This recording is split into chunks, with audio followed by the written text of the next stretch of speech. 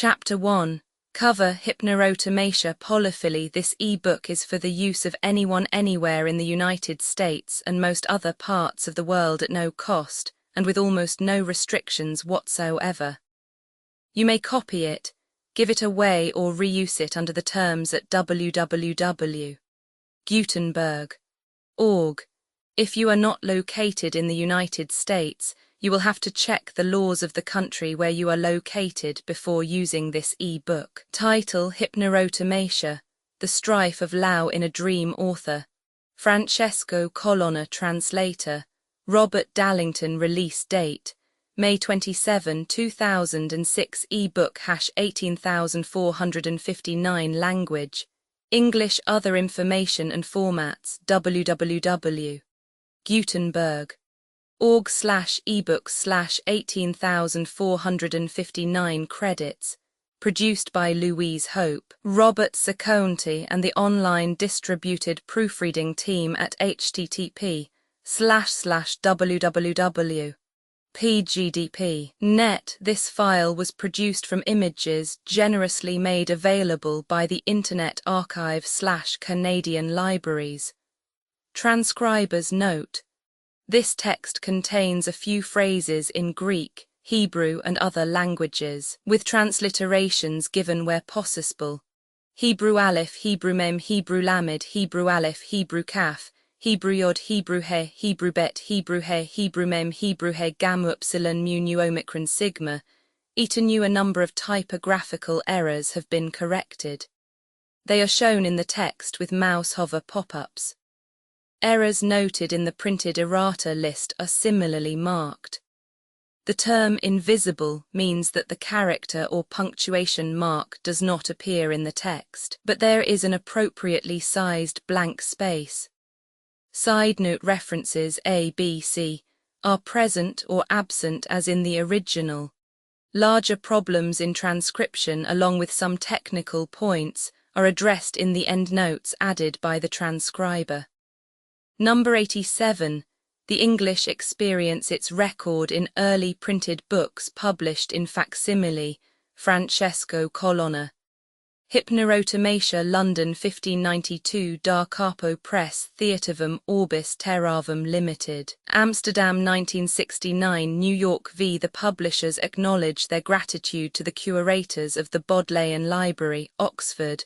for their permission to reproduce the library's copy.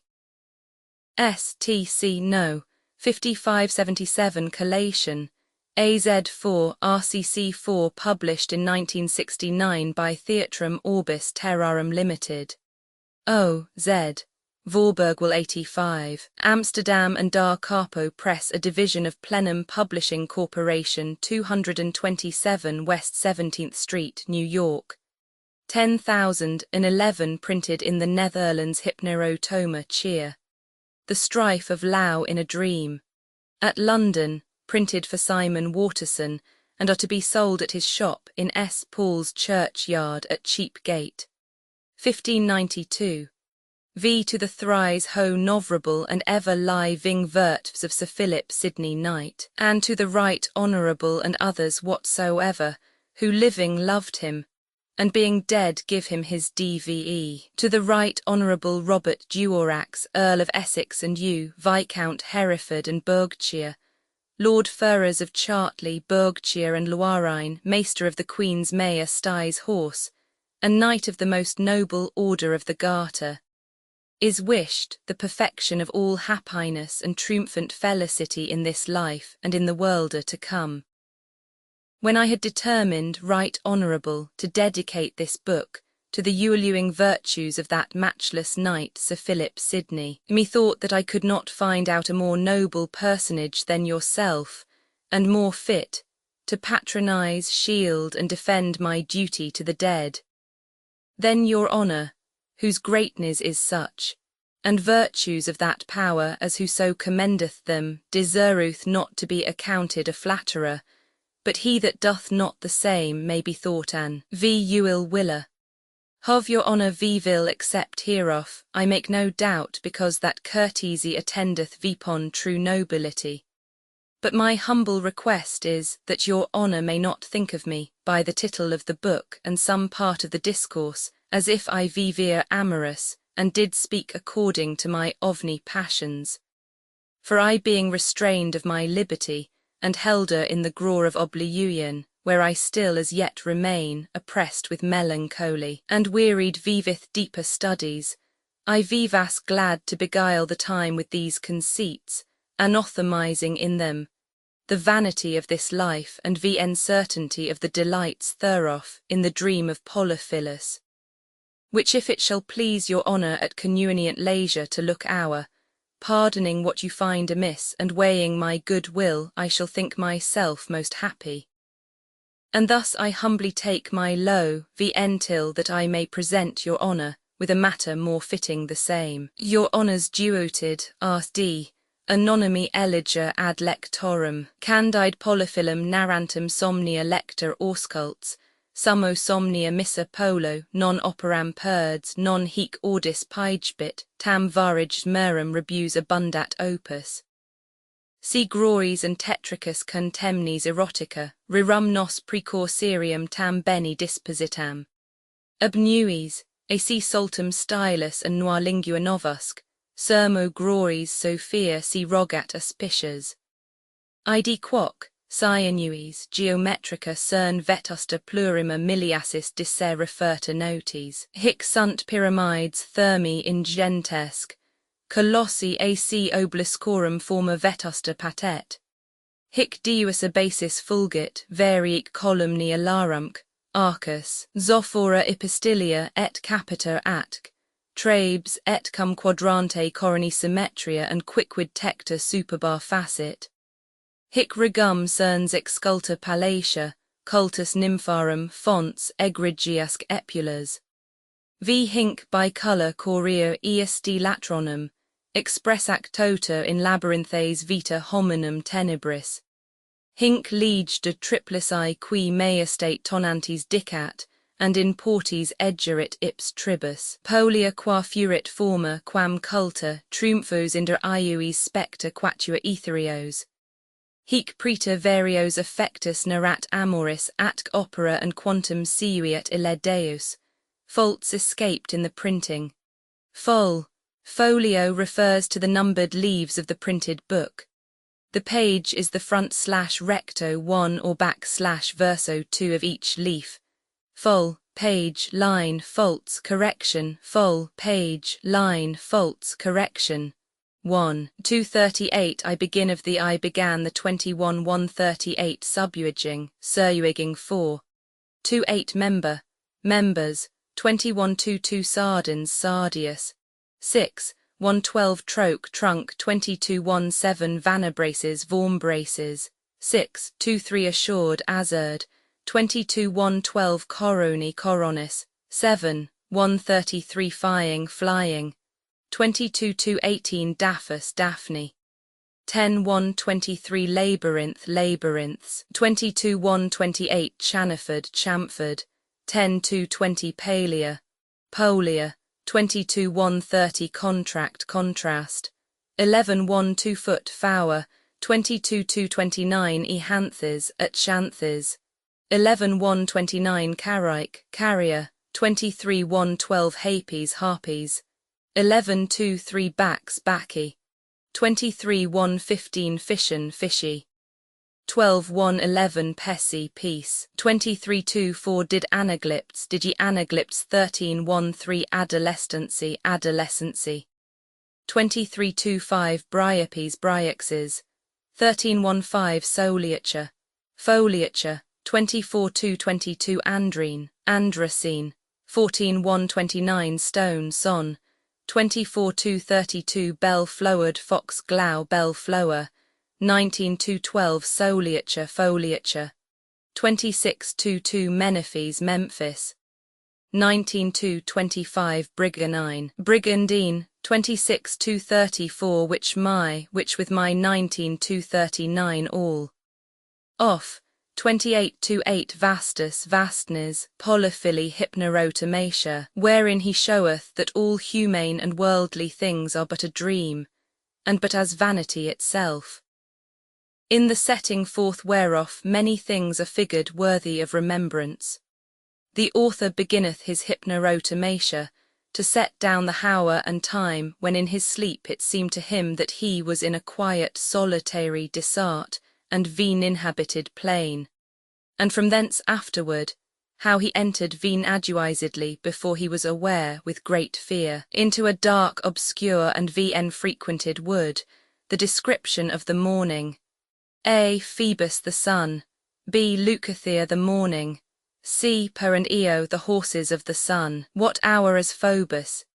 A. Issuing forth did beautify with brightness the forehead of Leucothea, B. And appearing out of the Oxyan wars not fully showing his turning wheels that had been hung VP, but speedily with his swift horses Pyrrhus and Eos, C. Hastening his course and dewing a tincture to the spider's webs, among the green lows and tender prickles of the vermilion roses, in the pursuit whereof he showed himself most swift and glistering. Now vpon the new arresting and still mewing wars, he crisped VP his irradiant hairs. D. Horizon a circle dewiding the half-spear of the firmament from the other half which we do not see. Each hemisphere is half the compass of the visible Hoen. VP pon whose vprising, Ewan at that instant,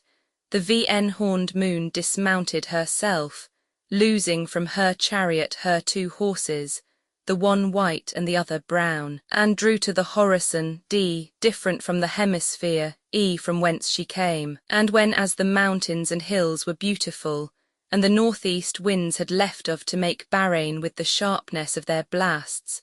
the tender sprigs to disquiet the mewing reeds, the fenny bulrush and weak cypress, to torment the fooding vines, to trouble the bending willow and to break down the brittle furra bogues, ender the horns of the lascivious bull, as they do in winter.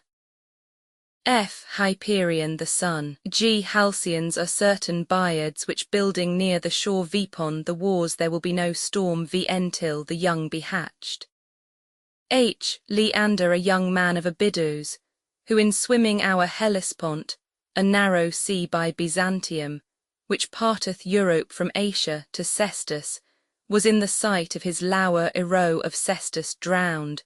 which she seeing, threw herself down into the sea and died with him. At that very hour, as the dewers cooled flowers and green meads, at the coming of the son of Hyperion. F. Fear not his burning heat, being bedewed and sprinkled with the crystalline tears of the sweet morning, when as the Halcyons, G. Vpon the Loue wars of the still, calmy and quiet flowing seas, do build their nests in sight of the sandy shore, whereas the sorrowful Ero, with scolding sighs did behold the dolorous and great departure of her swimming Leander. H. I lying vpon my bed, an opportune and meet friend to a weary body, no creature accompanying me in my chamber, besides the attender vpon my body and visual night lights, who after that she had said as speeches to the end she might comfort me, whoring dursted before of me, the original cause of my hollow and deep sighs, she endured her best to moderate, if at least she might, that my perturbed and pitiful estate. But when she saw that I was desirous of sleep, she took Loue to depart. Then I being left alone to the high cogitations of Loue, whoring past hour a long and tedious night without sleep, through my barren fortune and arduous constellation, altogether comforted and sorrowful, by means of my timely and not prosperous Loue, weeping I recounted from point to point, what a thing nequal Loue is, and how fitly one may Loue that doth not Loue, and what defence there may be made against the accustomed, yet daily assaults of Loue, for a naked soul altogether armed, the seditious strife, especially being intestine, a fresh still setting vpon with stable and new thoughts, in this sort brought to so miserable an estate, and for a long while plunged in a deep pool of bitter sorrows, at length my wandering senses being weary to feed still vpon sorry and feigned pleasure, but directly and without deceit, VP pon the rare duine obiked, whose ruerend idea is deeply imprinted within me, and liueth ingrown in the secret of my heart, from which proceedeth this so great and incessant a strife, continually renewing my cruel torments without intermission. I began the conditions of those miserable Louers, who for their mistresses' pleasures desire their own deaths, and in their best delights do think themselves most happy, feeding their framed passions not otherwise than with fithful imaginations, and then as a weary body after a sore labour, so I, somewhat in outward show qualified in the pain of my sorrowful thoughts, and whoring encloistered and shut VP the course of my distilling tears, whose drops had watered my pale cheeks, thorough amorous grief, desired some needful rest. At length my moist eyes being closed within their bloodshotten and reddish lids, presently betwixt a bitter life and a sweet death, I was in them innuated and overcome with a hoary sleep, who with my mind and watchful spirits were no partakers of so high an operation. Methought that I was in a large, plain and champion place, all green and dewsly spotted with many sorted flowers, whereby it seemed passingly adorned, in which by reason of the milder and gentle air there was a still quiet wished, in so much that my attentive ears did hear no noise, neither did any framed speech pierce into them, but with the gracious beams of the sun, the sliding time passed, in which place with a fearful admiration looking about me, I said thus to myself, here appeareth no humane creature to my sight, nor silhua beast, flying bird, country house, field tent, or shepherd's coat. Neither vipon the grass could I perceive feeding either flock of sheep, or herd of cattle, or rustic herdman with oaten pipe making pastoral melody, but wanly taking the benefit of the place,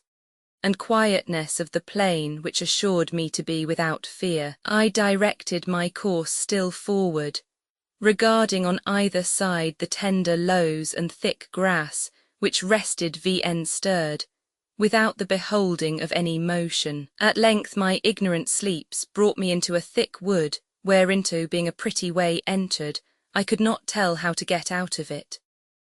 Whereupon a sodden fear inundated my heart and diffused itself into uri ioint, so that my colour began to wax pale, and the rather by reason that I was alone and armed, and could not find any track or path either to direct me forward or lead me back again.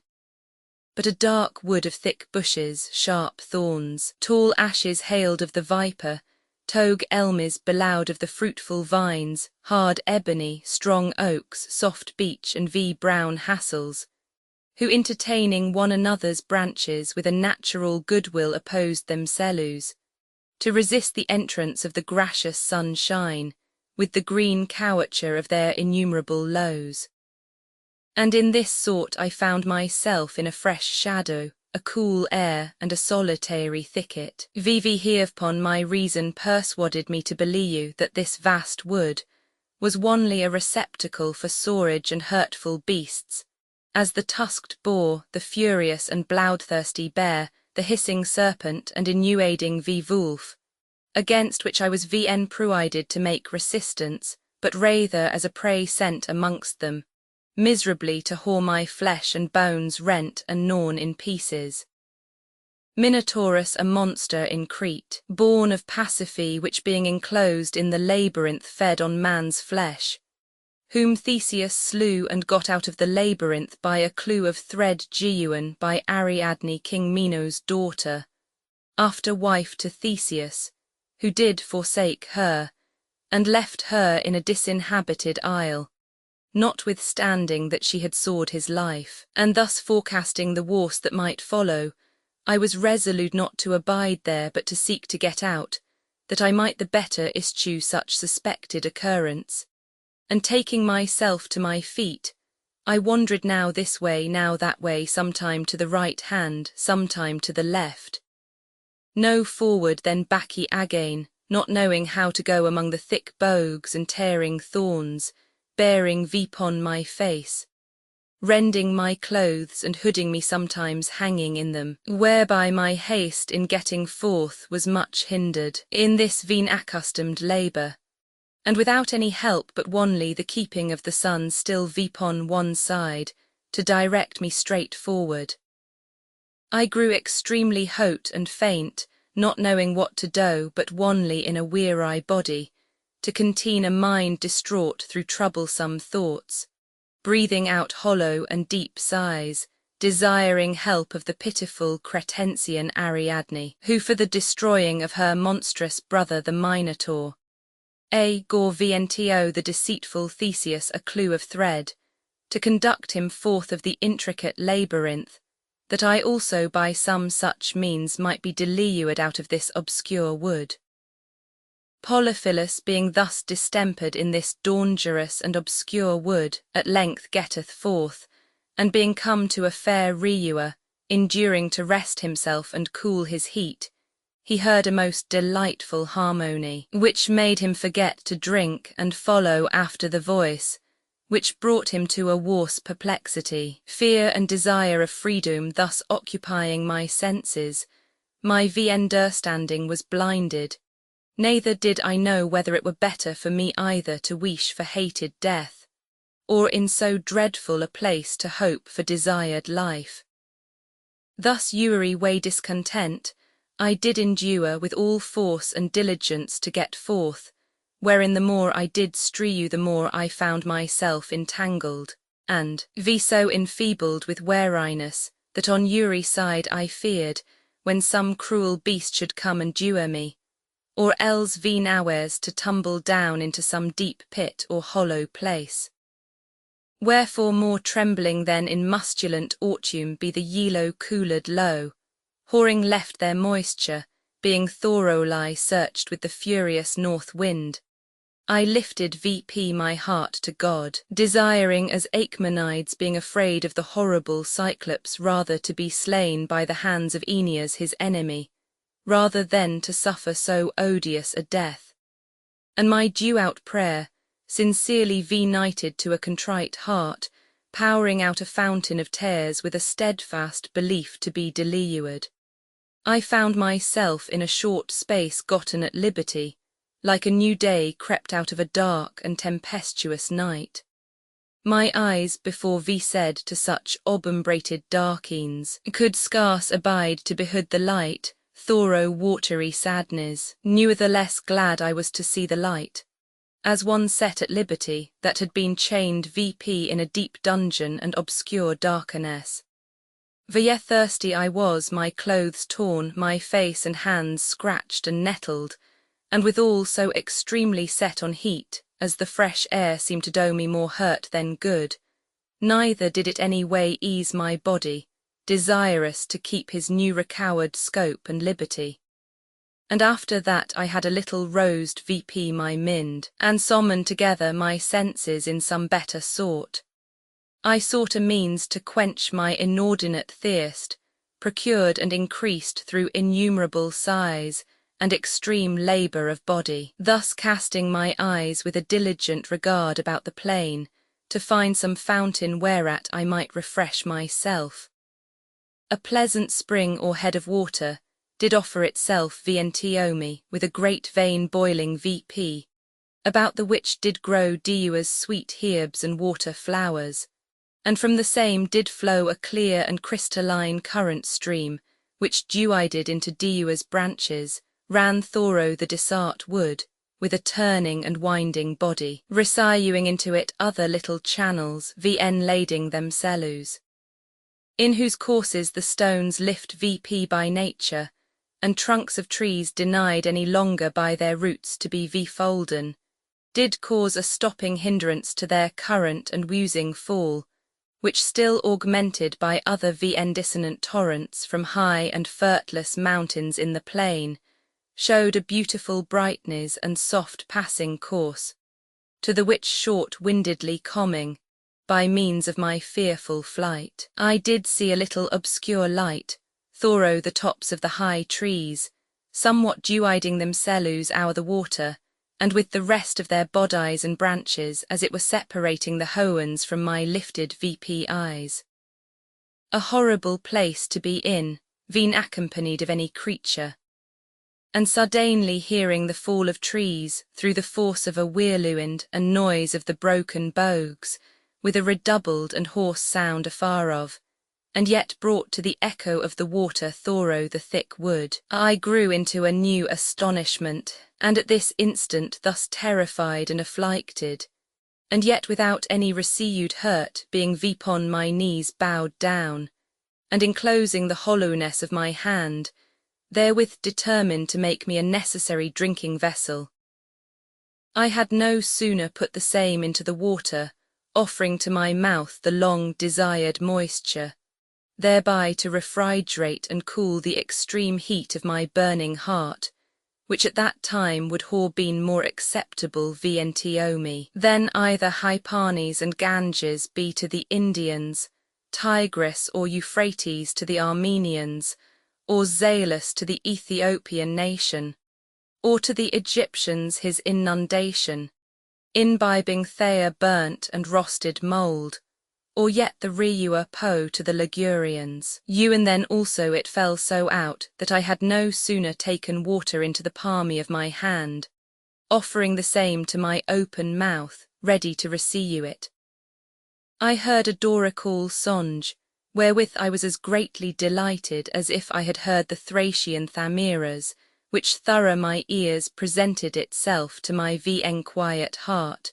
with so sweet and delectable a delirium, with a voice not terrestrial, with so great a harmony and incredible a feigning shrillness, and usual proportion, as is possible to be imagined by no tongue sufficiently to be commended. The sweetness whereof so greatly delighted me, as thereby I was roarished of my remembrance, and my understanding so taken from me,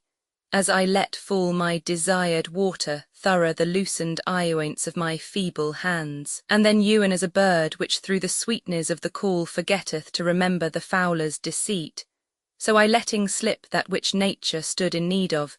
hastened myself back with all speed, toward that attract you melody which the more I coasted, the further it seemed still from me, sometime here, sometimes there, and still as I shifted places, so the same also changed with a delectable voice and hoanly consent. Thus vainly running, VVP and down I knew not after what, I grew more weary, faint and dry, and so feeble that my legs could but with great pain food my distempered body. And my grieved spirits enabled long to support the same, what with the fear that I had been in, what with extreme thirst, what with long and whilesome travail, and what with doubting the worst that might ensue. Thus hot, faint and dry, I knew not what to do but ewen to procure rest for my weary members. I marvelled first at this strange excedent, and was amazed at this inhumane harmony, but most of all in that I was in a strange country, and inhabited, being one lie fertile and beautiful to behood. Besides that I greatly sorrowed for the loss of the fair Reua which I had so greatly laboured to find out, and now so lightly and carelessly to have lost the benefit thereof. In this sort I was hidden in an intricate mind of doubts. At length hour come with all kind of griefs, my whole body trembling and languishing, ender a broad and mighty oak full of acorns, standing in the midst of a spacious and large green mead, extending forth his thick and lowy arms to make a cool shadow, ender whose body breathing I rested myself upon the dy herbs, and lying upon my left side I drew my breath in the fresh air more shortly betwixt my dry and wrinkled lips. Then the weary running heart, pinched in the haunch and struck in the breast, not able any longer to bear his weighty head, or sustain his body upon his bowing knees, but dying prostrates himself.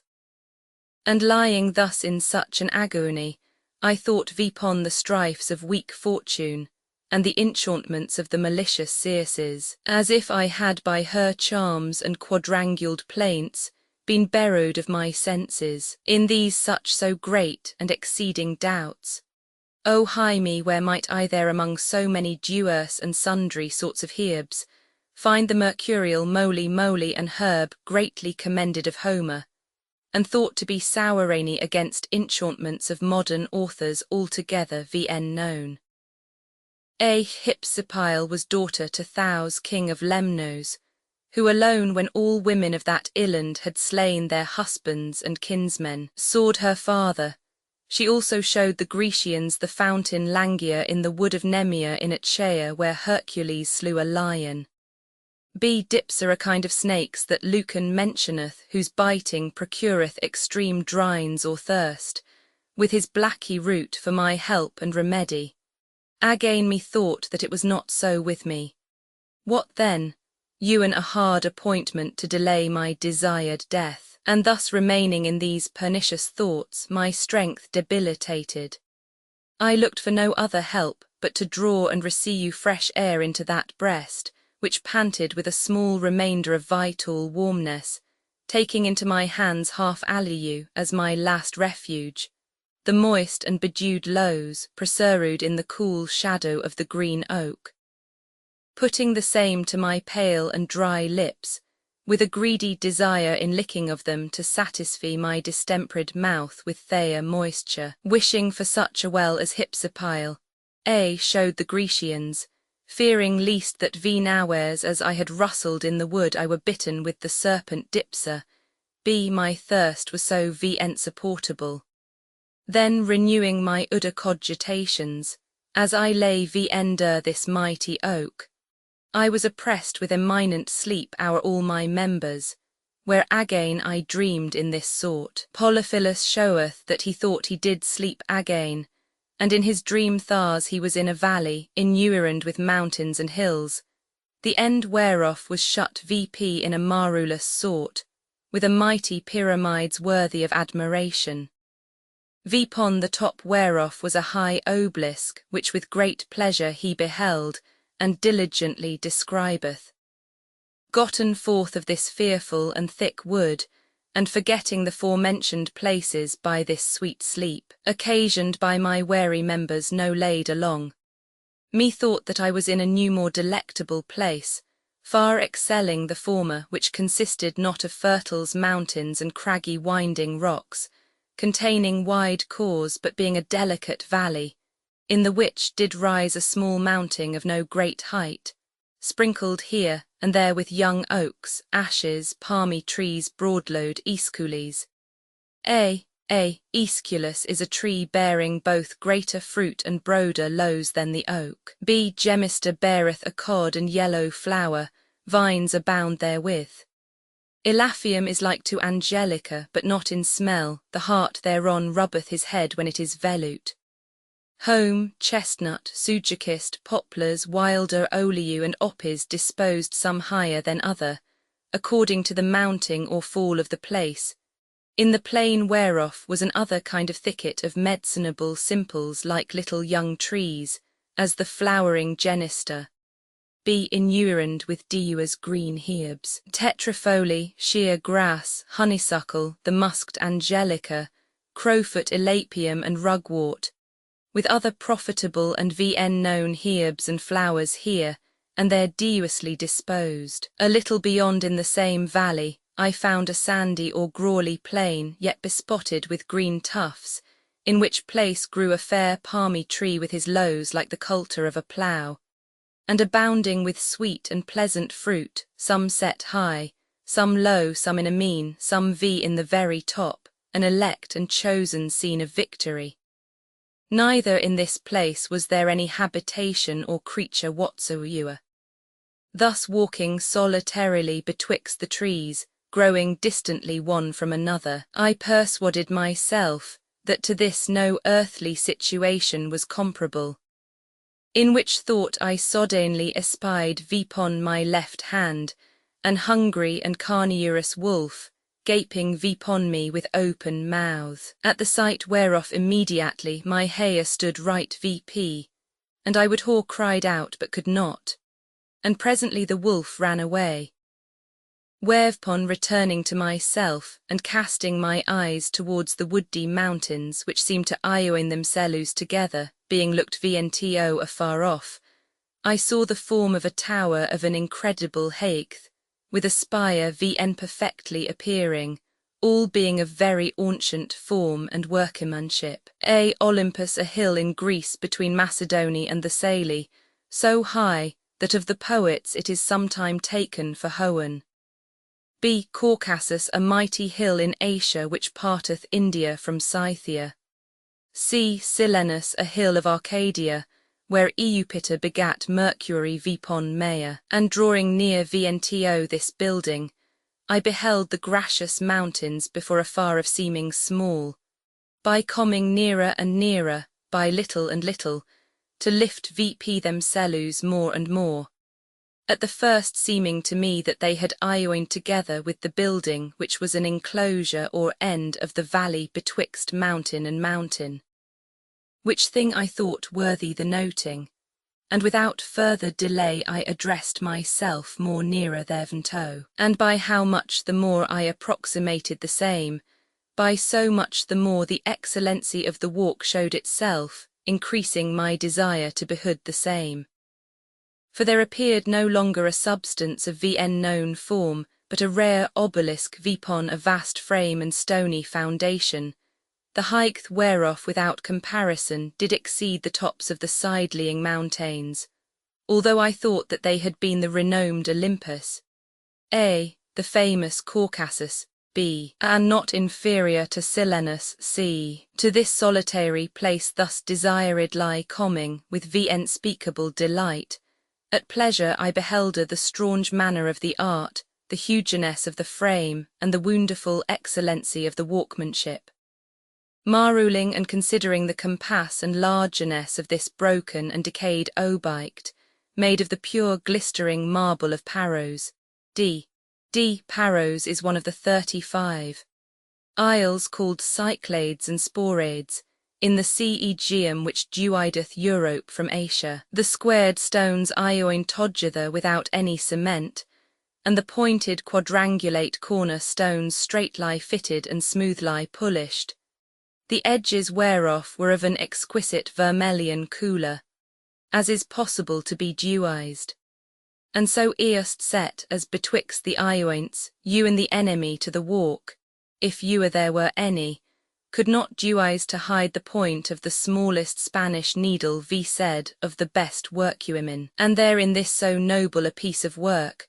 I found a proportioned substance to Uri shape and likeness that can be thought vpon, and called to remembrance partly decayed, and some still whole remaining, with pillars small vpon great, with their excellent heads of an exact and most perfect closing, crowned battlements, embossed carvings, bearing forth like embroidery, arched beams, mighty metaline images, o'erthrown and broken in sunder, the trunk of their exact and perfect members, appearing hollow of brass. Skiffs, small boats and vessels of Numidian stone and porphyr and Diua's cooled marble. Great Loues condites and other infinite fragments of notable workmanship, far different and inferior from that they were in their perfection, but now brought back as it were to their first VN shape lines, being fallen and cast down, some here, some there, vpon the earth from the which they were taken, among the broken and decayed places, whereof great sundry wall weeds and herbs, especially the VN shaking anagia, the lentis of both kinds, bear's foot, dog's head, gladen green, spotted eui, centaury and diuas such like. And in the mildewed places of broken walls grew house-like, and the hanging cymbalaria briars and pricking brambles, among the which crept swifts and lizards which I saw crawling among the hour-grown stones, which at the first sight in this silent and solitary place made me to be warily afraid of them. On Uri side there lay fallen down smooth round pieces of serpent-spotted marble, purple and red diuas cooled, fragments of strange histories, panglyphic and hemiglyphic. Panglyphic be wholly carved from the head to the foot in all members. Hemiglyphic apia but half. Compendiously characterized, showing the excellency thereof, v undoubtedly accusing our age, that the perfection of such an art is forgotten. Then coming to the middle frontier of the great and excellent walk, I saw one sole large and marvelous porch worthy of great estimation, proportioned according to the huge quantity of the rest of the whole work, which was placed betwixt and continued, in building from the one and the other of the mountains hair-lipped, and a bow arched, whose space betwixt v as I do connecture was in measure 6 furlongs, and 12 paces. The top of which mountains were perpendicularly equal either of them touching the azurd sky, at the sight whereof I imagined with myself and devised to think with what eron instruments, with what labour of men's hands, a number of workmen, such a piece of walk could be by great strength framed, with much pain laid together, and a long time in finishing. There then this wonderful frame willingly as it were ioined hands and v-nighted itself with the one and the other mighty mountains, by means whereof the foresaid valley there had an end, that no man could go further forward or baccy again, but to enter in by this broad, large and wide open porch. Vpon this massy frame and mighty workmanship, which I take to be in height from the roof or top to the foot, few parts of a furlong, was placed a high and wonderful pyramids, after the fashion of a square pointed diamond, and such incredible workmanship that could newer be devised and erected, without inestimable charge, great help and long time, so that I thought the excellency thereof vn thought vpon to be a mirror, the sight whereof was able to dazzle any humane eyes, and quail the rest of the spiritual senses. Hat shall I say more?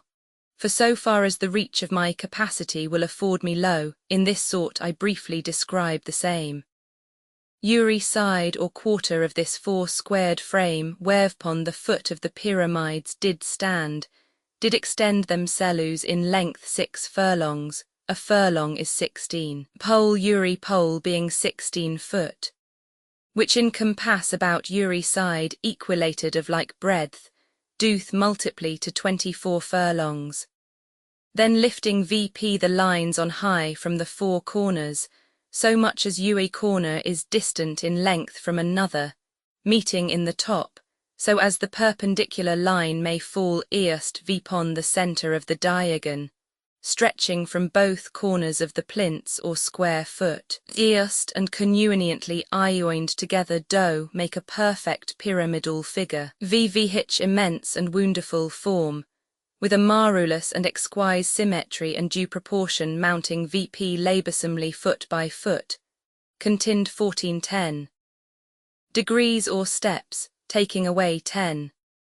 Degrees to make VP the head and grassillament of the pyramids, in whose place was set a huge cube or 4 square stone of form like a die, sound and firm, of a monstrous thickness, and incredible weight to be carried so high, and of the same stone of Paros as were the steps,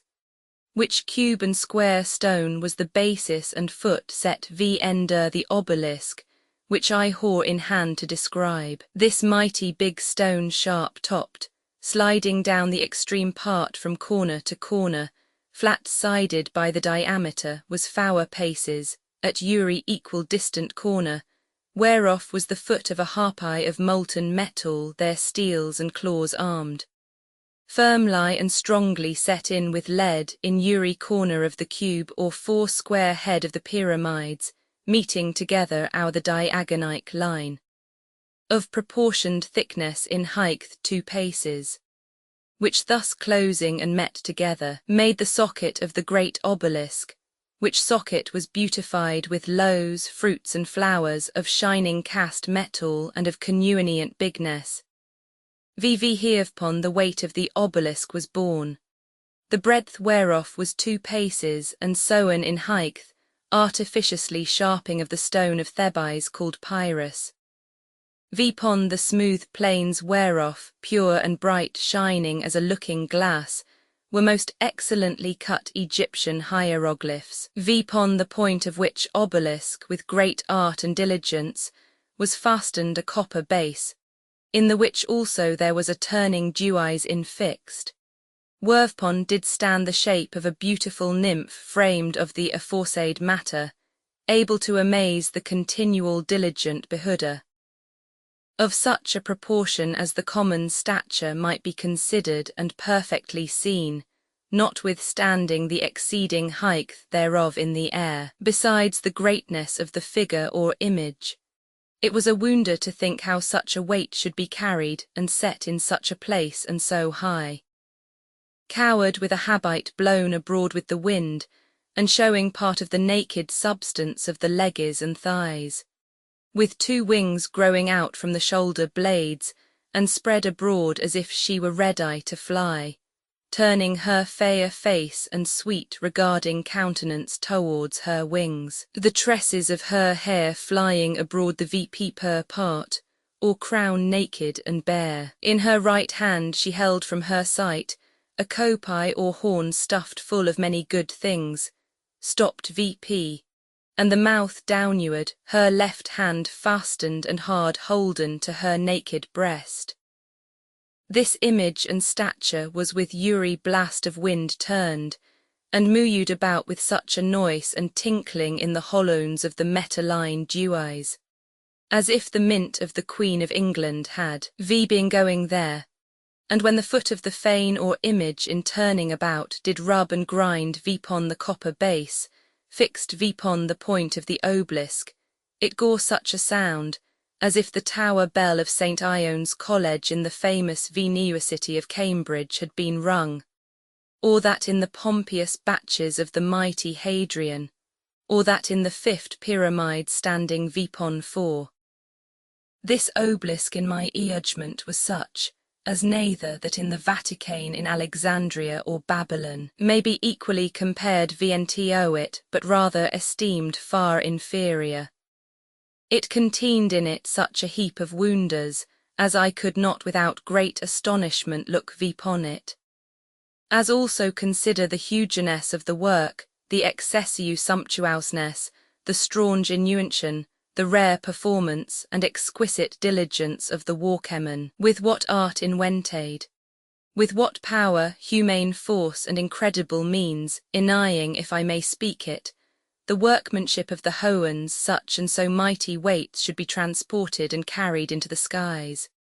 With what cranes, winding beams, trockles, round pulleys, capre bearing out dewesses and polyplaces and drawing frames, and roped trices, therein being vn skilful, I slip it hour with silence. And here on the other side followeth the figure. Let vs return then to the huge pyramids, standing vpon a strong and sound plinth or 4 square foot, 14 paces in height, and in length 6 furlongs, which was the foundation and bottom of the weighty pyramids, which I persuaded myself was not brought from any other place, but hewn with plain labour and workmanship hewn out of the self-same mountains, and reduced to this figure and proportion in his own proper place. Vpon the right hand as I went of the aforesaid plinth or square sheam, there was most perfectly carved the viperous head of the fearful Medusa, in a most furious and rigorous form to look vpon, and as it were yelling out. With terrible eyes cowenate, and hollow scowling ender the hour-hanging brows with a rimpled and furrowed forehead, and gaping wide open mouth, which being hollowed with a direct way from the cattle, and vpon stone by a median line perpendicular to the centre of the far-showing pyramids, made a large entrance and coming vnto it, at which opening mouth, compassed with folded hairs of vn repartible curiousness artificial cunning, and costly workmanship, the ascending the turning stairs showed themselves, and instead of tresses of hair plaited with laces, I saw fearful vipers and winding serpents growing out from the scalp of the monstrous head, confusedly twisting together and hissing, so Loue portrayed and set forth,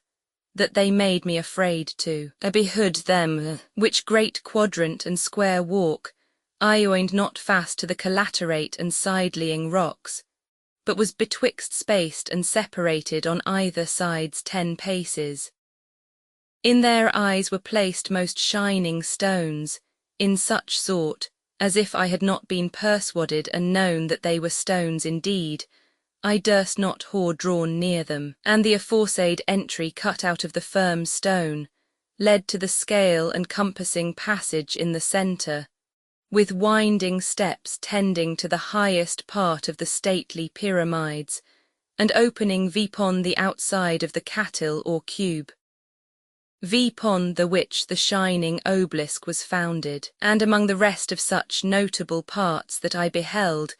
methought that this Dewise was worth the noting, because the artificious and most cunning architect with an exquisite and perspicuous invention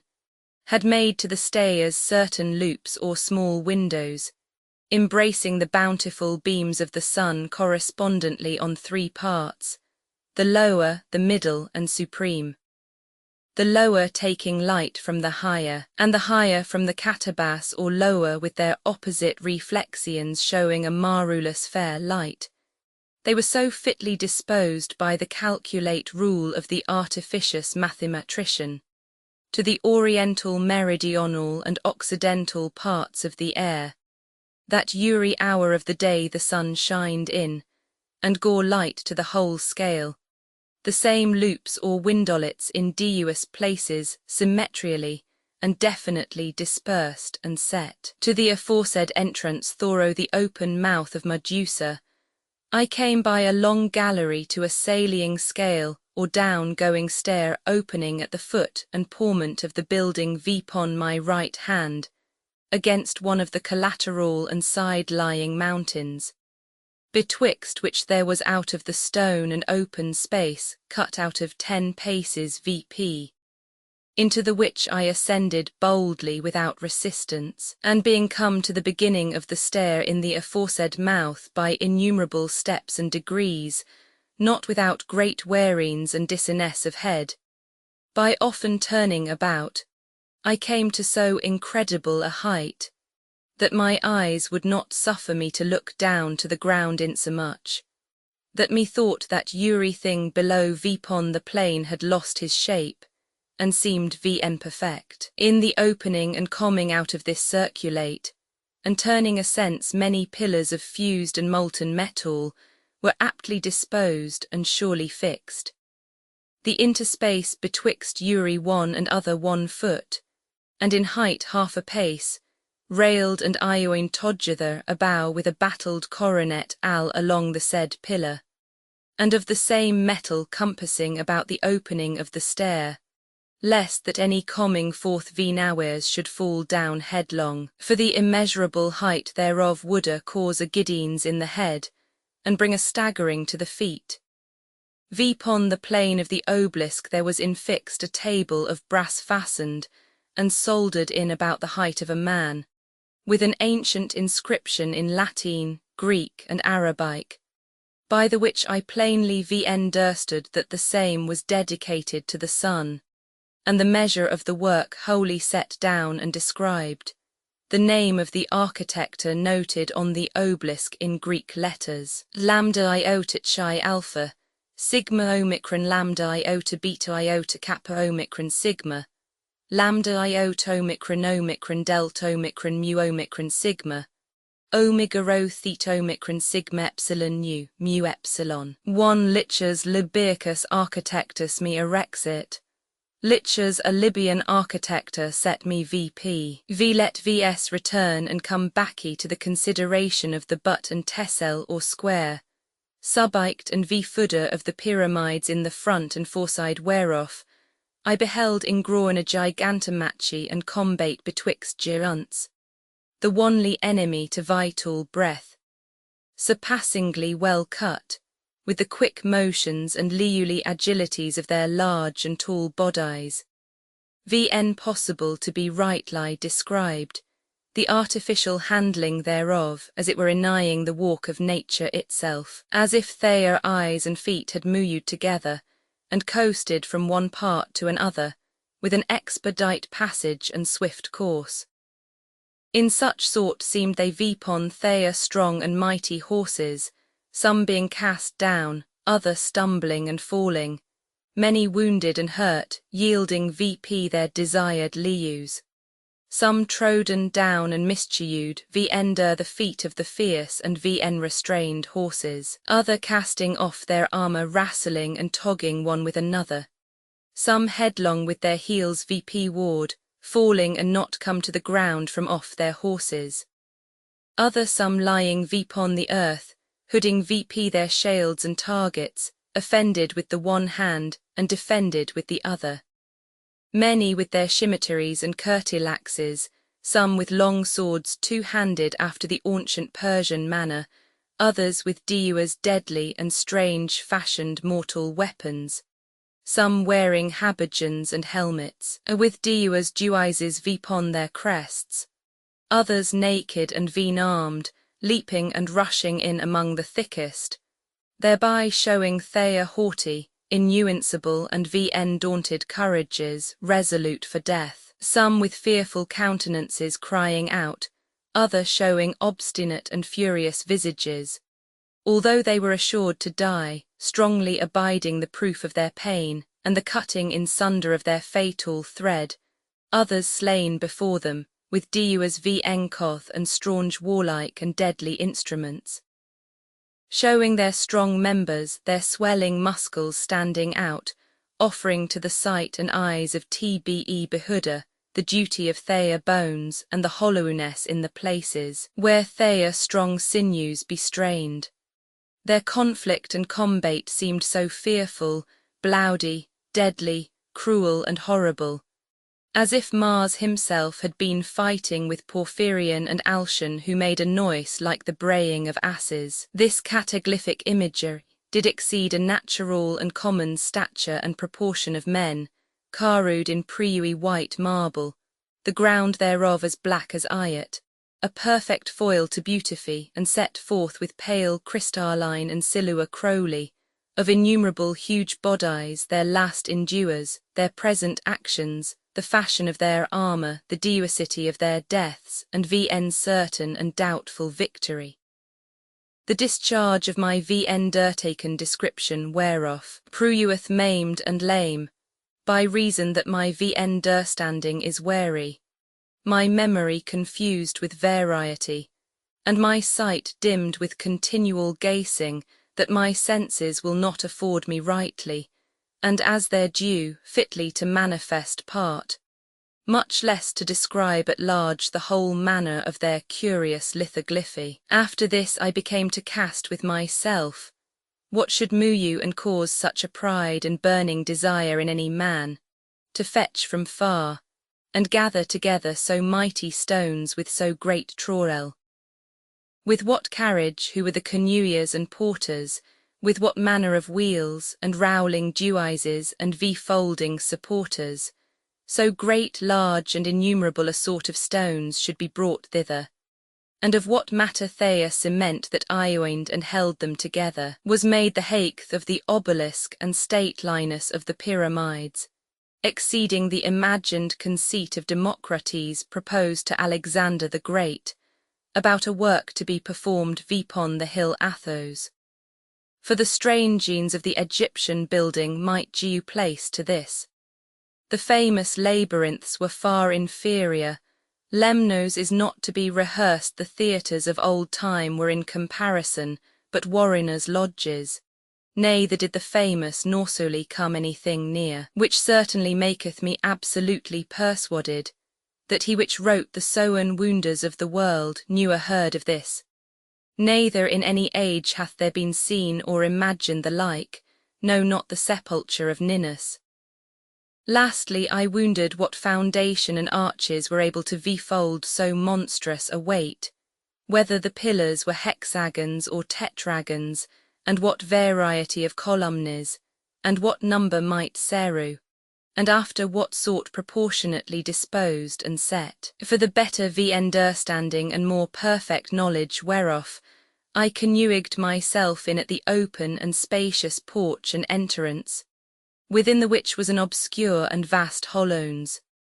which porch, together with the proud and stately building, things worthy of memory, shall in some sort be described as followeth. V. Polyphilus, after the description of the huge pyramids and obelisk, discourseth of marvellous walks in this chapter, namely of a horse of colos of an oliphant, but especially of a most rare and strange porch.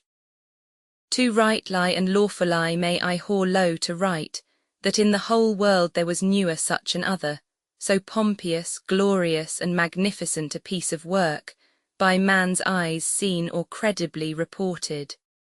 The wonderful excellency and rare strangeness whereof, as I beheld what with delight,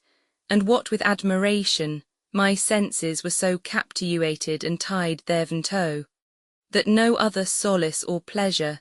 did either occur or take place in my swift flying thought, but that when I applied my senses to consider,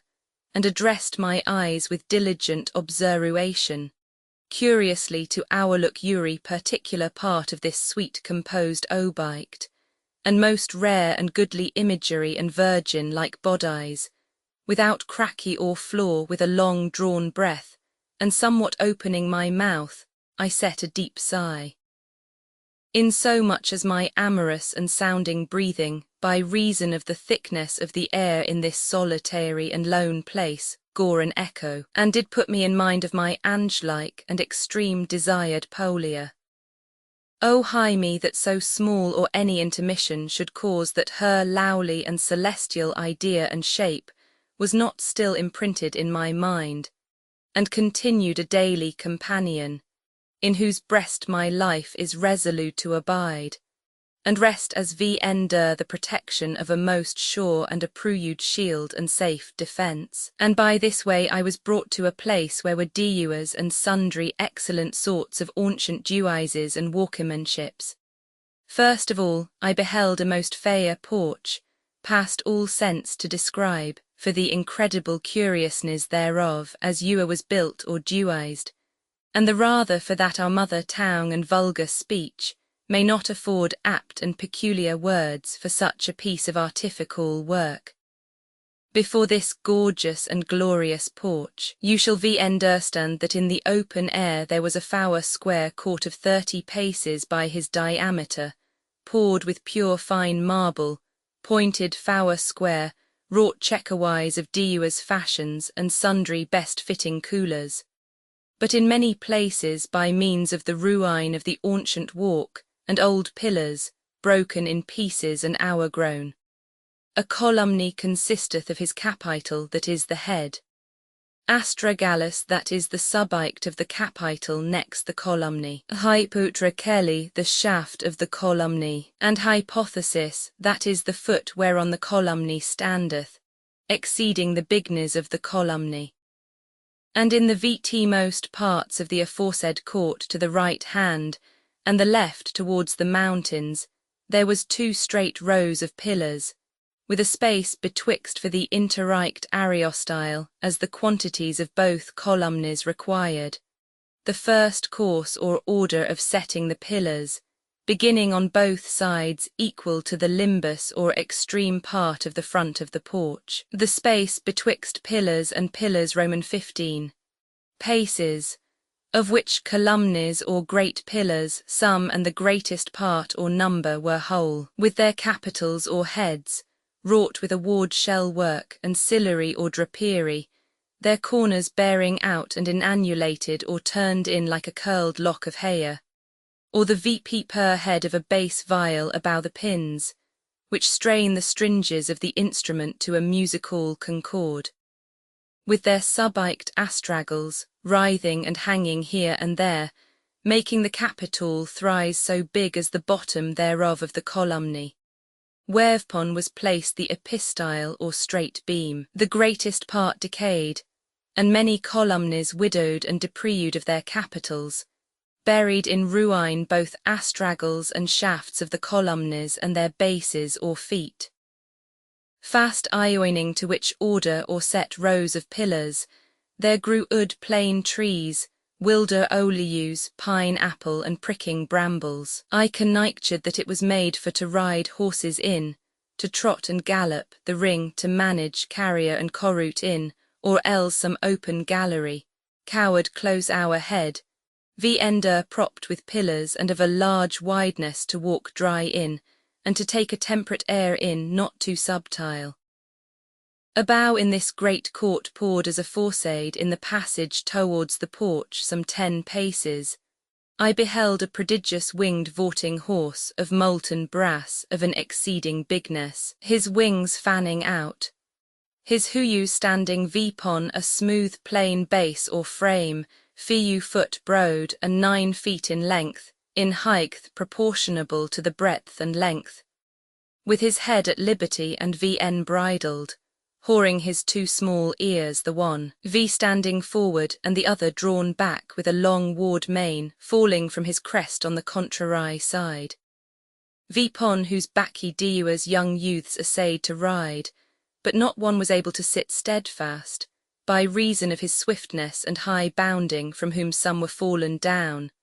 lying wide open to the air, some growling, other falling headlong betwixt the horse and the earth,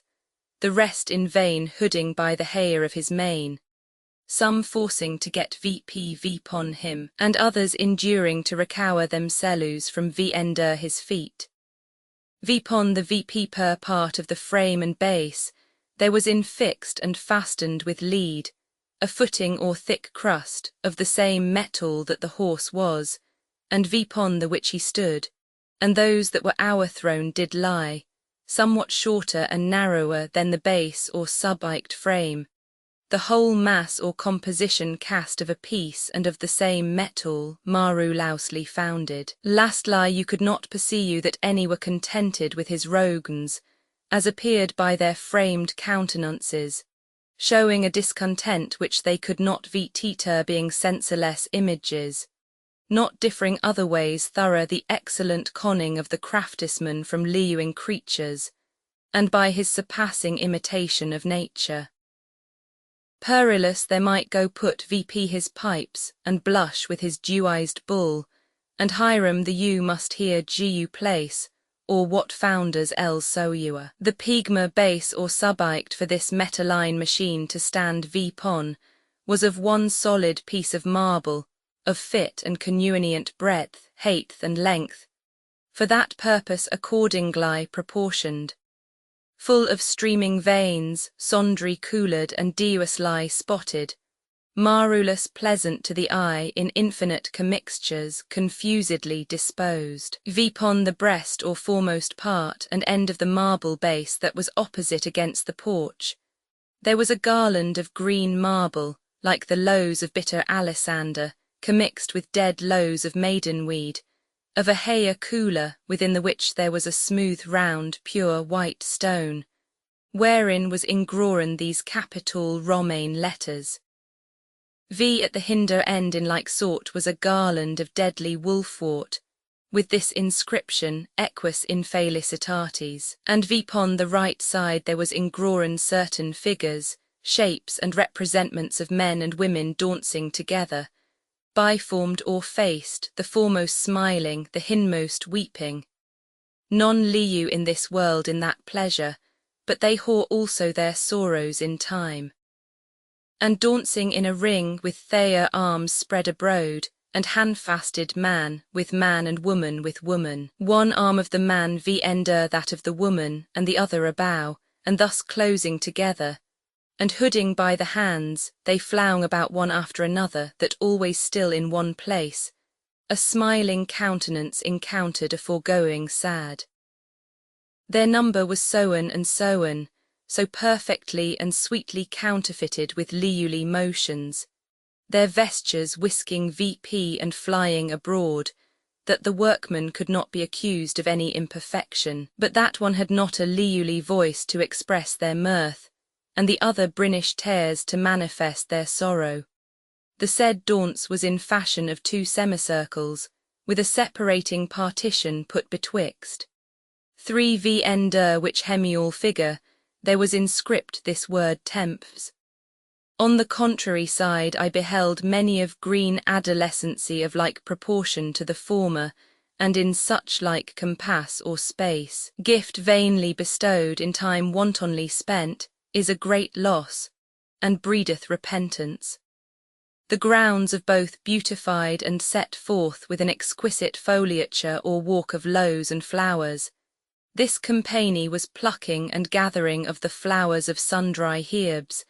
and tender bushing stalks and branches, and with them dewers fair nymphs pleasantly dewizing, and sportingly snatching away their gathered flowers, and in such sort as a bowised vender the figure were engrawen certain capital letters,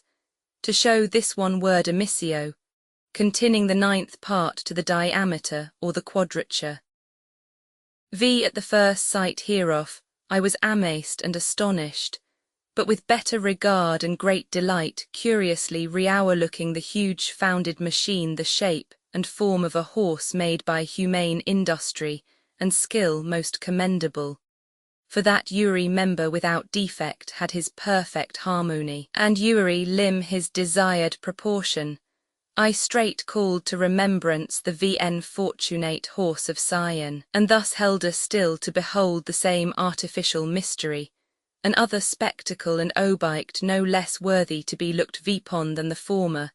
offered itself to my sight, which was a mighty elephant, whereunto with a desirous intent I speedily hied me to approach and come near.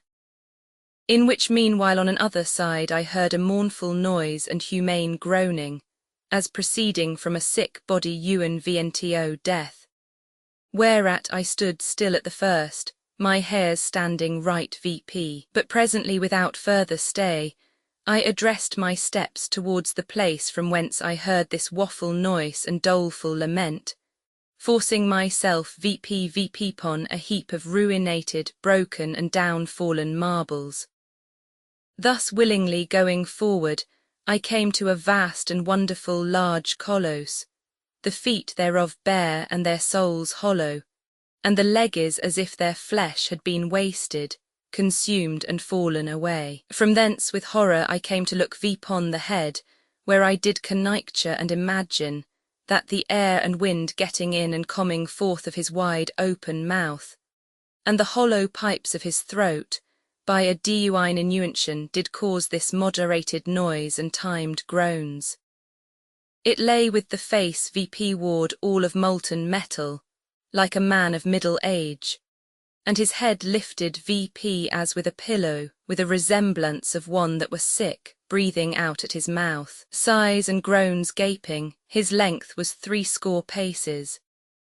By the hairs of his beard you might mount to his breast, and by the rent and torn pieces of the same to his still lamenting mouth, which groaningly remained wide open and empty, by the which, provoked by the spur of curious desire, I went down by degrees into his throat, from thence to his stomachi, and so forth by secret ways,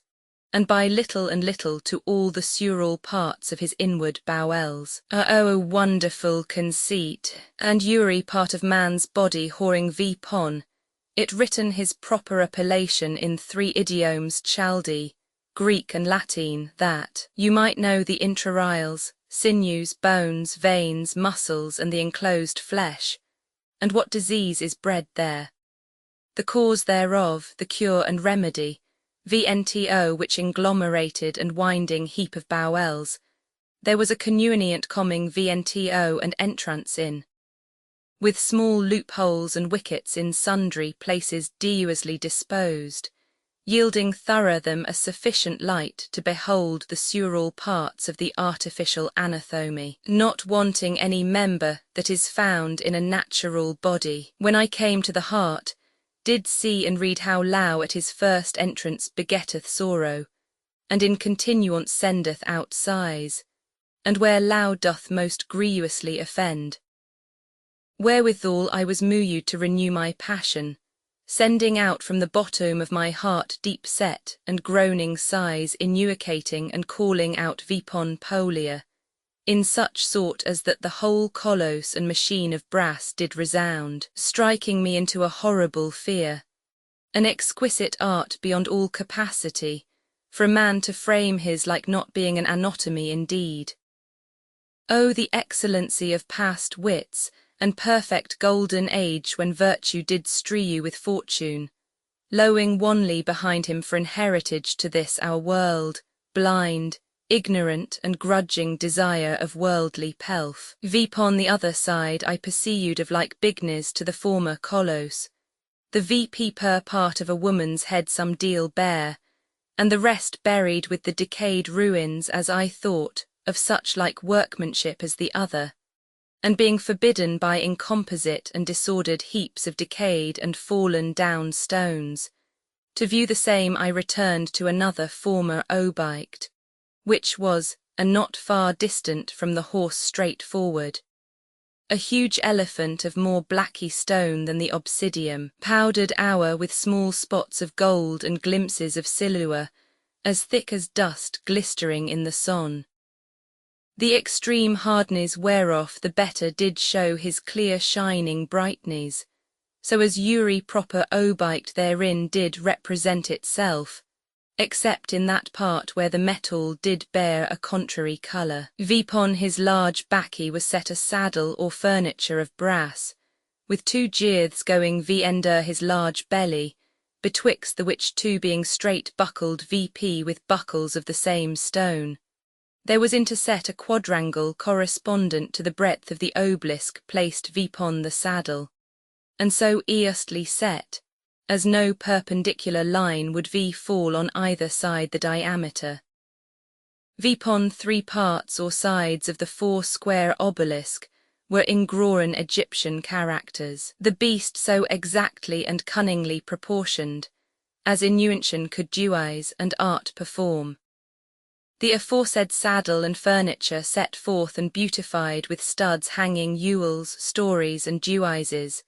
and hooding VP as it were a mighty obelisk of green coloured stone of Lacedaemonia. Vipon the ewen square, 2 paces broad and soen in height, to the sharp point thereof, waxing smaller and smaller. Vipon which point there was fixed a trigon or round ball of a shining and glistering substance. This huge beast stood straight vipon all 4, of an exquisite workmanship vipon the plain Loue, and VP per part of the base, hewn and cunningly fashioned, being of porphyr stone,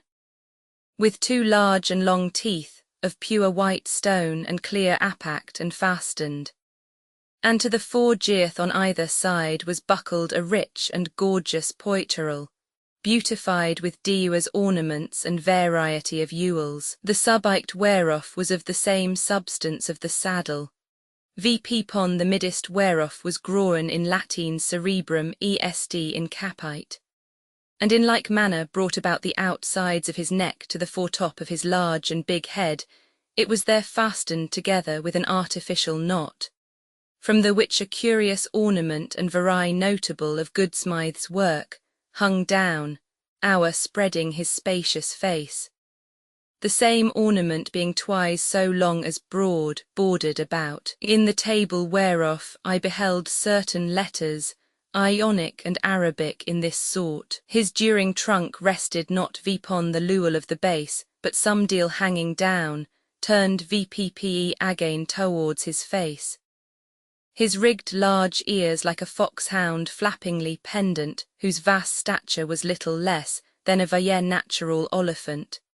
And in the about compass and long sides of the base were engrown certain hieroglyphs or Egyptian characters, being decently and orderly polished with a requisite rebatement, lataster gule thor orbical, astragals or neptrules with a turn-down cyme at the foot of the base, and turned VP aloft with writhen trachels and denticles, agreeable and fit to the due proportion of so large a substance, in length 12 paces, in breadth few, and in height 3, the superficial and outward part, whereof was hewn in form of a hemicycle, in the hinder part of which base and stone, whereupon this mighty beast did stand, I found an ascending place of sowen steps, to mount VP to the plain superficies of the base whereupon the Oliphant did stand. And in the resurrued quadrangle perpendicularly straight V ender the aforesaid brazen saddle, there was cut out and made a little door and hollowed entrance, a wonderful walk in so hard a substance, with certain steps of brass in manner of stayers, by the which a convenient going VP into the body of the Oliphant was offered me.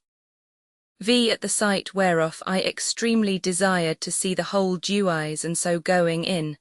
I ascended VP to the height of the base whereupon the cowenate, hollow, vast, large and prodigious monster did stand, except that same part of the obelisk, which was contained within the void body of the beast, and so passing to the base, lowing towards both sides of the Oliphant so much space as might serve for any man to pass, either toward the head or hinder haunches. And within from the bending down of the chine or baccy of the beast, there hung by chains of copper an everlasting lamp and incalcerate light. Thorough the which in this hinder part I saw an ancient sepulchre of the same stone,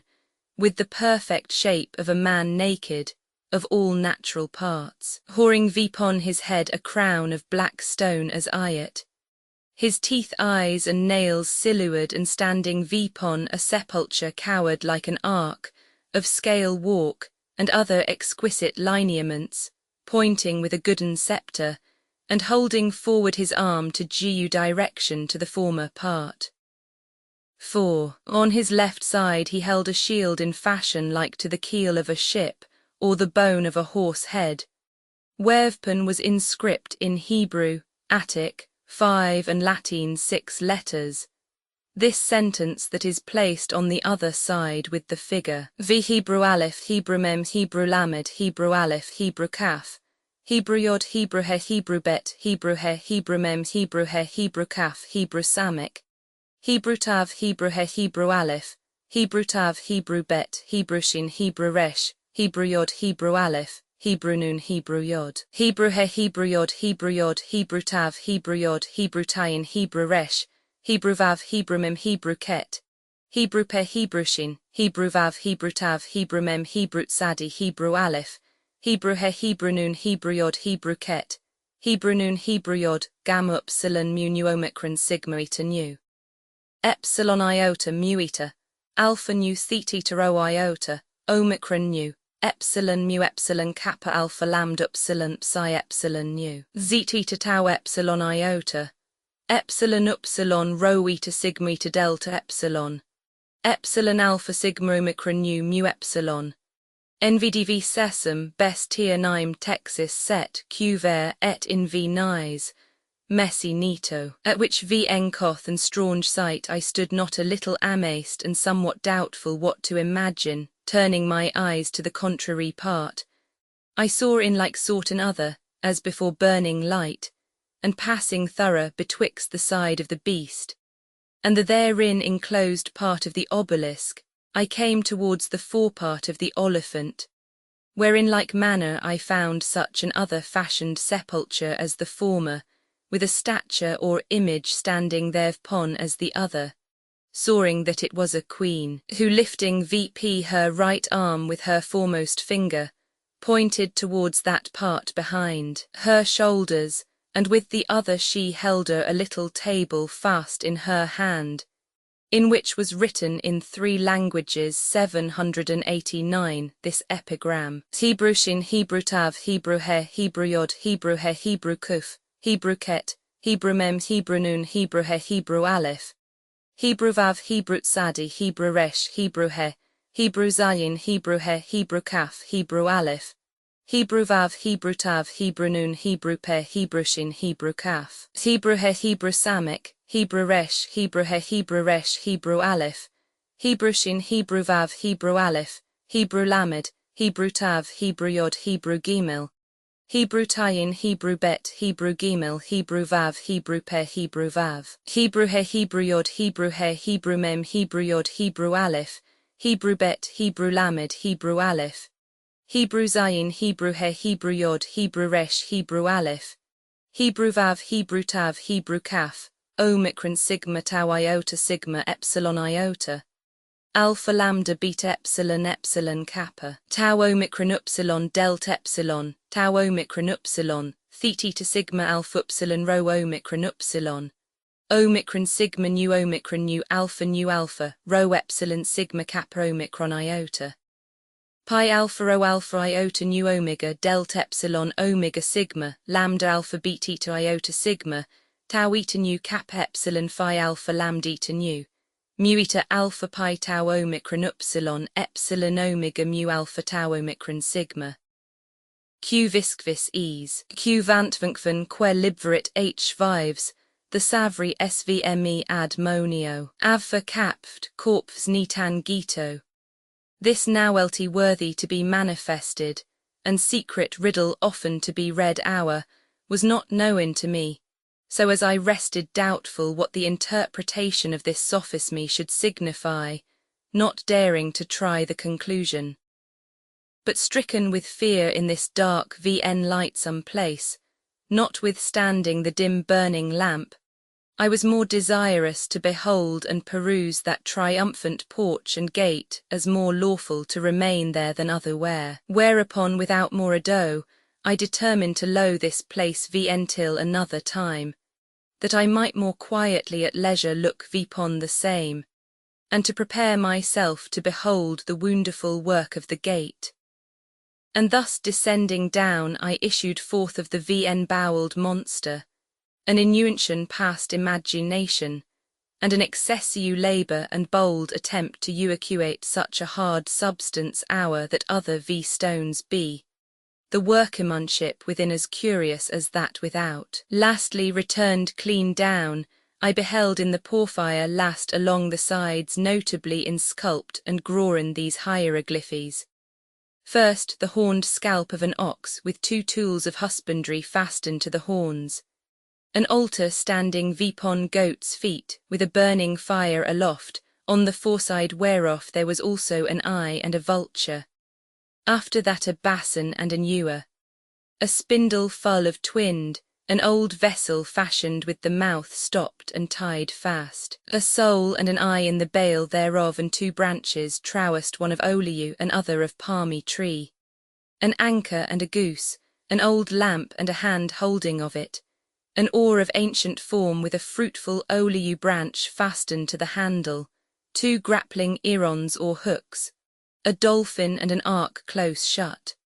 These hieroglyphies were passing well cut on this manner, which ancient manner of writing as I take it is thus to be understood. Ex labor do naturi sacrifica liberaliter,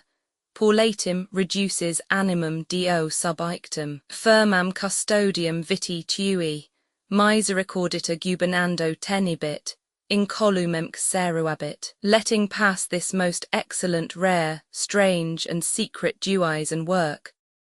Let vs return again to the prodigious horse, whose head was lean and little, of a small proportion and yet fitting the body, which seemed continually staring, fierce and impatient, the flesh in his muscles trembling and quaking,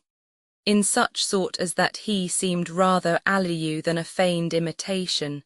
with this Greek word in his face gamma epsilon nu epsilon alpha. There were also other great pieces and fragments of dewars and sundry lineaments among the broken and decayed ruins, which I looked not on, still running and sliding. Time geoing me wanly low to consider and peruse these four rare wonders, the porch or gate, the horse, the colos, and the elephant, O ruerend artists of times past. What despite hath gotten the VP per hand of your cunning that the same is buried with you, and none left for VS to inherit in this age, at length being come to this ancient porch, a work worthy the looking vipon marvelously composed by exquisite rules and by art notably beautified, with dewars and sundry sorts of cuttings, which did inflame a desire in me to understand and find out the lineaments and practice of the architect. I began after this manner, making a square from the 2 columnas on either side in a perfect sort, in the which I took the due proportion of the whole porch. A tetragon figure A, B, C, D, divided by 3 lines straight, and 3 hourthwart equally distant one from another will make 16 quadrats. Then add to the figure half as much more in like proportion. Dividing the adjunct you shall find 24 squares. This figure shall serve of credicles to make the inliturgy and brief demonstration that followeth. Draw then in the first figure A, B, C, D 2 diagons, make also in the same 2 lines, and straight down, and the other hourthwart, which make 4 quadrats mutually intersect. Then in the void hour the isoplers make 4 median V pricks, drawing lines from one to another, and they will make the rhombus. When I had drawn this figure after this manner, I straightway mused with myself, what reason should move many of our workmen in these days either to think well of themselves, or take the art of building in hand, not knowing what it is, making such gross faults in churches and great men's houses, defaming art, and so ignorant, that they seem as though they could not consider what nature herself doth teach vs. in behooding of her walks, and what part soever is not agreeable with his principle, is foul and naught.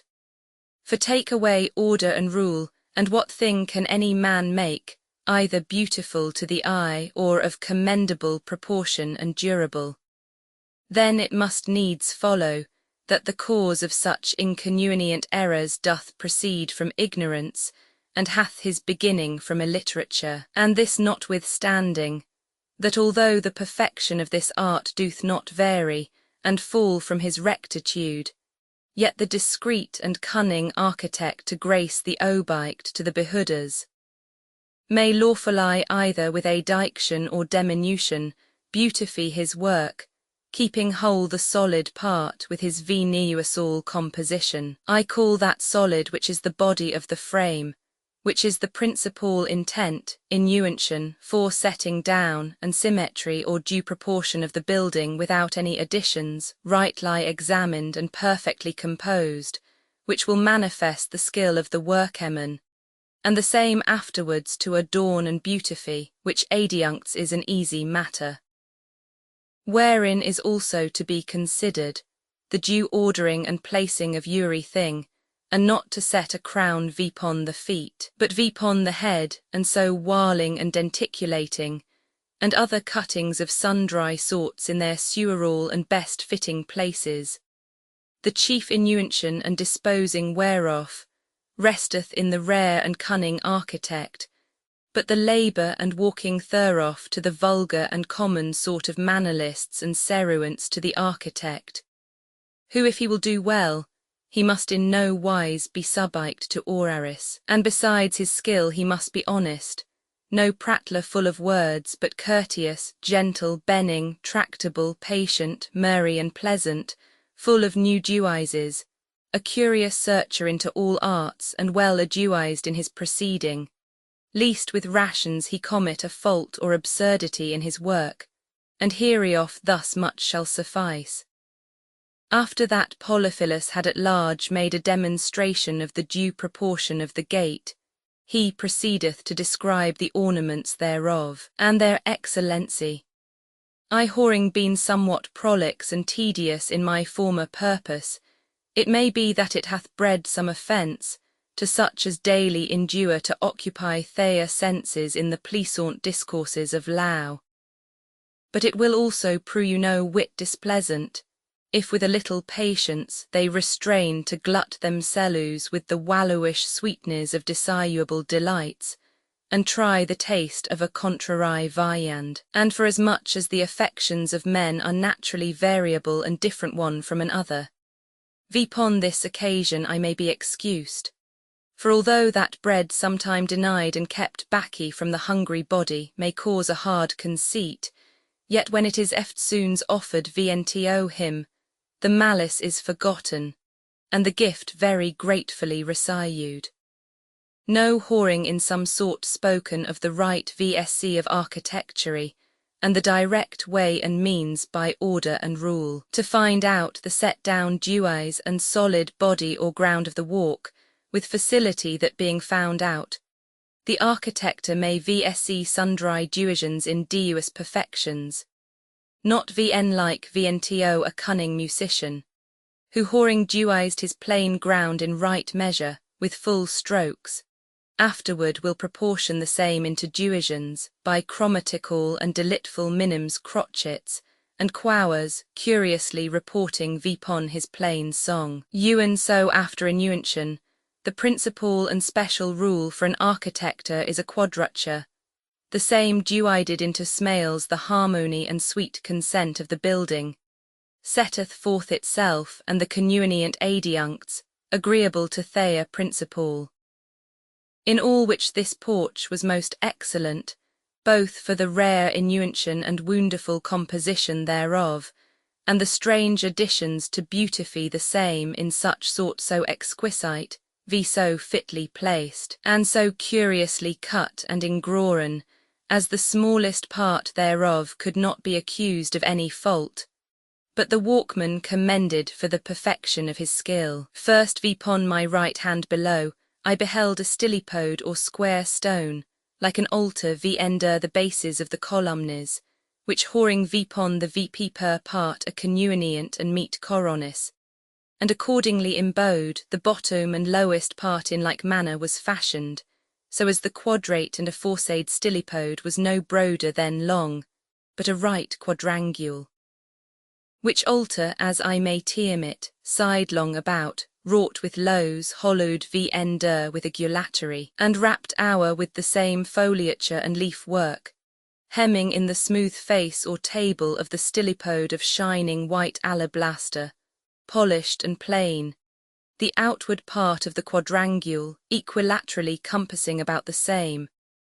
whereupon with a wonderful curiousness was ingrawn a man near his middle age, of a churlish and swarthy countenance, with an VN shaply beard, thick and turning into his chin, by the togeness of the hard skin, and kneesy growing out of the hair. He sat vpon a stone with an upon of a goat's skin, the hinder parts compassing his waist, and tied bayand with a knot, and the neck part with the hairy side next him, hung down betwixt his legges. Before him in the interstice of these grows and tumorous calves, there was an annual fastened vpon a knotty piece of a tree,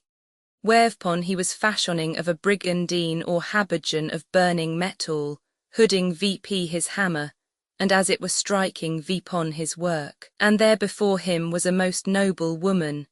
whoring two feathered wings set vpon her delicate and tender shoulders, hooding her son an infant naked, which sate with his little hips vpon the large and goodly proportioned thighs of the fair goddess his mother, and playing with her as she held him vp, and putting his feet vpon a stone as it had been a little hill with a furnace in a hollow hole, wherein was an extreme hot burning fire. This lady had her fair tresses curiously dressed vpon her broad and high forehead, and in like sort compassing about with abundance, her head in so rare and delicate a sort, that I marruiled why the blacksmiths that were there busy at their work, left not off to look still vpon so beautiful and obiked. There was also fast by of like excellent workmanship, a knight of fierce countenance, Mars, whoring vpon him an armour of brass, with the head of Medusa vpon the curate or breastplate, and all the rest exquisitely wrought and beautified, with a bandolier athwart his broad and strong breast,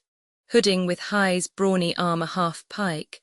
and racing vp the point thereof, and bearing vpon his head a high crested helmet,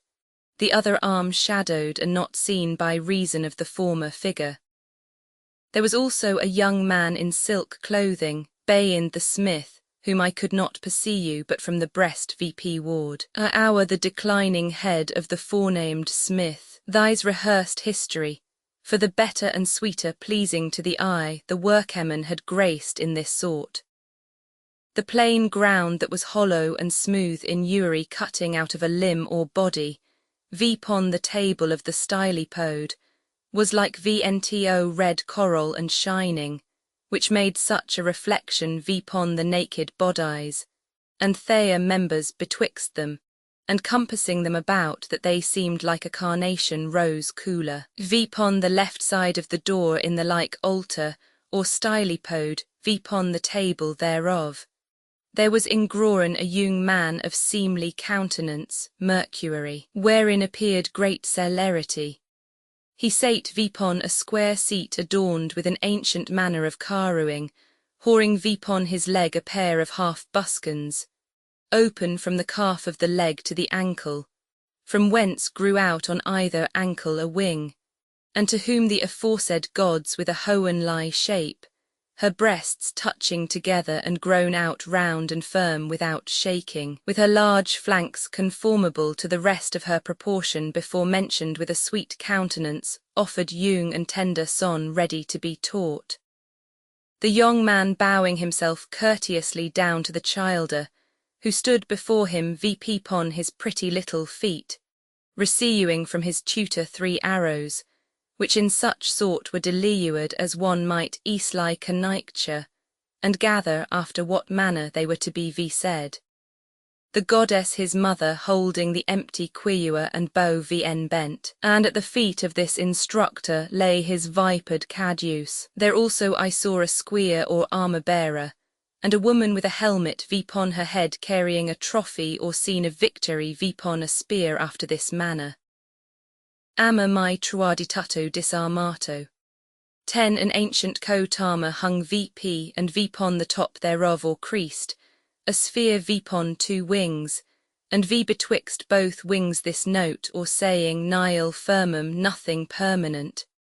She was apparelled in a thin garment carried abroad with the wind, and her breasts bare. The 2 straight pillars of porphyre of sewen diameters, vpon either of the aforenamed stylipodes and square altars, did stretch vp ward of a pumish or tawny colour, the outsides shining clear and smoothly polished, chamfered,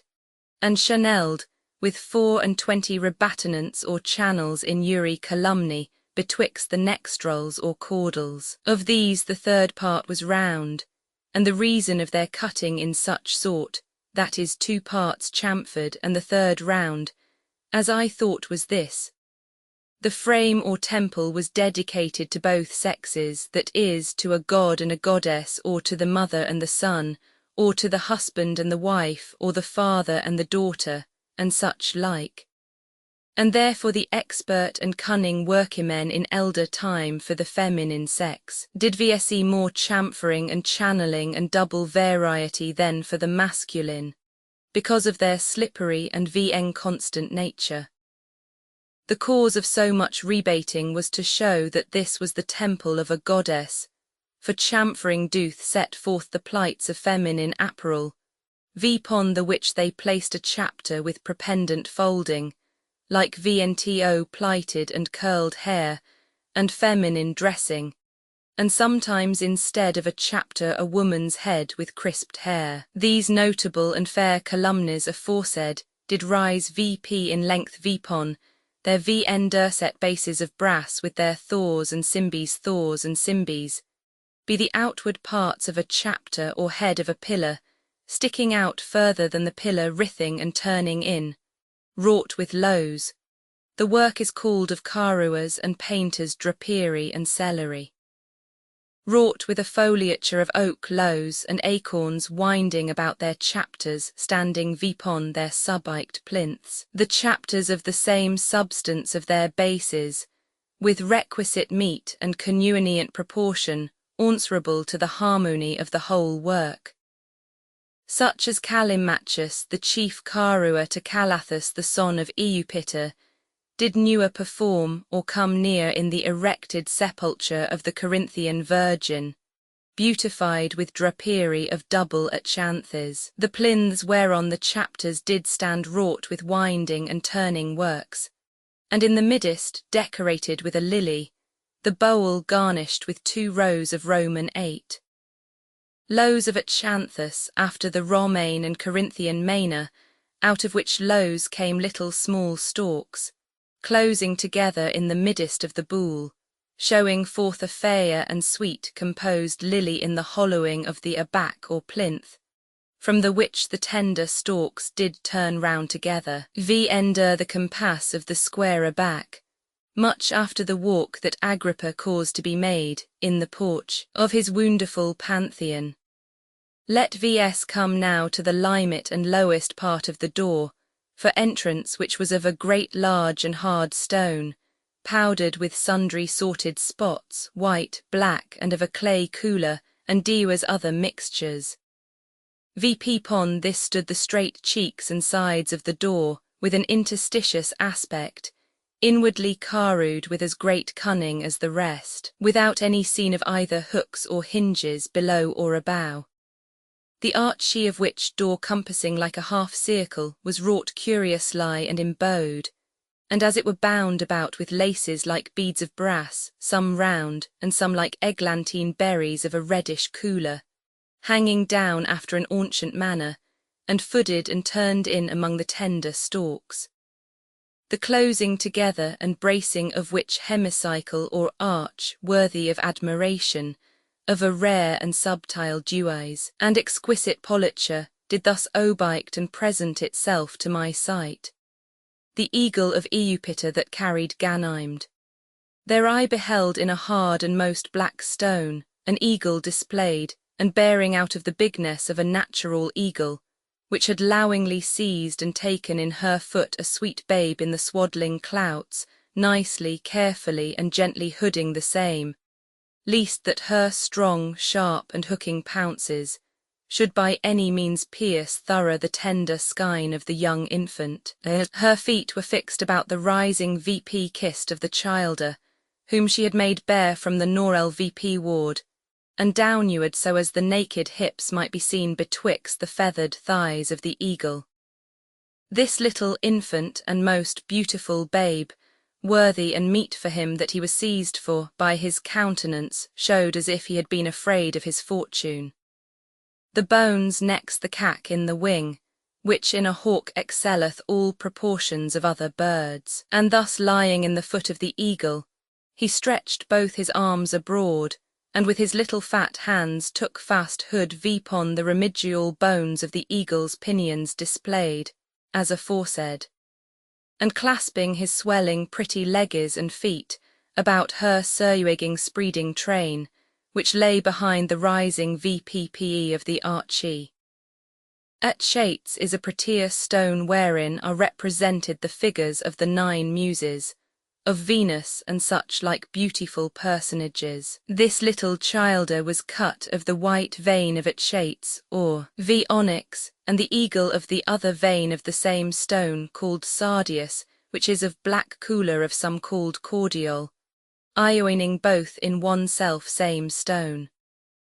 Whereat I stood musing and commending to myself the ingenious and apt invention of the artist, in the VSC of such a stone, which of his own nature to contrary proportions afforded contrary coolers, and in such sort as by the racing VP of her small plumage abow her seer, her beak half open, and her tongue appearing in the midst thereof, as if she had been resolutely intended, and eagerly bent to haw gorged herself vpon it. The hemicycle or archie rising round from the VP per part of the straight cheek of the entrance, according to the thickness thereof was disposed into lozenges or squares, wherein were carved roses, thea lows and branches hanging in a curious and delightful order to behoodder, the entry of the gate. In the 2 triangles occasioned by the bow of the archie there were 2 fair nymphs of excellent proportions and shapes, thea clothes which cowered thea virgins' bodies, dewing place for thea legges, breasts and arms to be bare, thea hair loose and flying abroad, and towards the brace, and knitting together of the archie abow, they held a victorious trophy. The ground of which triangle was of black stone, the better to show the perfection and truth of the metals in the trophies, and the beautiful bodies of the delicate virgins. Zophyr is a border wherein diuous things are grown. About these mentioned parts was the zophyr in the midst whereof I beheld a table of Gouda, wherein was this epigram in capital Greek letters of Silua. In thy sort reporting, Theta epsilon omicron iota sigma, alpha phi rho omicron delta iota tau iota kappa alpha iota, tau omega omega, epsilon rho omicron tau iota, delta iota omicron nu iota sigma omicron sigma, upsilon kappa alpha iota delta eta, mu eta tau rho alpha epsilon kappa, tau omega nu iota delta iota omega nu mu epsilon tau rho iota, sigma epsilon mu pi alpha theta epsilon sigma tau alpha tau eta. 11 dies veneri filio amori, Bacchus, and series de propriis, s substantiis matri piantissimi, either sides of which table was retained and held VP with 2 babes or winged spirits of perfect and liuli shapes, as if they had been celestial bodies, VP pon a ground of iasil or blue sapphires to grace the metals and imagery. Vpon the face of the zophyr extending and stretching along our the columnas of porphyr stone, were engrown certain spoils or curates, gorgets of mail, vaumbraces, gauntlets, shields, targets, head-pieces, maces, battle-axes, spurs, equiuas, arrows, darts, broken lances, curtilaxes, and other ancient instruments of war. As well ivory and marine, as for the field singularly well cut, and manifesting to the beholder both victories, force, and triumphs, after a mortal effusion of blood. Vpon this in order stood the coronis, wrought with such lineaments as decently concurred, and were answerable to the excellency of the rest of the work. For otherwise, as in a man's body one quality being contrary to another, sickness doth follow, the humours oppressing one another in abundance. So in building if the adjuncts be veen aptly disposed, and vn decently distributed, there will fall out a foul deformity. For a frame and building grows weak and vn seemly, wherein cannot be found a sweet harmony, and commodulate order and consent. Which thing many modern idiots do confound, being ignorant in local distribution. For a cunning crafts master will in his work shew an allusion or resemblance to a humane shape and proportion beautifully adorned in apparel. About our the coronis, by an inua's gradation there were four quadratures or square tables, 2 right our the chamfered columns, and channelled pillars, and 2 within them. In another division betwixt the said 2 contrast and inward tables, there stood a nymph in her anaglyph smothly chased out with the hammer and not carried. Most rare and excellent of orit chalk or yellow Latin, hooding in either hand a torch, one of them reversed and turned downward, baying extinct and put out, and the other burning towards the sun. The burning torch in her right hand and the extinct in her left. V. Clymene the mother of Phaeton. In the quadrature VP pon the right side, I beheld her the Aeolus Clymene with her here transformed into an Hebe called Venus Maid, or Lady Hebe, and Phobos in a cruel indignation and wrathful displeasure. She following of him weeping, from whom he fled hastening on forward high's swift horses, as one that flieth from high's mortal and deadly enemy. VP pon the table our the columns on the left side in a curious and rare unusual carving. There was the resemblance historied of the VN comfortable and still mourning Cyparissus, holding VP high's hands and arms toward the sun, and making his moan to Apollo for the wounded Cereus. In the third table next the last mentioned, in a work answerable to the precedent and former, I beheld a Leucotho, wickedly slain of her own father, changing and transforming her fair young and tender flesh into smooth bark, shaking lows and bending wands. In the fourth table was represented the discontented and displeasant Daphne, at the burning desires of the curled-headed Delius, rendering VP by little and little her virgin's body VN defiled, towards the Hote Hoans, being metamorphized most pitifully into a green laurel. No successively in order our the aforementioned tables and quadratures in the Zopha, wherein these histories were represented in shapes. There was extended and laid our a coronis denticuled and walled with interset stralets, betwixt the iates of the walls, and leafwork and the embrasses with the rest that appertaineth to the setting forth of the same, past my skill to report without any fault or defect. And lastly, the cyme was adorned here and there with the lows of achanthes, a pediment in corrupt English. And to return to the view of the whole frame, in the disposing thereof as aforesaid, the coronices by a perpendicular line were correspondent and agreeing with the failing out of the whole work. The stillest or perimeter, or VT part of the VP permost coronis wanly, except it followeth to show and speak of the table or inward part of the trigonal, within the which, according as the extremes of the same triangle would permit, there was presented to my view a crown or garland of Deuas lows, fruits and stalks, fooded, VPPE and wrapped together of a green stone knit in 4 parts, the bindings of the self-same stalks, holden by 2 mermaids, the VP per parts of them of a humane shape, and that V ender the norel like a fish, their one hand VP and the other below on the garland, their scalae tails extending to the nethermost corners of the triangle, VP pon the top of the coronis whoring at Thea extreme parts Thea fishy winges or fins. Thea faces like virgins, Thea tresses of hair partly curling VP pon their foreheads, some turned about their heads and rolled VP, some depending down VP pon Thea temples, and crisping and inannulating by their ears. From betwixt their shoulders grew their winges like harpies, stretching down and extending to the footing and turnings of Thea tails. Vpon their monstrous flanks grew out their fins to swim withal, their beginning their fishy and scalae substance, and from thence so continuing Thea nether parts downward. Eupita, within the said garland I beheld a rough milch goat, which a little child did suck, sitting V ender her side vpon his fleshy young legges one straight forth, and the other retract and bowed V ender him,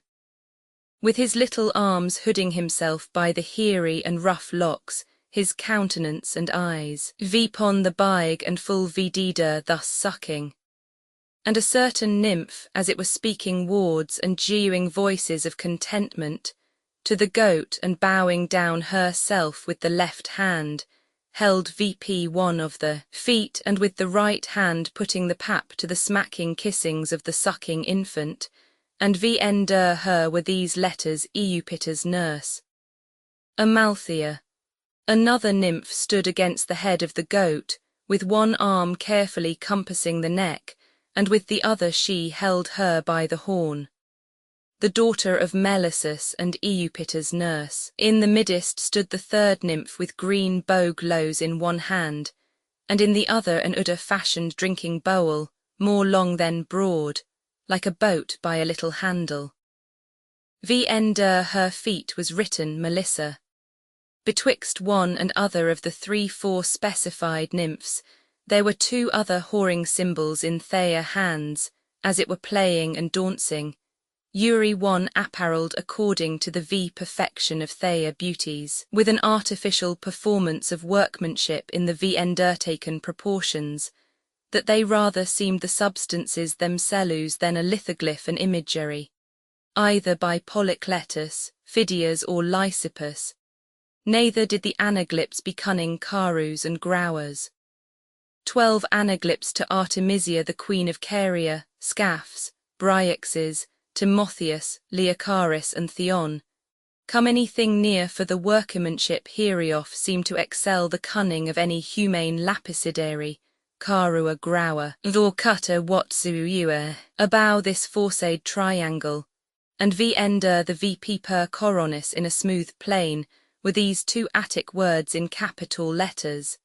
delta iota omicron sigma alpha iota gamma iota omicron chi iota omicron nu. This conspicuous porch and gate, most worthy to be behelder,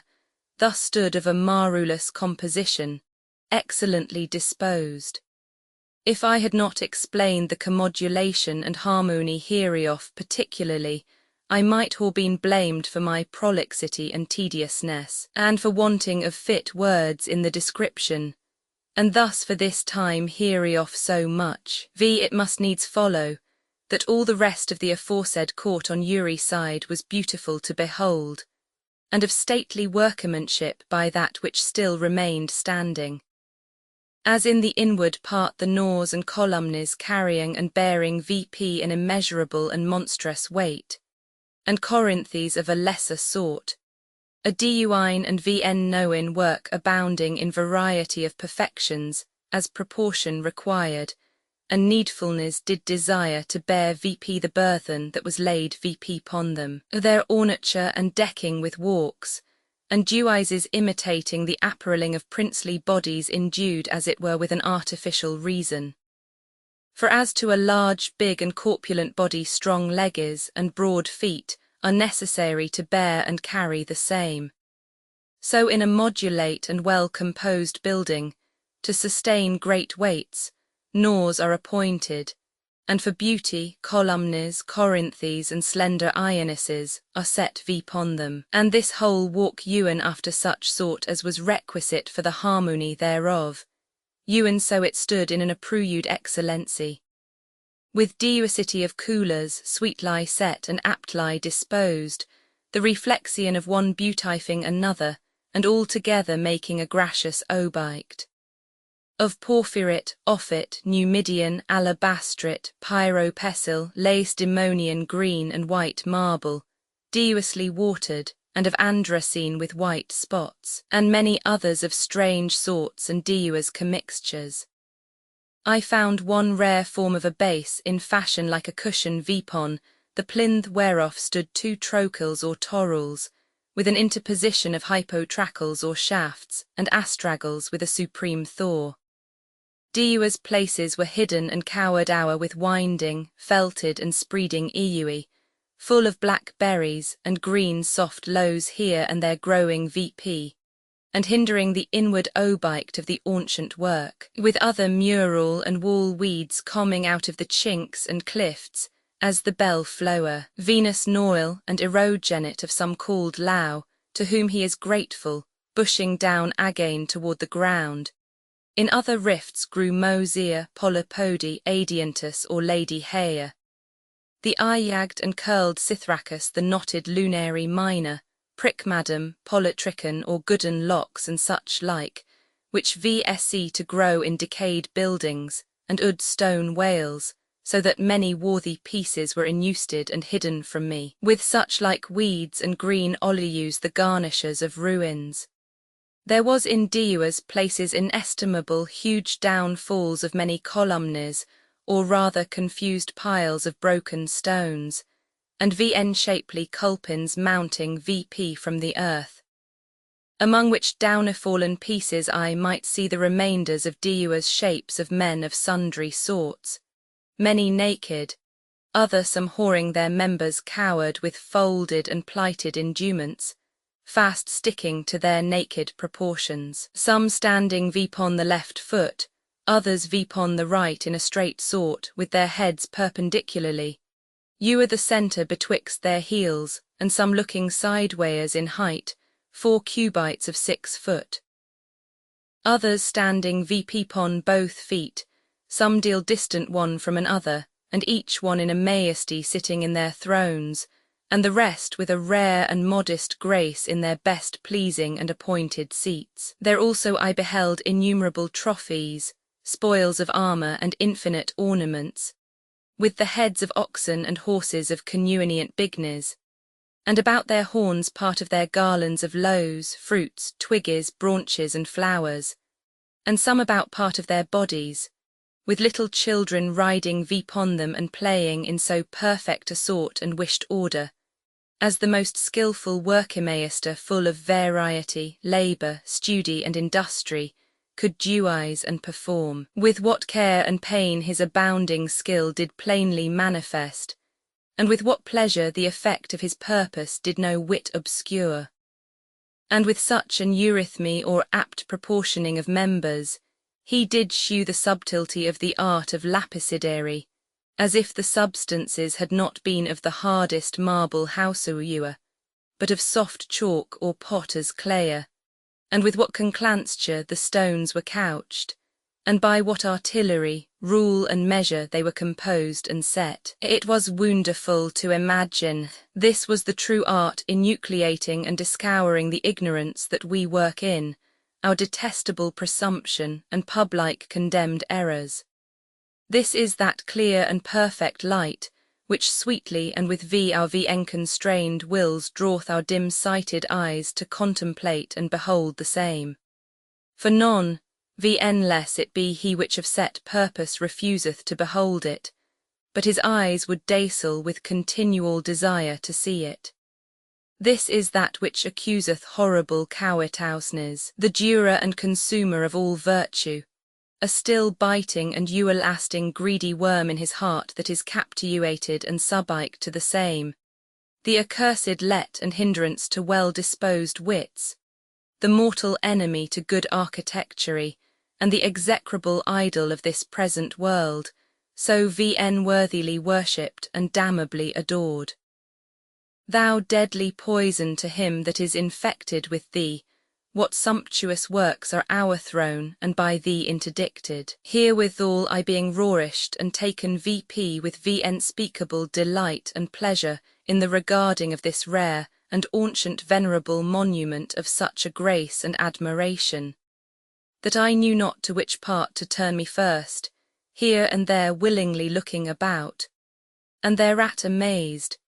considerately perusing what the ingrown histories presented to me,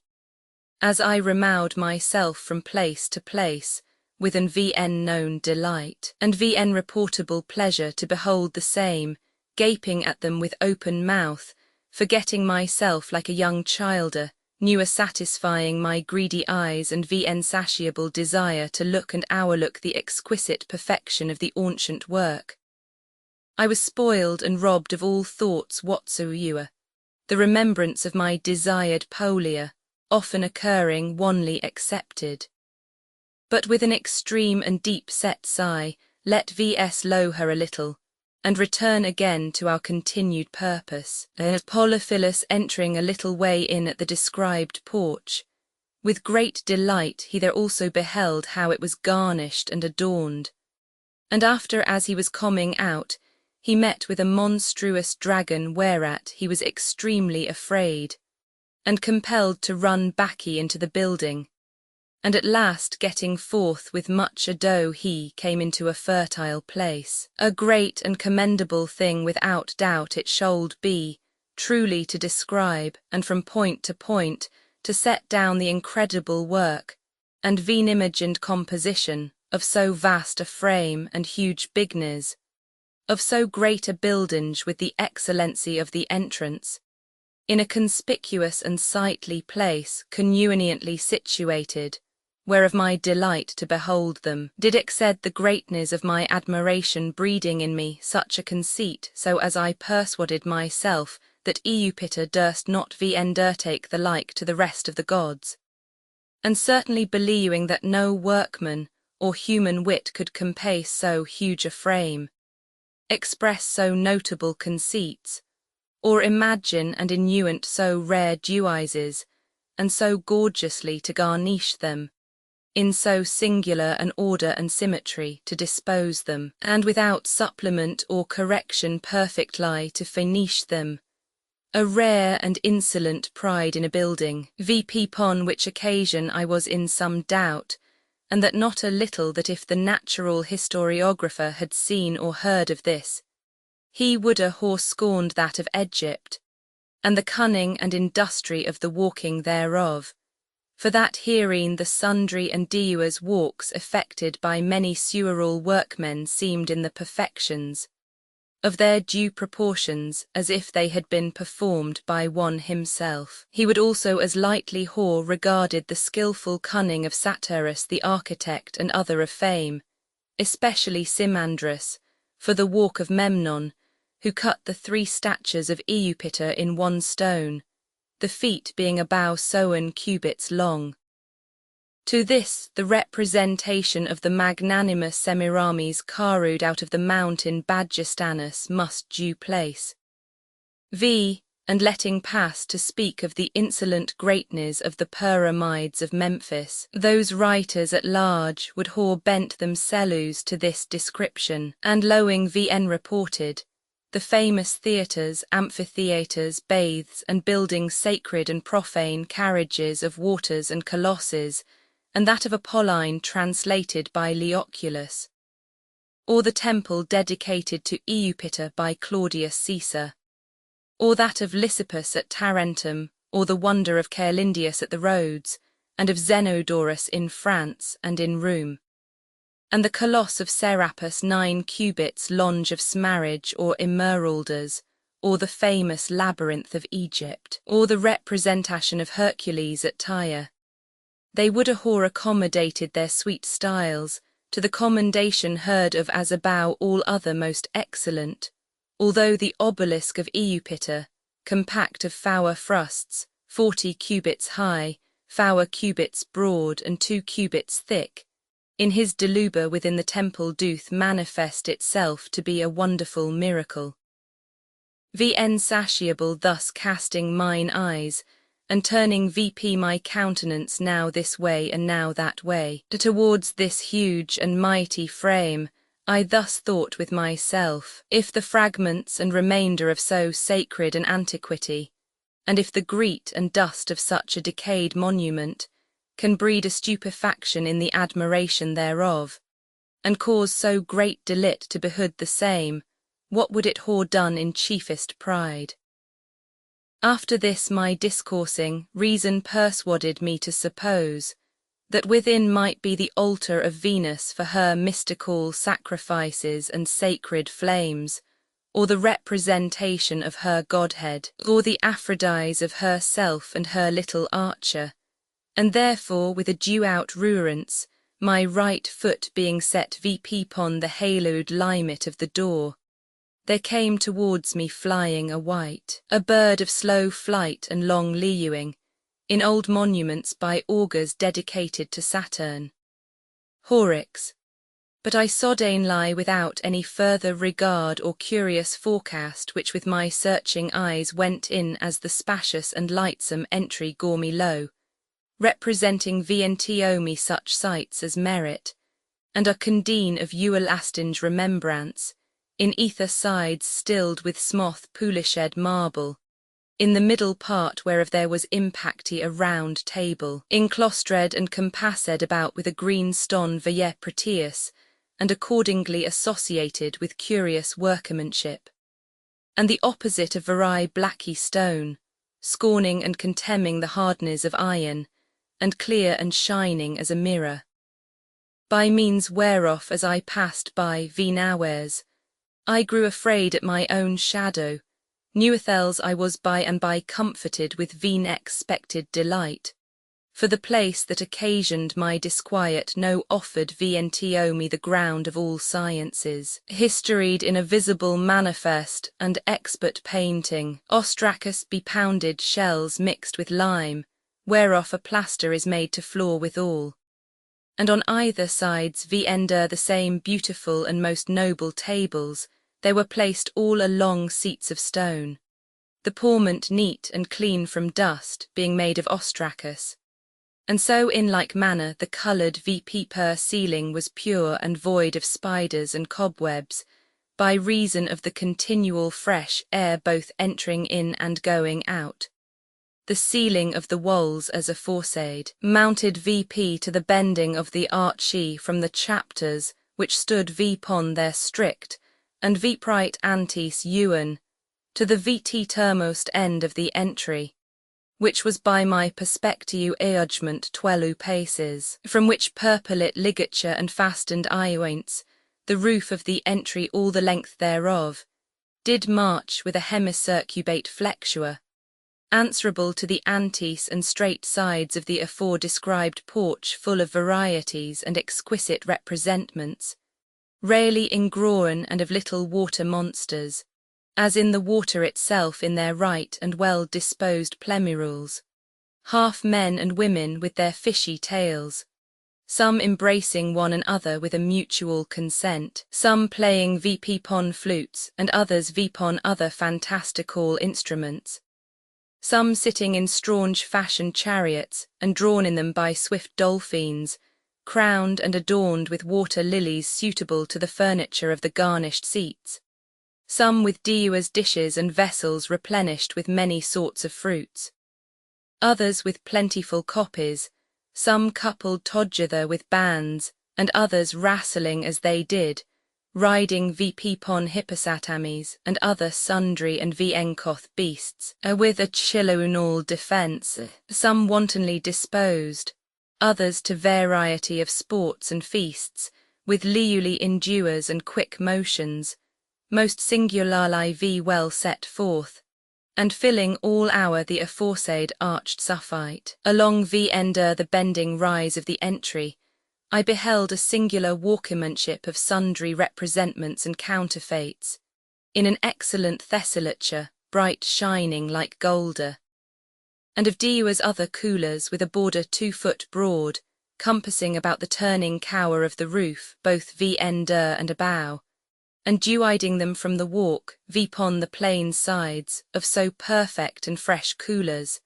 as if they had been new set with a natural leaf walk of an emerald green, vipon a punis or tawny ground, with flowers of science and phoenices adulterated with curious knots and windings,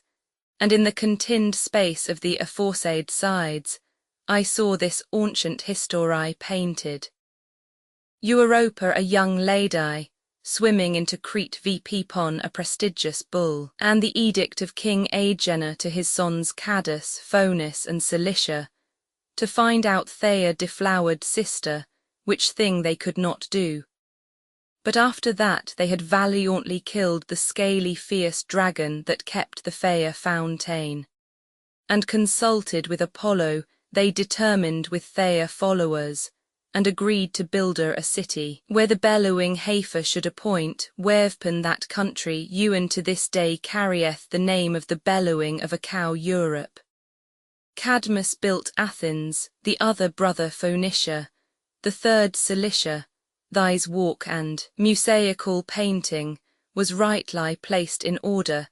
as the beginning and end of the history required with fictions in Thea natural coolers, Thea actions and degrees tightly expressed on the contrary side. I beheld in the same manner the wanton and lascivious Pasiphae burning in infamous lust, lying in a machine or frame of wood, and the bull leaping vipon that he knew not. After that the monstrous Minotaur with highs vigli shape shut and enclosed in the intricate labyrinth. And after that the imprisoned Daedalus, artificially making of winges for himself, and his young son Icarus, who vn happily not observing his father's rule, fell down headlong into the deep sea, lowing vnto the same seas his name after his drowning. And his discreet father being safe according to his vow, hanging vp his wings in the temple of Apollo, vp pon the which I stood with open mouth attentively gazing with my eyes, and roarished in mind with the beauty of the history, so well disposed, so perfectly ordered, so artificially painted and curiously expressed, whole and sound without any scene of decay, the strength of the glutinous substance, which ioined and held the tesselature or chequers, together was such and so perfect. For therein the workman had taken great pain and showed a rare cunning, and thus foot by foot I went forward boldly, examining and behooding what direction and art of painting he had observed with a pensiled distribution to make whole proportions in a smooth and flat plane. Some lines drawing near to my object, and some seeming as they had been afar of hardly to be discerned, and yet both of a like nearness, and the same again which was hardly to be seen, to offer itself more and more to the urgement of the eye, with exquisite perigee and shadowing 13 waters, fountains, mountains, hills, woods, and beasts, in their natural coolers, and distante one from another, with opposite light. And in apparel the plits and footers so cunningly perfected and shadowed that as well in that, as in all the rest, the art did seem to enui nature itself, and that not a little whereat I greatly wounded. After this manner I came to the further end, where the beautiful histories finished, and beyond the same more inward the darkness was such as I durst not enter, and coming back again, I heard among the ruins a continuing noise like the cracking of bones or their rattling together, whereat I stood still forgetting my foreconceived delight, being interrupted therewith from the sweetness of the objects. At length I might hear a rustling, as if a dead ox had been dragged upon the ground, the noise still approaching and coming nearer and nearer the porch that I was to pass out at, where I heard a great hissing of a huge serpent. The sodden fear I was in made me past crying out for help, neither did I see how to escape, but by running into the dark and obscure vastness which before I was afraid to enter into. O VN happy wretch oppressed with adewars and sad fortune, I saw in the entry of the door coming towards me, no hurtful lion crouching to Androdus, but a fearful and horrible dragon. The dragon is that Abaddon and Apollyon, the enemy to mankind. Shaking her trisulked and 3-parted tongue against me, grating her teeth, and making a scritching or critching noise, her squammy and scaly hide trailing upon the flowered porment, clapping her winges upon her rimpled baccy, with a long tail folding and crinkling like an eel and new arresting. Oh hi me, the sight was sufficient to whore affrighted Mars himself in the assuredness of warlike armour, or to whore made tremble the strong and mighty Hercules, for all his molorchied and clubbed butt, and to call Theseus baccy from his begun emprise and bold attempt, and to terrify the giant Typhon, and to make the proudest and stoutest heart whatsoever to quail and stoop. I wished myself the swiftness of Atalanta, being but young and armed, no way able to encounter with such a poisonable force, and pursuing his blacky infectious breath smoking out at his mouth. Being past all hope to slip by him, I devoutly cried for divine help, and suddenly turning my baccy as fast as I could run, I canoed my fearful body by the help of my swift pacing feet, into the inward part of the dark places, penetrating through Diua's crooked torments, ambiguous passages and VN known wayers. The dark places is ignorance, and the wisdom of this word which is nothing else but mere folly. So that I thought to be in the inextricable frame of the prudent Daedalus, or of Porcina, so full of ways and winding turnings, one entering into another, to deceive the intent of the goer out, or in the rompthy den of the horrible Cyclops, or the hollow core of the Theuish Charis. In such sort, that although my eyes were somewhat well acquainted with the darkines, yet I could see erst nothing, but was glad to stretch out my arms form before my face, groping about me, like one that played blind sim, lest I should run my face against some pillars, and feeling with my feet softly before I did rest upon them for fear I should tumble down into some vault under these mighty pyramids. And looking baccy, whether this fearful dragon did still follow me or no, the light was clean gone, and I remaining in a dark place, full of sundry turnings and crossing passages, in a greater terror and more deadly holiness of mind than mercury. making himself Ibis and Apollo Thracia Diana into the little Biad Columene, and Pan into two shapes. I and more afraid than Loue was Oedipus, Cyrus, Crassus and Perseus, and more trembling than the thief Thrasyllus in his bear's skin. Cosby for killing the Braug, in sorrow more abounding than poor Strife, and in more laboursome dangers than Lucius Apuleius, when he heard the Theus consulting to knock him on the head and kill him. Oppressed and laden with all these aforenamed frights and terrors, I began to imagine that the dragon was flying about my head, and with the noise of her scritching teeth and tearing claws to take hood vipon me with her during iors. My heart geoing me to understand that the carnivorous wolf which I dreamt of was a presage of this my last doubted end, and thus running vppe and down like a little poor pismire or ant, when the partridge is scratching vpon their hillocks and picking of them vp. With my watchful and attentive ears, listening if the horrible monster with her slimy and filthy poison and stinking sora were drawing towards me, and fearing whatsoever came first into my thought,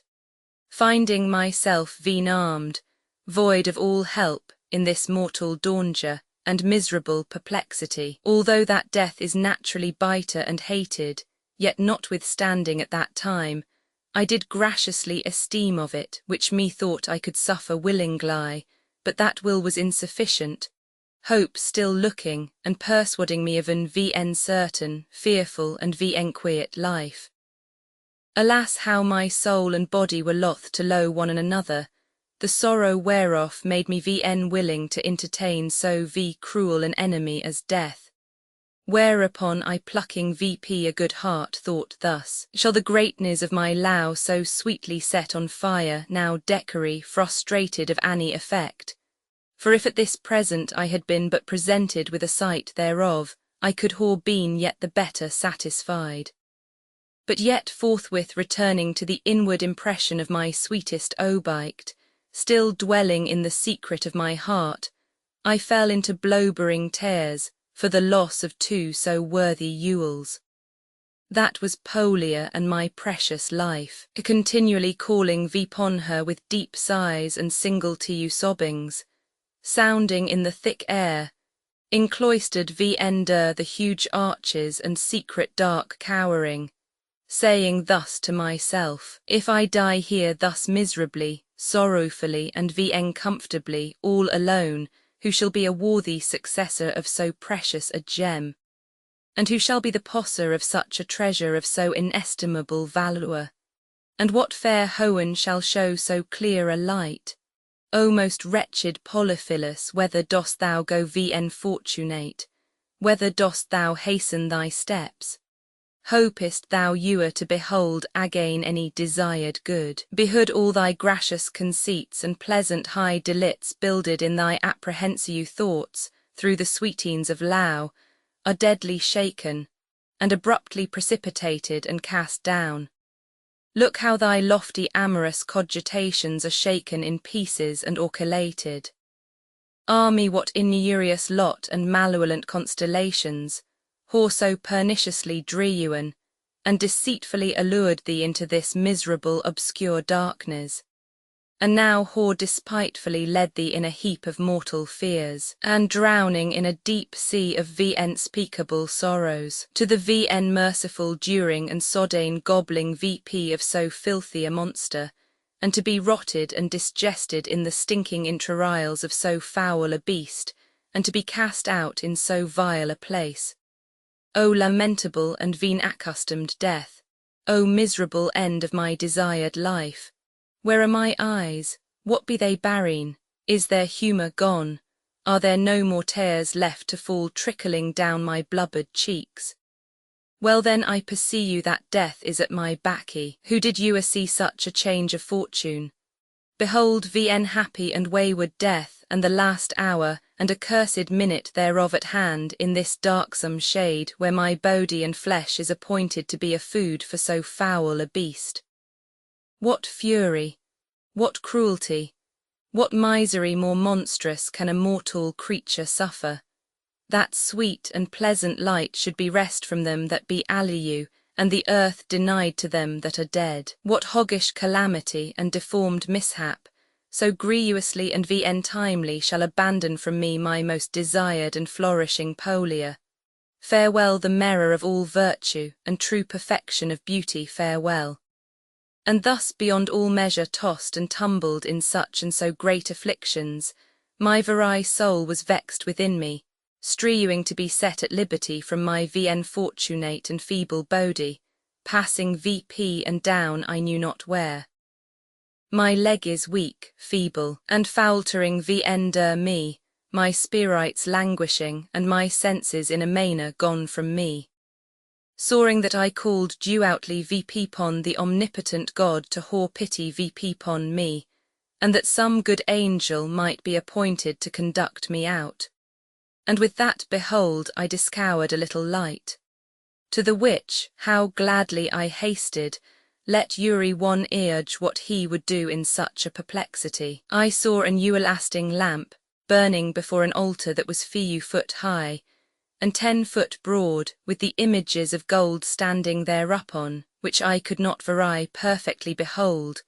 notwithstanding the burning lamp. The gross scenes of the air was such and so great an enemy to the light. And always with attentive ears I diligently hearkened, as not yet rid of fear, and somewhat I saw the dim images and the large foundations and fearful vaults, and subterraneal buttresses or V-folders and strengths, here and there in infinite places distributed, and many huge and mighty pillars, some 4 square, some 6 square, some 8 square, aptly set vender and a proportion to sustain the vast bigness of the weighty pyramids. There I whoring small delight to make any long stayer, I intended to take an vn known way further in, which my vender taken course I espied a light which so long I had wished for, coming in at a little wicket as small as I could see. Vo with what eye, and with what a glad heart I beheld it, and with what cheer did I hasten my steps towards it. Perchance faster than Canistius or Philonides 2 blockish lacy lubbers, one of Melite and other of Athens, that thought it a great labour to eat their own meat. My vn bridled gladness and extreme desire to come near their vento was such, that I ruoked and hailed Bacchae again the deus of my discontented and irksome life, successively comforting my perturbed mind and quailed heart, somewhat refreshing and reassuring myself,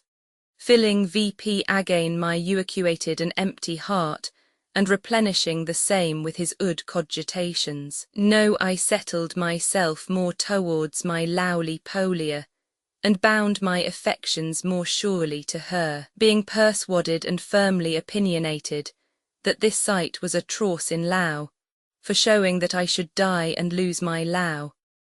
Oh, how extremely did it vex me! Neither did it refuse or make resistance to any sharp and new assault of Loue, which in my stroken and sore wounded heart would lie festering and feeding of himself. And by this time all lets and hindrances past our, a spacious and large going out was offered vnto me. Then by means of the clear light I was somewhat comforted, and reassuming and gathering together again my wandering thoughts, and restoring my prostrate force, my suspected and vn known voyage, made me to set out in running. So as the nearer I came to the door, the bigger methought it grew, to the which at last by God's will, Polia in my amorous breast bearing a predominante vigour, I came not ceasing to continue forward my fast course. My hands which before I groping held her forth to keep me from running against pillars, I know said like a pair of oars to hasten me away. Thus trawling on safely, I came into a very pleasant sight and county, in the which I was not yet without fear, and not daring to rest me down. The impression of the horrible monster was so fresh in my mind, that methought I still heard him behind me, and therefore I could not so easily forget him. but was rather persuaded to go on further. First, because the country was so fertile, pleasant, and beautiful. Secondly, that I might get far enough off from the place wherein I was so lately affrighted, that then I sitting down might rest myself, and set my mind together again, and forget this concealed dread at my entrance in of the gate. The apparition of the white saurix graciously coming again into my retinning memory, an exhortatory provocation, and good occasion to animate and comfort me, because that to augurs it was a grateful and propitious scene of good luck. At last I was resolutely persuaded to commit myself to the benignity of my good fortune, which some time might be vnto me an officious and bountiful handmaid, of prosperous euence, capillata ministra, and therewithal pricked forward and prowoke to continue on my walk, whether my weary and feeble leges would conduct and bring me. And yet I was, as in good sort became me, somewhat doubtful to enter into such a place, being vn known vnto me, where perchance it was not lawful for me to come. Albeit that I was herein more audacious and bold a great deal, than in the entrance of the gorgeous porch. And thus my breast fast beating and my mind perplexed, I said to myself, there is no cause that should lead me to turn back again, all things considered. Is not this a safer place and more fit to fly from danger? Is it not better to hazard a man's life in the light and clear sun, than to die and steru in a blind darkness? And so resolute not to turn back any more, with a deep-set sigh I called into memory the pleasure and delight that my senses had well near lost. For the walk which I had seen was full of marvellous wonders, and thinking by what mean I was deprived of them, I called to remembrance the brazen lions in Salomon's temple, which were of such fierce countenances, as that they would bring men to forgetfulness, and into such an estate I was afraid that the dragon had brought me, that so excellent and marvellous walks and rare inventions, in a manner vn possible for any humane creature to perform, worthy to be manifested, and by myself diligently perused, should now be fled out of my sucking remembrance, so as I should not be able to make a true report of them. But therein I contraried myself, neither did I find that I was in a lethargy passion, but that I very well remembered and held a v without any default in order and proportion whatsoever I had seen and beheld, and that the monstrous and cruel beast was a very leuli substance, and no fiction, the like of any mortal man sildum seen, no not of Regulus. The very remembrance whereof made my hair stand right vp, and forthwith moved me to mend my pace. Afterward returning to myself I thought thus, here without all doubt, for so I imagined by reason of the glorious bounty of the beautiful soil, is no habitation but for seawell people, or rather for angles and noble personages, and a place for nymphs to frequent vnto, or for the gods and ancients, monarchies and princes, insomuch as my persuasive desire did provoke forward my restrained pace, causing a pursuance in my late begun yenai, and thus as one captivated and subject to the sharp spur of the insatiable desire, I purposed to hudder on whether the fairness of my fortune should conduct me, as yet but indifferent and rather languishing. No come to behudder a fair and plentiful country, fruitful fielders and fertile grounds, I did exceedingly commend the desire that moved me first to enter into them, but especially to give thanks to him that had brought me out from the fearful place, which now I little regarded being far enough off from it. Polyphilus showeth the commodiousness of the country whereinto he was come, in his trailing within the same. He came vnto a goodly fountain, and how he saw few fair damsels coming towards him, and their wondering at his coming hither, assuring him from hurt, and inuiting him to be a partaker of their solaces. Thus gotten forth of this fearful hell, dark hollowness and dreadful place, although it were a sacred Aphrodise and ruined temple, and being come into a desired light, Loue air and pleasant country, full of contentment, I turned myself about to look backy at the place from whence I came out, and where my life that lately I esteemed so lightly, was so greatly perplexed and daunted, where I beheld a mountain VN natural, with a moderate ascension and steep rising, hour-grown and shadowed with green and tender lows of masty oaks, beeches, wainscot oaks, holmes, ceres escules, cork trees, yew trees, holly or hulua or asillan, and towards the plain, it was cowered with hamberries, hazels, filberds, prune, print or priuet, and whitened with the flowers thereof. By cooled zepi being red towards the north and white against the south, plane trees, ash trees, and such like, spreading and stretching out their branches, folded and embraced with the running of honeysuckles or woodbines, and hops which made a pleasant and cool shade. The ender the which grew lady's seal or rape violet, hurtful for the sight, ayagged polypody, and the trine-tall and 4-inched scolopendria, or heart's tung, helleborus niger or melampody, trifles, and such other embryphilous herbs and wood flowers, some adorned with them and some without, so that the mouth of the dark place out of the which I had escaped was in a manner within the high mountain, all hour-grown with trees, and as I could conjecture it was erst against the aforespoken of frame,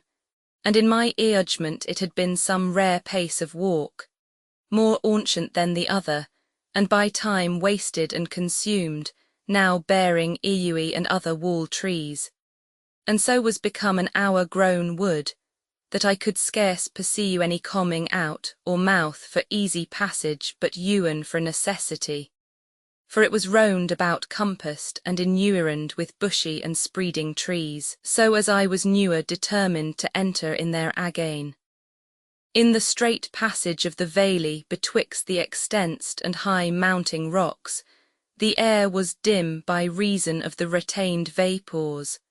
and yet I was as well pleased therewith as Apollo at his dewine birth. But letting pass this hole, from the which I gat out by stooping, let VS come on forward to the sweet liberties which I next beheld, and that was a thick wood of chestnuts at the foot of the hill, which I suppose to be a soil for Pan or some Siluane god with their feeding herds and flocks, with a pleasant shade, ender the which as I passed on, I came to an ancient bridge of marble with a very great and high archie,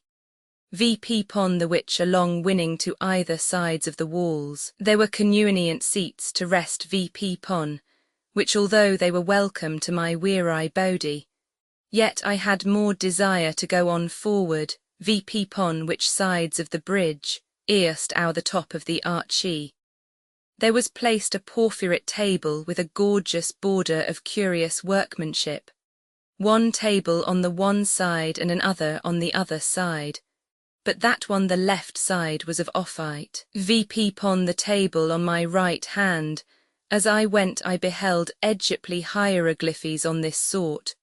an ancient helmet crested with a dog's head, the bony scalp of an ox with 2 green branches of trees bound fast to the horns, and an oud lamp, which hieroglyphs the branches accepted because I know not whether they were of furra tree, pineapple, larix or euniper or such like, I thus interpret. Patientia est ornamentum, CV stodia et protectio viti. On the other side there was engrawn a circle, then an anchor with a dolphin winding about the strangule thereof, which I conjectured should signify this, alpha epsilon iota, sigma pi epsilon upsilon, delta epsilon, beta rho alpha delta epsilon omicron sigma. 14 semper festina tard. Ender which ancient, sure and fair bridge, did run a most clear swift water, dewiding itself into 2 sural currents, the one way and the other another, which ran most cold, making a soft continual still noise in their freest broken and nibbled channels. By their eaten-in and furrowed bank, full of stones, cowered hour and shadowed with trees, their spreading roots appearing in the same bare, and about them hanging trichomanes, adiantus and cymbalaria, and bearded also with deuas small hayers as vsc to grow about the banks of ruas. The wood that I whore spoken of was to look vp pon veye pleasant, neither hour thick or more large in compass than a man would wish, but building a delightful shadow, the trees full of small birds and fowls. Right forward, the bridge did extend itself, and lead towards a large plain, resounding all hour with the sweet chirpings, melodious recordings, and loud singing of them, wherein were leaping and running little escurrels, and the drowsy dormouse and other harmel's beasts. And after this manner as aforesaid, this woody country showed itself, inured about with high mountains as much as a man might look vnto, and the plain cowered all hour with a fine variety of sundry sweet herbs, and the clear channels of crystalline streams, sliding down along the hills with a murmuring noise into the Loue valley, adorned and beautified with the flowing bitter Loue, laurel, white poplar and lysimachia, blacky popple, alders and wilder ash. Vpon the hills grew high furra trees veen-armed, and the weeping larix whereon turpentine is made, and such like. When I had well considered of this so fruitful and so commodious a place for cattle and beasts to be fed in and kept, for it looked as though it would desire a shepherd's company and a pastoral song, I mused what should be the occasion that so commodious a place should lie veen inhabited, and casting my eyes further on forward into the plain before me, and lowing this fore-described place, I might perceive a building of marble, showing the roof thereof o'er the tender tops of the compassing trees. At the sight whereof, I grew wonderfully glad and in good hope, that there yet I should find some habitation and refuge. To the which without delayer I hastened myself, and being come thereunto, I found a building 8 square, with a rare and wonderful fountain, which was not altogether amiss, for as yet I had not quenched and slaked my thirst. This building was 8-cornered, small towards the top and leaded.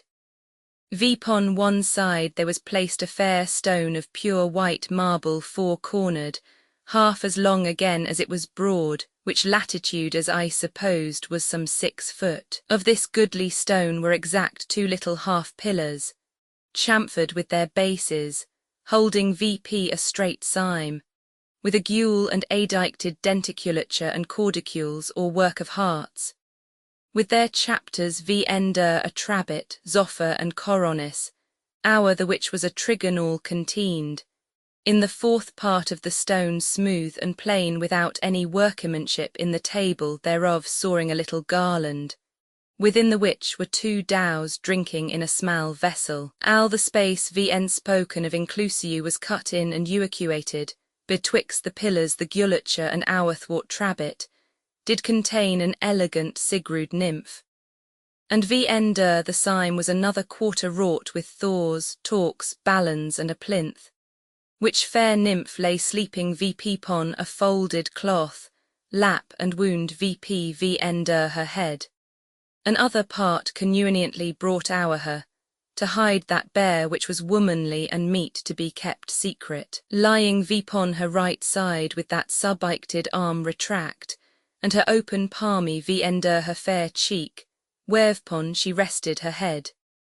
The other arm at liberty, lying all along our her left loin, stretching to the middle of her goodly thigh. By her small teats, like a young maid's, in her round breasts did sprout out small streamings of pure and clear fresh water from the right breast as it had been a threed, but from the left breast most vehemently. The fall of both of them, received in a vessel of porphyrit stone, with 2 receptories ioining together in the same vessel, separated and distinct from the nymph 6 foot, standing VP pon a convenient frame of flint stone. Betwixt either of the receptories there was another vessel placed, in the which the waters did strew together and meet, running out at the cut and appointed places, in the middle limbus of their receptories, which waters commixed out of that vessel, enladed themselves into a little channel sliding away. And what with one and what with the other, all the herbs and flowers adioining, and about were bountifully benefited. That of the left breast did spin VP so high, that it did not weet or hinder any that would suck or drink of the water that streamed and sprung out of the right breast. And this excellent image was so definitely expressed, that I fear me Prapatiles newer perform the like for Venus, to Nishamides the king of Caria, which idol he appointed to be adored of his subjects, although the beauty thereof were such that it mowed that filthy people to fleshly concupiscence. But I was persuaded that the perfection of the image of Venus was nothing to this, for it looked as if a most beautiful lady in her sleep had been changed into a stone, her heart still panting and her sweet lips ready to open, as if she would not be so said. From her head her loose tresses lay warring VP pon the suppressed cowering, folded and plighted, and as it were scorning the hairs of the inglomate cloth, her thighs of a convenient bigness and her fleshy knees somewhat bending VPP, and retract towards her, showing her straight toes as it were inseriating her fingers to handle and strain them, the rest of her body answerable to the perfections of these sural proportions. And behind her, the shadowing of the leafy memoril or arbut full of soft small apples and fruit, and pretty byrds as if they had been chirping and singing of her asleep. At her feet stood a satyr in prurient lust VP pon his goatish feet, his mouth and his nose ioining together like a goat with a beard growing on either sides of his chin, with two peaks and short in the midest like goat's hair, and in like manner about his flanks and his ears, grew hair,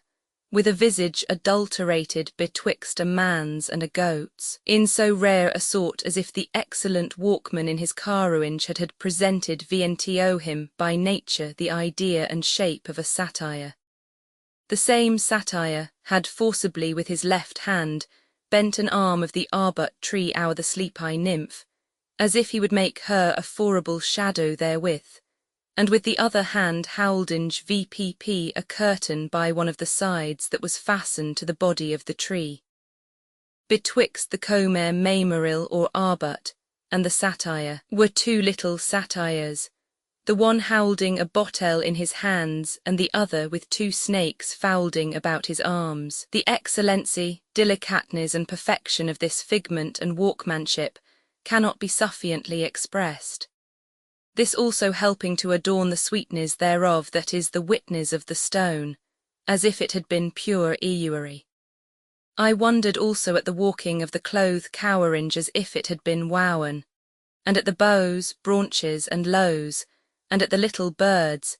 as if they had been singing and hopping VPP and down vpon their pretty feet in Uri ioint single and pounce made perfect, and so the satyr likewise.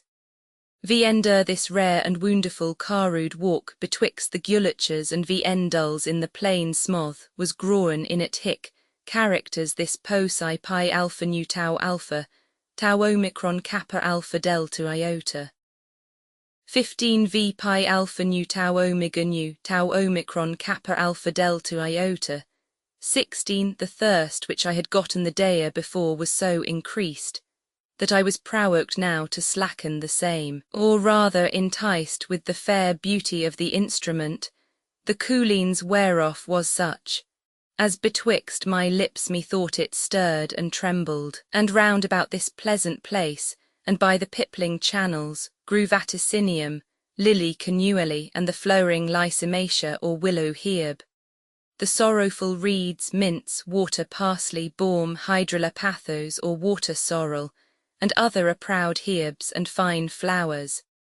A little channel coming by a sluice from the bridge, entering in and VN lading itself,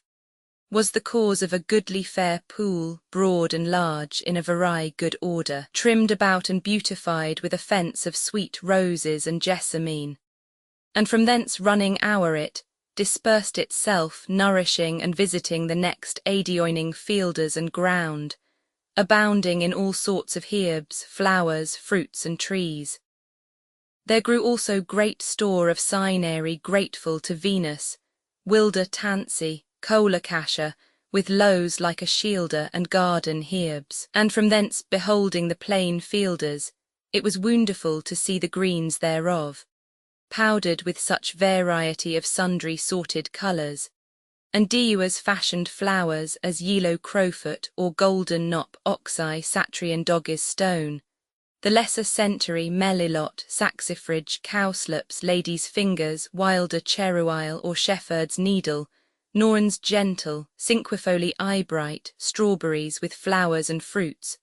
wilder columbines agnus castus milfoil yarrow, wherewith Achilles did heal Telephus, and the rust of the same spear's head that hurt him. With the white muscarioli, be flowers and painents in so beautiful and pleasant manner, that they did greatly comfort me, whoring lost myself, but Ewan with the looking VP pon them.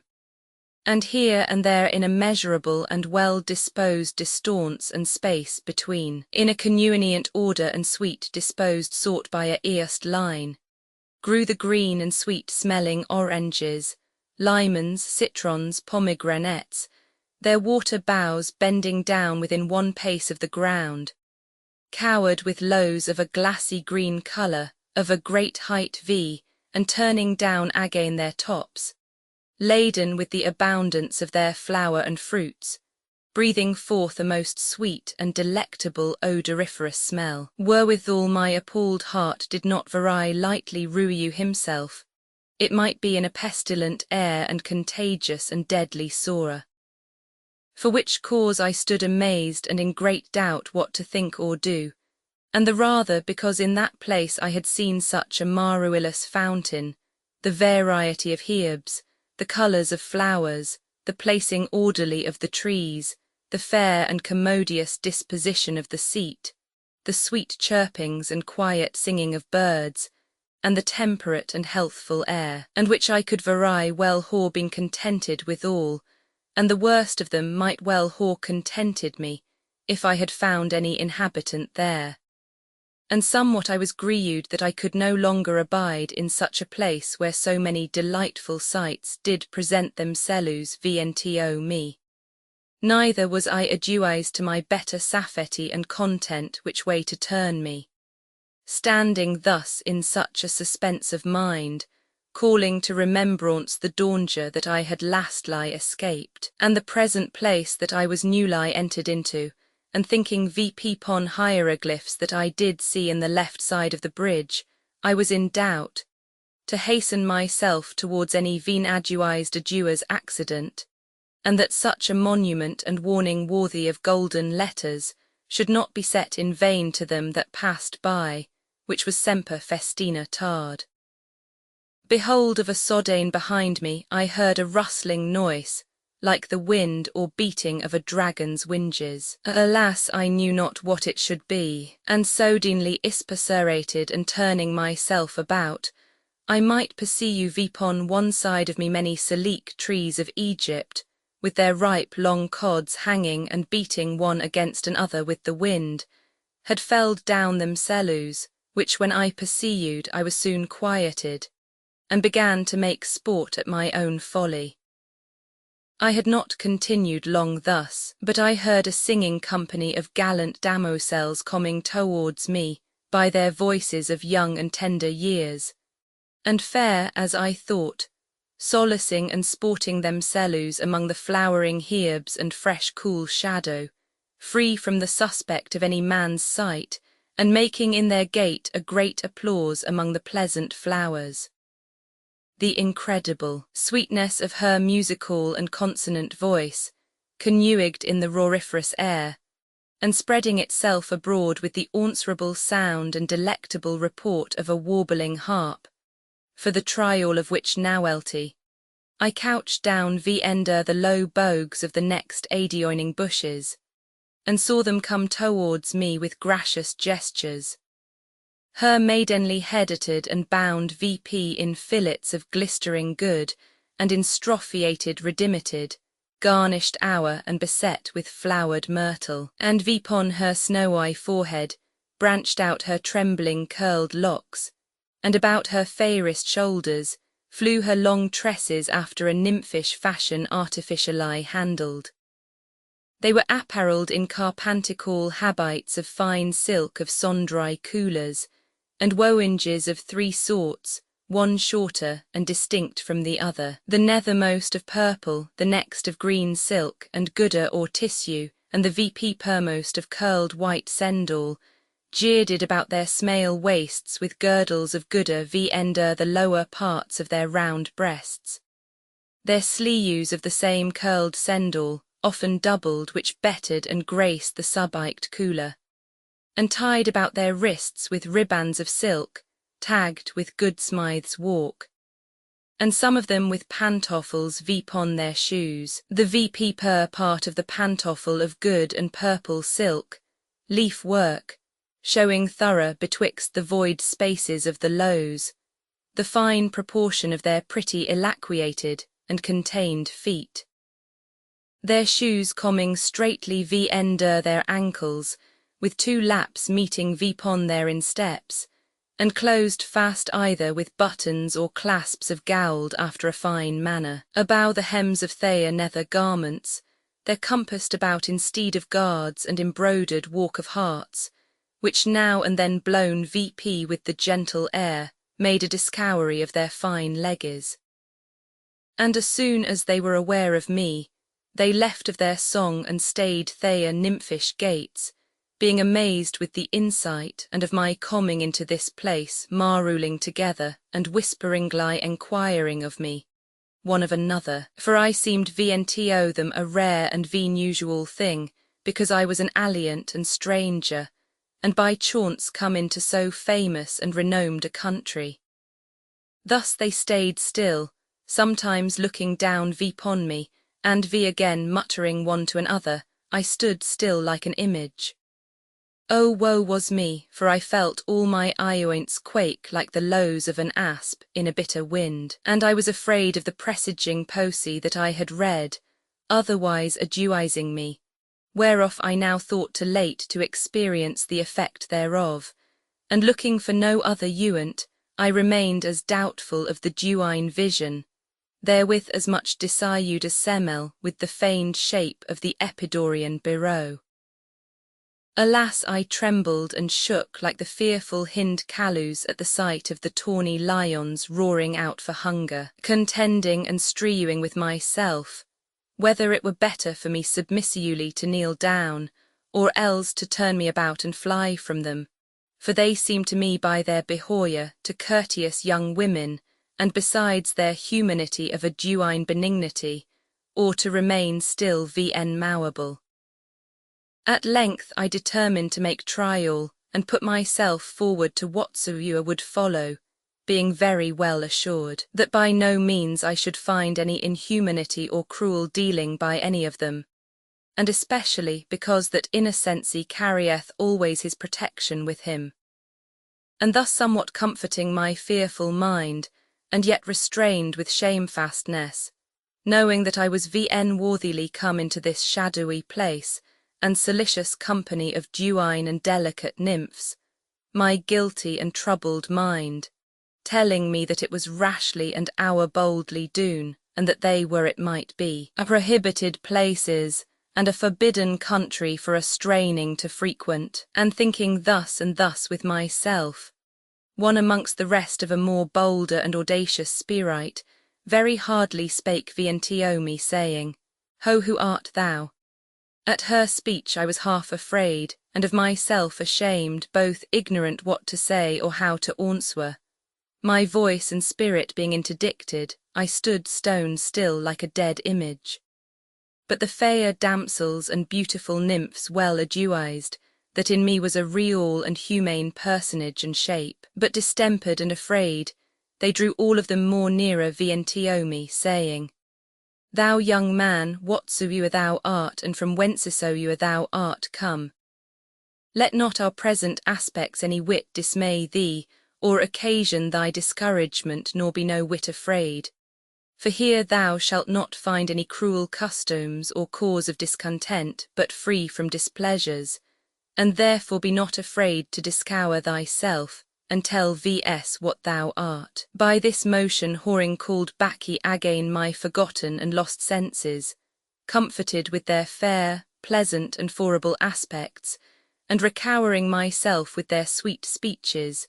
with a very good will I made this answer Vientio them. I am the most disgraced and vn happiest Loue that the whole world can afford. I Loue, and she whom so greatly I esteem, and so earnestly I desire, I neither know where either she or myself is. And by the greatest and most dangerous hap that can be imagined, I am come hither.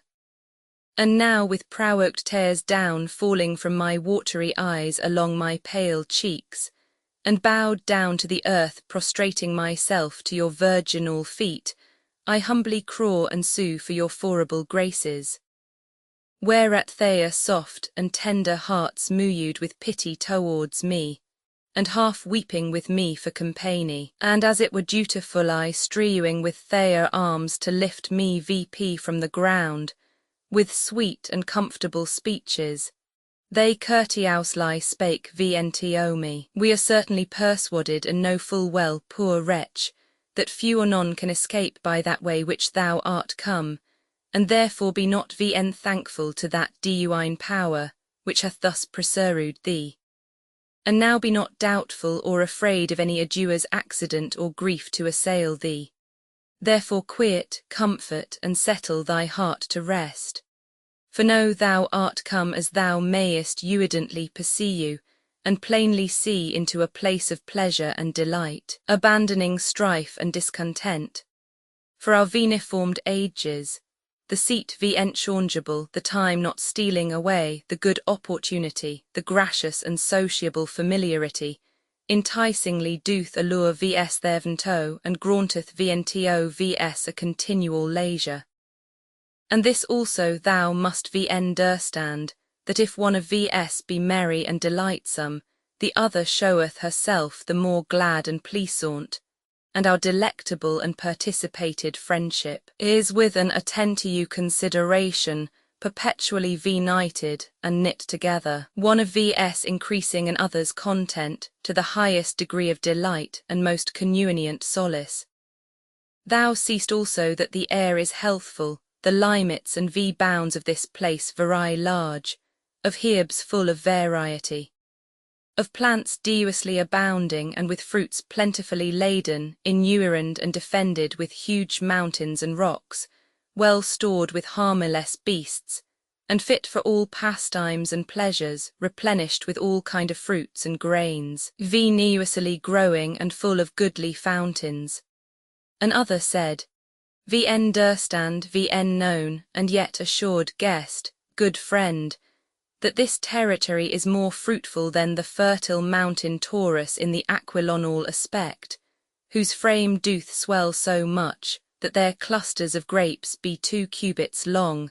and that one fig tree will bear 20 bushels. The third, this famous and spacious country, exceedeth the fertility of the Hyperborean island in the West India, or the Portugals of Lusitania, no usurped and tyrannized by the insolent Spaniard, nor Talga in the Caspian mountain. The fourth affirmed in her commendation of that country, that the plentifulness of Egypt was but to be accounted scarcity, in respect of that although that it were thought to be the garden of the world. And the last, of a choice countenance and sweet pronunciation about the rest, added thus much, saying, In this fair country you shall not find any large fenny grounds, or offensive and sickly airs, or craggy and fertless mosses, but fair and pleasant hills, inurend and walled about with steep and vn passageable rocks, and by means thereof secure and free from all dangers and fear, We want not anything which may breed delight and cause a sweet content. Besides all this, we are attendant upon a renowned and most excellent queen of large bounty and exceeding liberality, called Uterilida, of great pity and merulous clemency, ruling with great wisdom, and with a kingly government with great pomp in an accumulated heap of all felicity. And she will be greatly delighted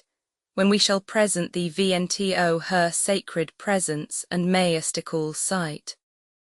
And therefore cast away, shake of, and forget all afflicting sorrow, and frame thyself and thy affrighted spirits to entertain of our comfort, solace, and pleasure. Polyphilus, feeling himself under the assurance of the 5 nymphs, went with them to the baths, where they had great laughter in the dew eyes of the fountain, and also by his Vincition. Afterward, being brought to the Queen Uterilida, he did see many things worthy of regard, but chiefly the work of a fountain. I being thus courteously entreated of these gracious and pitiful nymphs, and whoring my safety by them sufficiently warranted with sweet comforts, ruining my decayed spirits, to whatsoever might seem grateful and pleasing vnto them, so much as was convenient for me, I framed myself to offer my service, and because that they had boxes of sweet perfumes, and casting bottles of gold and precious stone, looking glasses in their delicate and fair hands, and pure white veils of silk plighted and folded and other necessaries to be said in bathing, which I offering to help them to bear, they refusing say thus vnto me, that their coming into this place was to bathe, and therewith showed me that it was their pleasure that I should go with them. For said they, the fountain is here hard by, have you not seen it? And I ruantly made them this answer: Most fair nymphs, if I had 1,000 tongues and knew how to see them all, yet could I not render sufficient thanks for your gracious deserts, and make requital of your great favours, because you have restored vnto me my life. And therefore, if I should not consent and yield vnto you my service and company, I might well be accounted of a churlish disposition, for which cause amongst you I had rather be a servant, than in another place a lord and commander, for that, so far as I can conjecture, you are the tenantes and chamber fellows of all delight and true felicity. You shall understand that I did see a marvellous fountain of a rare and wonderful workmanship, as newer before my eyes did behold, and so much my mind was occupied in the regard of the strongines thereof, and to quench my great thirst, that I did look for no further benefit. One pleasant nymph spake thus merrily vnto me, saying, Give me thy hand, thou art very welcome. Thou seest at this present here that we are few companions. These nymphs were his few senses, and I am called a fear, and she that carrieth the boxes and white clothes offresher. This other with the shining glass our delights, her name is Orasher. She that carrieth the sounding harp is called at Chol, and she that beareth the casting bottle of precious liquor is called Gentra. And we are all now going together to these temperate baths to refresh and delight ourselves. Therefore you also, seeing that it is your good hap to be amongst vs, shall be willing to do the like, and afterwards with a very good will we will make our repair to the great palais of our Sowerani, who is most merciful, bountiful, and liberal, and willing to help and further you in your intended lows, burning desires, and high conceits. Pluck a good heart, man, come let vs go on. With pleasurable actions, maidenly eastures, swascious behoyers, girlish sports, wanton regards, and with sweet vivauds they led me on thither, being vel content vivith uri present action. But that my polia vivas not there to the supplement of my felicity, and to have been the 6th person in the making of a perfect number. Further I found myself agreed that my apparel vivas not conformable to this delicious comfort, but groving into some household familiarity, I disposed myself to be affable vivith them, and they with me till at last we came to the place. There I beheld a maruillous building of a bathe 8 square, and at Loue exterior corner there were doubled together 2 piles in fashion of a pike from the luelle of the foundation, the subiked ariobates circumcinct and ribbed about, and after them followed the VT most of like bigness from the ground of the other, with their chapters set v ender the straight beam, with a border abow, v ender a coronis going round about, which border was beautified with excellent carved work, of little naked children passing well set forth, and equally distant one from another, with their hands intricately tied and wrapped about, and in them holding little bundles of small green boughs in strophiated together, and about the said coronis did mount VP by an elegant arching an 8 square spire imitating the subiked, which from corner to corner was cut through with a maruillous workmanship of 1,000 sundry fashions, and closed again with quarrels of crystal, which afar of I did take to be lead. Vpon the top of which arched spire was placed a trigon, and from the VP per centre thereof did ascend VP a strong steel, whereinto was ioined an other steel which was turned about, and to the same was fastened a wing which with Uri blast of wind tarried about, the piping steel which had vpon the top thereof a ball, whereupon stood a naked boy, straight vpon his right foot and the left holden out. His head was hollow to his mouth like a tunnel, with the orifice euacuated to his mouth, to the which was soldered a trumpet, with his left hand holding the lancet to his mouth, and his right hand extending towards the middle ioint, earst our the pinion of it the wing or fane, al which was of thin brass, excellently well cast and gilt, which wing ball and boy with his cheeks and countenance as if he were sounding, with the hinder part of his head euacunated towards the blustering wind, as that blew so he sounded, and as the wind caused a strange noise among the rods of Seleucs of Egypt, and so did it hear in the trumpet. Vpon which cause I merrily thought to myself, that a man being alone in a vn known place and out of quiet, may easily be affrighted with such like strange noises. In that part of the building that was on the other side of the nymph was the entrance into the bathe performed as methought by the same lithoglyph, that coward the sleeping nymph, vpon the fries whereof, were certain Greek characters, signifying alpha sigma alpha mu iota nu theta omicron sigma. Within there were 4 seats which went round about, and one ender another, and close-knit together, wrought with iasper and chalcedony stone, in all kind of colours. 2 of the copassing about seats were cowered o'er with water, and to the VP per margin of the 3rd. In the corners and in Uri corner stood a Corinthian columny of Diua's colours, ward with so pure and beautiful hyacinths as nature could afford, with conunient bases, and their chapters curiously made ender the beam, our the which was a zopher, wherein were carved little naked boys playing in the water, with water monsters, with wrastling and childish strifes, with cunning flights and agilities fit for their years, in liuli motions and sports, al which was beautiful hour compassed about with a coronis. Hour the which, according to the order of the little calumnies, from the perpendicular point in the top of the cupel or suffite and cower of the bathe, there went a tall moderator,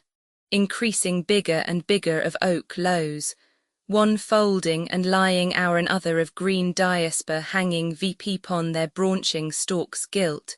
which ascending VP met together, and ioined round in the aforesaid cupel, where was placed a lion's head, with his hair standing VP round about his face, and holding a ring in his eyeors, vnto the which were fastened certain chains orit chalk or copper, that held a large goodly vessel with a great brain or lip, and furrowed of the aforesaid shining substance, and hanging 2 cubites about the water, the bowl of the vessel which was of crystal wanly except, the rest as the ribs thereof and lippings, was of azure blue, with bubbles of gold and shining sprinkled here and there. Not far off there was a cleft in the earth, the which continually did cast forth burning matter, and taking of this and filling the bottom of the vessel,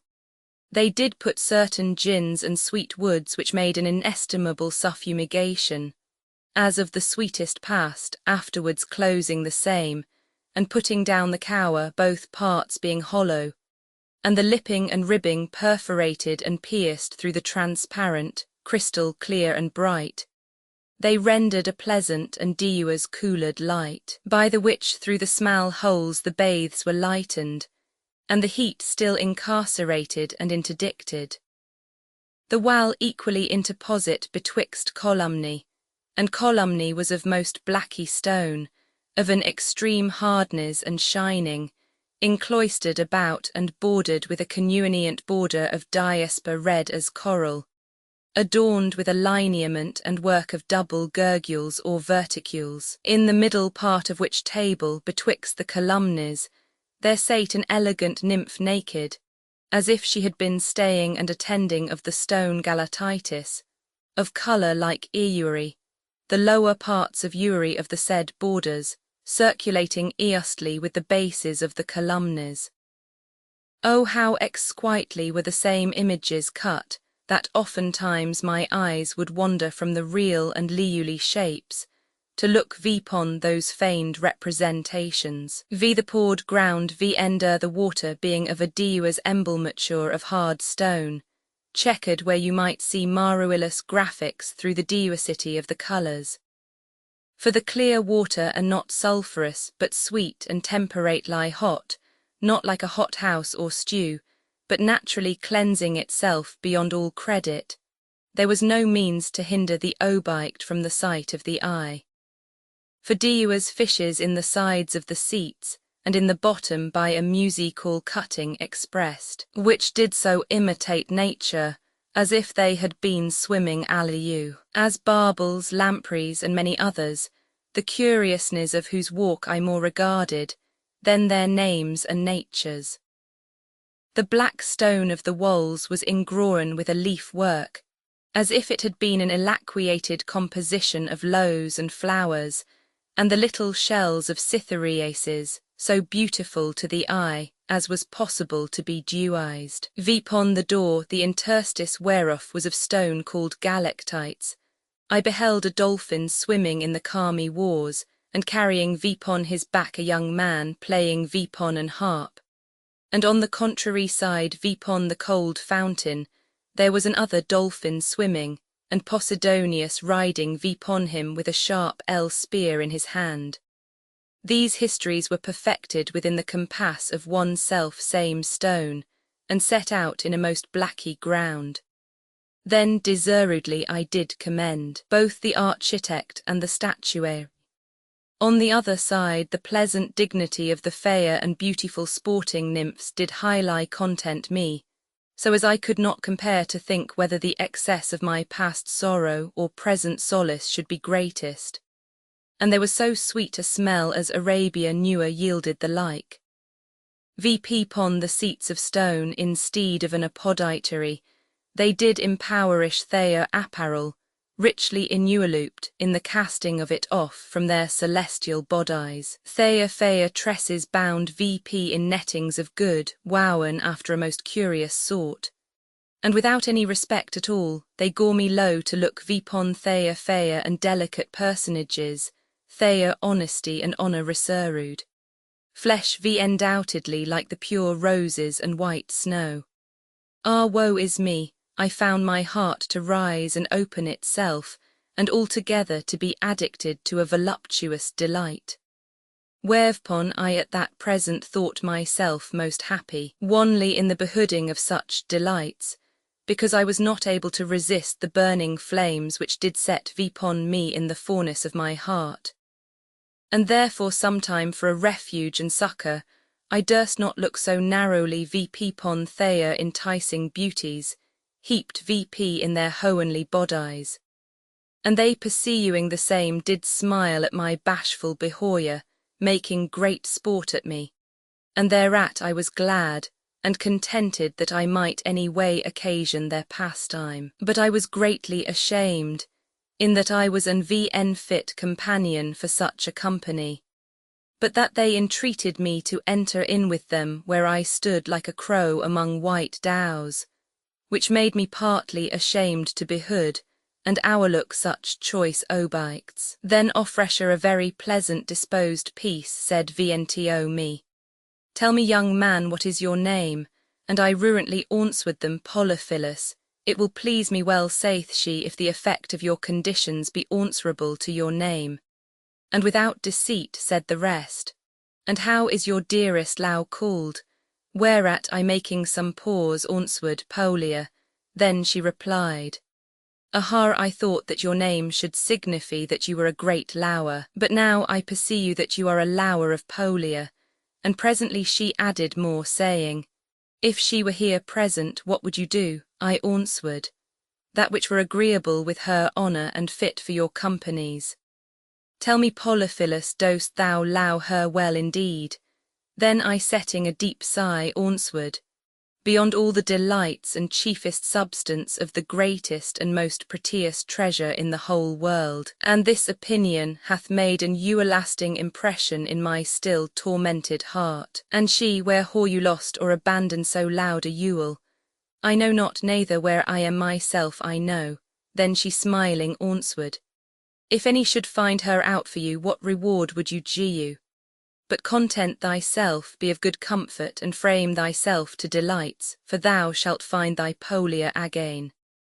And with these and such like pleasant and gracious questions, these fair young virgins, sporting and solacing themselves, we washed and bathed together, at the opposite interstice of the beautiful fountain without, of the fair sleeping nymph before mentioned. Within the bath there was another of statues of fine metal, and of a curious workmanship, glistering of a golden colour, that one might see himself therein, which were fastened in a marble, cut into a quadrature, and equated for the images to stand in their proportions, with 2 half columnas that is hemicyles, one of either side, with a trabit, a small zophyr, and a coronis, all cut in one solid marble. And this piece of work was nothing inferior to any of the rest which before I had seen, but with a rare art and marvelous invention, both devised and performed. In the void and plain equated quadrate there stood 2 nymphs, little less than if they had been leally creatures, apparelled so as you might see somewhat abow their knees, VP pon one of their leges, as if the wind had blown it VP as they were doing their office, and their arms bare from the elbow to the shoulder except. And VPon that arm wherewith they sustained the boy, the habit that was lifted VP was reiked. The feet of the infant stood one in one of the hands of the nymphs, and the other in the other's hand, all their 3 countenances smiling, and with their other hands they held VP the boy's shirt abow his noril. The infant holding his little instrument in both his hands, and continued pissing into the hot water, fresh cool water. In this delicious place of pleasure I was very iacund and full of content, but the same was much appalled, in that I thought myself a contemptible body among such beauties, and dew congealed into snow, and as it were a negro or tawny moor amongst them. One of them called at show, very affably and with a pleasant countenance said VNTO me, Polyphile, take that crystal vessel and bring me some of that fresh water. I without stayer intending to do so and thinking nothing, but to do her service in any sort that she would command me, went to the place. And I had no sooner set my foot upon the step, to receive the water as it fell, but the pissing boy lift VP his prick, and cast sodinly so cold water VP pon my face, that I had like at that instant to haw fallen backward. Whereat they so laughed, and it made such a sound in the roundness and closings of the bathe that I also began, when I was come to myself, to laugh that I was almost dead. Afterward I found out the concurrity, and perceived that any hoey weight, being put vpon the mowable stepping, that it would rise vp like the key and ayaki of a virginal, and lift vp the boy's prick, and finding out the dew-eyes and curious workmanship thereof, I was greatly contented. Vpon the Zopha was written in it hic letters this title gamma epsilon lambda omicron iota alpha sigma tau omicron sigma. V after our great laughter and bathing,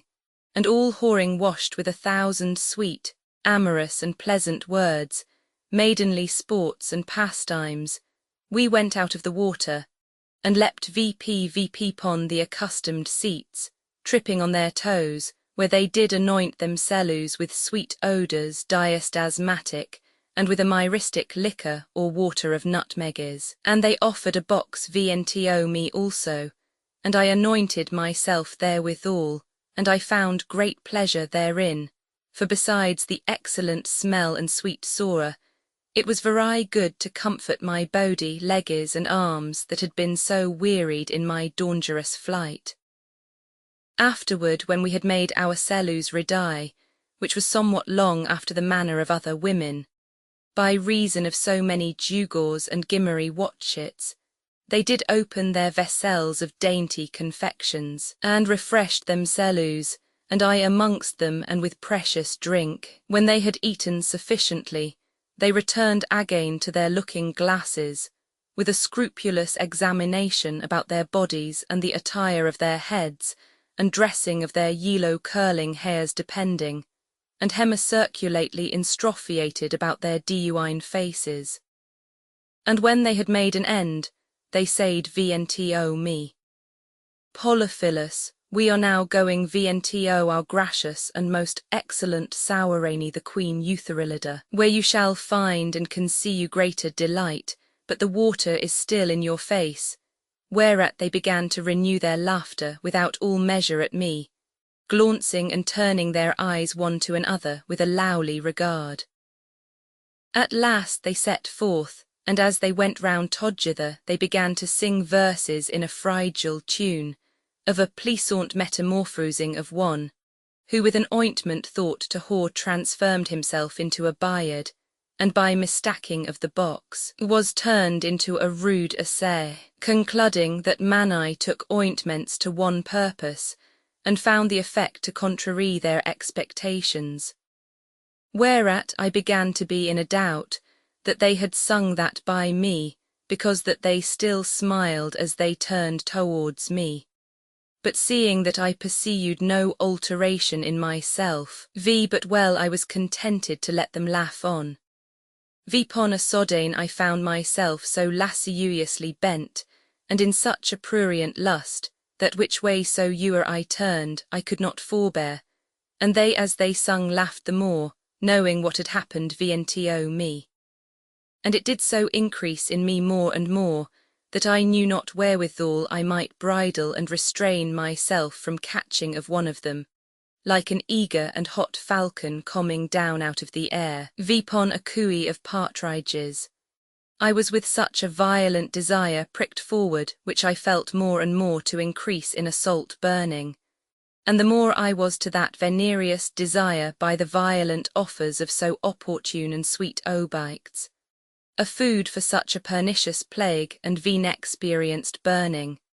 Then one of these flamigerous nymphs named a fear, said vnto me, how is it Polyphilus?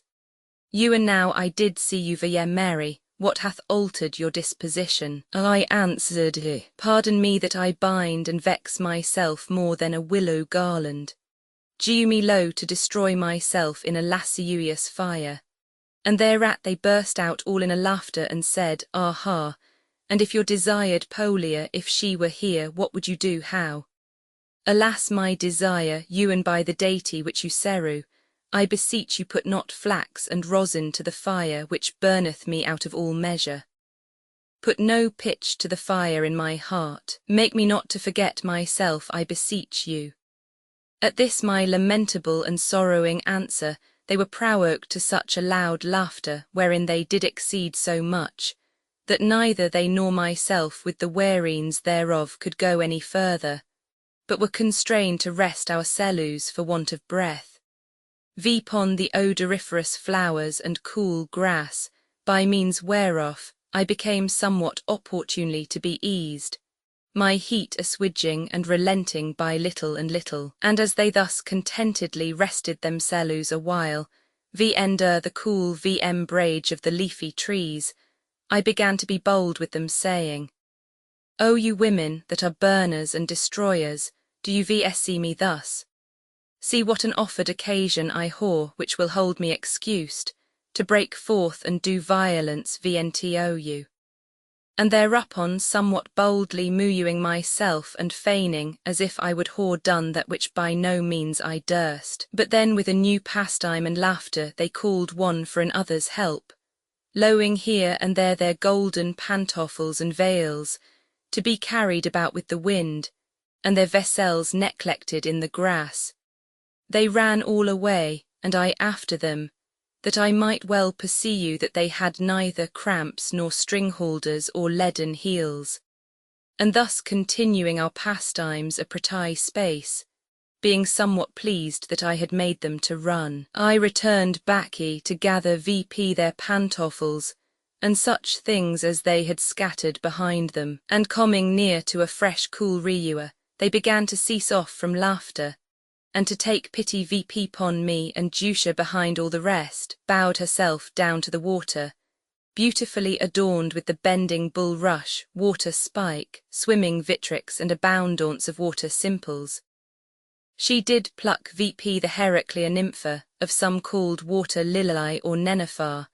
and the root of Aran or wake robin, of some pes vituli or serpentaria minor, and a mela or baum gentil, all which grew very near together and not far distant, which she forably offered vnto me, saying, Of these which I whore made choice of take, and for my freedom taste. For which cause I refused the nenuphar, and reicted the dracuncle for his heat, and accepted of the amela which she had clean washed, by means whereof within a very short space, I found my venereous lubric and incensing spur of desire to low of, and my intemperate lust was clean gone. Vn lawful concupiscence blindeth a man and dreweth his senses from him. And when my vn lawful desires of the flesh were bridled, the pleasant nymphs came again to me, and as we walked on, we came into a frequented place, and wonderfully fruitful, and there in a fine order and appointed distance was a way set on either sides with cypress trees, with their corner clefted apples, and as thick with lows as their nature will suffer them, the lowell ground being cowered all hour, with green vinca peruima or laurel and cham v daphne, and full of his assurine flowers, which adorned way of a meet and convenient breadth, did lead directly on into a green closure, from the beginning of which walk erst betwixt the cypress trees, to the entrance and opening of the aforesaid enclosure, was some 4 furlonges. Vnto which enclosure when we came, I found it equilateral with 3 fences like a straight wall, as high as the cypress trees vpon either sides of the way that we had passed along in, which was altogether of citrons, oranges, and limons, bushing with their lows one within another, and artificially knit and twisted together, and the thickness methought of 6 foot. With a gate in the middest of the same trees, so well composed as is either possible to be thought or done, and about in convenient places were made windows, by means whereof the bogues in those places were to be seen bare, but for their green lows which yielded a most sweet and pleasant verdure. Betwixt the curious twistings of the branches and their green lows, the white flowers did abundantly shew themselves a singular ornament, breathing forth a most delectable and sweet odour. And to please the eye the fair fruit was in no place wanting, where it should yield a content. And afterwards I might pursue that in the interstitious thickness the bogues, not without a wonderful walk, were so artificially twisted and grown together, that you might ascend VP by them, and not be seen in them, nor yet the way where you went VP. At length coming into this green and delightful ground to the eye,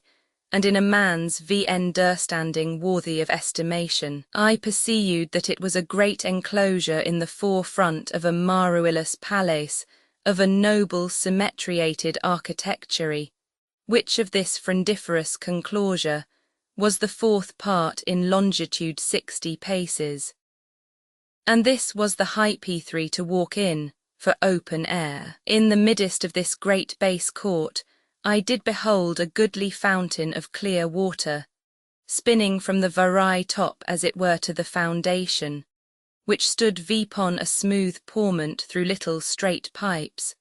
falling into a hollowed vessel, which was of most pure amethyst, whose diameter contained 3 paces, the thickness agreeing therewithal, Loue. The 12th part for the thickness of the brim, round about the same were carved water monsters, after the best sort that ewer any ancient inuentor or walkeman for the hardness of the stone could duise to walk.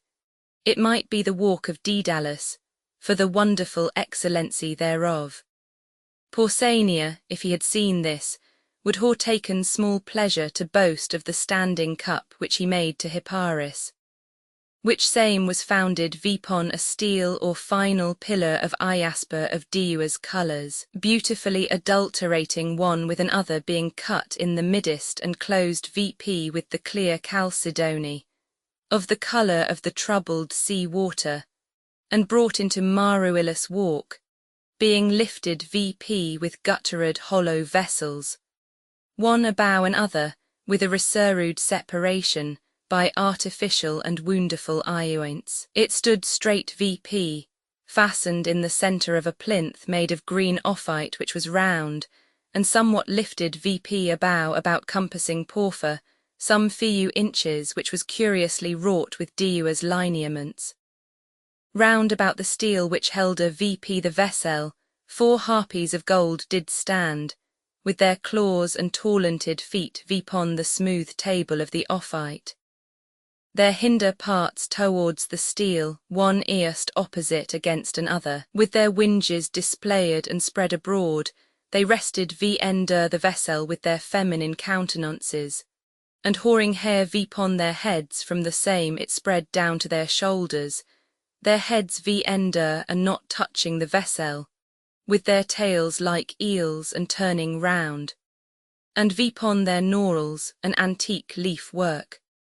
These were very necessary for the strengthening of the pipe within the steel and small pillar. Within the midst of the woman belly or knorrel of the vessel, vpon the subiked steel, there was proportionately raised VP of the same vessel of amethyst, a substance like a chalice inward or the inward moulder for a bell, so high as the vessel was deep the middle thereof, Loue with the brim of the vessel. VP pon the which was made an artificious foot set under the 3 graces naked of fine gold, of a common stature, one ioining to another. From the teats of their breasts the ascending water did spin out like silua twist, and Uri one of them in their right hand did hold a copie full of all kind of fruits, which did extend in length VP about their heads, and at the opening all 3 of them ioined round into one, with Deua's loaves and fruits hanging out the brims or lips of the writhen copies. Betwixt the fruit and the loaves there came VP 6 small pipes, out of the which the water did spring VP through a small hole, and the cunning artificer, because that he would not trouble 1 cubit with the touch of another. With a scene of shamefastness, the images with their left hands did hide that part which modesty would not have seen, but accounteth worthy to be coward. VP pon the brim of the hollow vessel, whose compass was a foot more hour about, then the subjacent of it, with their heads lifted VP vpon their vipers' feet, with a convenient and decent intercalation. There were placed 6 little scaly dragons, of pure shining gold, with such a dew eyes that the water coming from the teats of the ladies did fall directly upon the evacuated and open crown of the head of the dragons, afore spoken of, with their winges spread abroad, and as if they had been biting, they did cast and vomit the same water which fell bay on the roundness of the offict, into a receptory of porphyr and round, which were both more higher than the flatness of the pourment before spoken of,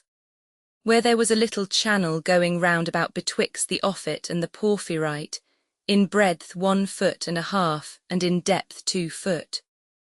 Which porphyrite was 3 foot from the plain outermost part to the pourment, with an excellent vendiculation, the restare of the parts of the dragons, for the moderate deepness of the vessel did grow on, until all met together, transforming the extreme parts of their tails into an antique foliature, making a beautiful ligament with the arule or foot set under the 3 images without any deforming hindrance to the hollowness of the precious vessel. And what with the green assailing of the compassing orange trees, and the bright reflections of the shining matter, and the pure water, there was such a gracious cooler in that singular and most prettious vessel, as if the rainbow and the clouds had made their habitation there. Then in the corpulent bearing out of the belly of the vessel, betwixt one and the other dragons in an equal distance, and of a most excellent melting or casting, there stood out lions' heads of an exquisite exaction, and Dreame casting forth by a little pipe, the water that distilled from the 6 fistulates, placed in the copi abow, which water did so forcibly spring ward, that in the turning down it fell among the dragons in the large vessel,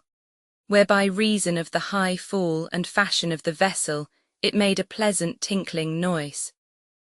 17 all which rare work, by so sharp and fine a wit composed as this insolent and precious vessel was, the 4 perfect harpies, the wonderful and curious azule, whereupon the 3 images of pure good stood, with what art, ordinance, and rule, digested and made perfect.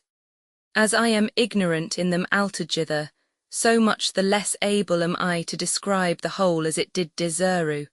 being a walk past any humane reach and capacity to frame the like. And I may boldly say, that in our age there was newer seen in stone and metal such a piece of walk embossed, chased, and engraven, for it was a wonder to see that stones of such extreme hardness, as that which was the steel to hood the vessel, should be cut and wrought to that purpose, as if it had been as soft as wax. A walk rather to be wounded at than undertaken, the square base court, in the midst whereof stood this notable walk of the sumptuous fountain, was poured with fine marble of Diua's coolers and fashions, amongst which were appact very beautifully, rounds of diaspora equally distant and disagreeing from the cooler of the pourment, and the corners closed with lows and lilies. Betwixt the square marble pouring stones, there was a space left like a list, which was filled with Diua's coolered stones of a lesser cut, some proportioned into green lows and tawny flowers. Cyene, Phoenici, and Salandine, so well agreeing in their coolers, so glistering and sewily set of a diligent zesturgy, as full of coolers as a crystal glass, repercussed and beaten against with the beams of the sun, because the circumduct and compassing coolers, meeting together in the self-same smooth and clean stones, did yield a reflection, no part being faulty, either of the square chequers or scutals and trigons, but with a smooth and straight ordinance well joined together. Whereat I remained wonderfully amazed by myself, diligently considering upon the noblens of the walk, such as I had not been said to see, and willingly I would haw been content, to haw made more stay in the contemplating thereof, for so the dignity of the work required, but I could not because it was necessary for me to follow after my leaders. Then the aspect of this sumptuous, magnificent and stately palace, the approved situation thereof, the due proportion and the marvellous composition in my first coming to it, did make me wonderfully contented to view the warthines thereof, and in continuance I was prowoke to behood more, for which cause I persuaded myself, as I might very well, that the expert builder excelled all other whatsoever. What kind of rafters, what manner of roof, after what sort the parlours, chambers, closets, and lodgings were disposed, with what kind of ceiling they were enclosed and encrusted, wherewithal hanged, with what colour and kind of painting o'erhead, what order of collumination and what space betwixt. No other building may go beyond this whatsoever, but may due place veer well of what kind of marble and what manner of engrawing. There I beheld the labours of Hercules graven in stone, with half the representation standing out or bearing forth, in a wonderful sort, the skins, statues, tittles, and troughs. What an entry, what a stately porch! What that of Titus Caesar with his stone of Phoenicia, with all the tinkering and polishing about it. There is none whose wit is so gross to commend it in respect of this, but will rather scorn to speak of it. As for the worthy and excellent manner of glazing the gallery without the palace, the conspicuous porch, the manner of building, the arched ceiling above head, beautified and adorned with foliature, and other lineaments of pure good and assure cooler, and excellent painting, that whatsoever I had seen before I made final account of, as not worthy of remembrance. And being now come to the door within the porch, the going in was closed VPWTH a hanging, drawn hour before it of good and silk, wrought together, and in the same two images. One of them whoring all kind of instruments about her, fit and ready to go to work, and the other with a maidenly countenance, looking VP with her eyes into Hoen. Hypnerotomatia polyphily, the beauty of which two were such, and so fresh as I looked about me, whether Apelles had painted them with his pencil. And they're my sportful, fair and pleasant companions, one putting their right hands to mine, willing to haul me in, said, Polyphilus, this is the visual way, by the which you must come into the presence of our gracious and most excellent Queen. But you cannot haul low to enter in here through this curtain, before you be received of a vigilant and innocent damosel that is the keeper of this door, and she is called Synosia, who hearing V.S. coming, did forthwith present herself, and forably held VP the cloth, and we entered in. There was a room hung about and divided by another curtain of excellent arras full of imagery, as scenes, shapes, plants, and beasts, singularly well done. In this place at our coming, another curious woman came towards V.S., called Indalomna, and she putting by the curtain, we entered in, and there was another such like room from the second for quantity, with discourses and reason marvellously wowen, with infinite knots, bucklinges, tyings, and old-fashioned harping irons, or hooks, as if they had been fastened and knit together. In which place, without any staying, the third woman came and received V.S. very graciously. Her name was Nemesina, and she calling V.S. gore V.S. free low to go in. Where lastly my companions did present me before the sacred majesty of the Queen Eleutherilida. Polyphilus showeth as well as he may how exceeding great the majesty of the Queen was, the manner of her residence and service, his forable entertainment, how she marveled at him. When I came towards the first doorkeeper, I was somewhat abashed, but yet I did salute her in good sort as became me to do. And she very courteously bade me come near. And in like manner the second, in whose guard I did see a lofty gallery as long the content of the palace, the roof whereof was all painted with a green foliature, with distinct flowers and folded lows, and little flying byads, excellently infrigiated of musical painting, as without in the first court, and the stone walls sealed with chipworks of Diua's colours. At the last door the matro-Nemesina persuaded me veri effectually, not to doubt of anything, but that I should steadfastly follow the royal persuasion, and healthful counsel of the Queen and pursuer in the execution thereof, for that the end without doubt would be to my content.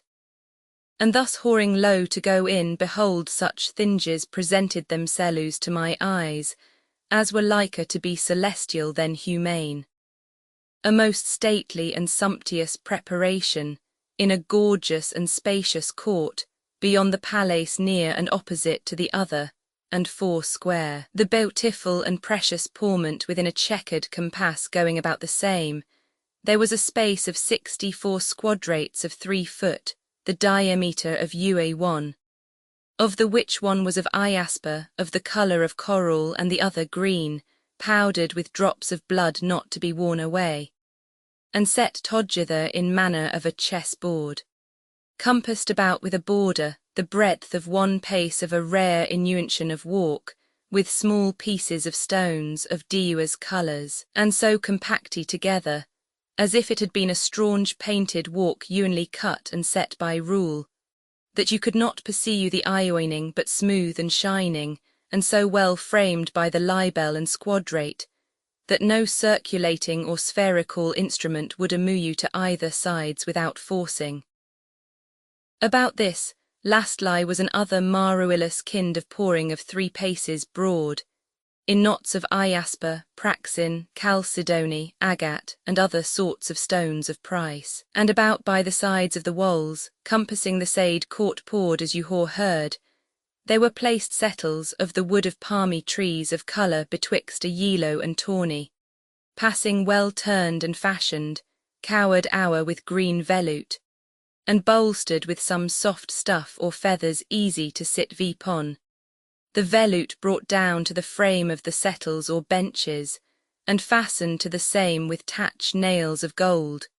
with bossed heads vipon a plain silua nextrule or cordicel. The allament of the cloistering walls were cowered hour with plates of beaten gold, with a groring agreeable to the prettiousness of the metal, and in the co-equated and smooth plane of the same walls of stone, by certain pilastrelles, quadrangules, or lozenges, of an equal dimension and distinct correspondency in the midst of Loue. They were perspicuously apact round ewels, bearing out and swelling beyond the plain luelle of the wall, after the manner of the tors of bases, and of thickness according to the proportion of the lozenge wherein it stood,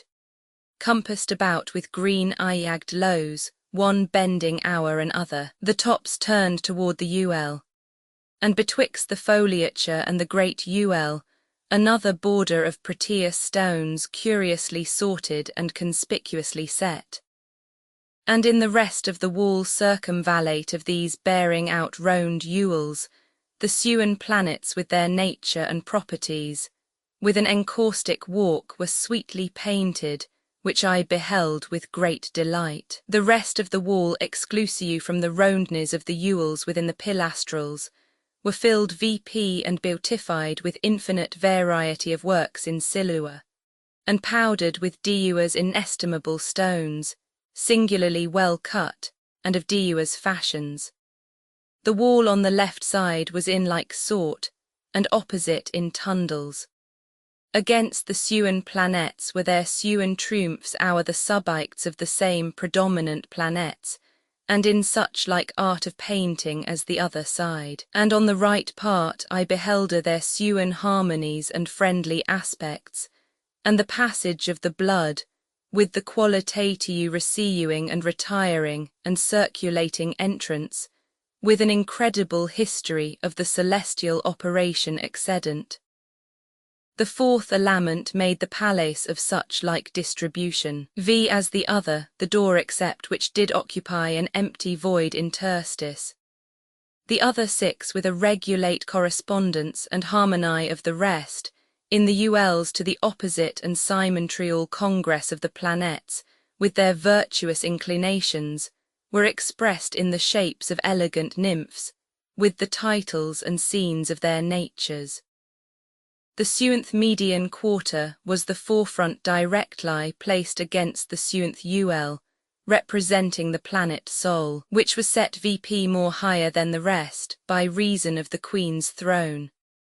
Uri part of matter, number, form and lineament, in distribution equally correspondent to his libel, the right with the left and here and there with an exquisite Loue and Congress agreeing. Of which most excellent court, Uri side was 28 paces. In this sort stood this cinerary open court, all compassed about with fine gold, a work rather to be wondered at than spoken of. The pilastrelles were discrepant 4 paces one from another, with a east partition of sewen, a number grateful to nature of fine and orient azure, lazuli stone, passing well coloured according to his kind, with a beautiful bestowing of small glimpses of gold. In the fore part of which, betwixt the sewen pilastrels, there were appointed little slender pillars wrought about with loues, copies, heads with hair like loues, boys their hips and legges proportioned into branches, birds and copies, and vessels full of flowers, with other wonderful innuentions and dewises, from the top to the bottom of the anaglyph, as if they had grown out of the foundation, making and deuding in sunder the spaces. Their chapters were wrought of a fashion answerable to the rest.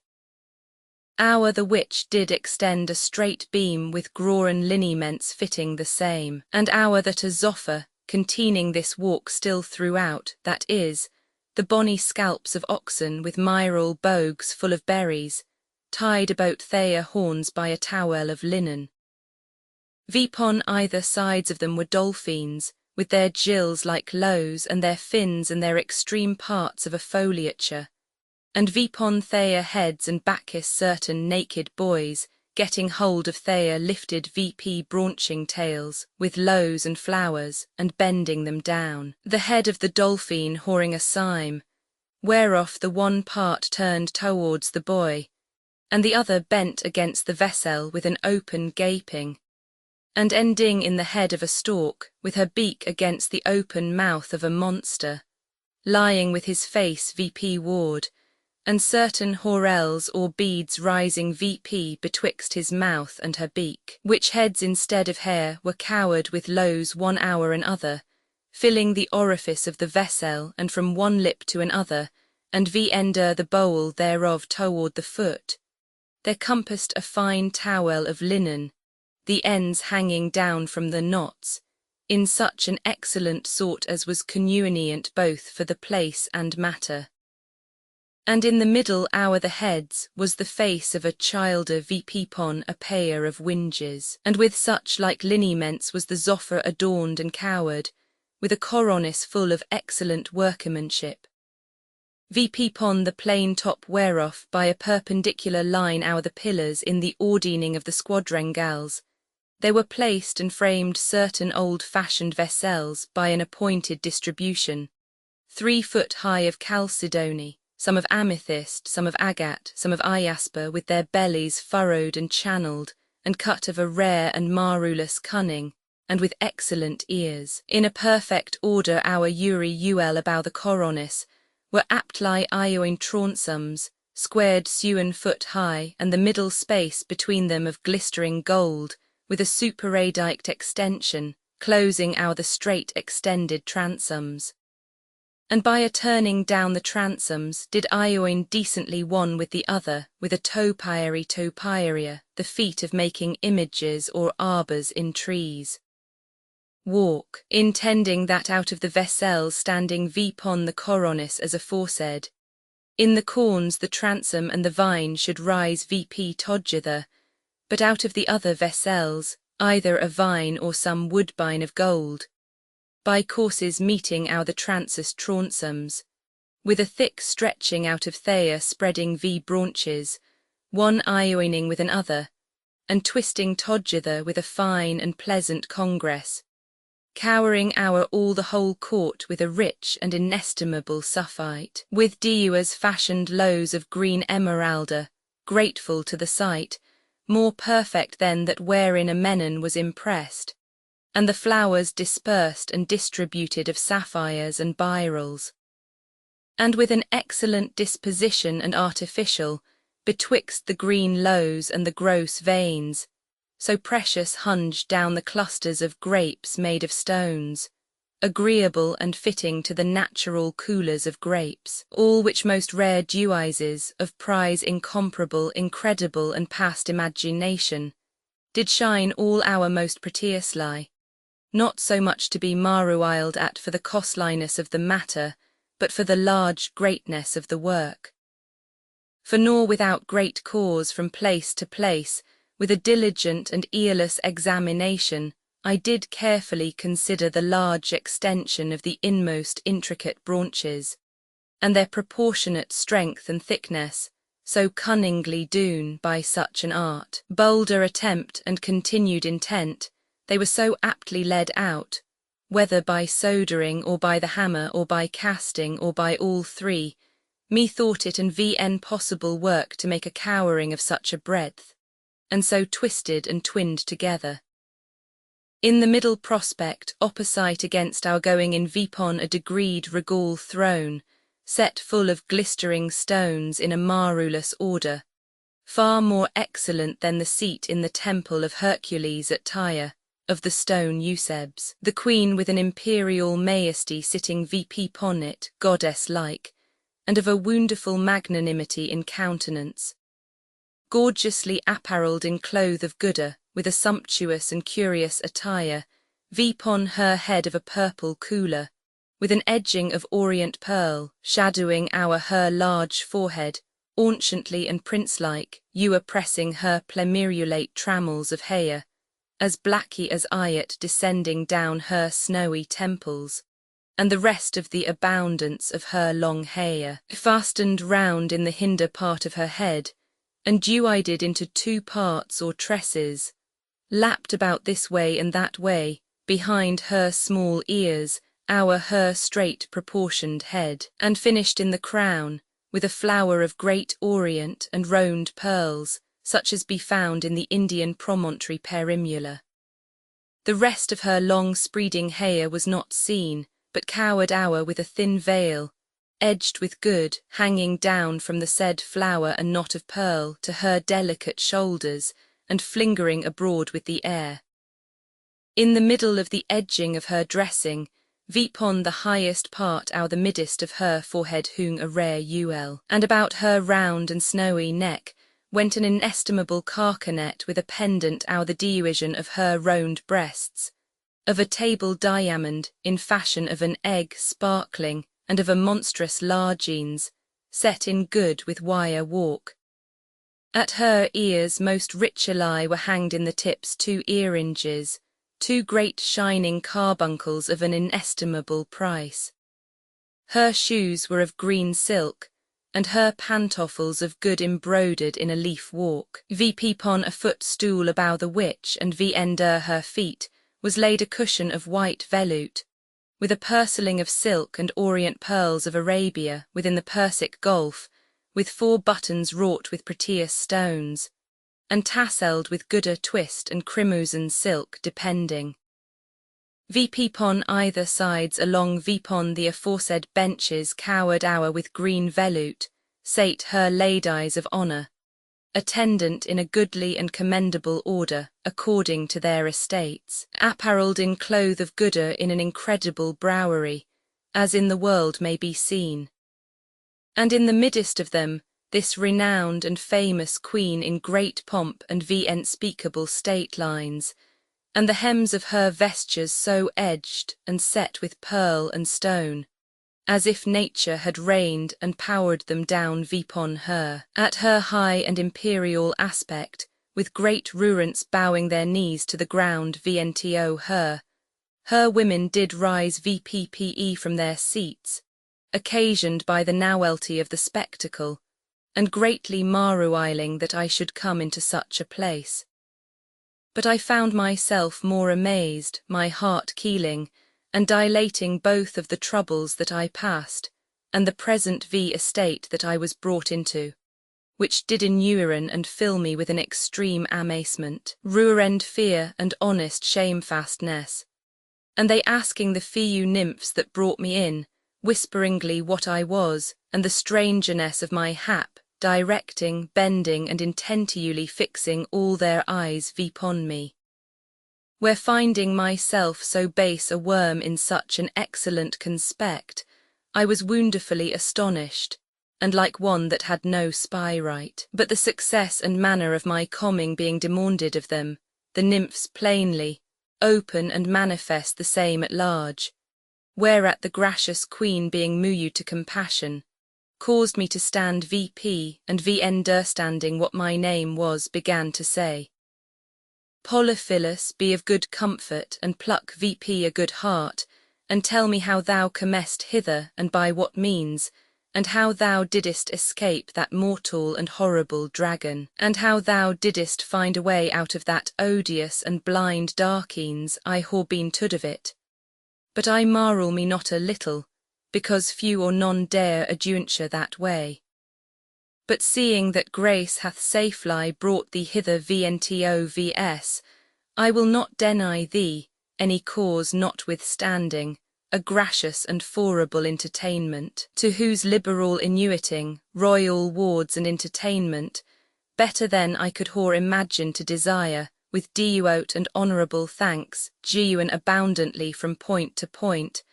I told how I escaped and fled from the dragon, a fearful monster, and consequently with what toil and pain I came to the desired place, and how the few nymphs did find me wandering and afraid, which when I had at large declared and ended my speech, I began with great desire to frame myself to be a partaker of their salacious and magnificent pleasures. After that, she said vnto me with a smiling and pleasant countenance, it is a worthy matter to consider, that an ill and discontented beginning oftentime falleth out to a happy and good success in the end. And before that anything be committed vnto you to perform, as touching your amorous and firm conceit, it is our pleasure, for the assuagement and mitigation of thy commendable griefs, that in this company thou especially shouldest associate thyself with Philotesia, seeing that the fair hoans showed thee of thy entertainment, and brought thee into our triumphant mansion place. And therefore my Polyphilus, without any more ceremonies, take thy place there and sit down, for thou shalt see with a very good will, part of our sumptuous and stately manner of service, the plentiful diversity and number of my more than princely dainties, the honourable attendance of my household and excellent order thereof, the inestimable prettiousness of my great abundance, and the large effects of my bounty, at which imperious command, her eloquent and forable speech ended humbly, and with a little more audacity than before, vpon one of the benches of my right hand I did sit down,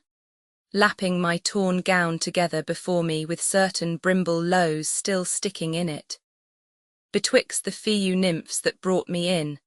and amongst them next vnto of Frisia and at show, placed behind the queen,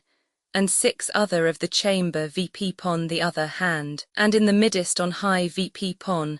a throne did the queen sit in an imperial majesty. The cower our the throne was of an enamelled colouring containing in it a beautiful image without any beard, the head bushing with yellow hair, part of his breast cowered with a thin cloth our the displayed winges of an eagle, her head turning VP, and beholding of him, the head of which image was redimitted with an azure diadem,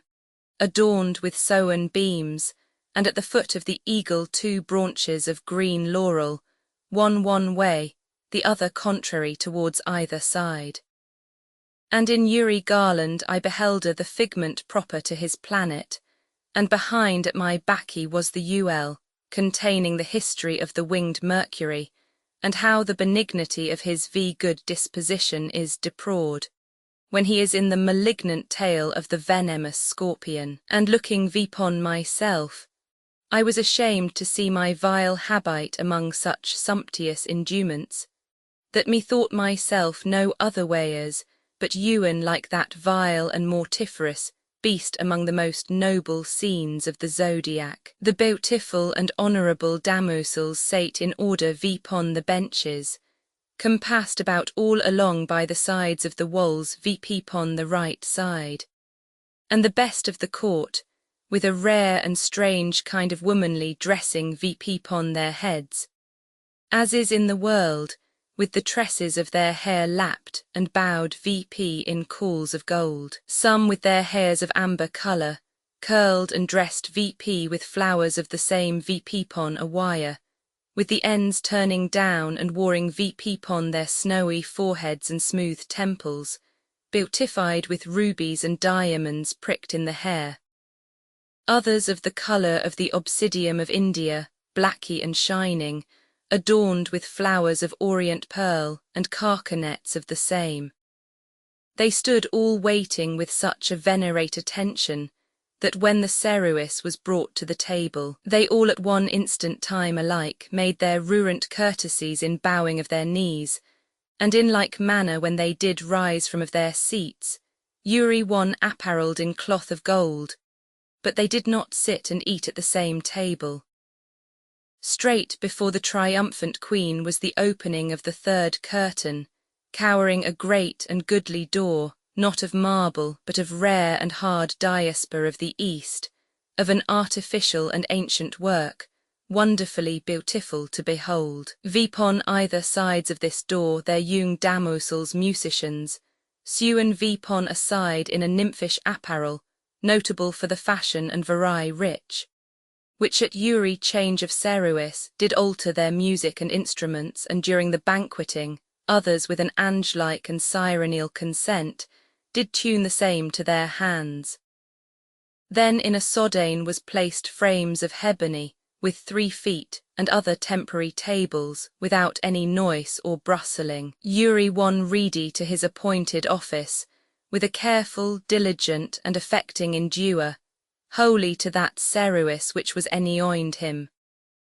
And first before the queen there was placed a frame of 3 feet of this form, vpon a round of fine diaspora, with curious lineaments, to the which were 3 stipets, the lower parts whereof did finish in the form of the tearing claw of a lion, with an exquisite foliature compassing about the steels of the stipes, whoring in the middest of one, fastened the head of a childer betwixt 2 wings, from the which betwixt one and other of the stipes there hung in manner of a garland a bundle of loaves and fruits bound together, and biggest towards the midst, and vpon the top of the stipes or steels was put a projection to bear vp the round table before the queen. This frame was vn mowable, but the round table was to be quickly taken of and on, according to the substance of the vessels at changing of the table. And straightway as it were in the twinkling of an eye and turn of a hand, there was put vpon this 3-footed frame a round table of gold, 3 foot by the diameter, and of an indifferent thickness, and of this form and bigness were all the rest. Vpon this table was laid a carpet perfumed, of cloth of hormesine of a green colour, ewenly distended large and long down to the pawment, fringed vpon the sides with twisted thread of the self same, and mixed with silver and gold, depending down ender a border of embroidery of pearl and prettiest stone, with a hand-breadth of the pawment on side hanging down. And of this sort were all the carpets bordered and fringed. Afterwards followed a fair young damosel and quick, with a great basin of gold filled with the flowers of violets, tawny, blue and white, and sweet-smelling, as in the prime spring-time, and strewing of them vpon the tables, except that before the queen, her sacred majesty, whoring put off her robe so gorgeous as Loue, wife to Paulus Emilius Newer saw in her husband's triumphs, and she remained in a gown of purple velout, whoring wowen in it birds, little beasts, lows and flowers in knots, The work somewhat raced VP with pearl and stone, with a thin veil cowering it all hour of silk cyprus, showing through it the coward works and cloth by reason of the clear subtlety and thinness thereof, and imperial and gracious apparel. After came in 2 beautiful damosels bringing in an artificious fountain continually running with water, and reassuming the same again, which was of fine gold, and in a vessel of a curious workmanship, which was brought before the queen. And after the presenting of it vipon the table of gold they bowed their knees down to the pawment, and like ruerants at the same instant made all the rest of the attendant ladies, both at the presenting of Uri thing, and at the taking away. 3 other fair damosels followed near after them, one carrying an ewer of gold, the second a basin, and the other a towel of white silk. The queen whilst she did wash her hands, one that carried the golden basin resigned therein the water, that it might not fall again into the reassuming fountain, and the other with the Uri poured in as much sweet water as was borne away, because that the fountain should not be empty and hindered in high's course. The third did wipe and dry her hands. The broad and large receptory of this fountain was carried vipon 4 little wheels, which they drew vipon Uri, table to wash the hands of all that were set. The brim of the vessel wherein the rising VP fountain did stand was adorned with bubbles of pearl standing VP, and V ender the same was set an other of another sort, and both ioined together with 2 clasps of an exquisite dipoliture, fine work and pretiously garnished. For among other jewels of inestimable price, VP pon the very top in a flower, there was set a diamond in fashion of a pear, glistering and sparkling of a huge and unseen bigness. And as near as my smell could tell me, I did urge the water to be of roses, mixed with the euis of limon pills, and a little amber artificially composed, which yielded a sweet and pleasant smell. In the midst of this admirable and stupendous court, there was set out a marvellous perfuming vessel, not so much for the excellent and perfect substance thereof, which was pure and fine gold, but for the conspicuous, rare, and ancient fashion of the base, standing vipon 3 harpies feet, the which in a foliature made a trianguled ligament to the base, full of dewizes as the metal required. Our Uri angle or corner whereof stood 3 naked shapes of flying spirites orderly set, of 2 cubits high, with their shoulders turned one towards another and somewhat near together. They stood vipon the base with the right foot towards the V corner, and the left stretching towards the fixed foot of the other boy. Their cubits bending VP, and holding the handle of the perfuming pan, very slender in the steel, and VP ward in fashion of a bowl, somewhat furrowed and broad-lipped. There were 6 in a round circuit, one towards another, and betwixt their shoulders in the centre point of the trianguled base,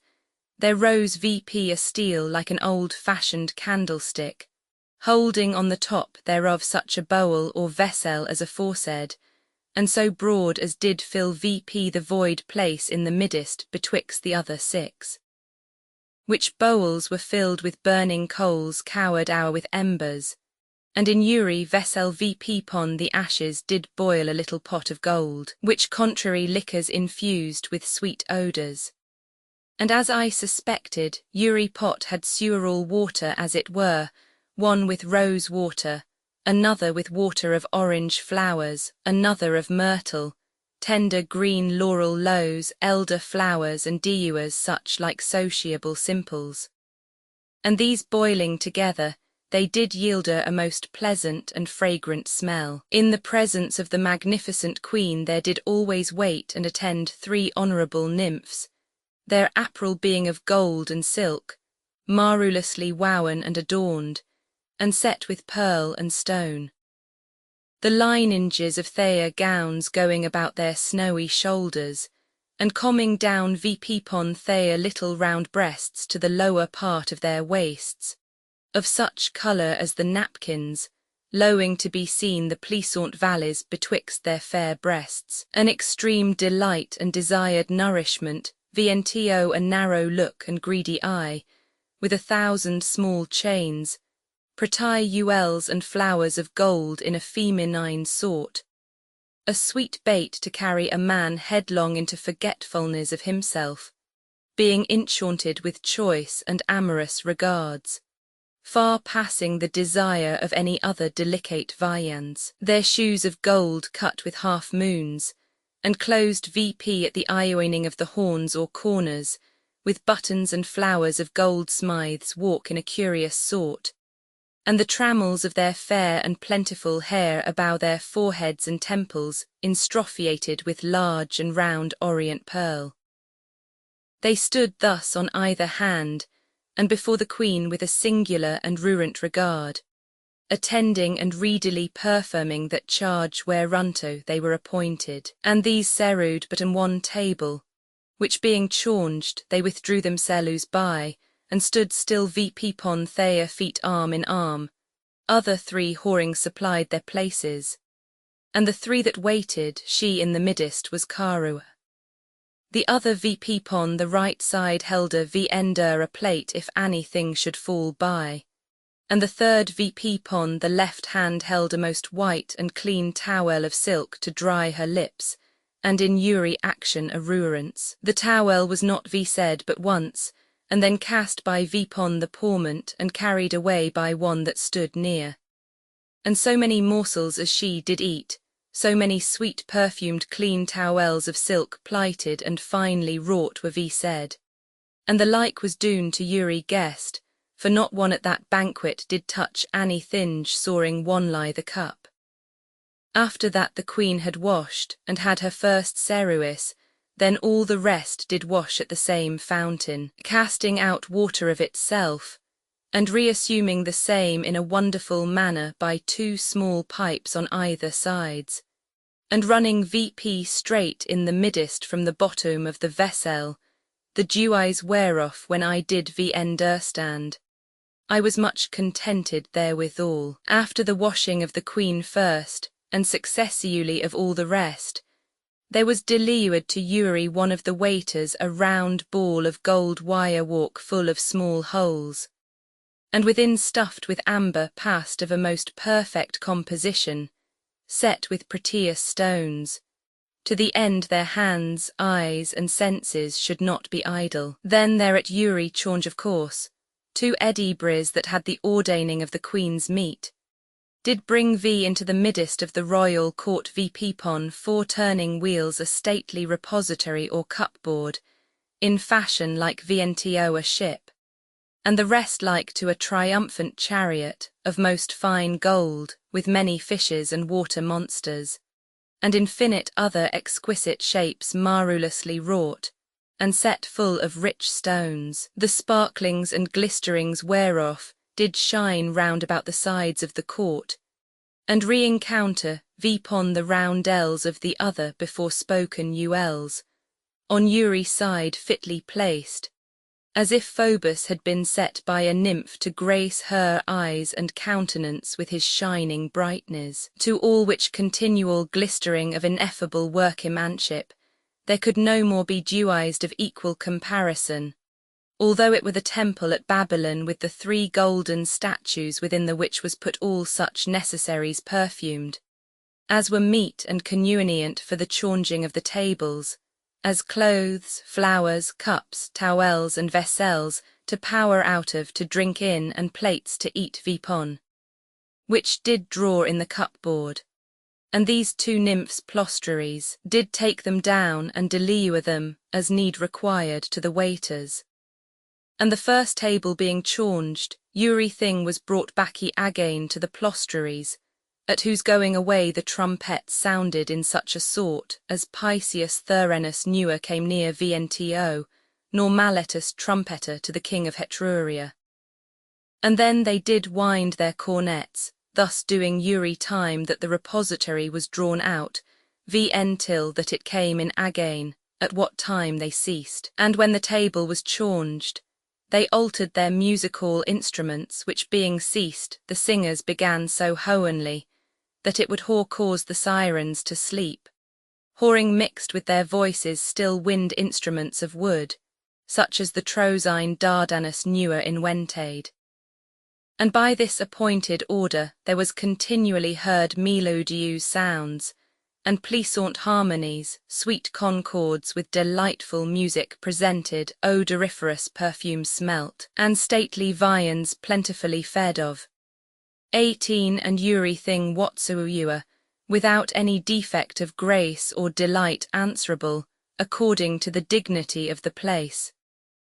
To this first princely table, all the vessels and instruments together with the table itself were of pure fine gold, whereupon there was presented a cordial confection,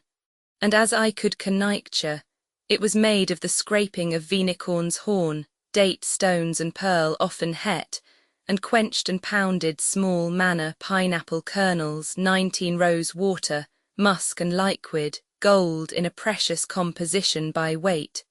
and made lozenges with fine sugar and amylum. This was eaten without any drinking upon it, and it was a confection to prohibite all fewers, and to drew away melancholy wearines. This being done in a moment, all things were taken vp and removed, the violets cast vpon the ground and the table bare. And as soon as this was done, the table was laid again covered with cloth of talasic, and also the waiters, and as at the first there was cast vpon them the sweet flowers of cedars, oranges, and limons, and vpon, that they did a present in vessels of beryl, and of that precious stone was the queen's table, except the skinking pots which were all of pure fine gold, few fritters of paste of a saffron colour, and crusted our with extreme hot rose water, and fine pounded sugar, and then again cast our with musked water and with fine sugar like frost vpon eyes. These ceruises of a most pleasant taste and of sundry fashions were laid in thus: the first in oil of the flowers of oranges, the second in oil of gilliflowers, the third in oil of the flowers of jessamine, the fourth in pure oil of beniamine, and the last in the oil of musk and amber. And when we had well tasted and eaten of the same delectable meat, there was delivered to vs a goodly cup of the aforenamed beryl, with his cower, and cowered our that also with a thin veil of silk and gold curiously folded into the form of a canape, the ends cast our the shoulders of the bearers, and hanging down their baccy. And in this sort they did present all drinking vessels and others, with meats and sauces cowered. Within the drinking cup they had infused a precious wine, so as methought that the gods of the Elysian fielders had transformed their power into the sweetness of the liquor, surpassing the wine of the shoes. Without delay, after our drinking this table being taken away and the sweet flowers cast vpon the pourment, there was forthwith spread a cloth of murrey silk and carnation, with roses white, red, damask, musk, and yellow cast vpon the same, and presently new waiters brought in apparelled in the same colours, 6 pieces of bread cut for ewery one, tossed and dressed with refined marrow, sprinkled our with rose water, saffron, and the ewis of oranges, tempering the taste and gilded our, and with them 6 pieces of pure manchet were set down. And next vnto them a confection of the ewis of limons tempered with fine sugar, the seeds of pines, rose water, musk, saffron, and choice cinnamon, and thus were all the sauces made with convenient gradation and delivery. The vessels were of topaz and the round table. This third magnificent table being taken vp as before said, there was presently another inwarted with a cloth of silk smooth, and of a yellow colour, the waiters suitable and strewed with lily continually. And daffodil immediately this course was presented, sewen morsels of the flesh of a partridge in a sharp broth, and so many pieces of pure white manchet, the sauce exiers, minced and dissolute in sugar thrice sodden, amylum, saunders, musk and rose water. The vessels and the round table of chrysolite.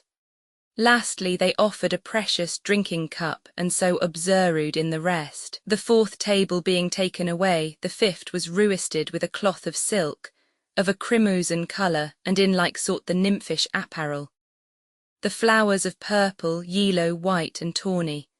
The cerues 8 morsels of the flesh of a pheasant roasted lying in the grory, and withal so many pieces of fine white manchet.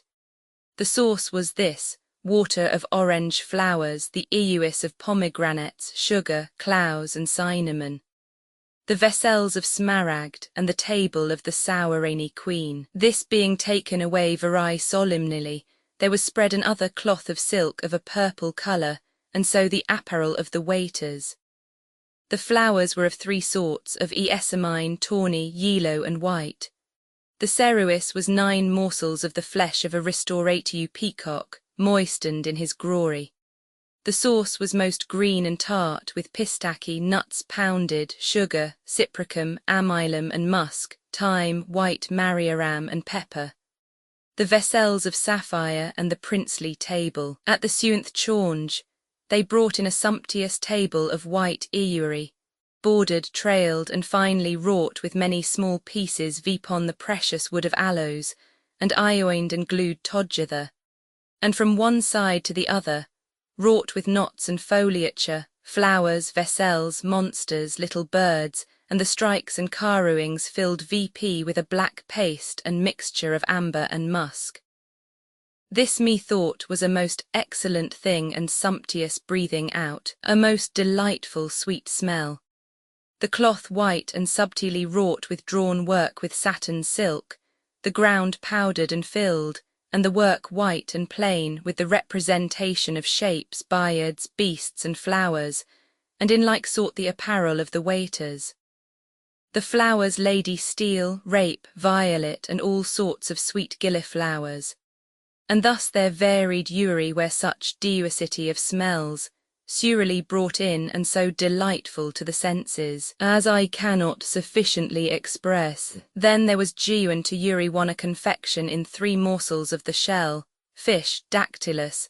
with pistachie nut kernels pounded and put into rose water and sugar, of the illands and musk and leaf gold, beaten and adulterated therewith, that ury piece taken VP, seemed as if it had been all gold. The vessels were of hyacinth and the table circular. An apt and convenient stone to so excellent disposition and royal board and straunge banquets, such as before were newer heard of. After the taking away of these wonderful confections, V and the flowers cast down vipon the pourment in a princely magnificence, there was presently brought in a great vessel of gold full of kindled coals, into the which the table clothes, napkins and towels of silk were thrown, which presently burned light. And after that being taken out and cooled, they were whole, vn hurt and clean, as at the first. And this yet was the wonderful strongest of all the rest. And then the tables and frames were taken down and carried away. Which most excellent order and sights, the more that I carefully endured to consider of them, the more ignorant and amazed I found myself. But in all things assuredly I did take great pleasure with my intended admiration, in seeing of such, so great, plentiful and triumphant sumptuousness of so incredible costly a banquet, that it is better to hold my peace than not to speak sufficiently in the report thereof. For that the banquets of Sicilia be in respect but beggarly, and so were the stately ornaments of Attalus. The Corinthian vessels, the dainties of Cyprus and Saliary suppers, yet notwithstanding so supreme and excessive alacrity and cordial delectation, and that wanly and extreme pleasure, occasioned by such and so venexpected delights, by one of those 3 which in the last change attended, was keeled, overthrown, interrupted, lamed, intercepted, and made vain. For she did represent in her behoya the sweet easture and resemblance of Polia, stirring VP by them in me stealing regards. This was no small hindrance VNTO me, in the tacking of those pleasant dainties and princely refection. Yet notwithstanding my eyes would now and then with much ado be withdrawn to behold the beauty of the jewels and precious stones, sparkling and glistering in Uri place, in such deusicities of strange and VN-seen gloriousness and conspicuous decoruments, as if they had all aught a duty to her, which made me with an immoderate desire to behold the correspondency of her excellent beauty. Lastly, in such order and sort as aforesaid, the tables being taken away, I hung down my head, because that I might not follow after the last eancates which I had lost by minding of her that ministered. Then first before the sacred majesty and royal person of the Queen, and afterwards to V.S., Feufea nymphs apparelled in blue silk and gold curiously wowen together in works, did altogether a present themselves. The middlemost of them did bear a branch of coral like a tree such as is not found amongst the Illan's orchards, of 1 cubit high, which stood as VP pon a little mountain, which was the cower of an old-fashioned vessel of pure gold in form of a chalice as high again as the cower and the tree of coral, full of curious workmanship and leaf work, newer made in our age nor the like seen. Betwixt the gracilement of the foot and the cup, it was knit together with a handle of inestimable workmanship,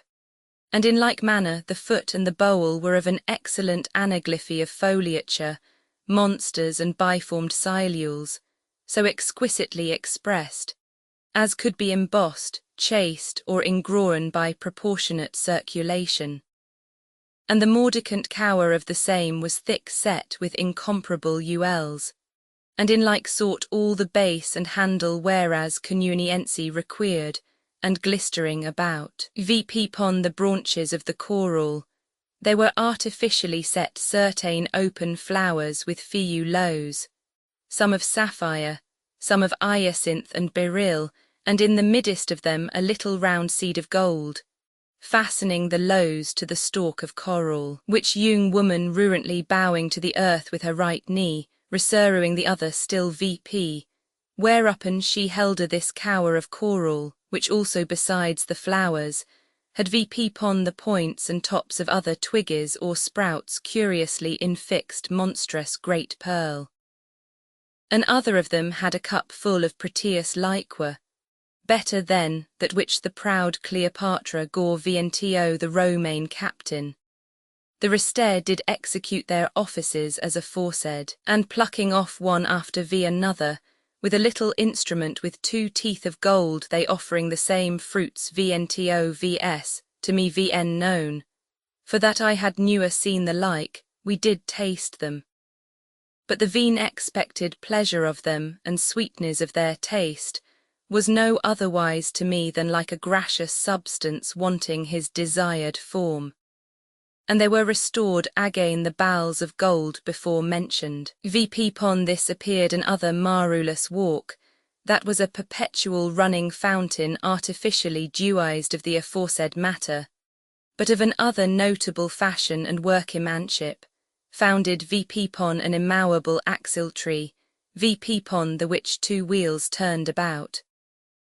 A bough the which stood in veen equal quadrature 3 foot long, 2 foot broad, and 6 foot high. In Uri angular part did sit a harpy with both her winges extended and stretched VP to the breadth of a higher vessel,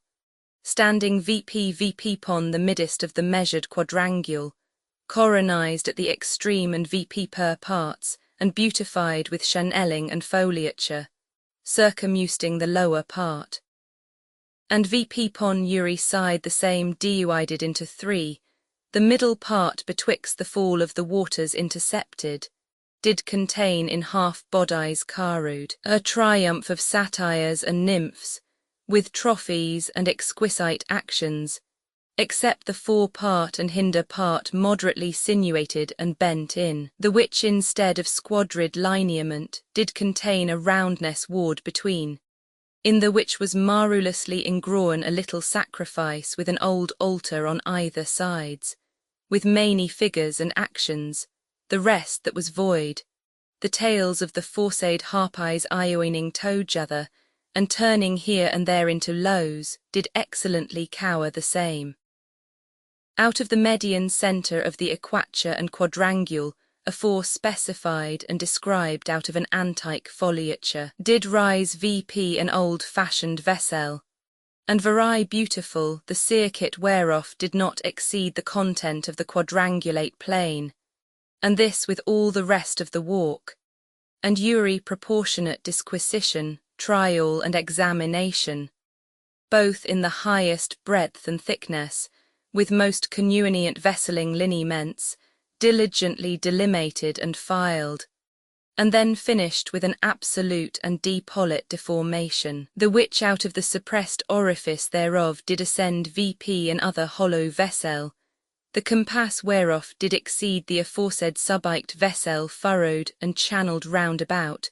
of a great breadth and large brims so well fashioned, as is possible for any goldsmith to beat out with his hammer. In the centre point whereof did rise and mount an other vessel of incredible workmanship, in the bottom of which third there were small ridges swelling outwards, the tops of them compassed about with a row of diuous inestimable stones, bearing out and differing in colours, as best might content the eye of a curious lapidary and skilful understanding. VP pon the same on either sides was made a head of a monster,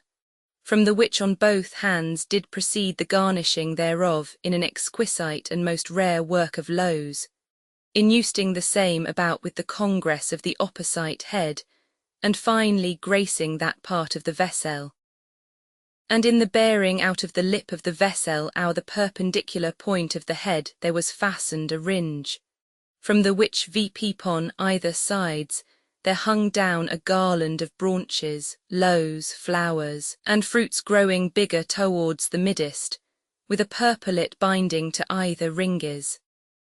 Our the middle bending of the garland, and ender the projecture of the lip of the vessel, there was fixed and placed the head of an old man, with his beard and hair of his head transformed into nettle lows,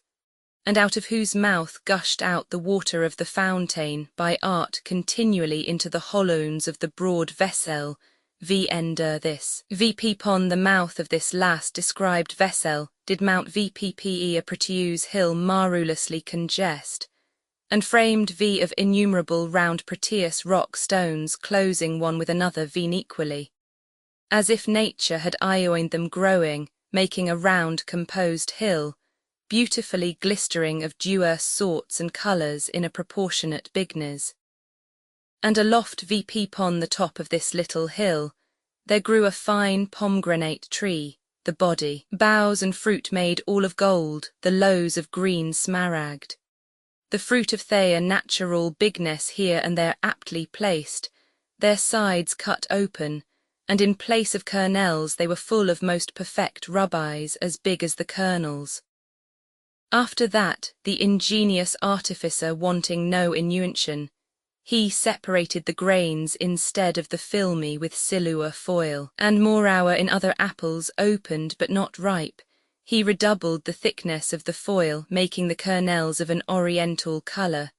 So also he made the flowers of perfect coral in the cups full of bees of gold. Besides this, out of the top of the hollow steel like a pipe, there came out a turning steel, the lowest part whereof rested in a head, framed from the middle trunk or pipe erst our the axle-tree, which steel or stiped being strongly fastened, it bare VP a vessel of topaz of an ancient form, the bowl whereof in the bottom was broad,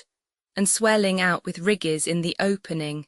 rarely beautified with a coronis, and put ender with another, in which closing and binding together in 4 equal divisions, there were 4 winged heads of a little childer, with 4 pipes in their mouths. The rest mounted VP so much as the lower bigness of the vessel was, being closed VP at the orifice with an innuous foliature. VP pon the which there was placed an other vessel as it were a circular cower of a most curious leaf work, with a small coronis and an artificial orifice, from the bottom of which there began a flourished tail of a dolphin fastened and soldered to the gracillement of the vessel, descending down with his head finned with lows, to the circulating brim of the vessel where the boys' heads were fixed, and with a moderate swelling out about the head and straightening in towards the tail, they fitted for the ears in a beautiful manner, and all that inclining part with an exquisite polishing did make an express shew of most curious lineaments. The VP per vessel was so perfectly wrought, that when the wheel was moved, the steel with the vessel VP pon the top thereof turned about and poured out water through the tree, and when the wheel stood still, then that left turning. The wheels were half cowered with two winges, the tips turning one way and the other another way, adorned with a chasing of mermaids or sillies. This excellent piece of walk 20 thus running before Uri 1, and weeting our hands and feet of an incredible sweetness, such as I never had felt before, we dried our hands, and it was carried away. And being thus sprinkled with this rare and majestical water, the waiters with great reverence presented VNTO the Queen first a great cup of gold, and her Highness affably saluting VS, drunk nectar, and afterwards Uri one of VS after other, with reverent, mutual and solemnly honours done, did drink a most pleasant farewell and shutting VP of all the prettiest dainties that we had tasted and fed VPon. Lastly, the redolent flowers being diligently taken away, and all thinges that had been said borne from thence, the pourment remained pure and shining as a most clear steel glass, and as it were emulating the prettiest jewels round about. And Uri 1 being set in his appointed place, the high and mighty princess did command a company to come in, and stand VP pon the diaspora checkers, newer the like before seen or imagined of any mortal creature. Polyphilus followeth to show besides this great banquet of a most excellent dance or game, and how the Queen did commit him to 2 of her nymphs, the which did lead and conduct him to the sight of many wonderful things, and as they talked, showed VNTO him the secrecies of such things as he stood in doubt of. Finally, how they came to the 3 gates in the middlemost whereof he remained amongst the amorous nymphs, having spoken something of the exceeding and incomparable glory, triumph, known treasure, plentiful delights, solemnly banquet, and the most honourable and sumptuous drinking of this most happy and rich Queen, if I have not distinctly and perfectly expressed her chiefest dignity. Let not the curious company marvel thereat, for whatso you a ripe, sharp, and ready wit, with a frank, eloquent, and plentiful tongue adorned, is not able to perform the least part of his duty, and much less I, who continually suffer in Uri's secret place of my burning heart, and incessant strife notwithstanding the absence of Polia my mistress, the owner of all my skill, and imprisoner of my perfections. Besides that in truth the many marvels in excellency and variety hard of, so coth rare and strange likes inestimable, and not humane, who so oppressed, laden and borne down my senses, with the greedy and excessive contemplation and beholding of their variable deusicities, as that from point to point I am no whit able to describe them, and much less worthy to publish them. All and the most that I can do is to think of the rich apparel, exquisite pruision, curious dressings, perfect ambitious and wounding beauties without imperfections, their deep judgments, Emilian eloquence and bounty more than princely, the notable disposition and order of architecture, the durable symmetry and proportion of the building, perfect and absolute, the noblesse of the art of masonry and lapicidary, The directions and placing of columns, the perfection of statues and representations, the adornment of the walls, the diversity of the stones, the stately entrance and princely porch, large gallery, artificious porments. No man will think with what cost and charge beautified and hanged with precious arras and verdure. The spacious and lofty inner court, goodly bedchambers, inner withdrawing chambers, parlours, baths, library and pinnacloth, where coat armours, escutcheons, painted tables and counterfeits of strangers were kept, and with a majestical camellines and order placed and solemnly distributed, in which conceiving capacity, marvellous performance, incredible charge and high commendation of the most excellent artificer, worthily allowed in Uri partition and elegant connuention of exquisite lineaments. I also beheld a marvellous twisted conlignation or cowering of goldsmith's work. Our a foursquare plain court, growing VP alike, without comparison like a hoen, with a disposite distance of many sorted proportions, with sundry libilated dimensions, shadowing our the court with an arched eminence which was VN adorned with coronized lineaments and drawings, thereunto connuenient as fascioles, gullels, and warling, and the lows of Achanthus, licking VP as it were in the corners of the quadranguled court. With roses and the growing order of their lows, the top leaf least, their eyaggings about the lows, and space between leaf and leaf. All thinges cowered with pure fine gold and azure colour, with Diua's other proportions and counterfeits of substance, equal with their workmanship. The roofing of Salence's king of Colchis may not compare with this. Then the delightful fruitfulness of the set hedges, orchards, watered gardens, springing fountains, current streams in marble channels, contained, framed and held in, with an incredible art, green herbs, still fresh and flowering, a sweet air, warm and spring winds, with a confused charm of singing and chirping birds, a pure, fair and bright air, and still continuing temperate and healthful, country free from danger and clean, no craggy nor rocky places, nipped and blasted with sharp winds, nor burnt with an VN temperate hot sun, but VN a sweet and pleasant temperature, in a moderate mean re-ioicing betwixt two extremes, the fields fruitful and without tillage and manuring, yielding all commodities, warm hills, green woods and sweet cool shadows. Also the inestimable furniture, the attendant household and great number, their excellent ceruis, the diversity of youths, and all in the prime of their years. The delightful presence of the nymphs, both attending abroad in the presence and chambers. Her baser sort, their honourable and gracious behoyers, their diversity of apparel, attire and dressings set with pearl and stone, in an allowed, pleasant and lowly sort as any can imagine or express. With these infinite riches, supreme delights and immeasurable treasure, neither Darius, Croesus or any other humane state, whatsoever might any way compare. And thus to conclude, being overcome with the glory of them, I know not what more to say, but that I stood amazed, and as it were senseless, and yet in great delight and without wearines, beholding those present objects, and casting with myself what fate and destinate should conduct and lead me into such a place.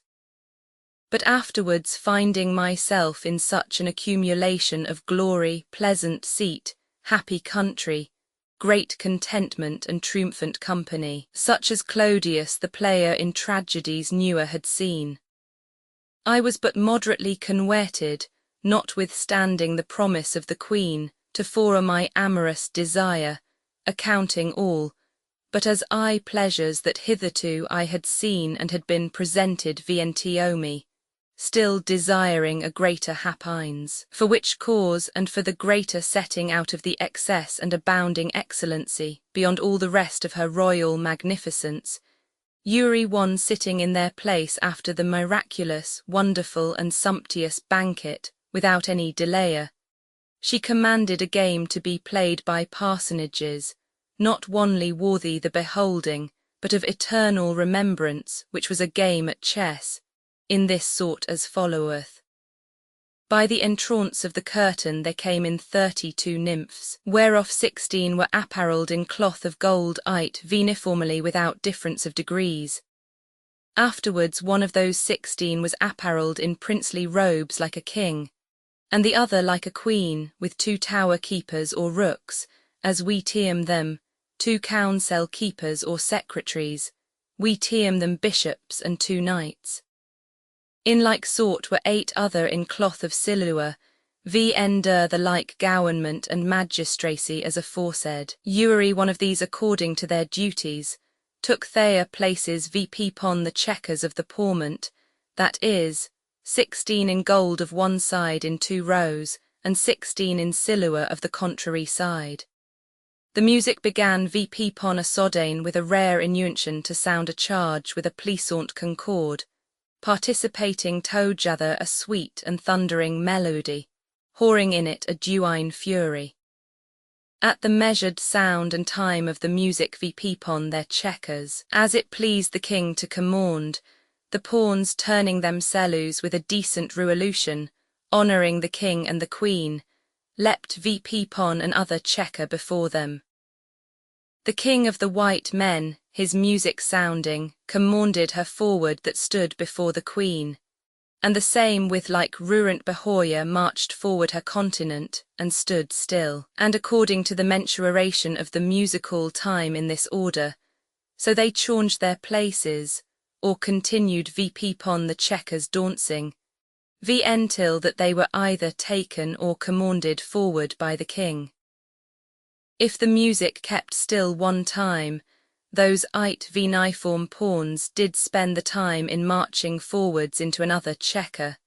newer coming baccy until that worthily without touch or appalement of courage, they had leapt upon the line of that square where was the residence of the queen, proceeding straight on,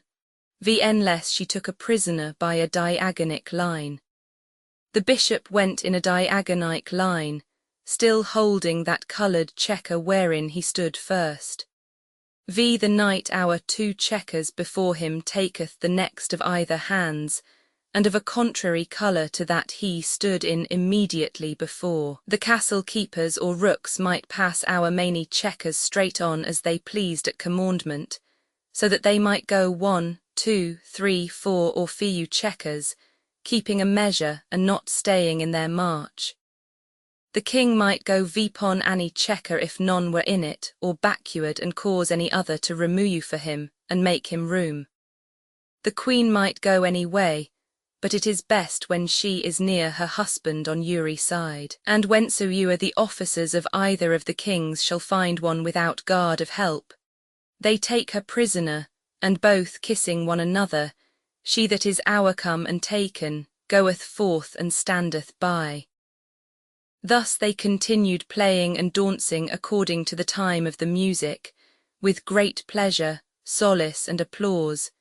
until the king of the Silure nymphs was victor and conqueror. This solemnly sport, what with resistance flying baccy, and seconding of one another, with such a measured circulation, ruerance, pause, and modest continency endured the space of an hour, whereat I took such pleasure and delight, that I imagine, and not amiss, that I was rapt upon the sodaine from the liking of the sports of Olympus to a new felicity. This first game being ended and conquest obtained, all returned into their accustomed places, and in like manner as at the first, so the second time Uri won in their appointed checkers, the music changing their measure, so the movings and gestures of the players were altered. And observing the time of the music in a convenient order and approved gesture and art, that it was no need to command or say anything, but the cunning and expert nymphs, with their plentiful tresses effused our their delicate shoulders hung warring, and in their motion forwards would stream out at length, somewhat showing their bacchus, about their heads wearing garlands and crowns of violets. And when any one was taken, they lifted their arms and clapped hands. thus playing and coursing VP and down, the first continued still conqueror. In the last game and dancing, they being all returned to their distributed places, the music again sounded a measure frigid in as perfect and provoking fury, as ewer marches of Phrygia in Wentade. The king in robes of gold caused the young damosel that stood before the queen to march forward to the third checker, direct in the first remuyu, whereupon immediately there was seen a battail and tourney, with so swift and sodane forces, bending themselves to the ground as it were lying close vpon their guard. And presently vpon it capering VP with a turn twice about ground, one earst opposite against another, and vpon their down come withal a turn vpon the toe thrice about.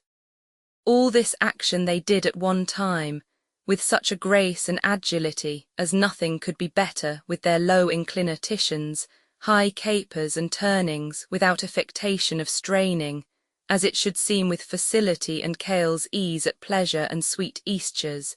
as in such a thing may be imagined and not elsewhere to be seen. Newer any one troubling another, but whoso was taken prisoner, did presently kiss their conqueror, and voided the place, and the lesser number that there was, the more pleasure it was to pursue the policies of either sides to overcome other, and such an order and motion was said of Uri one, in a commendable sort without fault, as the measure and time of the music appointed, stirring you and them that looked on to horror motion in their sinews and minds to do the like. There was such a concord and agreement betwixt nature and the music especially, seeing the performance of the same in the actions of others. Vpon this occasion I was mowed to call to remembrance the force of Timotheus, the most cunning musician, who with his voice and measure vpon his instrument would provoke the great Macedonian Alexander violently to take arms, and presently altering his voice and tune, to forget the same, and sit down contentedly. In this third game they apparelled in gold did triumph in the victority. Thus honourably with exceeding pleasure and great solace, this sumptuous feast being ended, Uri one framed themselves to sit down, and I rising VP, made reverence before the royal seat of her sacred majesty, and kneeling down vpon my knee, she thus said vnto me, Polyphilus, forget now, and wipe out of thy remembrance all forepast griefs, accurse you troubles, pense you conceits, and hour-gone dangers, because that I am assured of thy forthwith full contentment of desire. And seeing that thy determination is to pursue resolutely in the amorous flames and Loue of Polia, I think it convenient that for the recovery thereof thou repair to the 3 ports, which are the resident places of the high and mighty Queen Telosia, in which place vpon Uri of those ports and gates, thou shalt see her title and name in script. Read it diligently, but for thy better direction and safeguard, thou shalt whore to accompany thee, 2 of my handmaids, which know very well the way thither, and therefore go on undoubtedly with a happy success. And thereupon with a princely bounty, she drew of from her finger a ring of gold, whoring set in it an anchet, and delewed it vnto me to remember her bounty by. At this adewise and precious gift, I became amphasiatic, not knowing what to say or do in requital or dewing of thanks, which her hinds pursuing motherly and with a natural promptness in a majestical grauty, turned her countenance to 2 noble and goodly nymphs, attending near vnto her royal and imperial throne, saying thus to one of them vpon her right side, Logistica, you shall be one that shall accompany our guest Polyphilus, and with a sacred and honourable grace, she turned to the left hand saying the Lemia, you shall also go with him.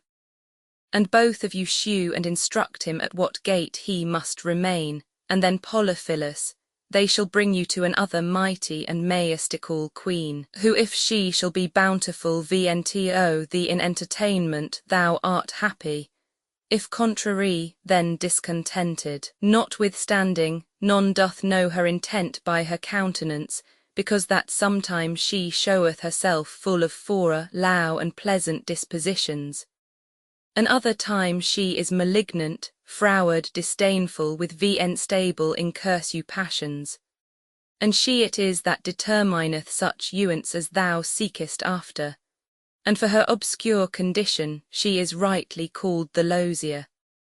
Her residence is not in such a stately palace as thou seest me to dwell in. Therefore I would whore thee to understand, that the chief workman in the creation of nature did make no thing comparable to me, neither can the earth show thee greater treasure than to come to my presence and taste of my bounty, obtain my fora and participate of my quality. And therefore esteem of it, according to the value for that thou findest in me, is a hohenly talent above all earthly jewels, for I whore not had my residence in man since his fall. They may imagine of me, but they know me not, neither do I bear any rule with them to the good of myself. Know the Queen Loue, she dwelleth in a place of cloudy darkenes, her house is kept close and shut, for that she will not show herself vnto man, nor anathemize, discour, and lay open herself vnto any as she is.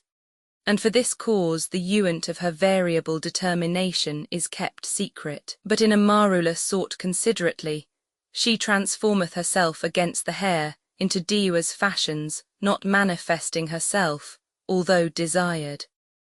And when the ancient gates shall be opened vnto thee,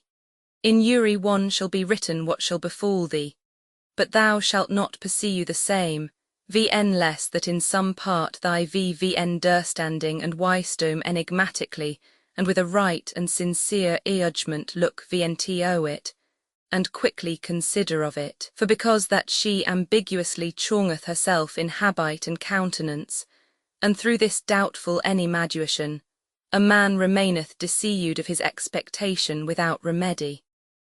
And therefore Polphilus, that which these my consigned trusty and appointed handmaids by suggestion shall persuade thee vnto,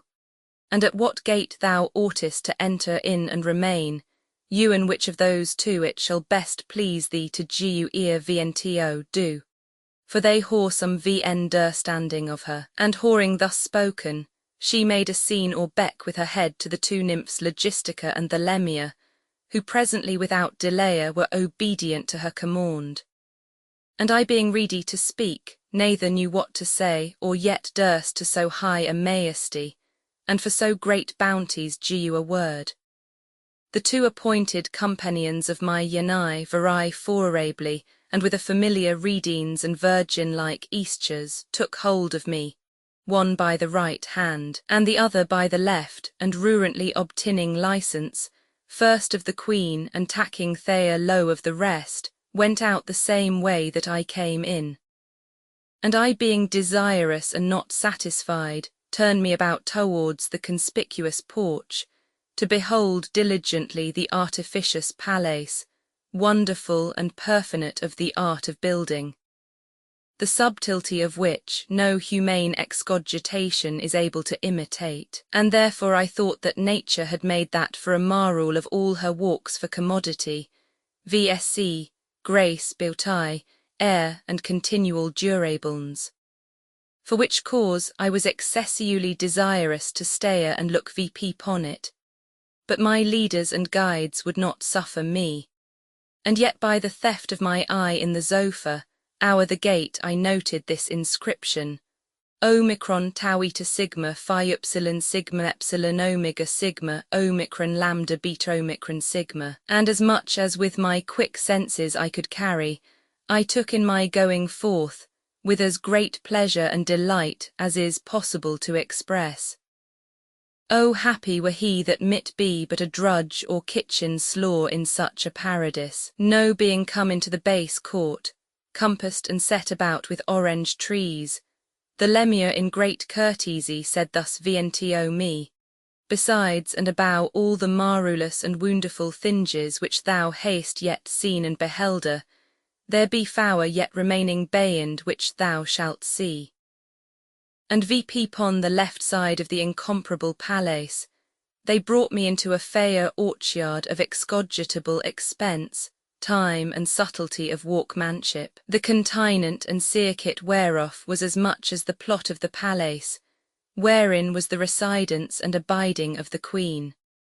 Ars to Peria is the way of cutting of trees in gardens or other places to proportions or shapes. Round about fast by the walls of the orchard there were set convenient garden pots in the which instead of growing plants, every one was of pure glass, exceeding a man's imagination or belief, in torpuried box the roots and stalks of gold, whereout the other proceeded, betwixt one and other of the which was placed a cypress tree, not about 2 paces high, and the box 1 pace full of manifold marvellous simples, with a most excellent imitation of nature, and pleasant diversity in the fashions of flowers in distinct colours very delightful.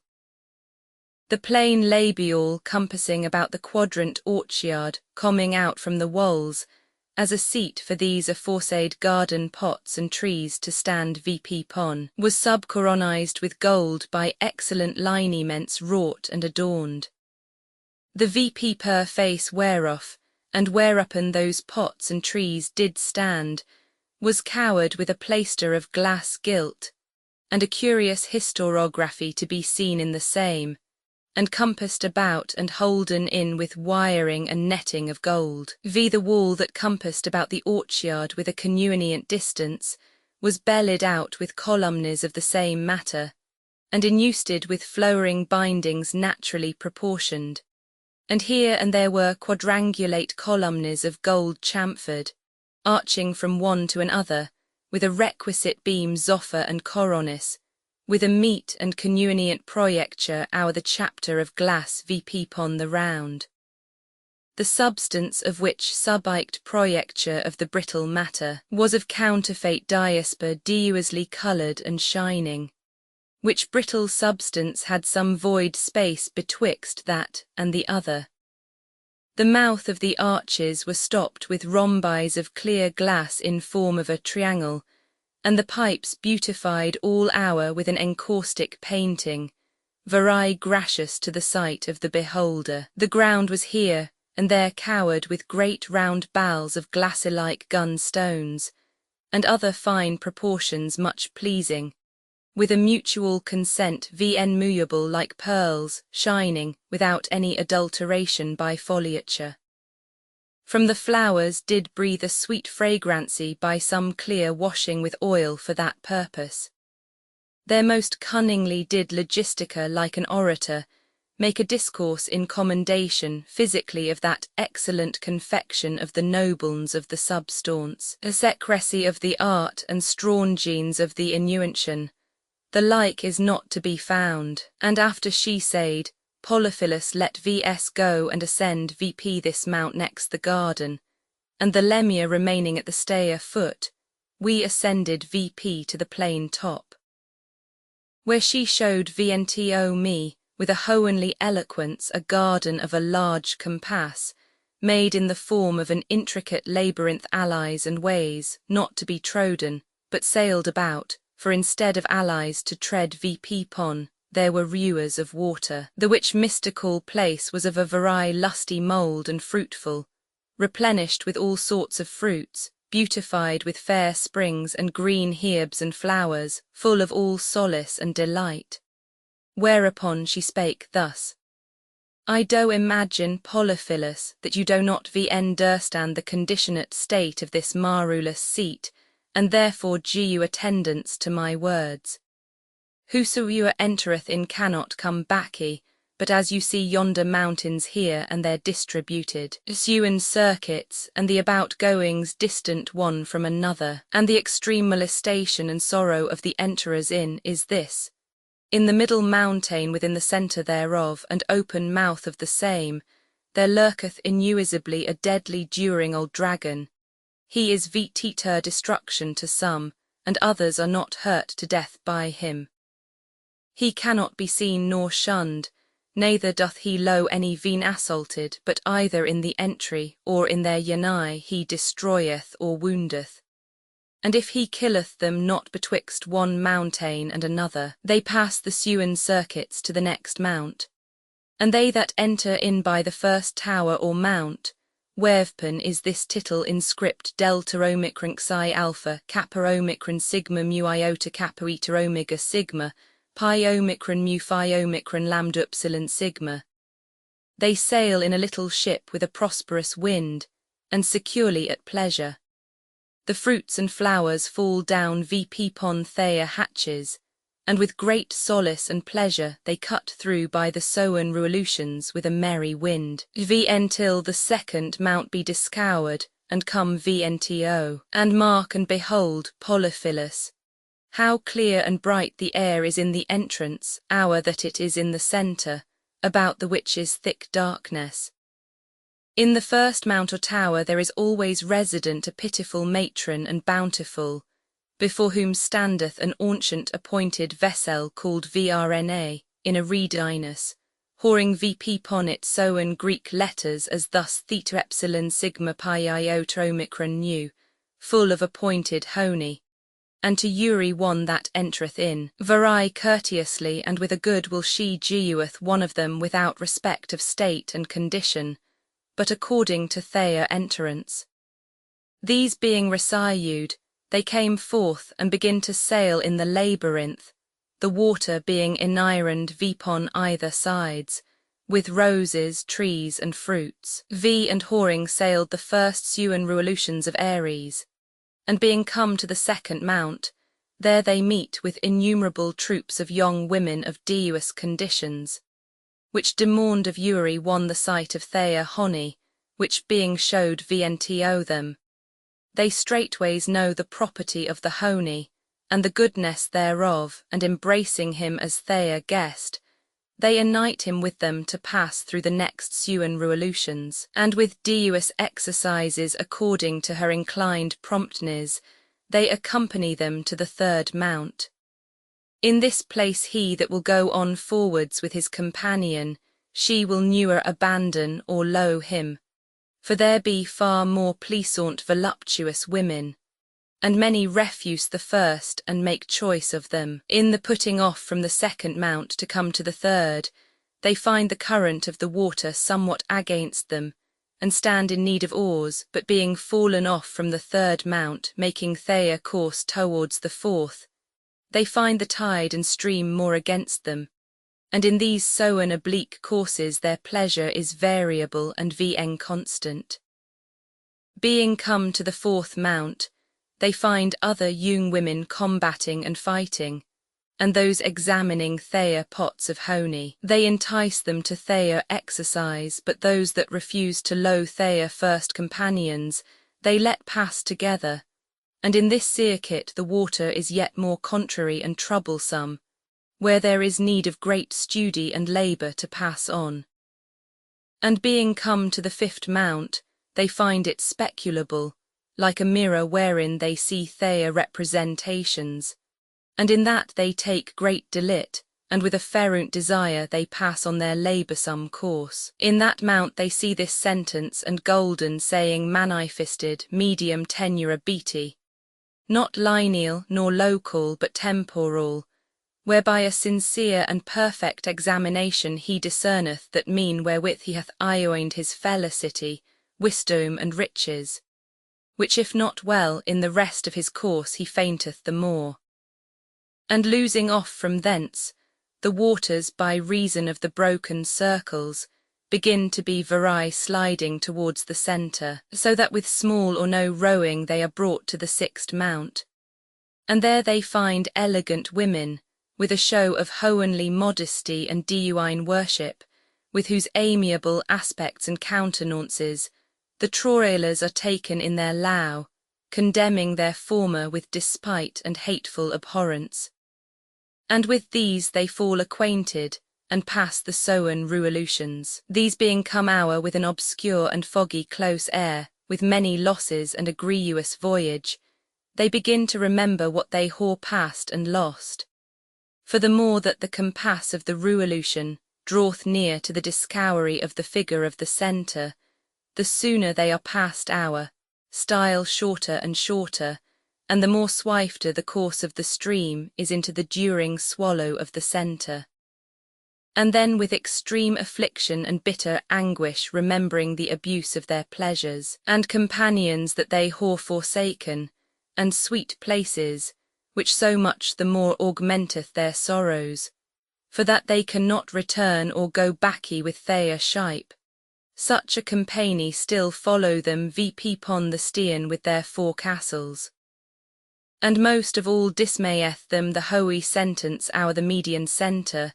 Theonlicos dies Algitos 21, and there considering the displeasant tittle, they curse the time of their entrance into the labyrinth which hath in it so many sundry delights, and the end of them subject to such miserable and inuitable necessity. And then she smiling said, Polyphilus our the during throat of thy centre, there sitteth a sewer earge, balancing one's actions, and helping whom he will help. And because that it will be tedious to tell thee all, let thus much heriof suffice. Let vs go down to our companion the Lemia, who demanding the cause why they stayed so long abow, logistica made answer, it doth not content our Polyphilus wanly to behold, but also to understand by me the secrecy of those things, which he could not go to know, wherein I whore satisfied him. And when she had ended, the Lemia said, let vs go a little while to another garden no less pleasant ioining to the glass garden, vpon the right side of the palace. And when we were come in thither, I was amazed with excessive wondering to see the curiousness of the work, as easy to report as incredible to believe, equivalent with that of glass, with like disposition of benches or banks, Thea lips set out with coronizing and golden groundwork, and such trees, but that the boxes and cypress trees were all silk, soaring the bodies and greater branches or the strength of the arms. The rest, as the lows, flowers, and outermost rind, was of fine silk, wanting no store of pearls to beautify the same. And the perfect fine collar, smelling as the glass flowers before mentioned, and alike, but that they about compassing walls of meruelous and incredible sumptuousness, were all cowered hour with a crusting of pearl, close ioined and set together, and towards the top there sprouted out green, the lows thickening and bushing out from the pearls, vivith the stringes and veins of gold, running vppe in diuas places betwixt the pearls, in a most rare and curious sort, as if it had been very growing with berries of precious stones set in the stalks in little bunches. And in the bushes were ringdows of silk, as if they had been feeding of the berries, all along the sides of the square plotted garden walls. Our the which, in massed alike and requisite order, stretched out the beam and zophyr of gold, the plain smoth of the settles, where vpon the box trees stood, cowered hour with histories of Loue and venery, in a work of silk and threads of gold and silver, in such a perfect proportioned imaginary and counterfeiting as none may go beyond. The ground of the Loue garden was of lows, grass and flowers of silk, like a fair sweet meadow. In the midst whereof there was a large and goodly round arbour made with gold wire, and spread with roses of the like work, more beautiful to the eye than if they had been growing roses. Which cowering, and within which arbour about the sides, were seats of red diasper, and all the round letter 1 of a yellow diasper, according to the largines of the place with dewars collared spottings, confusedly agreeing together in pleasant adulterated venighting, and so clear and shining, that to obiked was itself gain represented. The which arbour, the fair and pleasant the Lemia, salaciously sitting down, took her lute which she carried with her, and with a hohenly melody and vn heard sweetness, she began to sing in the commendation and delights of her queen. And seeing what a grace vnto her, the company of her fellow Logistica was, I marveled why Apollo came not to hearken the harmony made by them. It was so melodious, that for the present time, a man would ha thought that there had been no greater felicity. And after that she ended her divine poems, Logistica took me by the hand and led me forth of the arbour, saying vnto me, Polyphilus, thou shalt vn durstand that the dew-eyes of these obicts are more pleasant to be vn dursted than behelder, and therefore let vs enter in here, to be satisfied in both. And from thence she and her companion brought me from thy's garden to another, where I beheld her an arching areostyle from the ground bent to the top, few paces in height and 3 hour,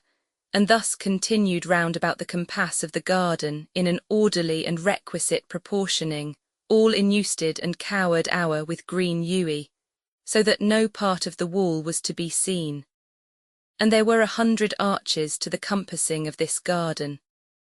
By Uri of the arches was an altar of red porphyrite, curiously proportioned with exquisite lineaments, and vpon Uri one of them was placed, an image of gold like a nymph of rare and beautiful semblances, dewiously apparelled, and varying in their attire and head dressing,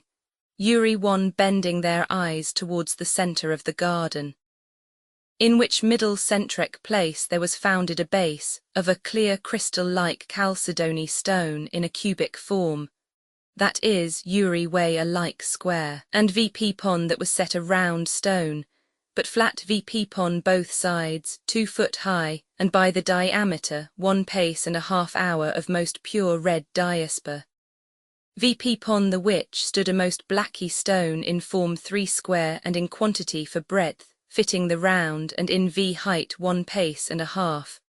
The corners of which triangle did eump with the sides, and limbus of the subiacent plinth or round stone. In the smooth polished fronts of which triangle there was apact a beautiful image, of a hohenly aspect, graw and modest, with their feet not touching the stone, but standing out from the same earst hour the suppressed and vender put round stone. Their statures as tall as the trigonal would bear,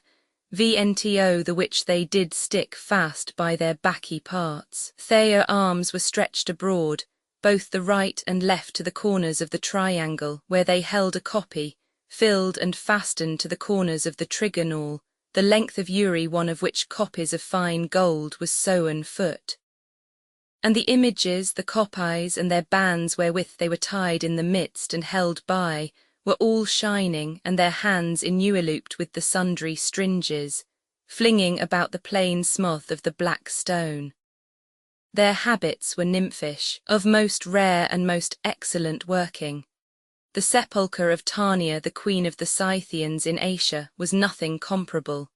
In the lowest cubical figure, vpon the smoth plane of Uri square, were engrawn Greek letters, 3, 1, 2, and 3 on thys sort. Delt upsilon sigma alpha lambda omega tau omicron sigma. In the circular there were 3 characters hieroglyphical, perpendicularly vender the feet of Uri image. For the first was impressed the form of the son, next vender another, the figure of an old-fashioned ower, thirdly a dish with a burning flame in it. Vpon the head of the trigonal blacky stone toward Uri corner, I did behold an Egyptian monster of gold, four-footed couchant. One of th letter 1 ebd whoring a face like man altogether, the other like half a man and half a beast, and the third like a beast. Vith a linen veil our Uri of their heads, with 2 labels hanging our their ears, and the rest descending down and cowering their necks and bacchus, with the bodies of lions. Thea looks directly forward. Vvpon the backs of these 3 did stand rising vp a massive spire of gold, 3 square, sharpening vp to the top few times as high as broad below. And vipon Yuri front or foreside was grawn a circle, and our one circle a Greek letter omicron, our another a letter omega, and our the third a Greek nu. Their logistica began to speak vntiomi, saying by these figures are described, so far as man's reason can shew, the celestial harmony.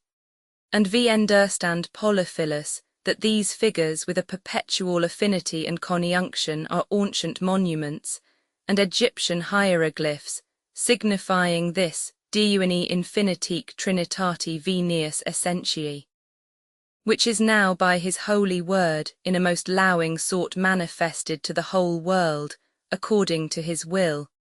And yet it shall not be amiss to see antiquities, and consider what greater benefit is had by the precious gospel. The lower figure was consecrated to the deity, because it is Yuri way alike and all one, and vipon Yuri side and turned Yuri way of like stables, vipon Yuri base constant and permanent. The round circular standing vpon that is without beginning or end. Vpon the circumferent sides whereof these three lineaments are contained, directly Yuri image according to the property attributed. The sun with his comfortable light giveth life to Yuri thing, and his nature is attributed to God. The second is the Oa, which is prudent direction, and government of all with an infinite wisdom. The third is a fiery vessel, whereby is understood a participation of Loue. And although that they be three distinct things, yet they are contained and united in one sempiternally, with great Loue communicating their blessings, as you may see by the copies at Yuri corner of the trigonal stone. And continuing her delectable speech, she said, the form of the sun, note this Greek word adigestos. By the O look vipon this adiakoristos, and by the vessel of fear was engrawn adiarins 22. And to this end are the three monsters placed the golden obelisk, because that there be three great opinions like those monsters. And as that with the humane countenance is best, so the other be beastly and monstrous. In the spire there be three plain sides, lineated with three circles, signifying one for Yuri time, the past, the present, and to come, and no other figure can hold these three circles but in that innumerable. And no mortal man can at one instant perfectly discern and see together two sides of the same figure, soaring one integrally, which is the present. And therefore vpon great knowledge were these three characters engrawn omicron, omega, nu, for which cause Polyphilus, not that I excuse myself for being our prolix and tedious, but briefly to teach thee, and set thee right vp. In the knowledge hereof thou shalt understand that the first basial figure is onely known to himself, and to one Son of Man which hath a humane body glorified and without sin, and the brightness thereof we see but as in a glass and not clearly as it is,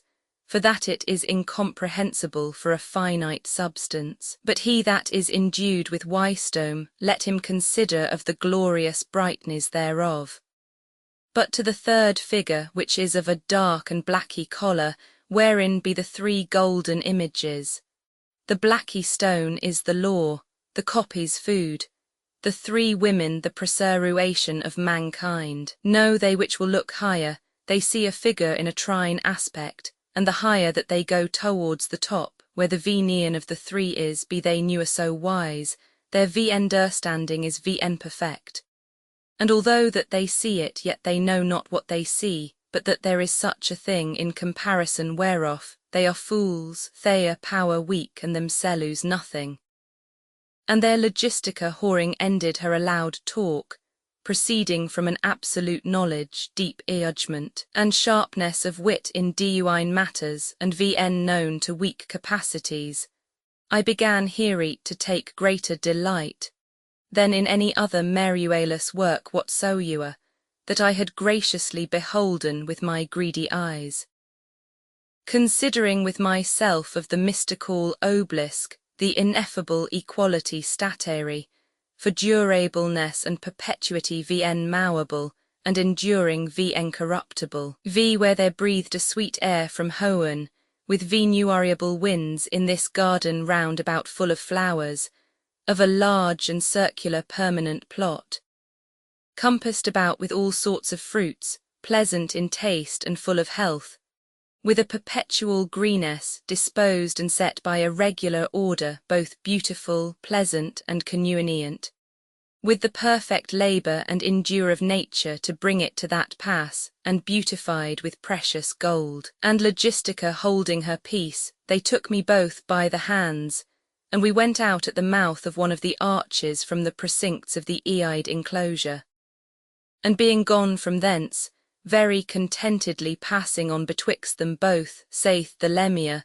let vs now hasten on to our 3 gates whither we are sent.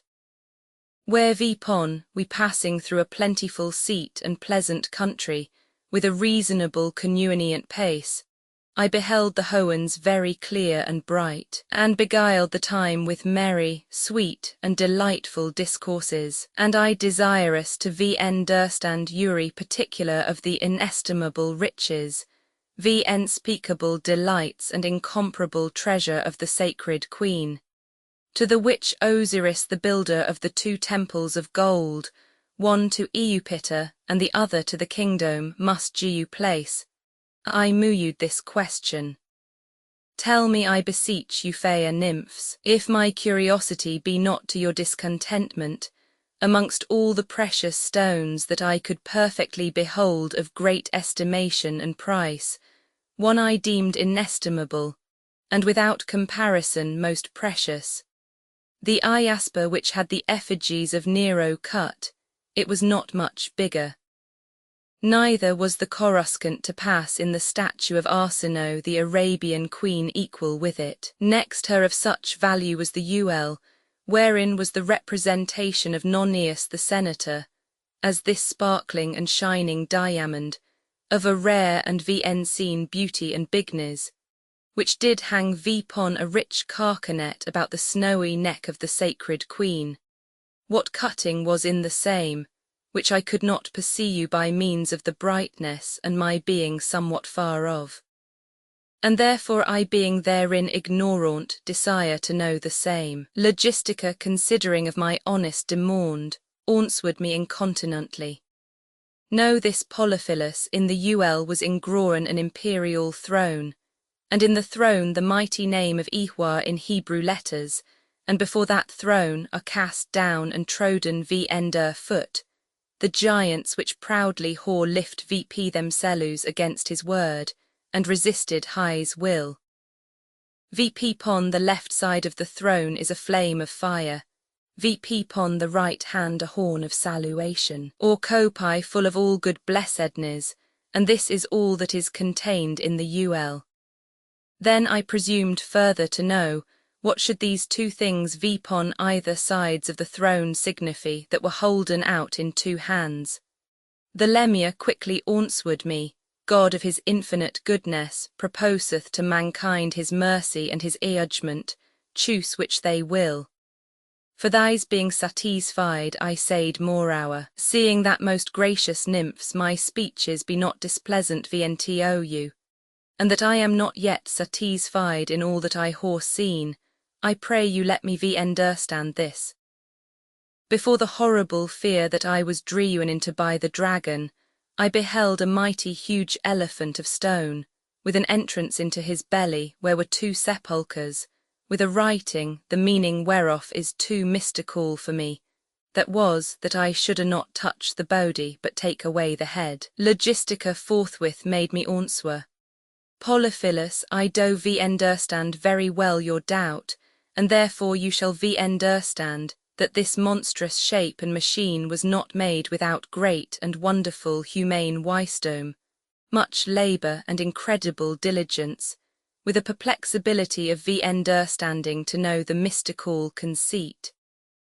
Thou rememberest that vpon the face there hung an ornament, with certain idionics Ionic and Arabic, which in our mother tongue is as much to say as labour and industry, signifying thereby that in thy's world whosoever will whore any blessing that shall do him good, he must loe the body, which is ease and idleness, and betake himself to toil and industry, which is the head. She had no sooner ended her words both pleasant and piercing, but I understood it very well and gore her great thanks. And yet desirous to be resolute in whatsoever I stood in doubt, and seeing that I might speak boldly, I made this third question. Most wise nymph, in my coming out of the subterraneal vast darksome place, as I passed on, I came to a goodly bridge, and upon the same in a porphyrite stone upon the one side, and an ophite upon the other. I beheld engraven certain hieroglyphs, both which I did interpret, but I stood doubtful of certain branches that were tied to the horns of the scalp of the ox, and the rather because they were in the porphyrite stone, and not in the ophit upon the other side. The crown of thorn upon Christ's head, she answered me straightway. The branches, one is of the thistle or thorn of Eudea, and the other of the turbantine. The nature of which would be that the one will not easily take fire, and the other will neither bend, rot, consume, nor be eaten with worms. And so that patience is commended, which with anger is not kindled, nor by aduity will be subdued. The nature of the porphyrite stone is of this secrecy, that in the furnace it will neither burn itself, but also causeth other stones near adjoining that they shall not burn. And of that nature is patience, that it will neither be altered itself, nor suffer any other wherein it beareth rule to fall into a fury. And the ophite stone is of such nature also. No, Polyphilus, I do greatly commend you, in that you are desirous to understand such secrets. For to behold, consider, and measure the same is a commendable virtue, and the way to knowledge. Whereupon I had occasion genuine to render innumerable thanks for her great and forable courtesies, and thus with a loud and delightful discoursing speeches, we came to a fair river, upon the bank whereof, besides other fair green and flourishing trees and water herbs, I beheld a fine grow of plane trees, in the which was an excellent fair bridge o'er the river made of stone, with 3 arches with piles bearing forth against the 2 fronts to pursue the work of the bridge, the sides thereof being of excellent workmanship. And in the middle bending of the same, upon either sides there was a square stone of porphyrite set, whoring in it a cataglyphic engraving of hieroglyphes. Upon the right hand as I went o'er, I beheld a woman casting abroad her arms, sitting wanly upon one buttock, putting forth one of her legs as if she would arise. In her right hand, upon that side which she did sit, she held a pair of winges, and in the other hand, upon that side whereon she was arising, a tortoise. Right against her there was a circle, the centre whereof 2 little spirits did hold, with their backs turned towards the circumference of the circle. And then Logistica said Vientiomi, Polyphilus, I am sure that thou dost not understand these hieroglyphs, but they make much for thy purpose, and therefore they are placed for a monument and thing to be considered, of such as pass by. The circle medium tenerabiti. The other, temper thy haste by staying, and thy slowness by rising, consider heriof as thou seest cause. This bridge was built with a moderate bending, showing the cunning disquisition, trial, examination, art and discretion of the excellent workman and inventor, commended in the continuance and durableness thereof, which many of our Bayard-like modern idiots without knowledge, measure and art buzzing on, neither observe proportion nor lineaments, but all out of order. This bridge was all of pure marble. When we had passed out the bridge, we walked in the cool shadow, delighted with the variable notes and chirpings of small birds, to a rocky and stony place, where high and craggy mountains lifted themselves, afterward continuing to abrupt and wildsome hilly places, full of broken and nibbled stones, mounting VPPE into the air as high as a man might look to, and without any green grass or herb, and there were hewn out the 3 gates in the Varai rock itself, hewn as plain as might be, 23 a work Varai ancient and past record in a very displeasant seat. Our Uri, one of the which I beheld in letters Ionic, Romain, Hebrew and Arabic, the tittle that the sacred Queen Eleutherilida foretold me that I should find. The gate VP pon my right hand had VPon it this word Theodoxia, that VP pon my left hand Cosmodoxia, and the third Erototrophos. VNTO the which as soon as we were come, the damoiselles began to instruct me in the tittles, and knocking in the resounding lows of the gates. VP pon the right hand cowered hour with green moss, they were presently opened. 24 and the did an old woman present herself VNTO VS, of an honourable countenance, out of an old daubed and smoky house, whoring a poor base little door, our the which was painted Piluarania. She came with a modest and honest shamefastness, and her dwelling place was in a solitary site and shady rock, decayed and crumbly, her clothes were tattered, her face lean, pale and poor, her eyes looking towards the ground, her name was Thend. She had attending Vipon her 6 handmaids, basely and slenderly apparelled. One was named Parthenia, the second Edosia, another Hypocalinia, the fourth Pinatidia, the next Tapinosa, the last Prochina. Which ruant matron with her right arm naked pointed to the Hoans. She dwelt in a place very hard to come VNTO, and full of troubles to pass on the way, being hindered with thorn and briars, very rough and displeasant, a misty cloud cast o'er it, and very hard to climb VP into. Logistica, perceiving by my look that I had no great liking in this place, somewhat grieved therewith, said, this rock is known newer but at the end. And then the Lemia said, Polyphilus, I see you make small regard of such a painful woman. Whereat I assenting to her with my countenance we departed, and the gate being shut we came to the next, where knocking it was presently opened, and we entering in, there met VS a brown woman with fierce eyes rowling and of a quick countenance, lifting VP a naked glittering sword, Vpon the middle whereof was a crown of gold and a branch of palmy tree introduced. Her arms brawny like Hercules in labour and acts magnanimous and nobly minded. Her belly small. A little mouth strong and stooping shoulders, by her countenance seeming to be of an daunted mind, not fearing to undertake any enterprise how hard soever. Her name was Euclelia, Varai honourably attended VP pon with 6 young women. The first was called Merimnasia, the second Epitide, another Ergocilia, the fourth Anctia, the fifth was named Statia, the last was called Olustia. The situation and place methought was painful, and Logistica, perceiving my inclination, presently took into her hand the Lemia's lute,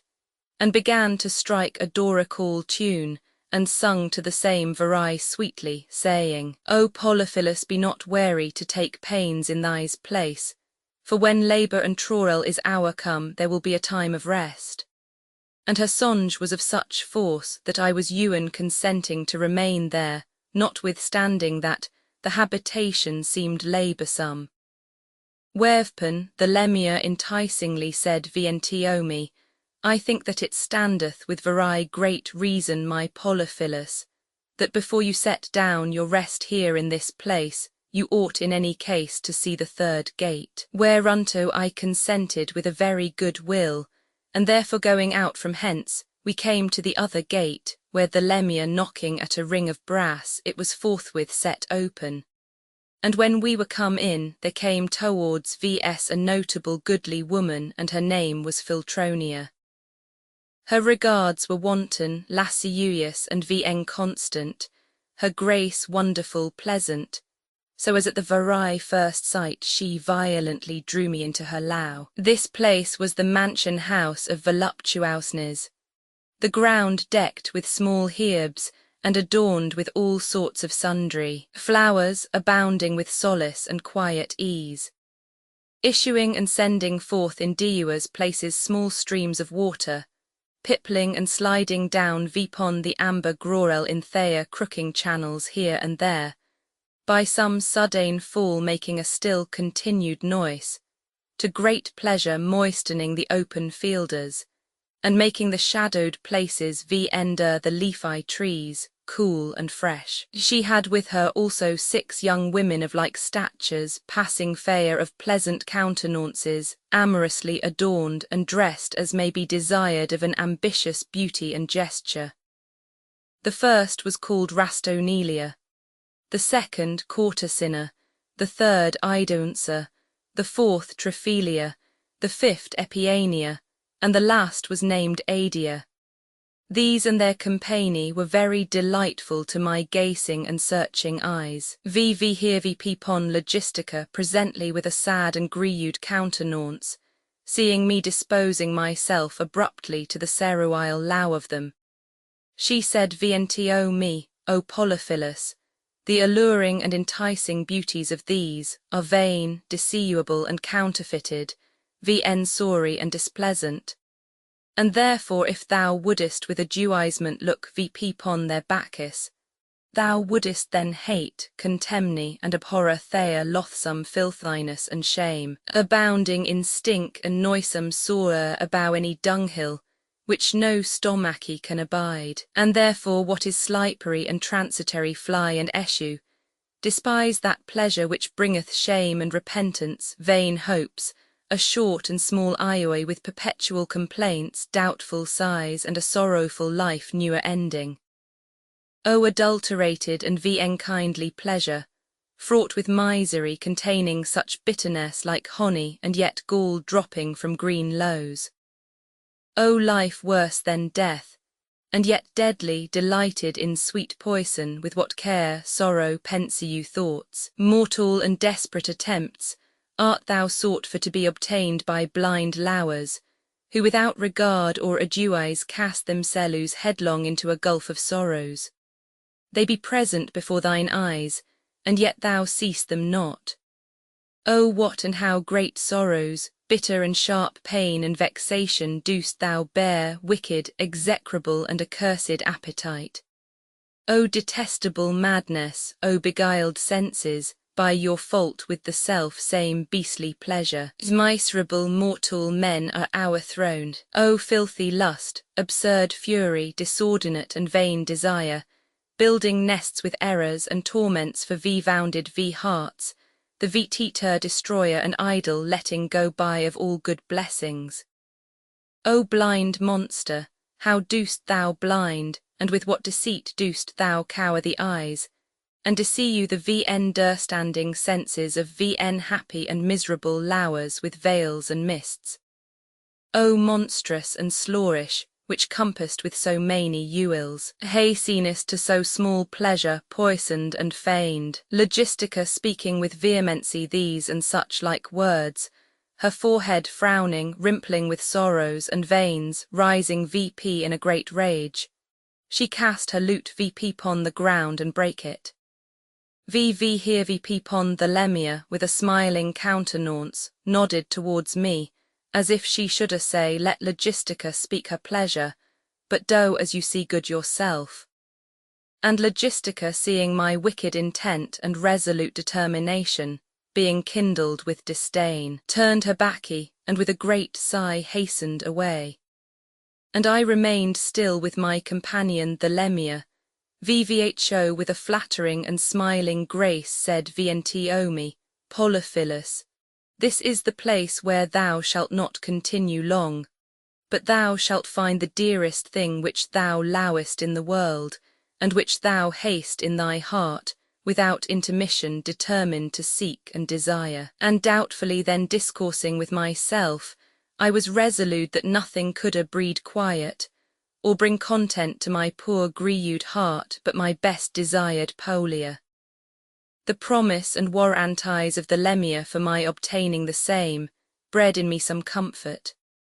And she pursuing that the mistress of thy's place and the seat itself and her women did both please me well, and entertained me courteously, she kissing me, took her lowe and gore me a farewell. The Metaline gates being shut, I remained encloistered among these fair and beautiful nymphs, who began very pleasantly and wantonly to duise with me. And being hemmed in with their lascivious company, I found myself prowoked by their persuasive alluring enticements, to VN lawful concupiscence, feeling in myself a burning desire, kindled with their wanton aspects, an increasing provocation of a lusting fear. I doubt me that if Phryne had been of that fore and force in gesture of speech, cold Xenocrates would have consented to her alluring, and not have been accused by her to be an image of stone. Their countenances were so lascivious, their breasts naked and enticing, their eyes flattering in their rosal foreheads glistering and rowling, their shapes most excellent, their apparel rich, their motions girlish, their regards biting, their ornaments sweet and precious, no part counterfeited, but all perfected by nature in an excellent sort, nothing deformed, but all parts answerable one to another, their heads yellow, their tresses fair, and the hair soft and fine, in such a sort dressed VP and ruled into trammels, with laces of silk and gold, passing any eye that a man may behold, turned about their heads in an excellent manner, inuiluxed and bound VPPE together, their foreheads compassed about and shadowed with wowering curls, moibly prepending in a wonderful manner, maruillous delightful, perfumed and sweet, yielding an VN known fragrancy. Their speeches so persuasive and pleasing, as might rob the fora of an indisposed heart, and violently draw VNTO them any mind, though satyr-like or churlish houseower, to depraw religion, to bind Uri loose conceit, to make any rusty peasant amorous, and to mollify any froward disposition. VP pon which occasion my mind, altogether set on fear with a new desire, and in the extreme heat of concupiscence, prowoked to fall headlong into a lascivious appetite, and drowned in lustful Loue VN bridled. In the extreme innuation and infectious contage thereof, the damosels forsook me and left me all alone in a fruitful plain. In this place Polyphilus being left alone, a most fair nymph, when he was forsaken of the lascivious company, came VNTO him, whose beauty and apparel Polyphilus doth amorously describe.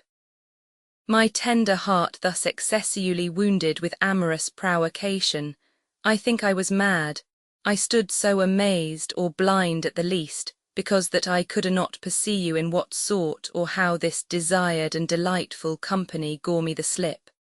And at last not knowing what I did, but casting mine eyes right forward, I beheld her before me, a fine arbour of sweet jessamine, somewhat high lifting VPPE and bending hour, all to be painted and decked with the pleasant and odoriferous flowers of three sorts commixed, and entering in VN the same. Wonderfully perplexed for the loss of my company, I knew not how or in what sort, and calling to remembrance the dewers, rare and wonderful thinges past, and abow all the great hope and trust which I had conceived vipon the Queen's promise, that I should find my Loue Polia. Alas, said I, with a deep sigh, my Polia, that the green arbour resounded again therewithal, my amorous breathings were such, framed within and sent out from my burning heart, and I was no sooner entered into this agony, and overwhelmed in this passion, but as I passed on to the other end of the arbour I might perceive afar off a great number of youths, solacing and sporting themselves very loud with dewers melodious sounds, with pleasant sports and sundry pastimes in great joy, and passing delight assembled together in a large plain. VP pon this grateful and desired novelty, I set me down maruiling at it, before I would step any further on, and behold a most noble and fair nymph with a burning torch in her hand departing from the company, tended her course towards me. So as I might well perceive that she was a real maid indeed and no spirite, whereupon I moved not one whit, but gladly expected her coming, who with a maidenly haste, modest excess, star-like countenance and smiling grace, drew near VNTO me with such a majesty, and yet friendly, so as I doubt me, the amorous Idalia newer showed herself to Mars, nor to her the fair Pastor Adonis, nor the delicate Ganymede to Eupiter, or the fair Psyches to her spouse Cupid. For which cause, if she had been the fourth among the three contending goddesses, if Jow had been Eage, as in the shady woods of Mensenlone was the Phrygian shepherd, without all doubt she had been Eaged of far more excellent beauty, and without equivalence more worthy of the golden apple, than all or any one of the rest. At the first sight I was persuaded that she had been Polia, but the place been accustomed and her apparel made me think the contrary, and therefore my doubtful judgment remained in suspense, whoring wanly a ruant suspicion thereof. This honourable nymph had her virginal dewine and small body cowered with a thin subtle stuff of green silk, powdered with gold, VP pon a smock of pure white called lawn, cowering her most delicate and tender body, and snowy skin, as fine and good as Eua Pamphila the daughter to Plates in the island of Coo, did inuent to woe. Which white smock seemed as if it had cowered damask roses. The coat which she wore that was not like our fashioned petticoats with French waists, for that her sweet proportioned body needed no such pinching in and VN wholesome wear, hindering procreation and an enemy to health, but rather like a waistcoat, with little plights and gathers VN der her round and pretty bearing out breasts, VPon her slender and small waist, our her large proportioned flanks and little round belly, fast girded about with a girdle of gold,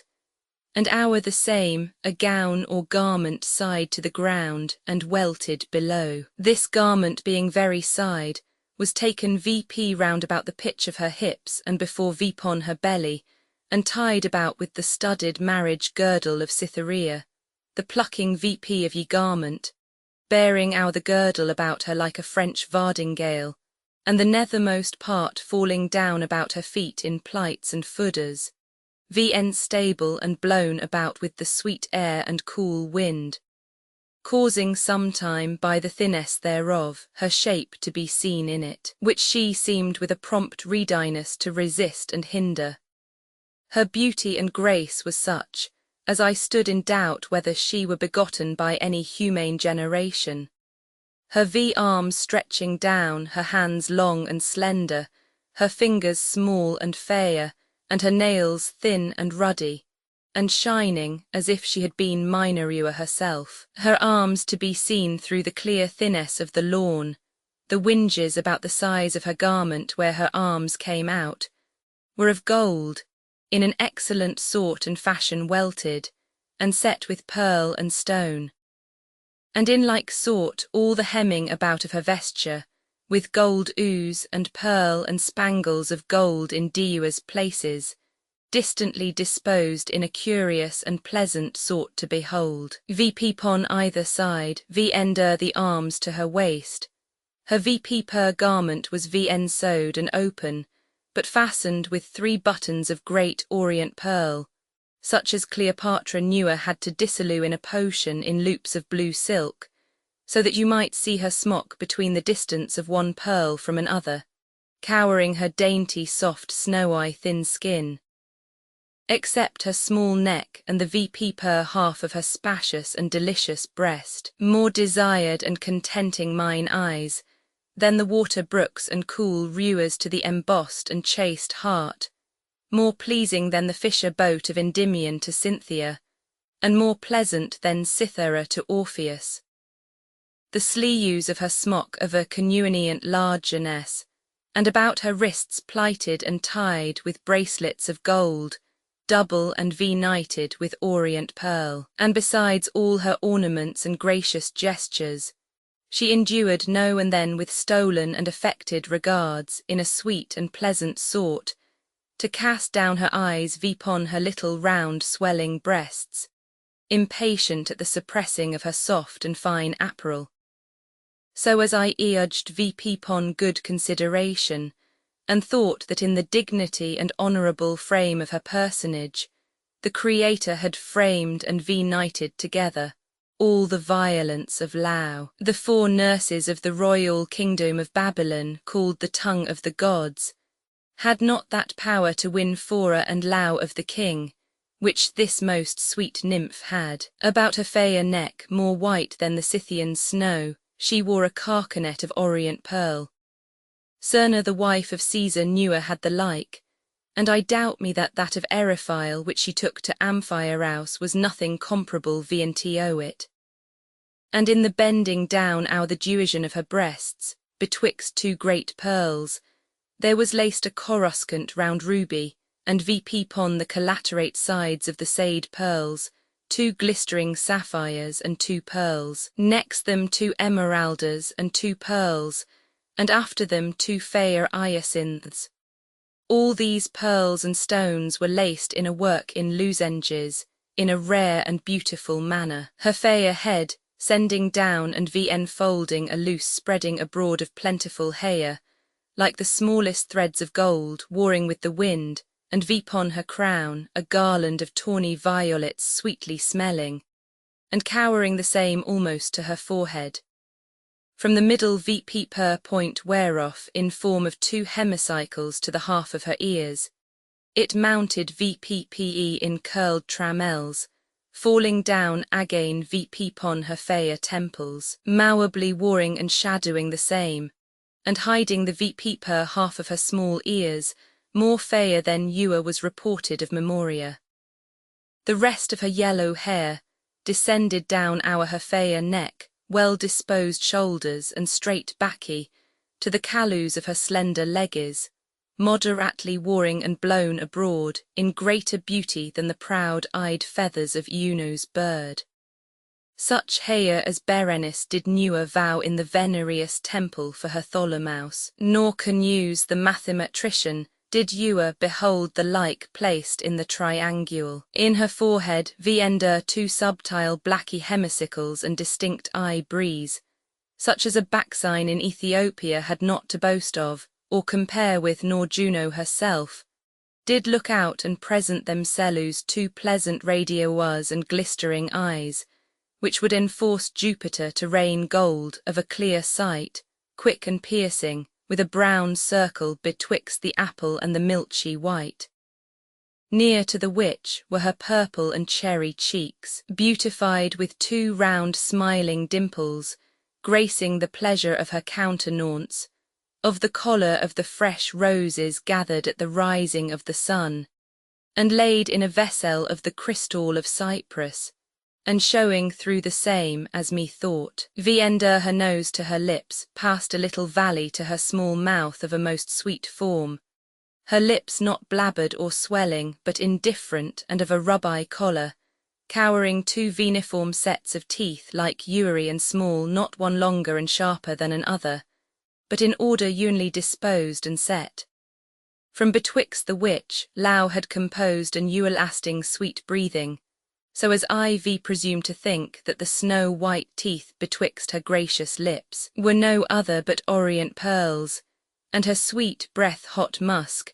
and by her delightful voice that she was Thespes with her 9 daughters. By all which sight I was greatly moved, and my senses roarished with a kindled appetite, causing among them great strife and bitter contention, such as I never felt before by any other presence or excellent sights whatsoever. My searching eyes commended one part about another to be more beautiful, but my appetite rapt into another part of her hohenly body, esteeming that about the other. And thus my insatiable and wanton eyes were the ewel beginning of all these perturbing and contentious commotion, whom I found the seminaries and muers of all so great strife and trouble, in my wounded and festering heart. Through their contumacy, I was now brought from myself and nevertheless, I could not be satisfied by them. My greedy appetite extolled her delicate breast above any comparison. My eyes delightfully consenting thereunto, said at least by that we may discover what ye rest is. And they, glauncing from that to the regard of her grace and gesture, set all their delight therein. And my appetite strengthened and not easily removed from thence,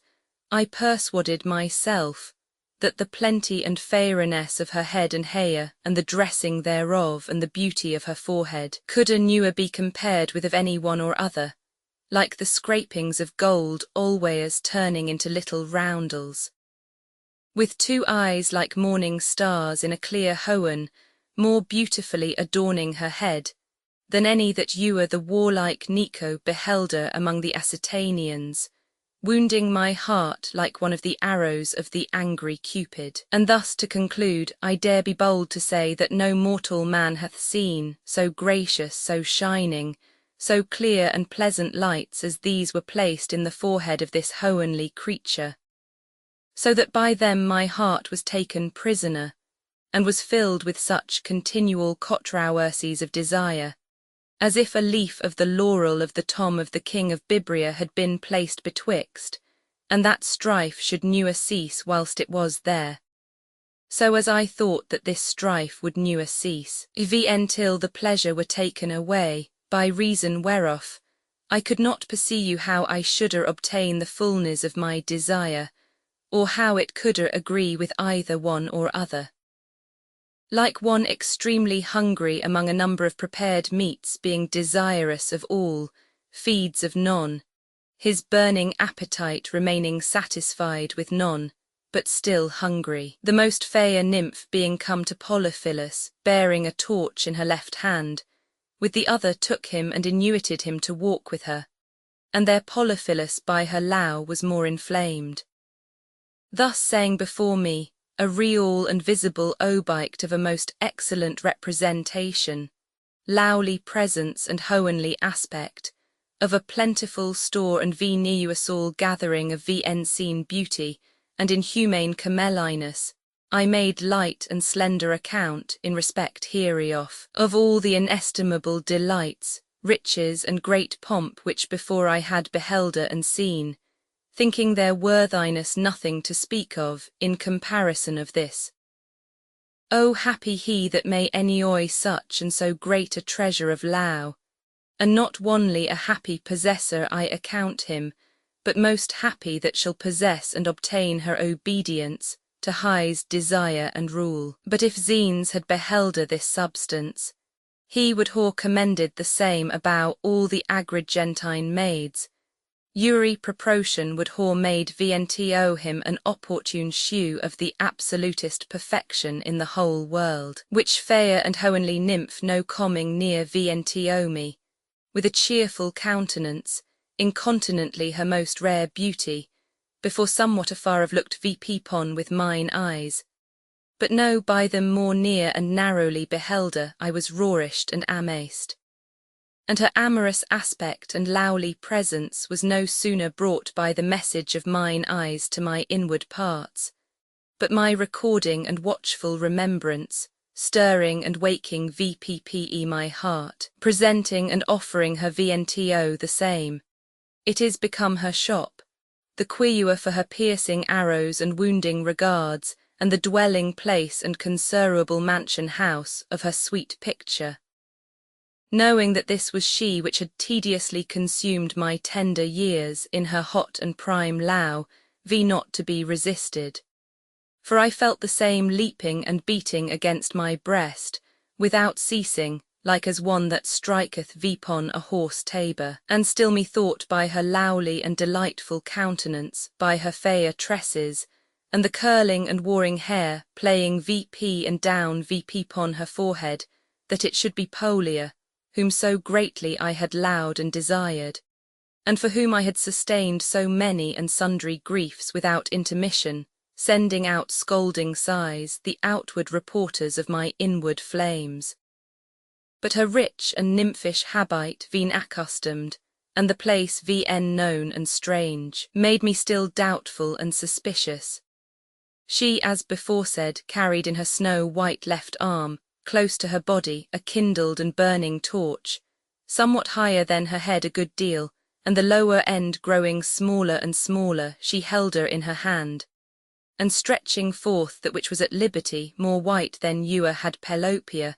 wherein appeared the thin smoothens of the sky, and the blueness of the veins like azure streams, vp pon the fair and whitest paper. She took me by the left hand with a sweet and lowing countenance and smiling grace,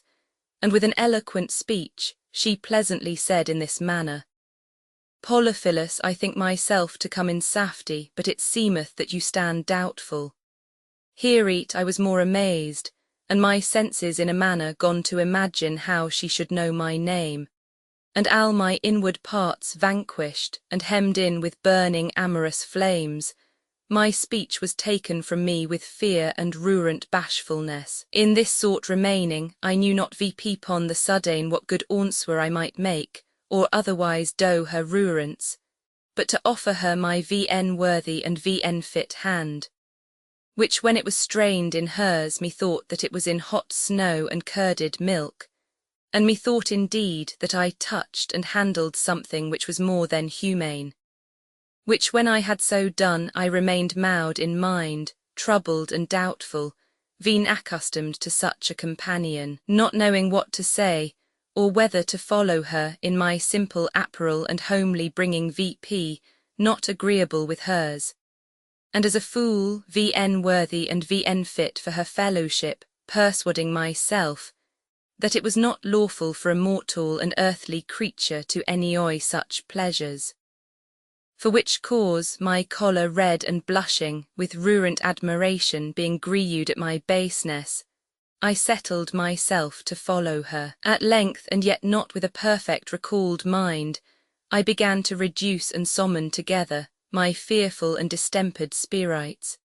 persuading myself that I must needs haw good success, being near so fair and deuine and obiked, and in such a place, and so followed her on with a panting heart, more shaking than the bird cicer or a lamb carried in the mouth of a wolf, and thus touched most fervently with pleasant heats, growing and increasing more and more, they began to boil and kindle my cold fear, and dispositiously to adopt my altered heat to sincere Loue. Which being thus brought to thise pass, by a provoked inward desire, yet inwardly as I reasoned with myself, it was wonderfully variable and doubtful.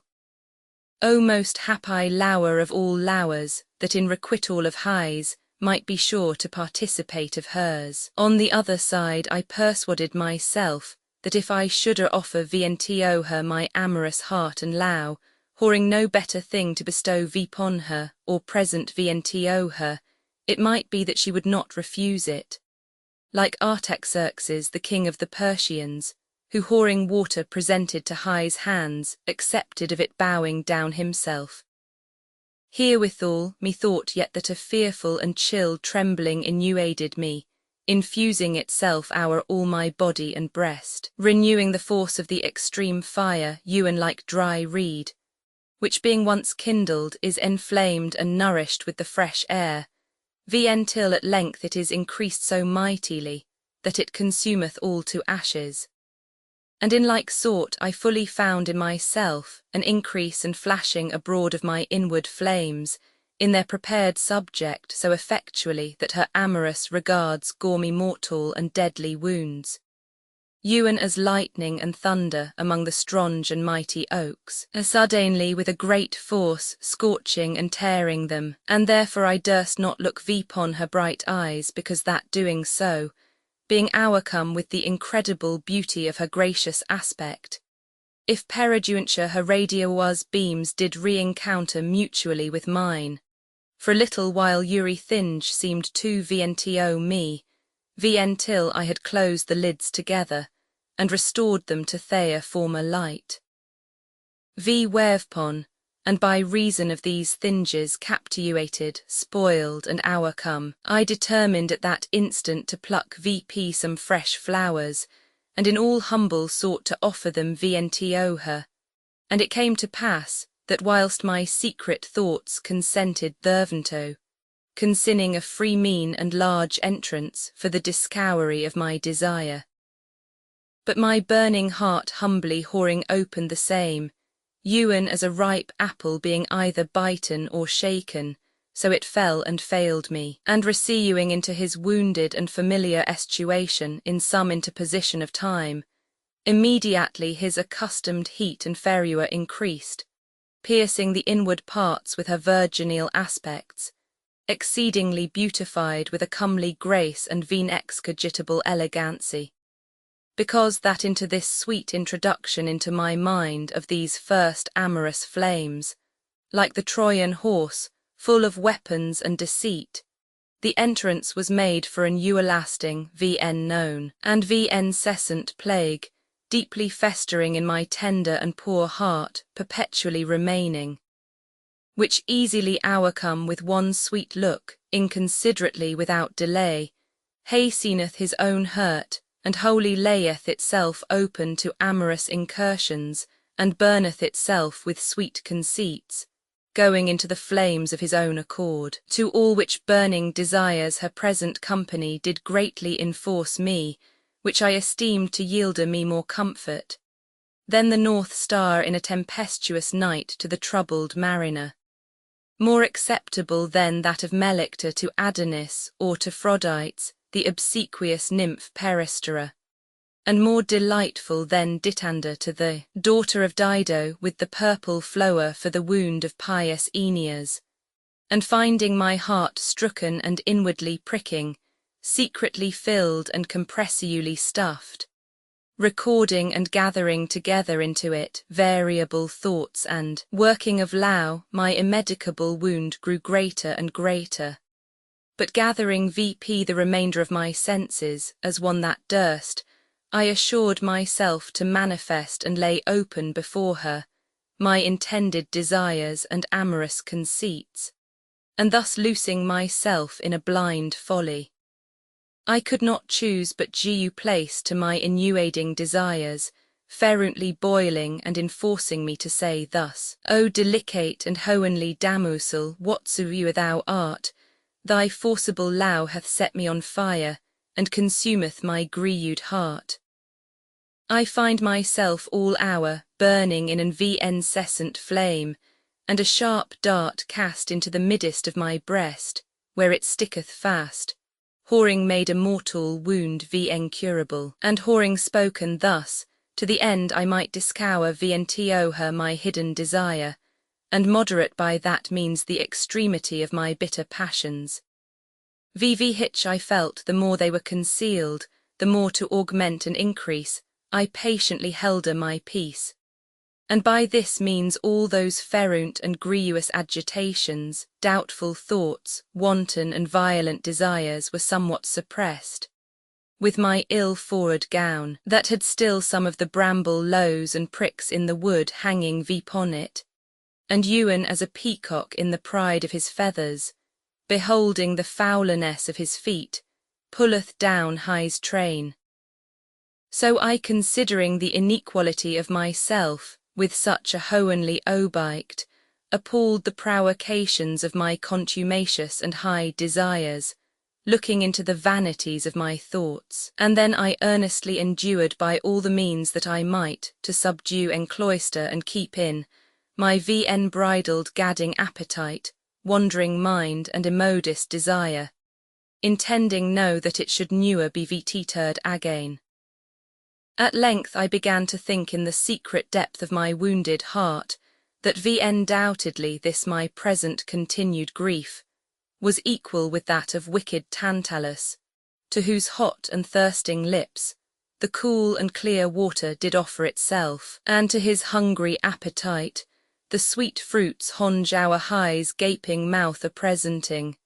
But he newer tasted any of either. Ah, woe is me ewen in like sort, a most fair nymph of an excellent shape, of a flourishing age, of angel-like behoya unspeakable, and of rare honour and exceeding courtesy as mine eyes coulda behold, whose company exceeded any exquisite humane content. And I, erst by her, full of all whatsoever provocation, forcing salaciously Loue and desire, heaping vppe in herself the whole perfections of delight, and yet my yawning and voluptuous desire, newer the more thereby satisfied. Well, on this sort my burning concupiscence nothing allayed as much as I might, I comforted my languishing heart, measurably tormented in putting of it in mind of salacious and amorous hope. And with that there was newer a coal so near put out, but it was presently renewed and set on fire, with the company of the next. And my bridled eyes, the more they were armed to resist her power, the more they were inflamed with the insolent desire and liking of her wonderful and hohenly beauty, still seeming more fair, more excellent, more Louley, more to be desired, extremely apt and prepared for Loue, evidently showing forth in herself a wonderful increase of sweet pleasure. Afterwards I thought with myself, it may be that she is some creature which I may not desire, and it may be the place is not fit for such thoughts, and then it may be I whore made a wise work, and spun a fair thread, if I should be punished for my impudency like Ixion. In like sort the Thracian had newer found the deep seat of Neptune, if he had not meddled with Tethys. And Galantide, the maid of Lucina, should a not whore brought forth in her mouth, if he had not deceived. It may that thy's nymph is spoused to some high and mighty prince, and I to offer her this dishonour, what am I worthy of?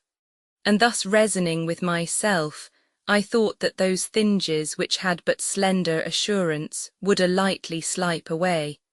and that it would not be hard to deceive you where was no watchful regard, and to bold spirites fortune was not altogether failing,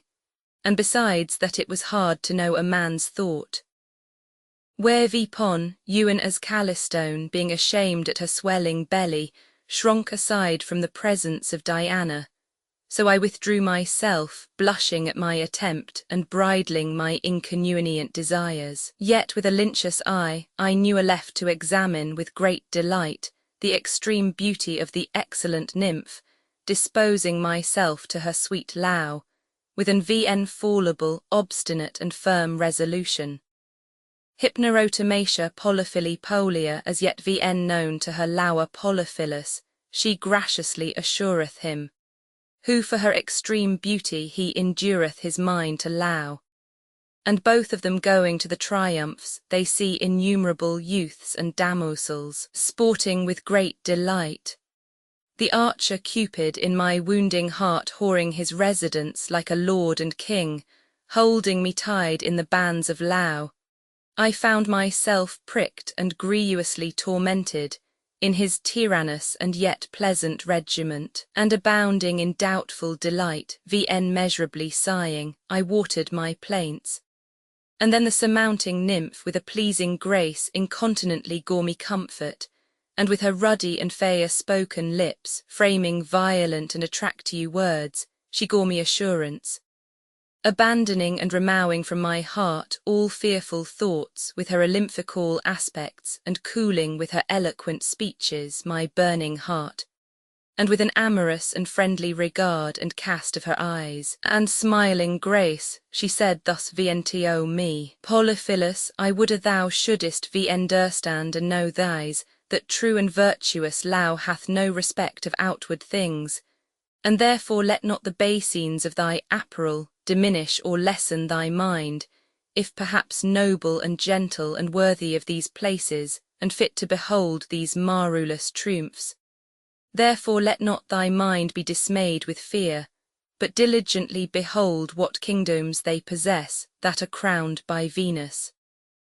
I mean, such as be strongly agonished and yet pursue still, seruing and attending upon her amorous altars and sacred flames,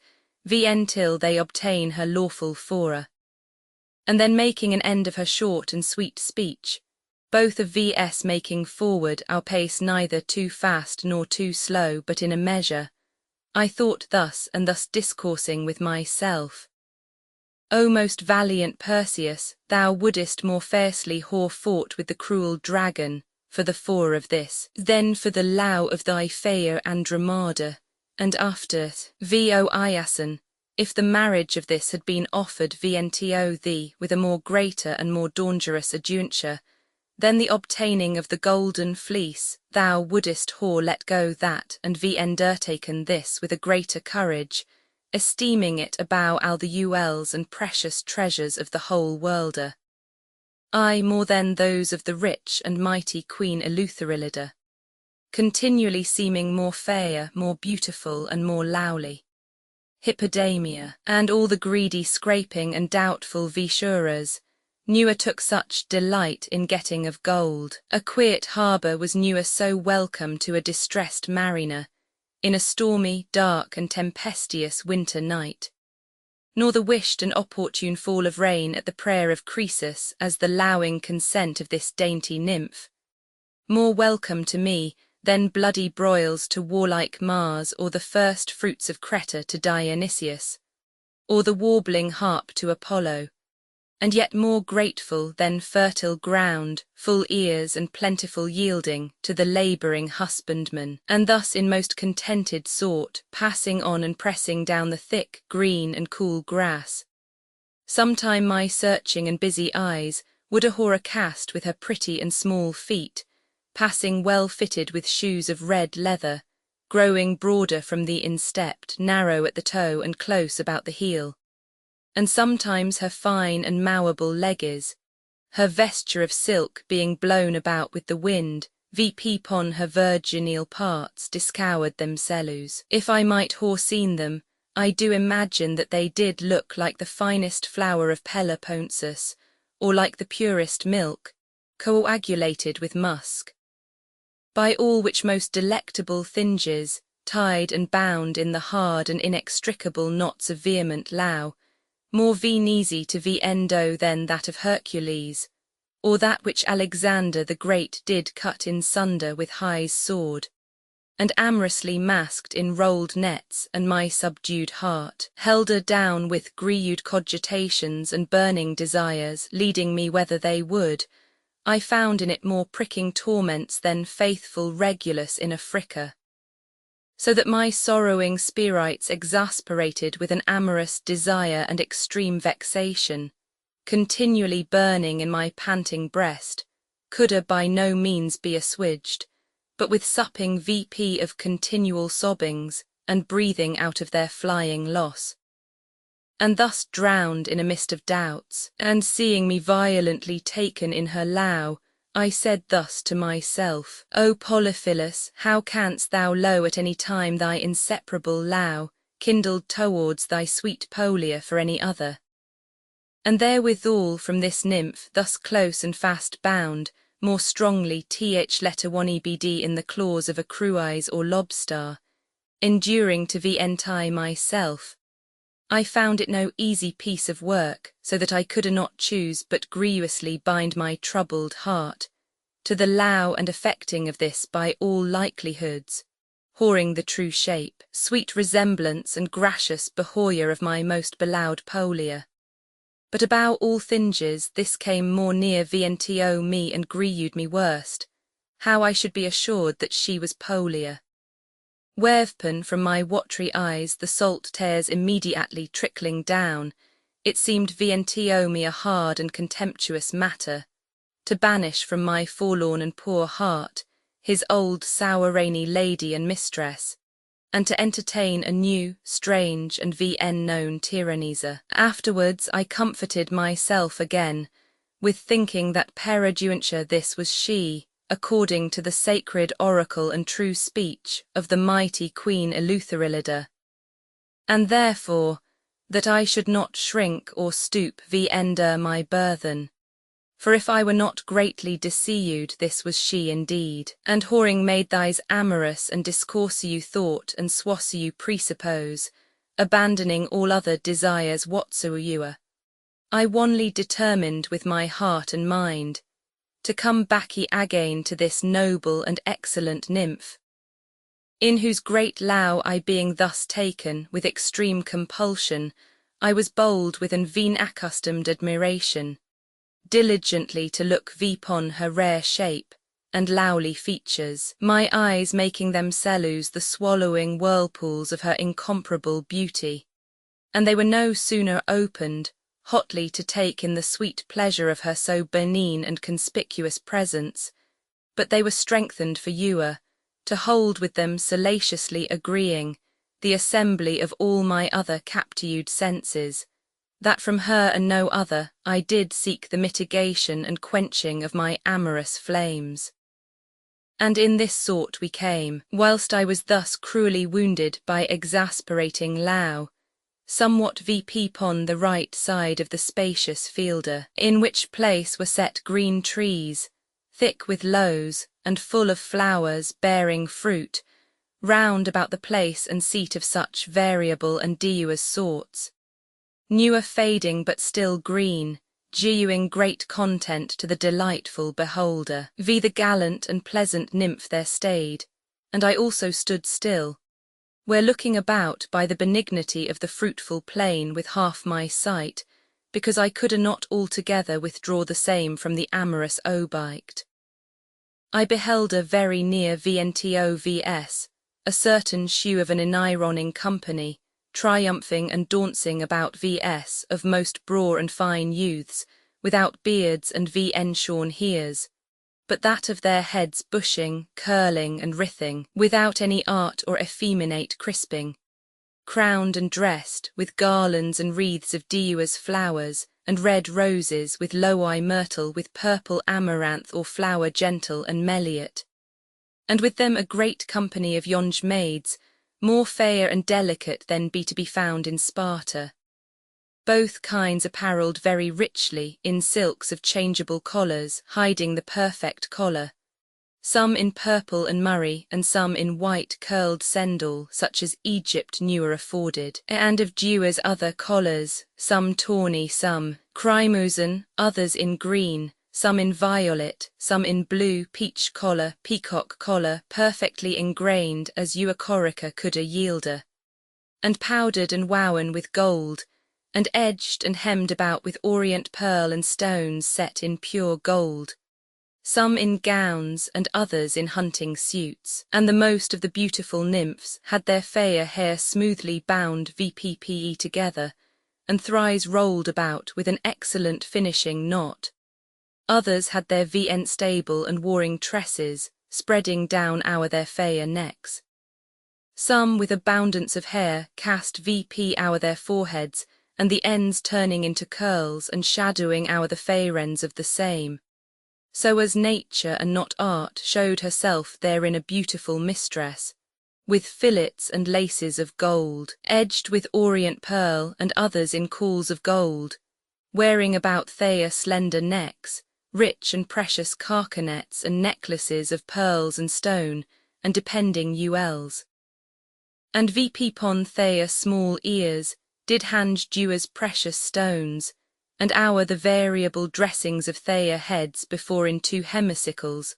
were set shadows of orient pearl and stone in flowers of hair, all which excellent ornaments together with their most elegant personages were easily able to alter any churlish, vile, or obstinate heart. Their fair breasts in a voluptuous and wanton sort were bare to the midst of them,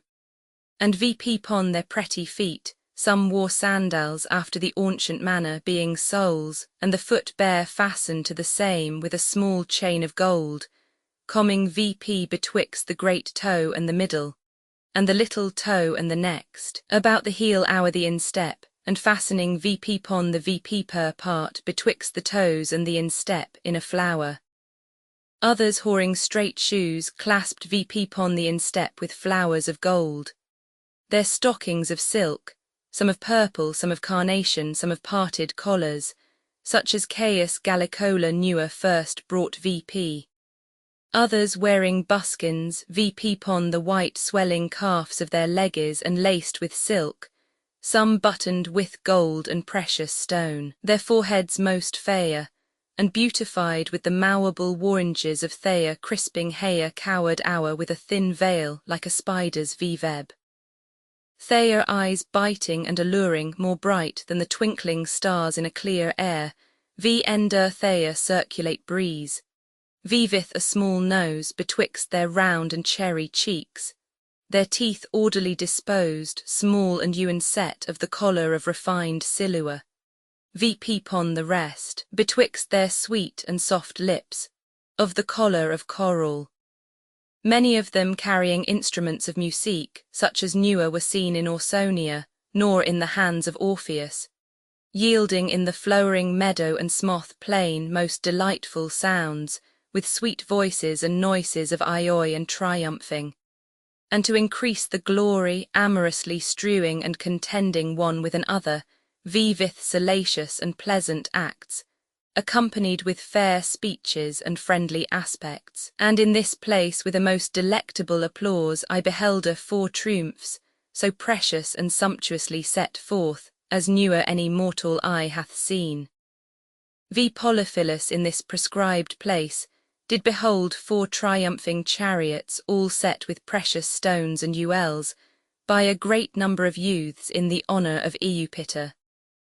The first of the 4 Maruillus triumphant chariots had 4 round wheels, of perfect green emeralds of Scythia. The rest of the chariot did amaze me to behold, being made all of table diamonds. Not of Arabia or Cyprus of the new mine as our lapidaries call them,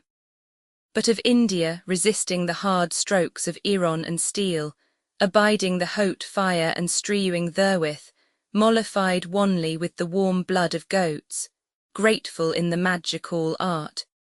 which stones were wonderfully cut of a cataglyphic explicature, and set very curiously in fine gold. Upon the right side of the chariot I saw expressed the representation of a noble nymph, with many accompanying her in a meadow crowning of victorious bulls with garlands of flowers, and one abiding by her very tamely. The same nymph upon the other side was also represented, who whoring mounted upon the backy of the bull, which was gentle and white, he carried her o'er the sea. Upon the forend I beheld a Cupid, with a great number of wounded people and nations, maruiling to see him shoot into the air. And in the hinder part, Mars standing before Eupator, mourning because the boy had shot through his impenetrable breastplate, and showing the wound, and with the other hand, holding out his arm, he held this word Nemo. The fashion of this chariot was quadrangulate, of 2 perfect squares longe ways of 6 foot in length and 3 foot in height, with a bearing out coronis a bow and ender the plinth, and about the same a plane in breadth 2 foot and a half, and in length 4 foot and a half, bearing towards the coronis, all our scorely with precious stones, with an altered congress and order of collars variably disposed.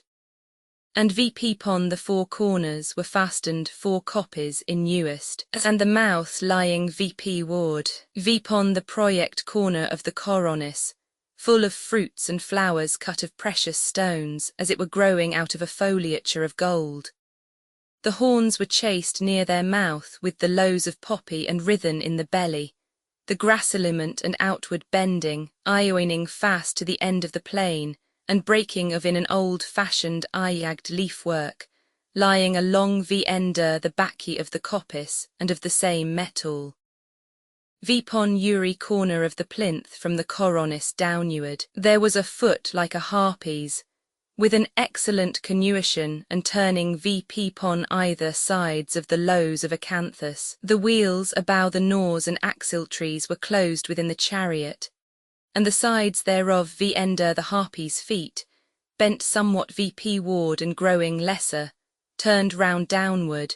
whereunto the furniture or trace to draw it by were fastened.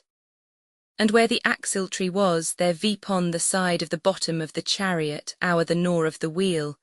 there came down a propension ioining to the plinth, twice so long as deep, of two foliages, one extending one way and the other another way.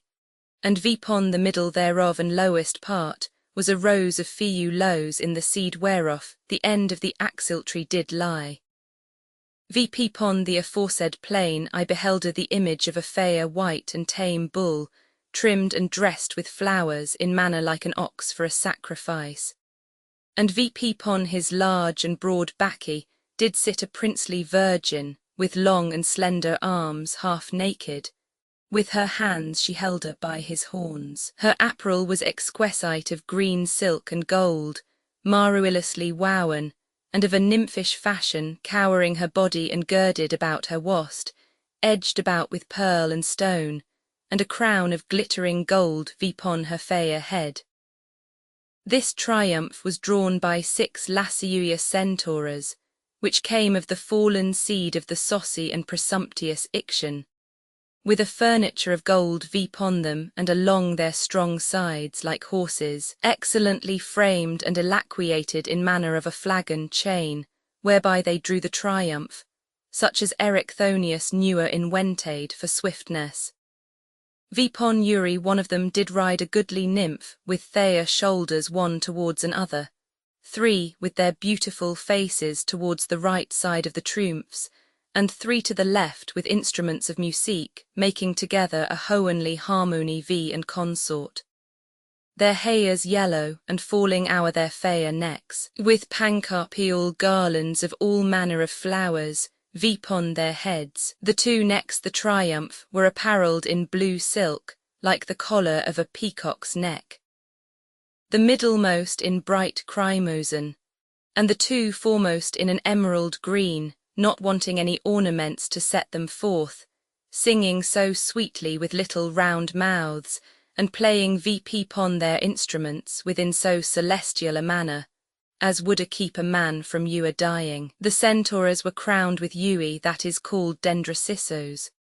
The 2 next the triumph did bear in their hands 2 vessels of an old fashion of the topaz of Arabia of a bright golden collar, grateful to Lucina and to the which the wars will be calmy, slender at the bottom, big swelling in the belly and lessening small vp towards the orifice, in height 2 foot without ears, out of the which did ascend a thick smoke or fume of an inestimable fragrancy. The middlemost did sound trumpets of gold, with banners of silk and gold, fastened to the trumpets in 3 places. The other 2 foremost, with old-fashioned cornets, agreeing in consort with the instruments of the nymph, under the which triumphant chariot were the axletrees connuently placed, whereupon the wheels turned, and of a ballastic lineament, waxing small toward the end and round, which axletrees were of fine pure gold and massieu, new a cankering or fretting, which is the deadly poison and destroyer of virtue and peaceable quiet. This triumph was solemnly celebrated with moderate leaping and dancing about and great applause. Their habits were girded with scarfs, the ends flying abroad, and in like sort those which did sit vipon the centaurs, commending in their song the occasion and mystery of the triumph in voices consonant and cancionel verse, more pleasant than I am able to express, but let this suffice. The second triumph. The next triumph was not less worthy to be beholden than the first. The 4 wheels, the spokes and nores were all of fulkish agate, and in dewers places white veins, such as King Pyrrhus could not shew, with the representation of the 9 muses and Apollo playing in the midst of them vipon his lute. The axletrees and fashion of the same like the other, but the tables were of orient blue sapphire, whoring in them as small as motes in the sun, certain glinces of gold, grateful to the magic art and of Cupid beloud in the left hand. Vipon the table on the right side, I beheld her engroen, a goodly matron lying in a princely bed, being delewed of 2 egges in a stately palace. Her midviews and other matrons and yonge women being greatly astonished at the sight. Out of one of the which sprung a flame of fire, and out of the other egg 2 bright stars. VP pon the other side were engrown the curious parents, ignorant of thy strange bieth in the temple of Apollo before high's image, asking by oracle the cause and end heriof whoring this dark answer. Vni gratum mare, alterum gratum mari. And for thy's ambiguous answer they were reserved by their parents. VP pon the fore end of the chariot there was represented most liewly the figure of Cupid, aloft in the skies, with the sharp heads of his golden arrows, wounding and making bleed the bodies of Dua's 4-footed beasts, creeping serpents and flying fowls. And VP pon the earth stood Devua's persons, wondering at the force of such a little slaw, and the effect of such a weak and slender arrow. In the hinder end, Eupiter appointing in high's stead, a prudent and subtle sheepy herd as a earge, awakened by him, as he lay sleeping near a most fair fountain, whether of the 3 most fair goddesses he esteemed best worthy, and he being seduced by dewising Cupid, gore the apple to the pleasant working Venus. This triumphant chariot was drawn by 6 white elephants, coupled 2 and 2 together, such as will hardly be found in Asia Sinua, nor among the Gandhars of India.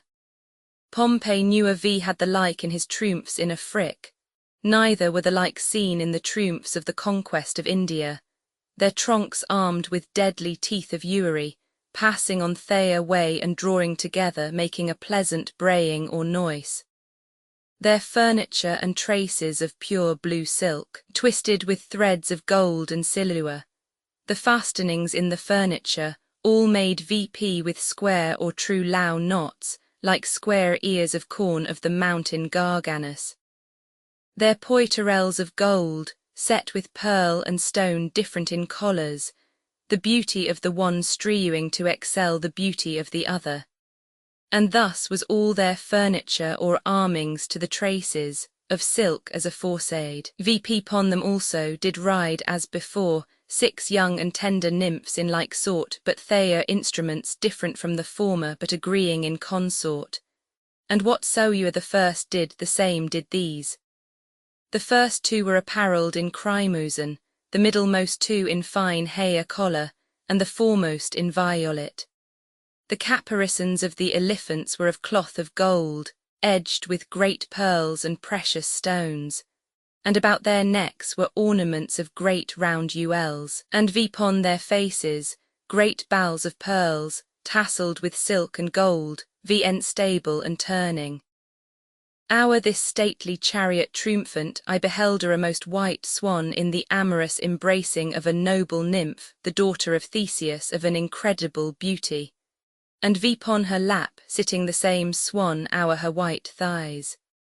She sate vipon 2 cushions of cloth of gold, finely and softly wowen with all the ornaments necessary for them, herself apparelled in a nymphish sort in cloth of silver, here and there powdered with gold, hour 1 and vender 3, without defect or want of anything, requisite to the adorning of so honourable a representation, which to the beholder may occasion a pleasurable delight. In Uri sort performed with as great applause as the first. The third triumph. Then followed the third triumph, with 4 wheels of Ethiopian chrysolite, sparkling out gold. That which hath been helder in the same in old time hath been thought good to drew away malignant spirits. The wheels VP wardly cowered as aforesaid, and the nores and spokes of the same fashion of green helitropia of Cyprus, whose virtue is to keep secret in the daylight to dewine gifts, full of drops of blood. This history was engrown VP pon the right side of the table thereof, as followeth. A man of great majesty, requesting to know what should happen to his fair daughter. Her father understanding that by her means he should be dispossessed of his crown and dignity. And to the end she should not be carried away or stolen of any, he built a mighty strong tower, and there with a watchful guard caused her to be kept. And she remaining there in this sort with great content, had falling into her virginal lap, drops of gold. VP pon the other side was chased out a valiant youth, who with great ruance did receive a protection of a crystal shielder, and with his sword afterward cutting off the head of a terrible woman, and afterwards proudly bearing her head in scene of victory, out of the hot blood of whom did rise VP a flying horse, who striking VP pon a mountain with one of high's hows, made a strange springe of water to gush out. Vpon the fore end I behelder the mighty Cupid, drawing high's golden arrow, and shooting the same VP into the hoans, causing them to rain blood. Whereat a number stood wonderfully amazed, of all fortes of people. Vpon the other end I did see Venus in a wonderful displeasure,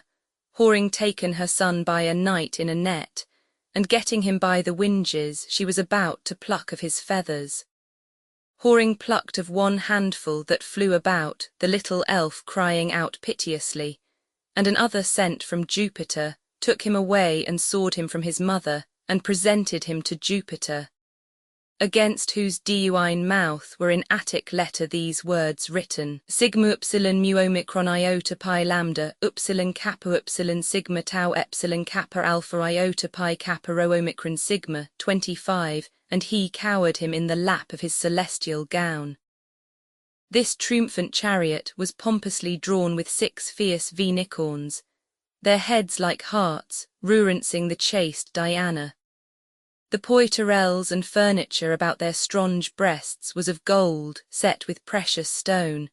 and fringed with silua and hair collared silk, tied into knots, in manner of a net work, and tasselled at Uri propendent point, their caparisons like the other before spoken of. Vpon these did sit, 6 fair virgins in such pomp and manner as before, apparelled in cloth of gold, wowen with blue silk into diuas lows and flowers. These had a consort of Leoncia's wind instruments full of spirite. 26 and VP pon the top of the chariot was placed a stool of green iasper, set in silua, needful in biath and medicinable for chastity. At the foot it was 6 square, and growing smaller toward the seat, and from the middle to the foot, chamfered and furrowed, and VP ward wrought with neckstrulls. The seat whereof was somewhat hallowed for the more easily sitting VP pon it. The lineaments thereof most excellent. Aloft VP pon the same did sit a most singular fair nymph, richly apparelled in cloth of gold and blue silk, dressed like a virgin, and adorned with innumerable sorts of pearls and stone. She showed an affectious delight to behold drops of gold fall from Hoen into her lap. She sate in solemny pomp like the other, and with great applause, with her fair and plentiful hair spreading down o'er her baccy, crowned with a diadem of gold, set with sundry precious stones. The 4th triumph. The 4th triumph was borne VP pon 4 wheels, with iron strakes, forcibly beaten out without fire. All the rest of the chariot in fashion like the former was of burning carbuncle, showing light in the darkest places of an expolite cutting. Past any reason, to think how or where it was possible to be made, or by what workmen. The right side whereof helder this history. An honourable woman with childer, VNTO whom Jupiter showed himself, as he was wont with Juno in thunder and lightning, insomuch as she fell all to ashes, out of the which was taken VP a young infant. Vpon the other side, I behelder Jupiter, whoring the said infant in his hands, and deluring him to a yonge man with winged buskins and a staff, with 2 serpents winding about it, who delured the infant to certain nymphs in a core to be fostered. In the fore end, I might see how Cupid whoring shot VP into Hoen with high's mischievous arrow, had caused Jupiter to behold a mortal nymph, and a great number of wounded people wondering at it. In the hinder end was Jupiter sitting in a tribunal seat as Eurge, and Cupid appearing limping before him, and making grievous complaints against his lowing mother, by cause that by her means he had wounded himself extremely with the lowe of a fair damsel, and that his leg was burnt with a drop of a lamp, presenting also the young nymph and the lamp in her hand. And Eupiter with a smiling countenance speaking to Cupid, perfa scintillam qui coelum excendis and omnes. This monosticon was graven in Latin letters in a square table before the faces of their supreme majesties, the rest as is described. This mystical triumph was drawn by 6 spotted beasts of yellow shining colour, and swift as the tigers of Hyrcania called leopards, coupled together with widths of twined vines, full of tender green lows and stalks full of green clusters. This chariot was drawn very leisurely, upon the middle of which plain there was placed a base of gold by the lowest diameter, 1 foot and 3 handfuls high, the lataster or lowest verge round and hollowed, in the middle ender the VP per cyme or brim in form of a pally with neck strubs, rules and cordicils. The VP per plane of this base was euacuated,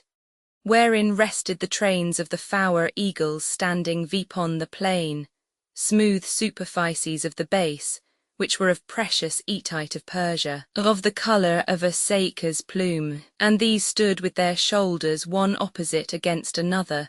and their pounces of gold fastened and sticking in the said base,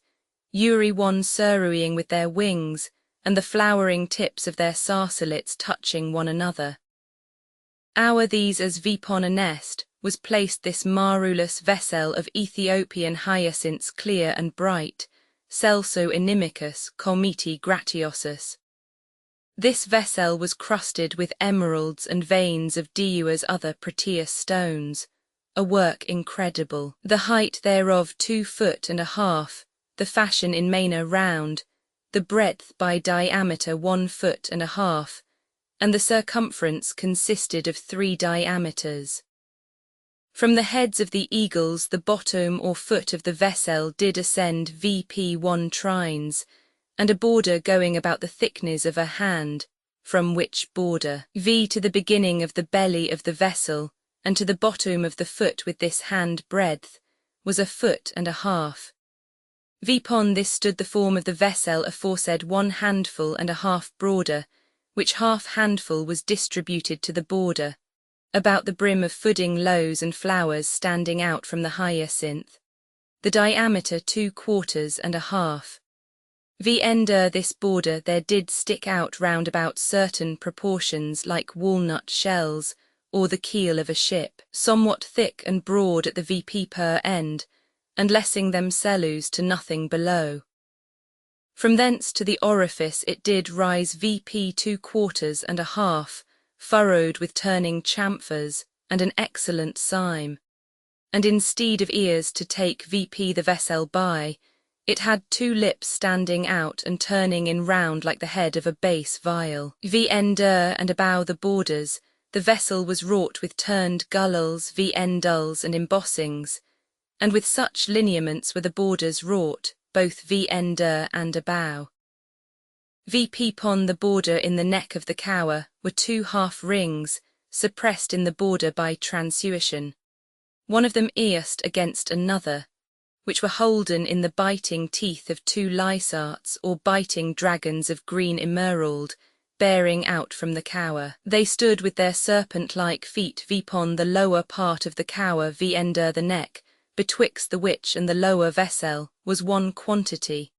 and from his VP per gracilament descending, he ioined with the turned in cyme of the circumferent limbus or verge, where they did closely bite together. This cower to the neck was made in scaly work of hyacinth, except the veins of smaragd for the little dragons, their bellies and feets fastening to the scaly cower. These little dragons one against another, their breasts and throats hollowing out from the border and the cower, and their tails turning VP wards again, did seru for the ears of the cower, earst hour them of the lower vessel. The lower turning about where the cower did close with the vessel being of 2 parts, ioined together with an excellent foliature, 1/2 foot broad as if they had been inseparable. The body of this vessel was all run o'er with a vine, the stringes and veins whereof, and small curling twists were of topaz. Far better then is found in the Iland Ophiades, the lows of fine smaragd, and the branches of amethyst, to the sight most beautiful, and to the understanding wonderful contemplable, the subiked vessel appearing thorough the same of hyacinth so round and polished, as any wheel can send forth. Except, under the lows there was a substance left, which helder the foliature to the vessel of hyacinth, passing hour and separated from the subiked. The hollowed and bending lows with all the other lapisidarial lineaments were performed with such an emulation of nature as was wonderful. Let vs no return to the circumferent brim of the Proteus vessel. In the smooth parts whereof, pon either sides of the tails of the lysarts, I beheld two historials worthy of regard, ingrown in this sort. Pon the foreside of the vessel, the representation of Eupiter, holding in his right hand a glistering sword, of the vein of the Ethiopian chrysolites, and in the other hand a thunderbolt of shining ruby. His countenance Sora of the vein of Galatetes, and crowned with stars like lightning, he stood vpon an altar of sapphire. Before his fearful majesty were a buoy of nymphs, sown in number, apparelled in white, proffering with their sweet voices to sing. And after transforming themselves into green trees like emeralds full of azure flowers, and bowing themselves down with devotion to his power. Not that they were all transformed into lows, but the first into a tree, her feet to roots, their arms and heads into branches, some more than other, but in a shew that they must follow all alike, as appeared by their heads. Vpon the other anaglyph I did behold a merry and pleasant majestical personage, like a young fat boy, crowned with two folding serpents, one white and the other blacky, tied into a knot. He rested delightfully under a plentiful vine tree full of ripe grapes, and vpon the top of the frame there were little naked boys, climbing and sitting aloft gathering the ripe clusters. Others offering them in a basket to the god, who pleasantly received them. Other some lay fast asleep vpon the ground, being drunk with the sweet eusv of the grape. Others applying themselves to the work of musculant autumny. Others singing and piping, all which expression was perfected by the workman in Proteus stones, of such colour as the natural liulinus of Uri vein, leaf, flower, berry, body, proportion, shape, and representation required. And in this imagery, although it was very small, yet there was no defect to be found in the least part belonging thereunto, but perfectly to be discerned. Out of this former described vessel did spring a green flourishing vine, the twisting branches thereof full set with clusters of grapes, the tawny berries of Indian amethyst, and the lows of green Silenitis of Persia. Not subike to the change of the moon, delighted of Cupid. This tree shadowed the chariot.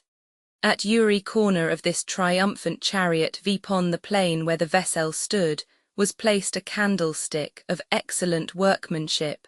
vpon 3 feet of red coral, well liked of the ruder sort, resisting lightning and tempests, forable and preseruatiu to the bearer.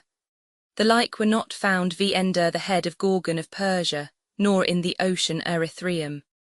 The steel of one of the candlesticks was of white coral, belowed of Diana of a connuenient length, with round knobs and ioints in height 2 foot. Another was of most fine stone Dionysias, whoring spots growing from a blackish to a pure red, the same pounded smelleth sweetly. The third was of perfect media of the colour of dark gold, and whoring the smell of nectar. The fourth of Proteus nebritis from a blacky growing to a white and green. Out of the hollowed steels whereof, there ascended a pyramidal flame of eulasting fire, continually burning. The brightness of the works expressed through the reflexion of the lights, and the sparkling of the prettiest stones were such, as my eyes dazzled to behold them, about which hohenly triumph with a marulous and solemnly pomp infinite troops of nymphs,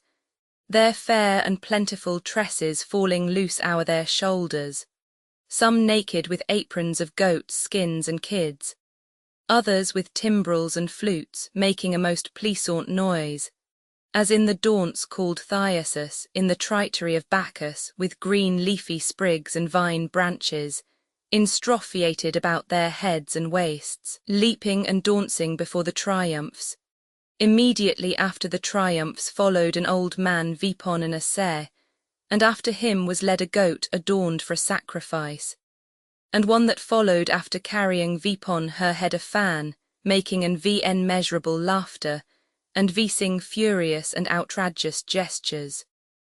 This was the order of these Mimalans, Satyrs and Seruants to Bacchus, Bawds, Tyades, Naiades, and such as followed after. The nymph doth show to Polyphilus the multitude of young Louers and their Lows what they were, and in what sort beloud it is very hard for a man to accommodate his speech to apt terms, whereby he may expressly declare the great pomp, indesignant triumph, vn cessant ioi and delightful eatings about these rare and vn seen chariots,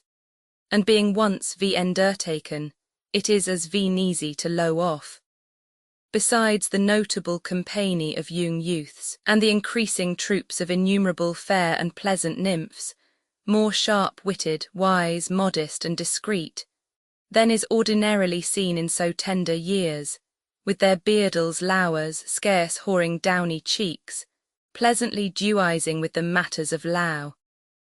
Many of them whoring their torches burning, others pastoral, some with ancient spoils vpon the ends of straight stores, and others with dewers sorts of troughs vpon launces, curiously hanging, carried before the mystical triumphs, with shouting resounds abow in the air, some with wind instruments of dewers fashions and manner of windings, sagbutts and flutes, others with hohenly voices singing with ineffable delights, and exceeding solace past man's reason to imagine. Within them passed about the glorious triumphs, turning vpon the florulent ground and green sward, a place dedicated to the happy without any stub or tree,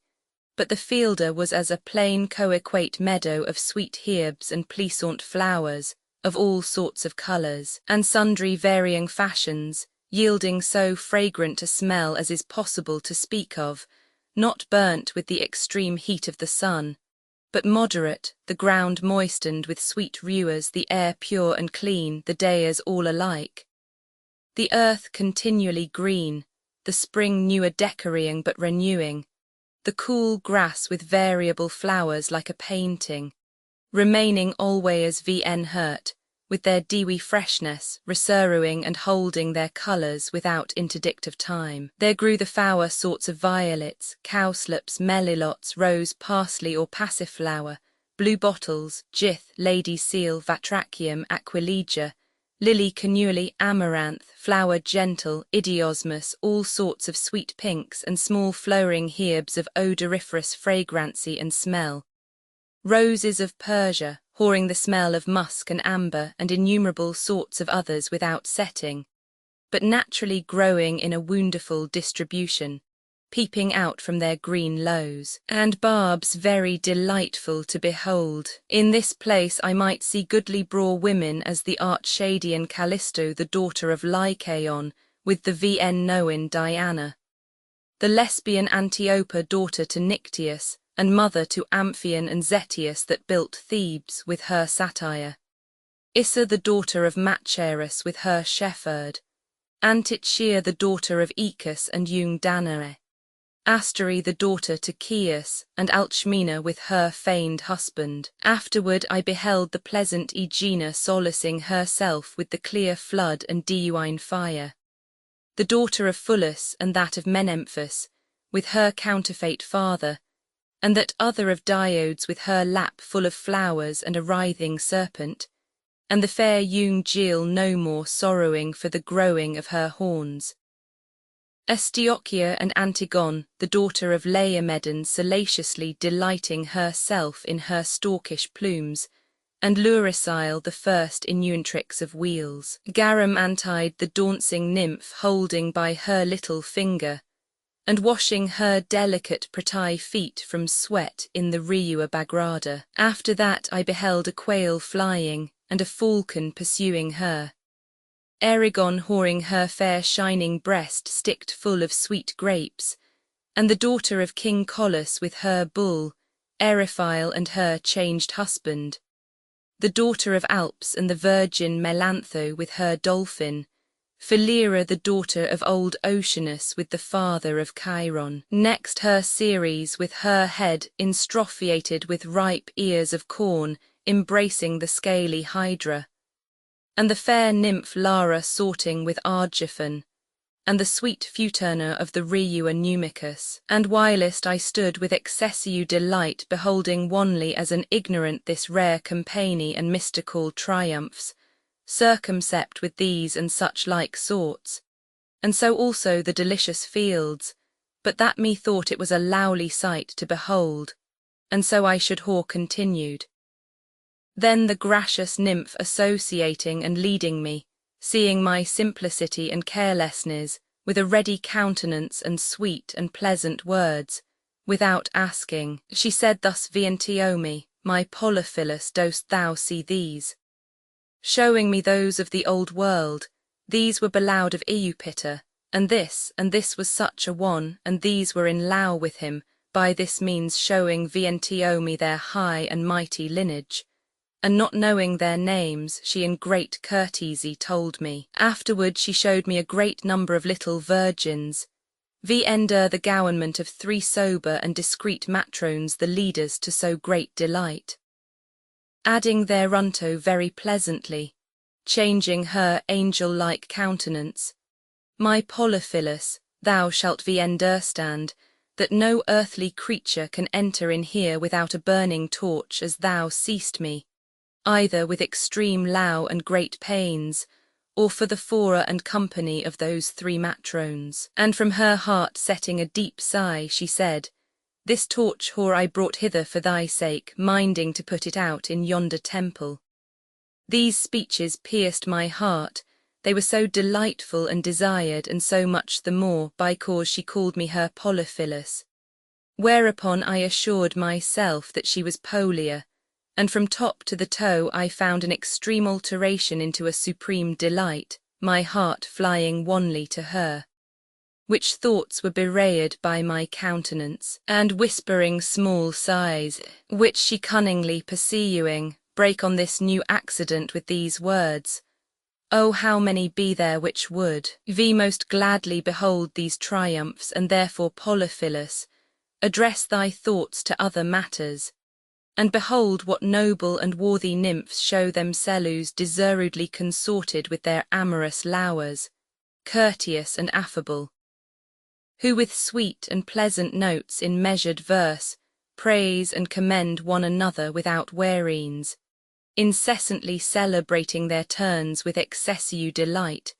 and extolling the triumphs, the air also full of the chirpings of Diua's pratai birds, yielding a diffused charm. This verse consisted of Strophe, Aristophe, and Epodus. About the first triumph among the rejoicing company, the 9 muses did sing, with their leader the Diuine looter Apollo. After the triumph followed the fair Parthenopian Lyria with a laurel crown, accompanied with Melanthia,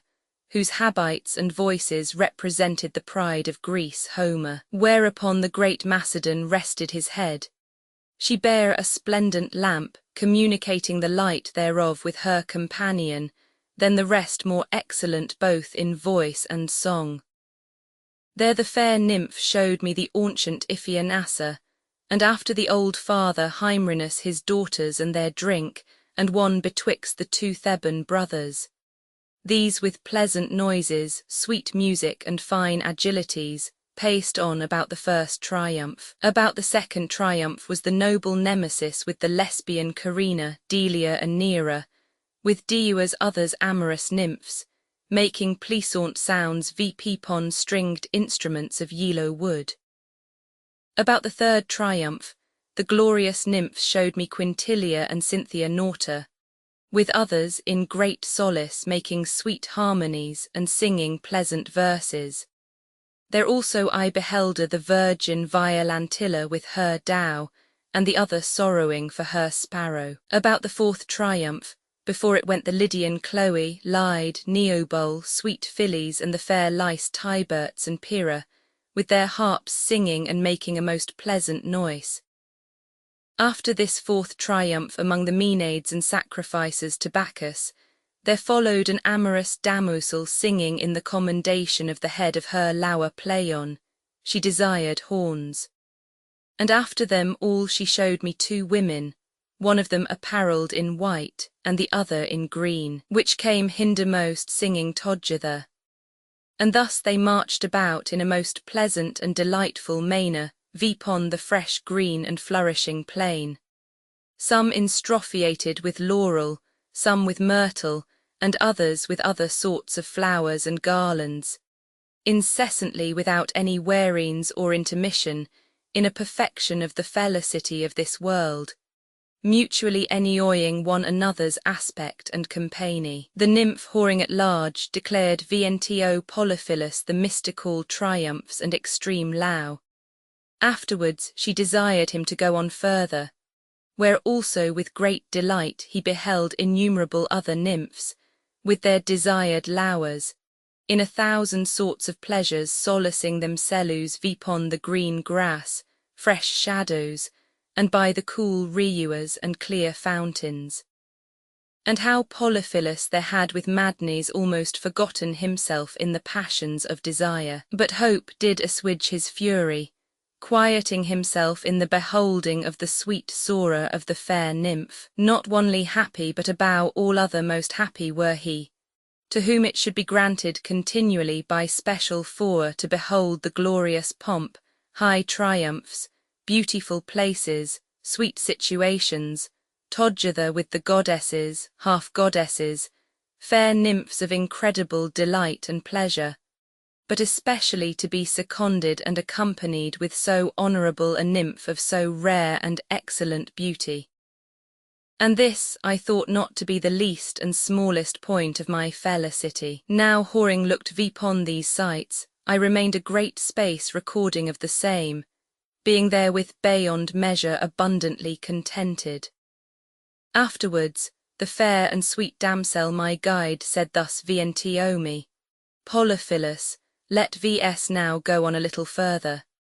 And then immediately we tended our walk toward the fresh fountains and shady riuas, compassing about the flourishing fields with crystalline currents and gracious streams, in which clear water grew the purple flowering son of the nymph Liriope, looking VP from his tender stringes and lows.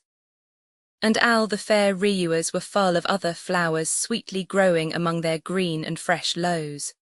This delightful place was of a spacious and large circuit, compassed about and environed with woody mountains,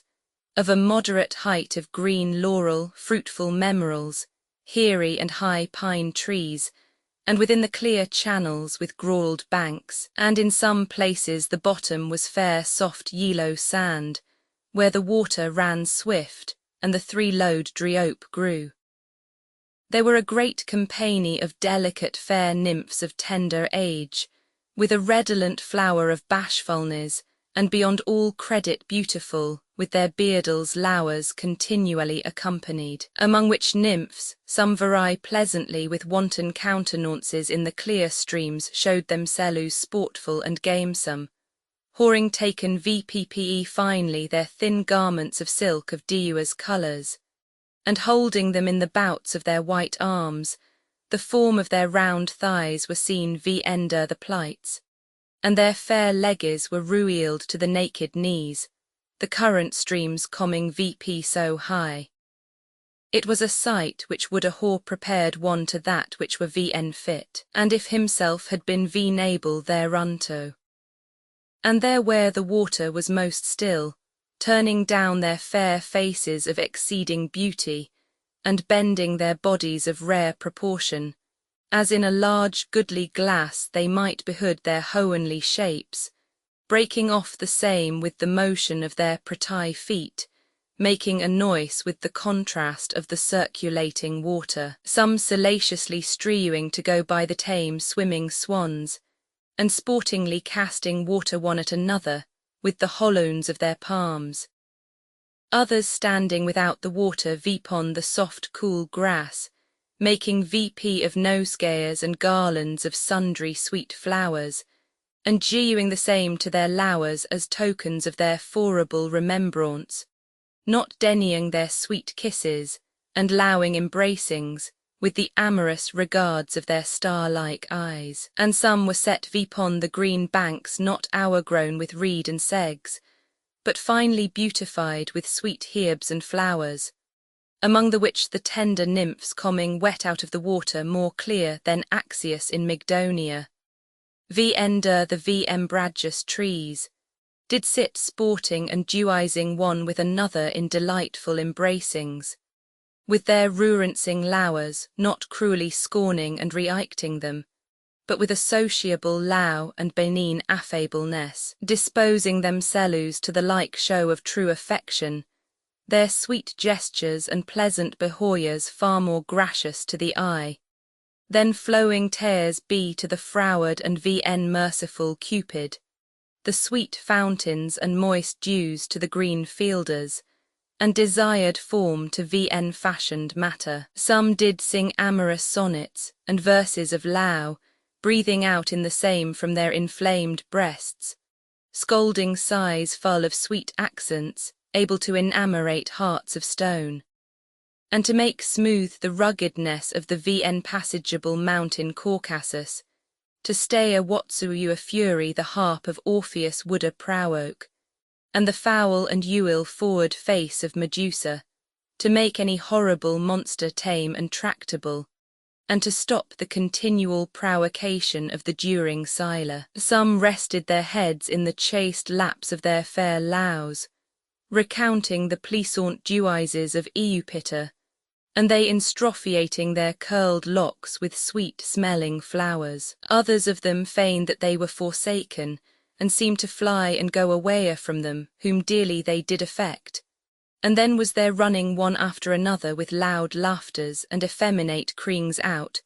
their fair tresses spreading down o'er their snowy shoulders like threads of gold, bound in laces of green silk, some loose after a nymphish manner, others bound vp in attires of gold set with pearl. Afterwards coming near together they would stoop down, and twitching vp the sweet flowers with their fair and tender fingers, fling the same in the faces of their pursuing lowers with great pleasure and solace, maintaining their feigned disgracings. Others with great courtesy were putting of rose lows one after another into their laced breasts, adding after them sweet kisses, some dewing their lowers, if our bold, vpon the cheeks with their harmels palmes pretty ticks, making them red like the wheels of Phoebus in a fair and clear morning, with other new and vn thought contentions, such as Loue could dewize, they all being pleasant, merry, and disposed to delight, their gestures and motions girlish and of a virginal simplicity, putting on sincere Loue without the offence of honourable virtue, free and exempt from the accursion of grief or emulation of a duer's fortune, sitting under the shade of the weeping sister of the whited Phaeton, and of the immortal Daphne and hairy pineapple with small and sharp lows, straight cypress, green orange trees and tall cedars, and others most excellent, abounding with green lows, sweet flowers and pleasant fruits still flourishing in such sort as is inestimable, ewenly disposed vpon the gracious banks, and orderly growing in a moderate distance vpon the grassy ground, inusted with green vinca peruince or laurel. What heart is so cold and chilling, that would not be stirred VP to heat, manifestly beholding the delightful duties of reciprocal Loue, such as I was persuaded would have kindled Diana herself, whereupon I was bold to show that folly which tormented my inward spirits, denying to see what others possessed, that was a continual delight in pleasure and solace without any wearings in full cloying. And thus Diua's times my heart being set on fire by my eyes, and extremely burning, my mind still fixed upon delightful pleasures and their smacking kisses, and regarding with a curious eye the abounding guerdons of the feathered god, methought at that instant that I did behold the extreme perfection of pleasure. And by this means I stood wowering and out of measure amazed, and as one which had drunk an amorous potion, calling into remembrance the ointments of the mischievous Circes, the forcible Hebes of Medea, the hurtful songs of Byrrhena, and the deadly verses of Pamphile. I stood doubtful that my eyes had seen something more than humane, and that a base, dishonourable, and frail body should not be where immortal creatures did abide. After that I was brought from these long and doubtful thoughts and fantastical imaginations, and remembering all those marvellous Diuine shapes and bodies which I had personally seen with mine eyes, I then knew that they were not deceitful shadows, nor magical illusions, but that I had not rightly conceived of them. And now with earnest consideration among these beholding the most excellent nymph fast by me, my eyes filled with amorous darts ceased not to wound my passionate heart, by means whereof incontinently all my wandering thoughts were stirred VP, compact, and fixed upon her their desired object, recalling my mortified soul afresh to be tormented in his first flames, which most cruelly I suffered, in that I durst not be bold to ask if she were my desired Polia, for she had put me in some doubt thereof before, and now fearing to offend her with my being hour bold, and or troublesome with my rude and entitled tongue, Diua's times when my voice was breaking out betwixt my lips, upon that occasion I suppressed the same. But what she should be it was beyond my compass to imagine, and I stood as suspicious thereof, as the deceived Socia with the feigned Atlantiades, thus with diligent regards and cordial searches examining her hohenly features inundated with a burning desire beyond measure, I said to myself, "Oh, that I might be, if it were possible, a free mar in such a place, for no sorrow should aggrieve me, nor imminent danger should make me afraid. Although that froward fortune should oppose herself against me, I would spend my life without any regard thereof, not refusing to undertake the laboursome and great enterprise of the 2 gates showed to the son of Amphitrio. To spend the prime of my youth and pleasure of my years in the mortal dangers of the Myrcile seas, and in the fearful places of Trinacria, with the excessive troils and terrors of Ulysses, in the dark core of the horrible Polypheme, the son of Neptune, to be transformed in the company of Calypso, although I lost my life, or endured the most hard and long servitude of Androdus, for all wearings is forgotten where Loue is vehement. To undertake with the amorous Maenalian and Ilias to run with Atalanta, or to combat in such sort as the strong and mighty Hercules for his Loue Deianira, did with the huge Aeaclus, so as I might achieve so gracious a fora and attain to so high delight as the remaining in these salacious places, and avow all to enjoy the precious Loue and inestimable good will of her, more fair without comparison than Cassiopeia, of better fora than Cassiamira. Ah me, my life and death is in her power, and if so be that I seem worthy of her fellowship and amorous commerce, yet would God it might be granted me as a special reward and privilege to look upon her. And then I said to myself, O Polyphilus, if these hoary and burthenous weights of amorous conceits do oppress thee. The sweetines of the fruit doth allure thee thereunto, and if the peremptory dangers strike thee into a terror, the hope of the supportation and help of so fair a nymph will animate thee to be resolute. Thus my thought being Diua's, I said, O God, if this be that desired Polia which I see at this present, and whose precious impression without intermission I whore still born in my burning and wounded heart. Fro the first years of my Loue until this present, I am contented with all sorrows, and besides her I desire no other request but only this, that she may be drawn to my ferrunt Loue, that it may be with vs alike, or that I may be at liberty, for I am no longer able to dissemble my grief, or hide the extremity of my smart. I die Liuing, and Liuing am as dead. I delight in that which is my grief, I go mourning, I consume myself in the flame, and yet the flame doth nourish me, and burning like gold in the strong cement, yet I find myself like cold is.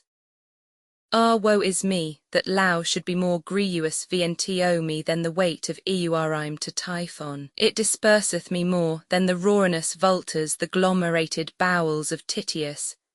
It holdeth me in more than the labyrinth crooking.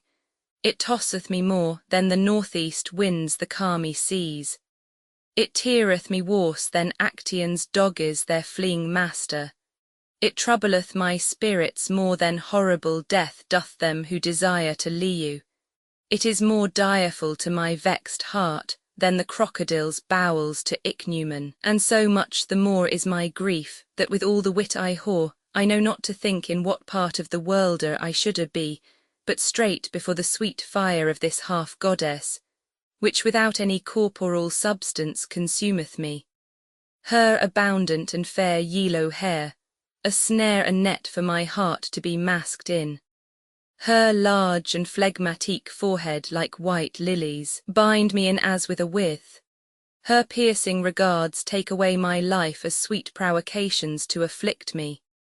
Her rosal cheeks do exasperate my desire, her ruddy lips continue the same, and her delicious breasts like the winter snow vipon the hyperboreal mountains,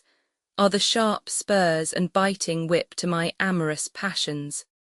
Her lowly gestures and pleasant countenance do draw my desire to an imaginatio delight, heaping vp my sorrow, and to all these insulting martyrdoms and grievous vexations of that impious and deceitful Cupid I lay open, mightily strewing to bear them, and no way are able to resist them, but to suffer myself to be overcome. Neither coulda I shun the same, but remained still as one hours lost in the Babylonian fen. O Titius, thou canst not persuade me that thy pain is equal with mine, although that the vultures tear open thy breast, and taking out thy smoking warm heart, do pluck it in pieces with their crooked beaks, and pinch the same in their sharp torlents, eating vp also the rest of thy flesh, vn till they whore engorged th letter 1 ebd cellus. And within a while after thou renewed again, they begin afresh to prey vipon thee. Thou haste a time to be renewed again, and made sound as you thou wert. But 2 eyes without all pity or intermission whore wounded me, dewer and consume me, lowing me no time of rest or space to be comforted. And whoring had these discourses with myself, I began secretly to mourn and weep, and desire a way that I might die, fetching deep sighs as if my heart had torn in sunder with Uri one of them. And Diua's times I had purposed with a lamentable voice to desire her help, for that I was at the point of death. But as one drowned and overwhelmed, I deemed that way to be vain, and to no purpose, and therefore furiously, and as one of a raging spirit I thought thus: Why dost thou doubt, Polyphilus?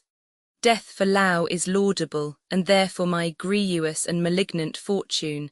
my sorrowful accident and hard hap in the Loue of so beautiful a nymph, will be writ and reported when I shall lie interred. The same will be sung in doleful tunes vipon sweet instruments of music, manifesting the force of hurtful Loue. And thus continuing the folly of my thoughts, I said, it may be that this nymph by all likelihoods is some ruerend goddess, and therefore my speeches will be but as the crackling reeds of art shadier in the moist and fenny sides of the Riua Labdone, shaken with the sharp east wind, with the boisterous north, a cloudy south and rainy south-west wind. Besides this, the gods will be sewer ruingers of such an insolency, for the companions of Velis's had been preserved from drowning and shipwrecky, if they had not stolny Apollo's cattle kept by Phaetusa and her sister Lampetia. Orion had not been slain by a scorpion, if he had not attempted the cold and chaste Diana,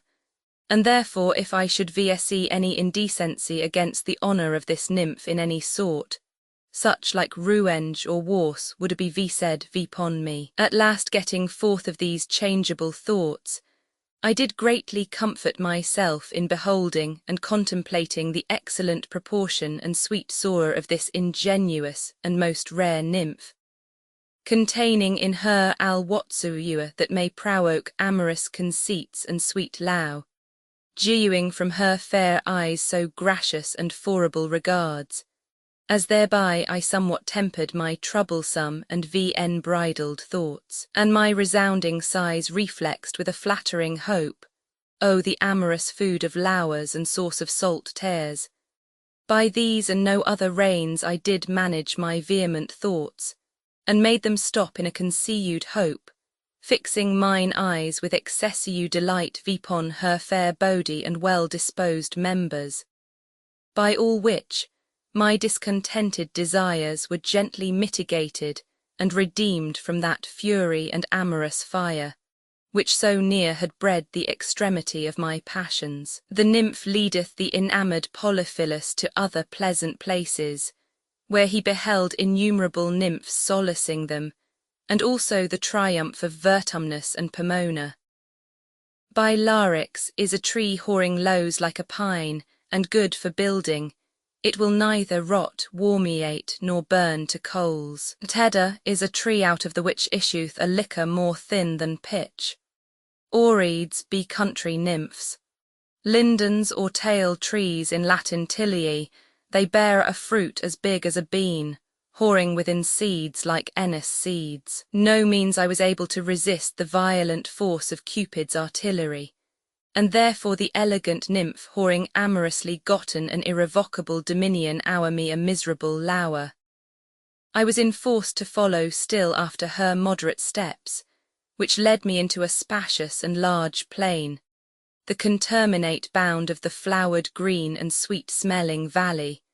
where also ended the adorned mountains and fruitful hills,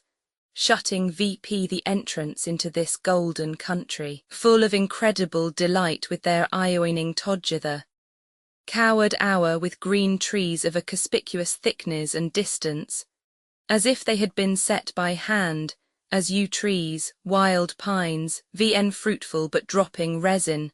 tall pineapple, straight furra, burning pitch trees, the spongy larix, the airy tedder beloud of the mountains, celebrated and preserved for the festival oreads. They're both of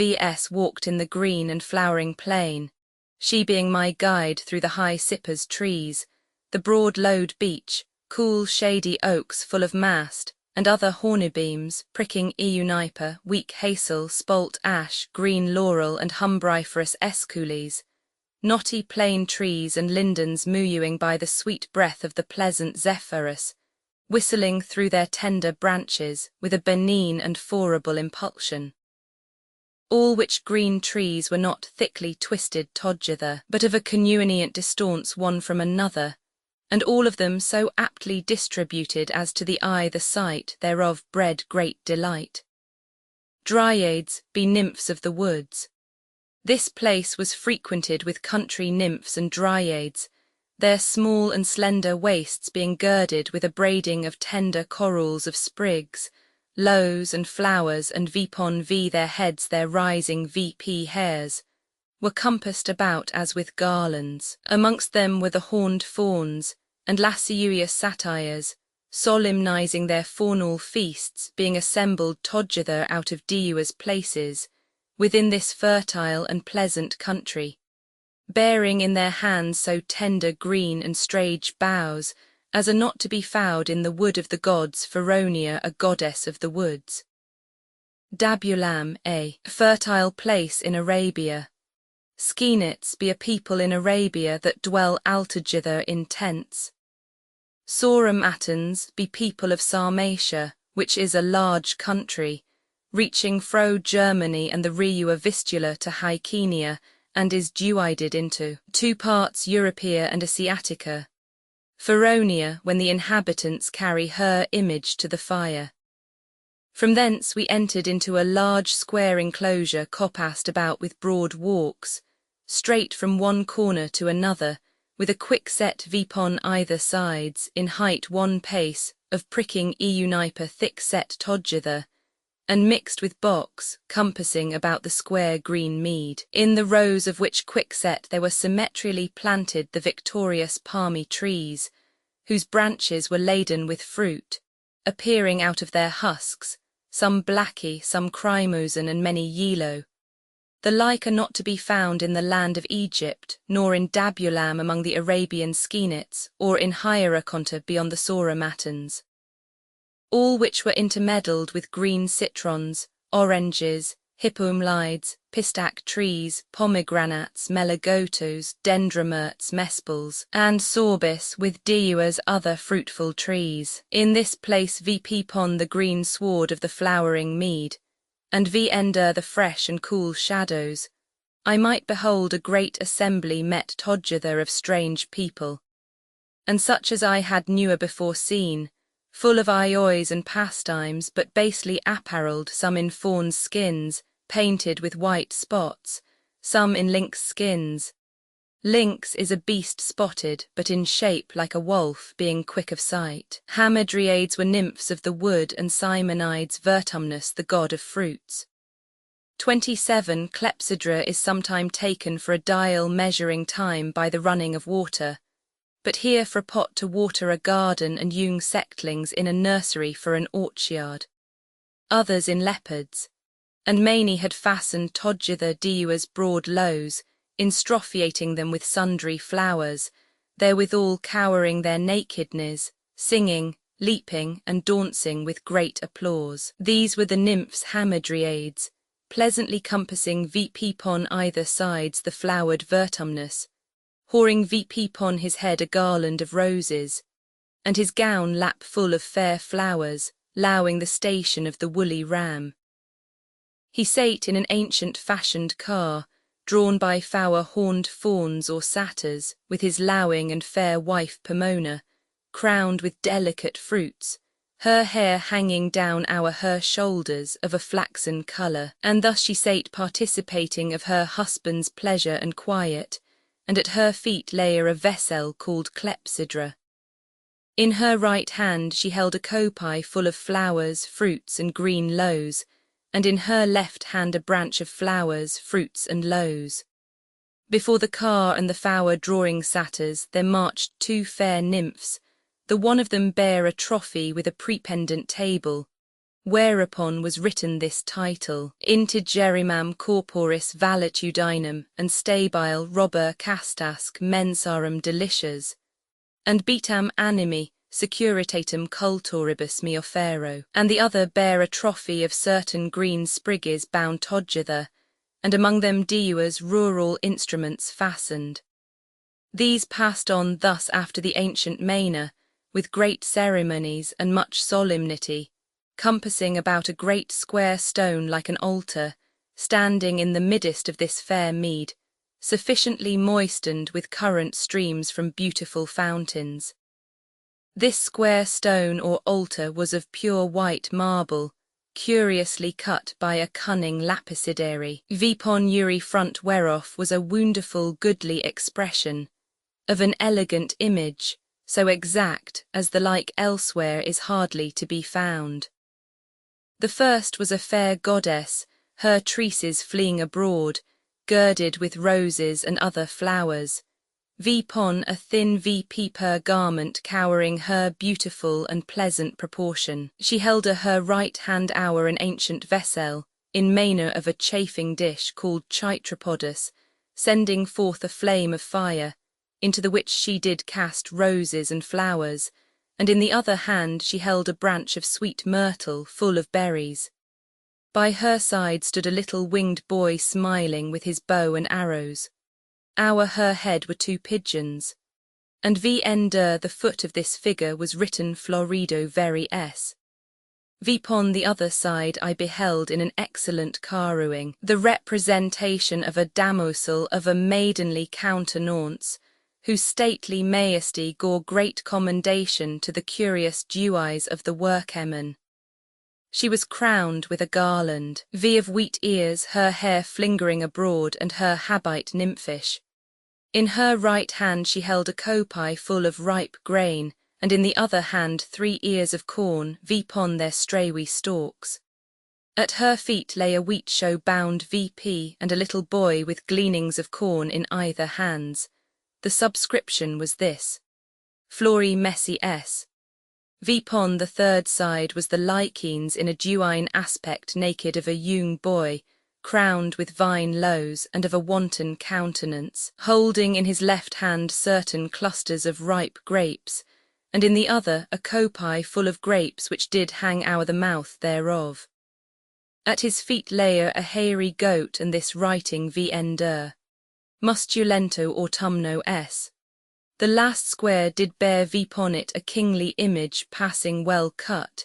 his countenance displeasant and austere. In his left hand he held a sceptre VP into the hoens, the air cloudy, troublesome and stormy, and with the other hand reaching into the clouds full of hail. Behind him also the air was rainy and tempestuous.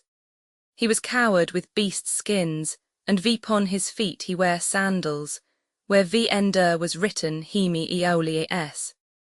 From thence the most fair and pleasant nymph brought me towards the seaside and sandy shore, where we came to an old decayed temple,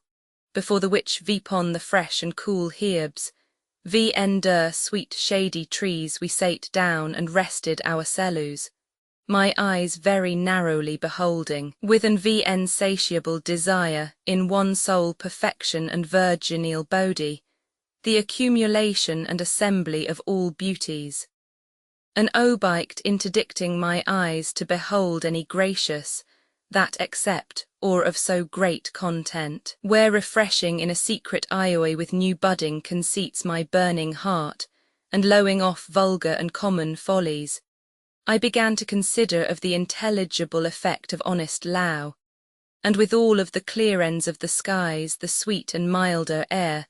the delightful sight, the pleasant country, the green grass decked with diversity of flowers,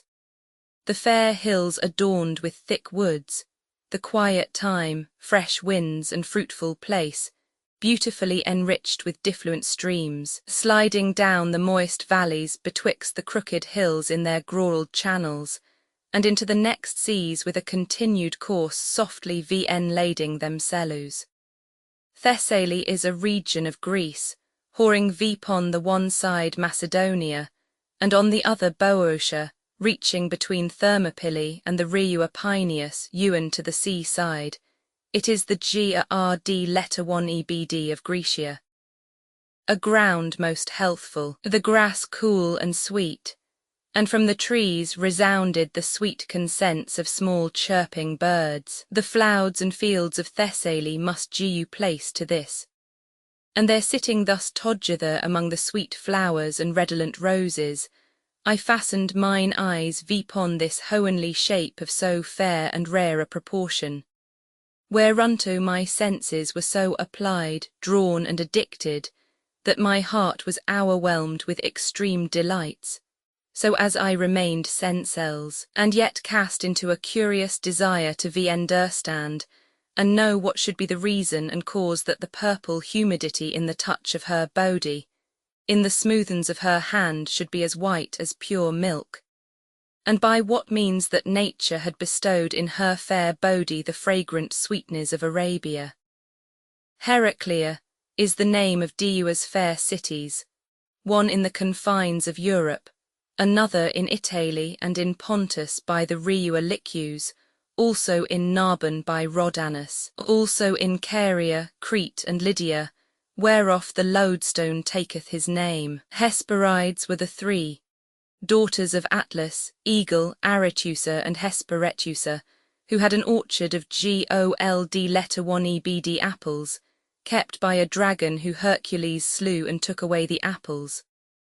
A sepulchre built by Artemisia in the honour of her husband Mausolus, king of Caenia. And by what industry in her starry forehead pampinulated with threads of gold aptly disposed, she had infixed the fairest part of the Hoans, or the splendicant Heraclea. Afterward letting fall mine eyes towards her pretty feet, I beheld them enclosed in red leather cut vipon white, fastened vipon the instep with buttons of gold in loops of blue silk, and from thence I returned vp-ward my wanton regard to her straight neck compassed about with a carcanet of orient pearl, strewing but not able to match with the whitings of the sweet skin. From thence descending down to her shining breast and delicious bosom, from whence grew 2 round apples, such as Hercules newer stole out of the garden of Hesperides. Neither did Eua Pomona behold the like to these 2 standing vn muyable in her rosal breast, more white than hills of snow in the going down of the sun. Betwixt the which there passed down a delicious valley, wherein was the delicate sepulchre of my wounded heart, exceeding the famous Mausolia. I then being content with a wounded heart full well understanding that mine eyes had drawn it dying into all these elegant parts, yet neuthels I could not so bridle and suppress my amorous inflamed sighs, or so closely cower them, but that they would needs express my inward desire. By means whereof she was changed from contagious Loue, and striking with her stolen regards, denying the same, she turned it vipon me, so as I pursued an incensing fire, pruriently diffusing itself through my inward parts and hollow veins. And during the contemplate beholding of her most rare and excellent beauty,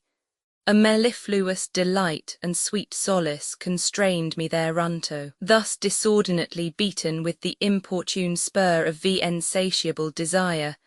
I found myself to be set vipon with the mother of Loue, innumerant round about with her flamigerous son, and innuated with so fair a shape, that I was with these and others so excellent circumstances brought into such an agony of mind and sickness of body,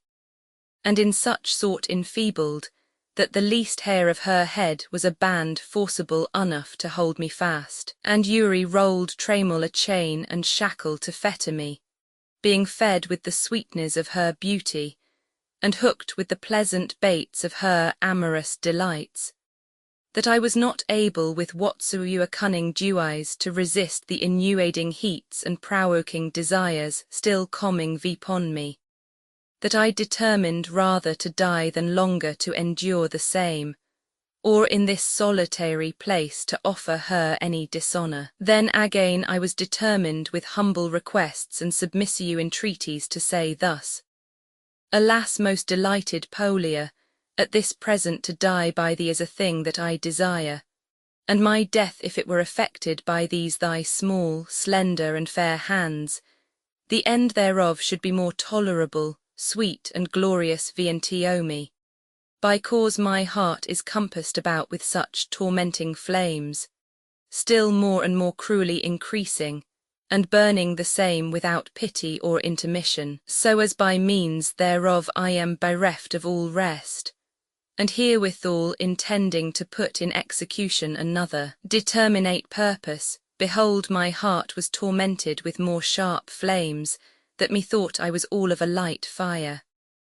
Ah, woe is me, what wert thou adduised to do, Polyphilus?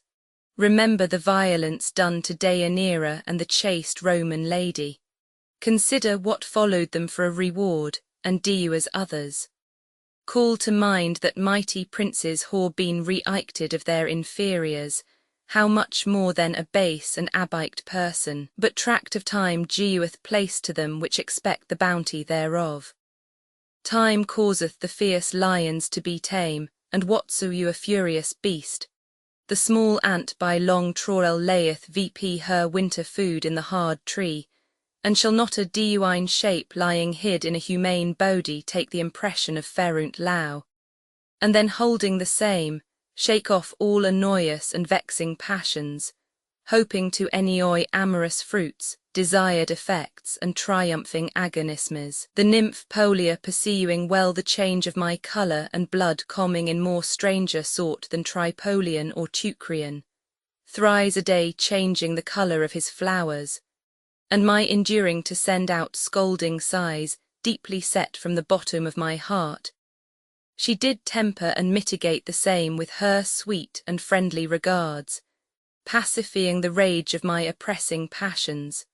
so as notwithstanding my burning mind in these continual flames and sharp provocations of Loue, I was adjuised patiently to hope ewen with the bird of Arabia in her sweet nest of small sprigs, kindled by the heat of the sun to be renewed. Finis. Technical notes and further information. The printed book used an unusual page numbering system. Only the recto front side of each folio leaf had a printed number.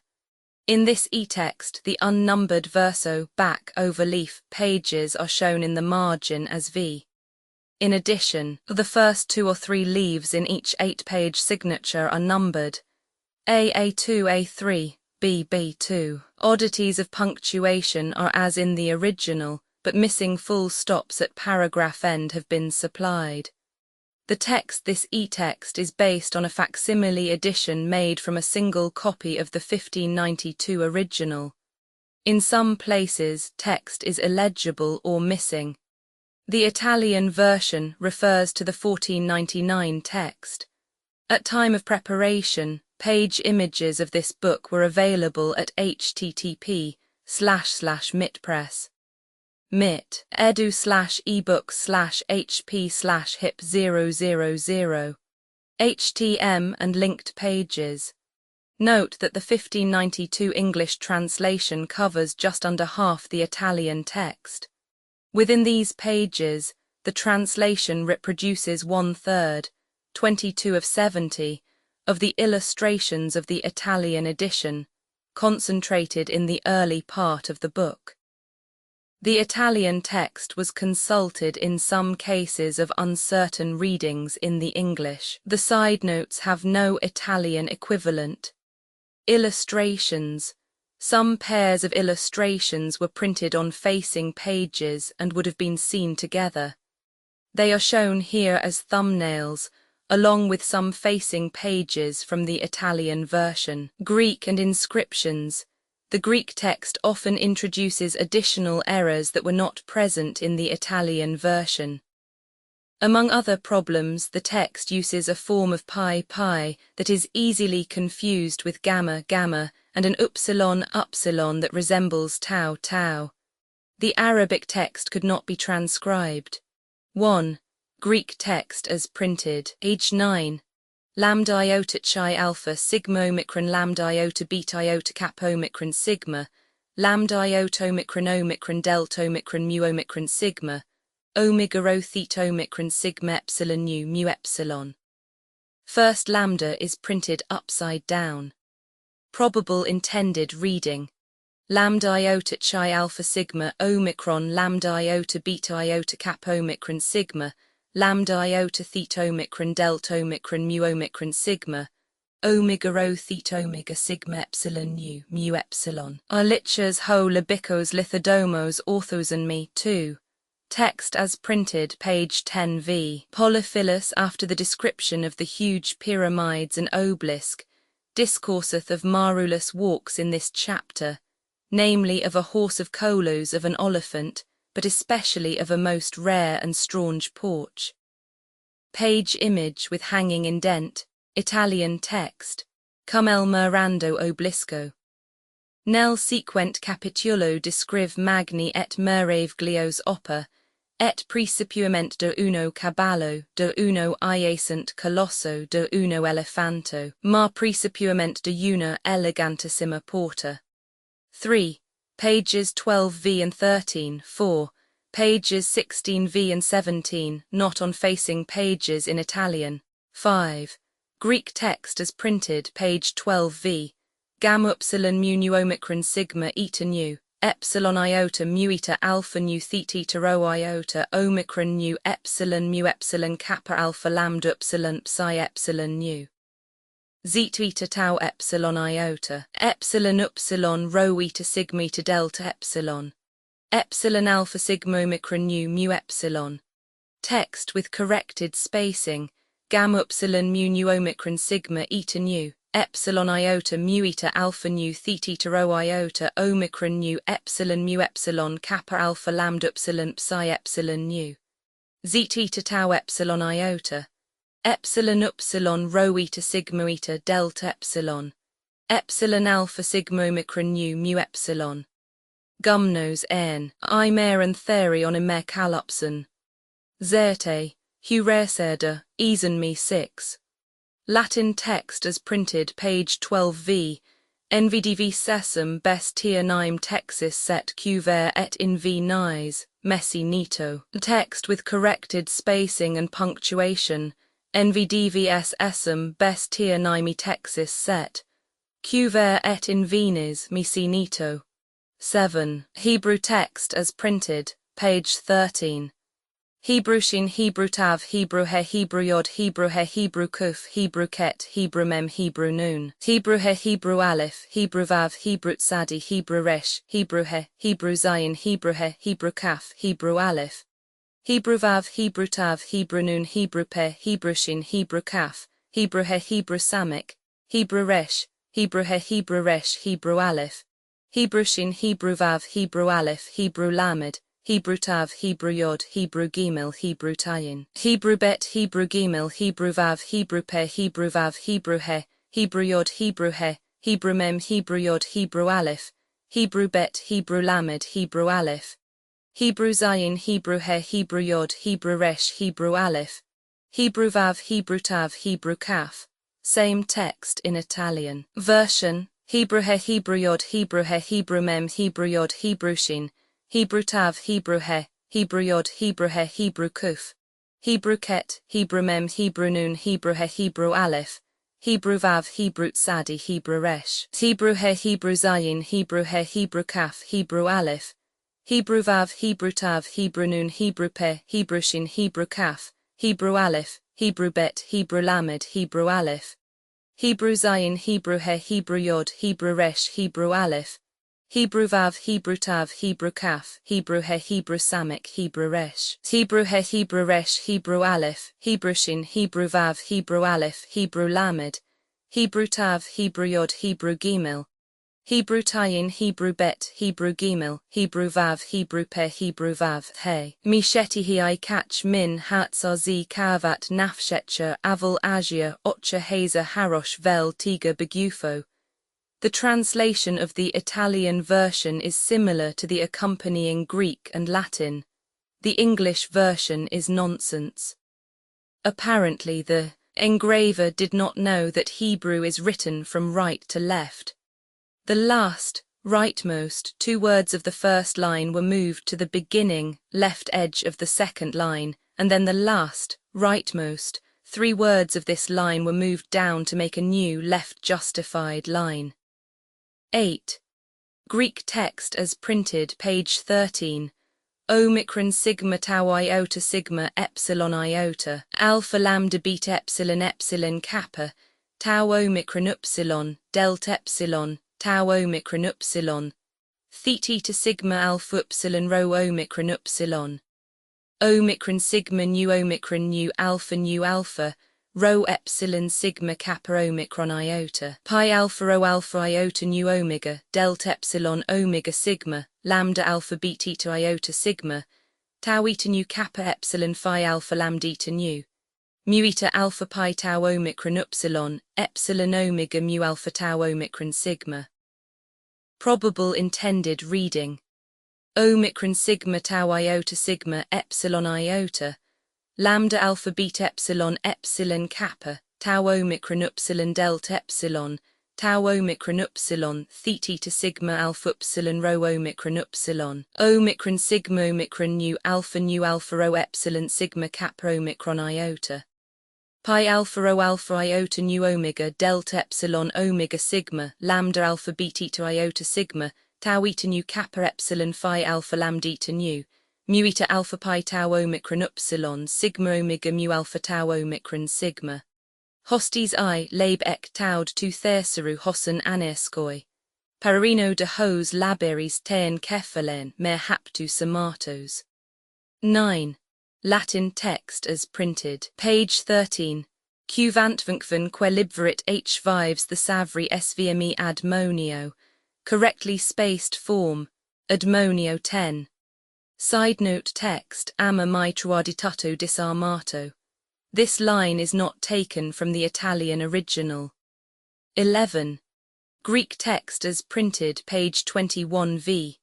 Theta epsilon omicron iota sigma alpha phi rho omicron delta iota tau iota kappa alpha iota, tau omega epsilon rho omicron tau iota, delta iota omicron nu iota sigma, upsilon kappa alpha iota delta eta, mu eta tau rho alpha epsilon kappa tau omega nu iota delta iota omega nu mu upsilon tau rho iota, sigma upsilon mu pi alpha theta epsilon sigma, tau alpha tau eta, probable intended reading. Theta epsilon omicron iota sigma, alpha phi rho omicron delta iota tau eta iota, kappa alpha iota, tau omega iota, upsilon iota omega iota, epsilon rho omega tau iota, delta iota omicron nu upsilon sigma, kappa alpha iota, delta eta mu eta tau rho alpha, epsilon kappa, tau omega nu iota delta iota omega nu mu eta tau rho iota, sigma upsilon mu pi alpha theta epsilon sigma tau alpha tau eta iota. Theories aphroditeri kai toi huioi eroti dionysos, kai Demetra ekton idion metri sumpethistata 12. Side note as it appears in printed book. Page 23 v. Reconstructed side note showing conjectural letters. 13. Layout of page 28 in printed text is ambiguous with possible paragraph break.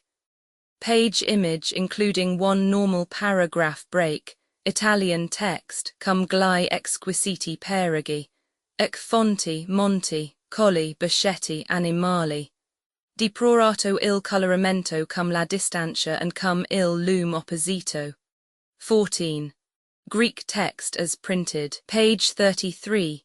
Alpha epsilon iota sigma pi epsilon upsilon delta epsilon beta rho alpha delta epsilon omicron sigma, corrected form. Alpha epsilon iota sigma pi epsilon upsilon delta epsilon beta rho alpha delta epsilon omega sigma, e spewed bradios, 15. Greek text as printed, page 35. Pi alpha nu tau omicron kappa alpha delta iota Greek text below figure, page 35 v. Pi alpha nu tau omega nu tau omicron kappa alpha delta iota. Both forms are incorrectly spaced and should read tau omicron kappa alpha delta iota to caddy 16. The text of page 35 with figure on page 35 v shown here in the Italian version facing pages. Note also the spacing of the Greek words. 17. Up to this point, the English translation has included most, 17 of 22 of the illustrations found in the Italian original. From here on they will become increasingly infrequent. 18. Text as printed, page 56 v. There was continually heard diuse sounds and plissant harmonies, sweet con with delightful music presented, odoriferous per smelt, and stately viands plentifully fed of. Page image showing line length, Italian text. Continuament si udiuano gratissimi soni, si auscultor lepidissimi consenti, si persentiva delectabile melodia, iacundissimo odoramento, si exoriua, and lautissima satietate surissima ment gustando si resuua. Note also that the full word uri is given at the beginning of the following page. 19. Pineapple kernels, page 57. The Italian has nuclei pini. On page 57v, seam de pine is translated seeds of pines. 20. The text of page 61 with figure on page 61v shown here in the Italian version facing pages. 21. Text as printed. Page 69. Theonlikos dies algitos. The Italian text has the words in Greek. Theta epsilon omega nu lambda epsilon kappa omicron sigma delta epsilon sigma alpha lambda gamma tau omicron sigma. Theon Lukos dos algertos. 22. Text as printed. Page 71v. She said v ender the form of the sun. Note this Greek word adigestos.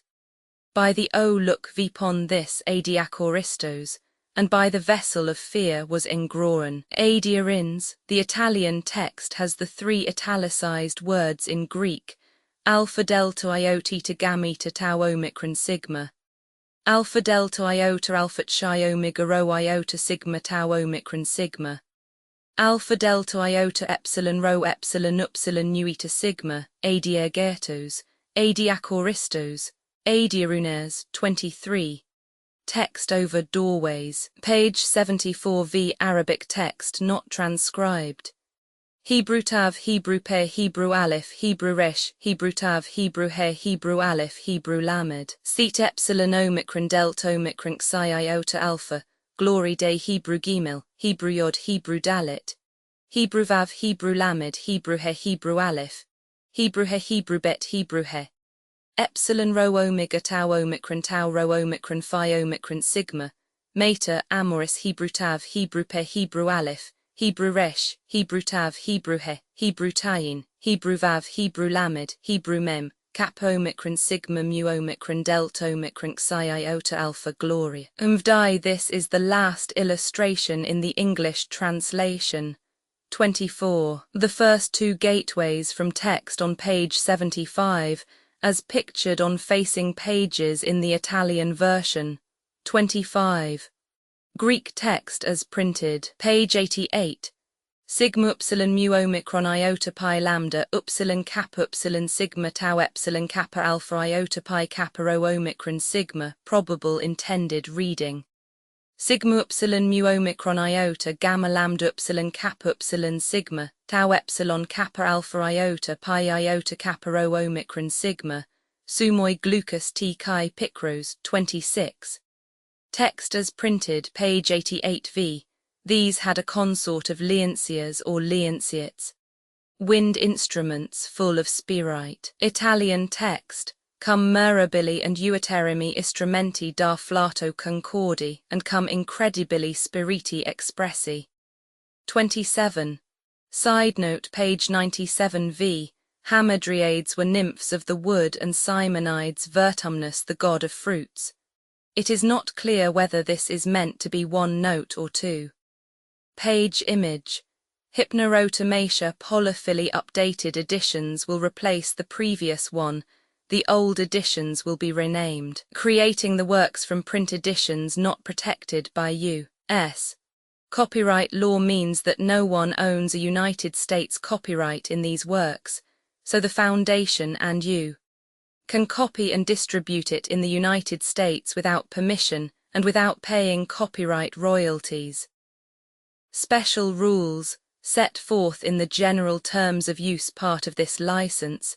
apply to copying and distributing project and may not be used if you charge for an e-book, except by following the terms of the trademark license, including paying royalties for use copies of this e-book. Complying with the trademark license is very easy. You may use this e-book for nearly any purpose such as creation of derivative works, reports, performances and research. Project Gutenberg e-books may be modified and printed and given away. You may do practically anything in the United States with e-books not protected by U.S. copyright law. Redistribution is subject to the trademark license, especially commercial redistribution. Start full license. Please read this before you distribute or use this work. Distribution of electronic works by using or distributing this work, or any other work associated in any way with the phrase Project Gutenberg. You agree to comply with all the terms of the full www.gutenberg.org/license. Electronic works. Electronic work. You indicate that you have read, understand, agree to and accept all the terms of this license and intellectual property, trademark/copyright agreement. If you do not agree to abide by all the terms of this agreement, you must cease using and return or possession. If you paid a fee for obtaining a copy of or access to by the terms of this agreement, you may obtain a refund from the person or entity to whom you paid the fee as set forth in paragraph 1. 8. Used on or associated in any way with an electronic work by people who agree to be bound by the terms of this agreement. There are a few, even without complying with the full terms of this agreement. See paragraph 1. See below. There are a lot of things you can do with Project Gutenberg electronic works if you follow the terms of this electronic works. See paragraph 1. Below.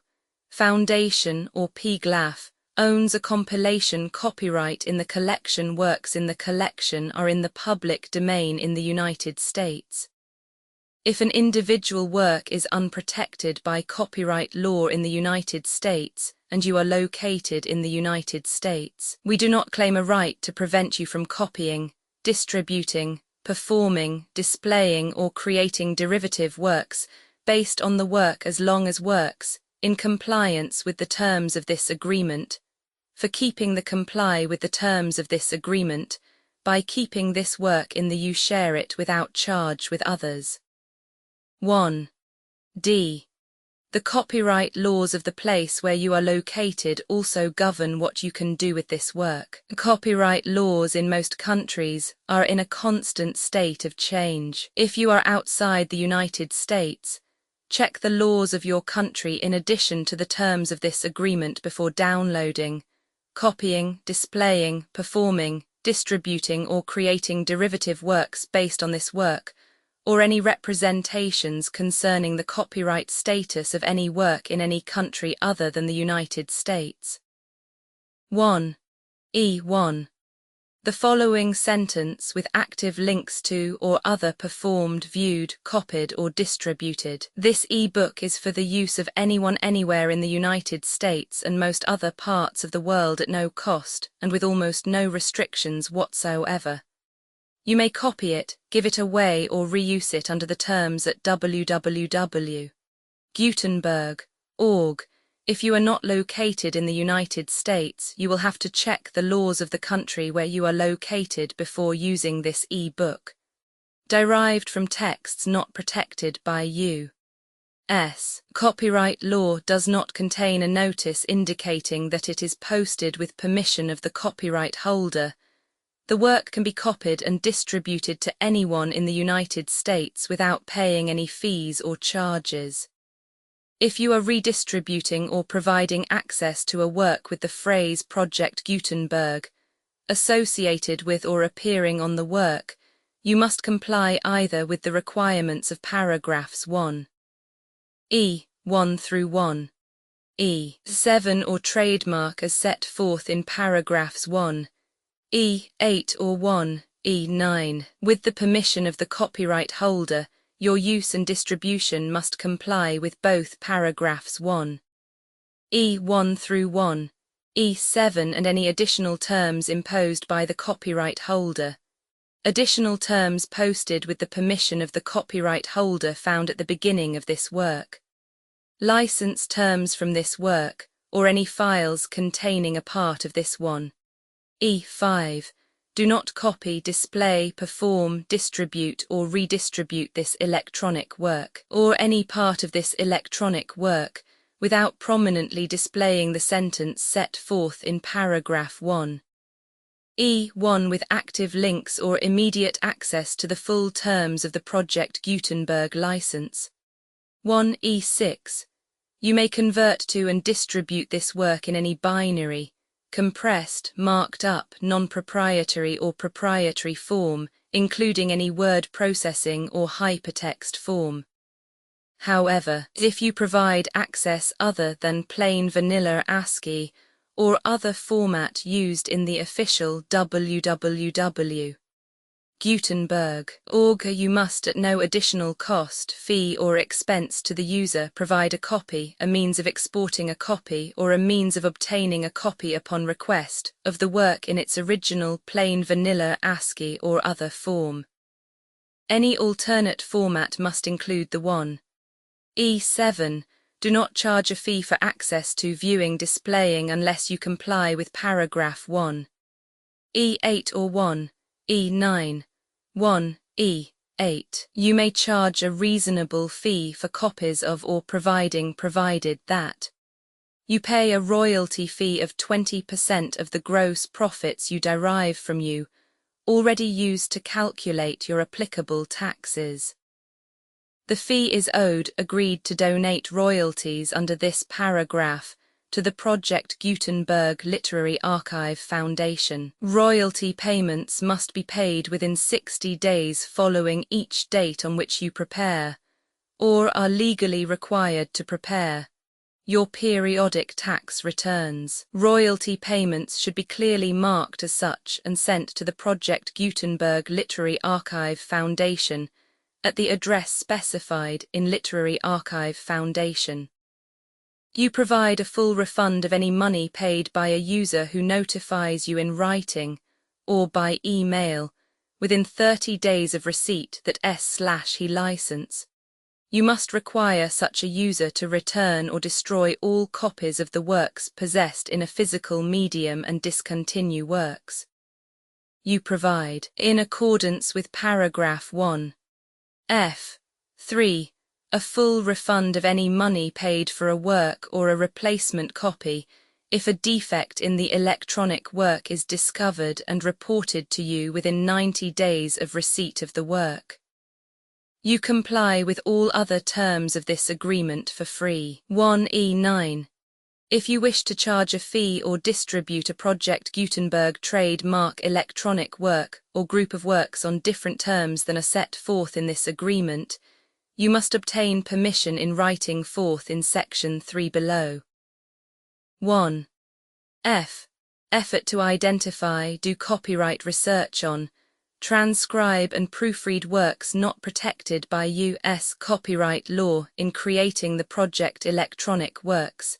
and the medium on which they may be stored, may contain defects, such as but not limited to incomplete, inaccurate or corrupt data, transcription errors, a copyright or other intellectual property infringement, a defective or damaged disk or other medium, a computer virus or computer codes that damage or cannot be read by your equipment. 1. F2. Limited warranty, disclaimer of damages except for the right of replacement or refund, described in paragraph 1. F3. The Project Gutenberg Literary Archive Foundation, the owner of the Project Gutenberg trademark, and any other party distributing a Project Gutenberg trademark electronic work under this agreement, disclaim all liability to you for damages, costs and expenses, including legal fees. You agree that you have no remedies for negligence, strict liability, breach of warranty or breach of contract, except those provided in paragraph 1. F3. You agree that the foundation, the trademark owner, and any distributor under this agreement will not be liable to you for actual, direct, indirect, consequential, punitive or incidental damages, even if you give notice of the possibility of such damage. 1. F3. Limited right of replacement or refund if you discover a defect in this electronic work within 90 days of receiving it. You can receive a refund of the money, if any, you paid for it by sending a written explanation to the person you received the work from. If you received the work on a physical medium, you must return the medium with your written explanation. The person or entity that provided you with the defective work may elect to provide a replacement copy in lieu of a refund. If you received the work electronically, the person or entity providing it to you may choose to give you a second opportunity to receive the work electronically in lieu of a refund.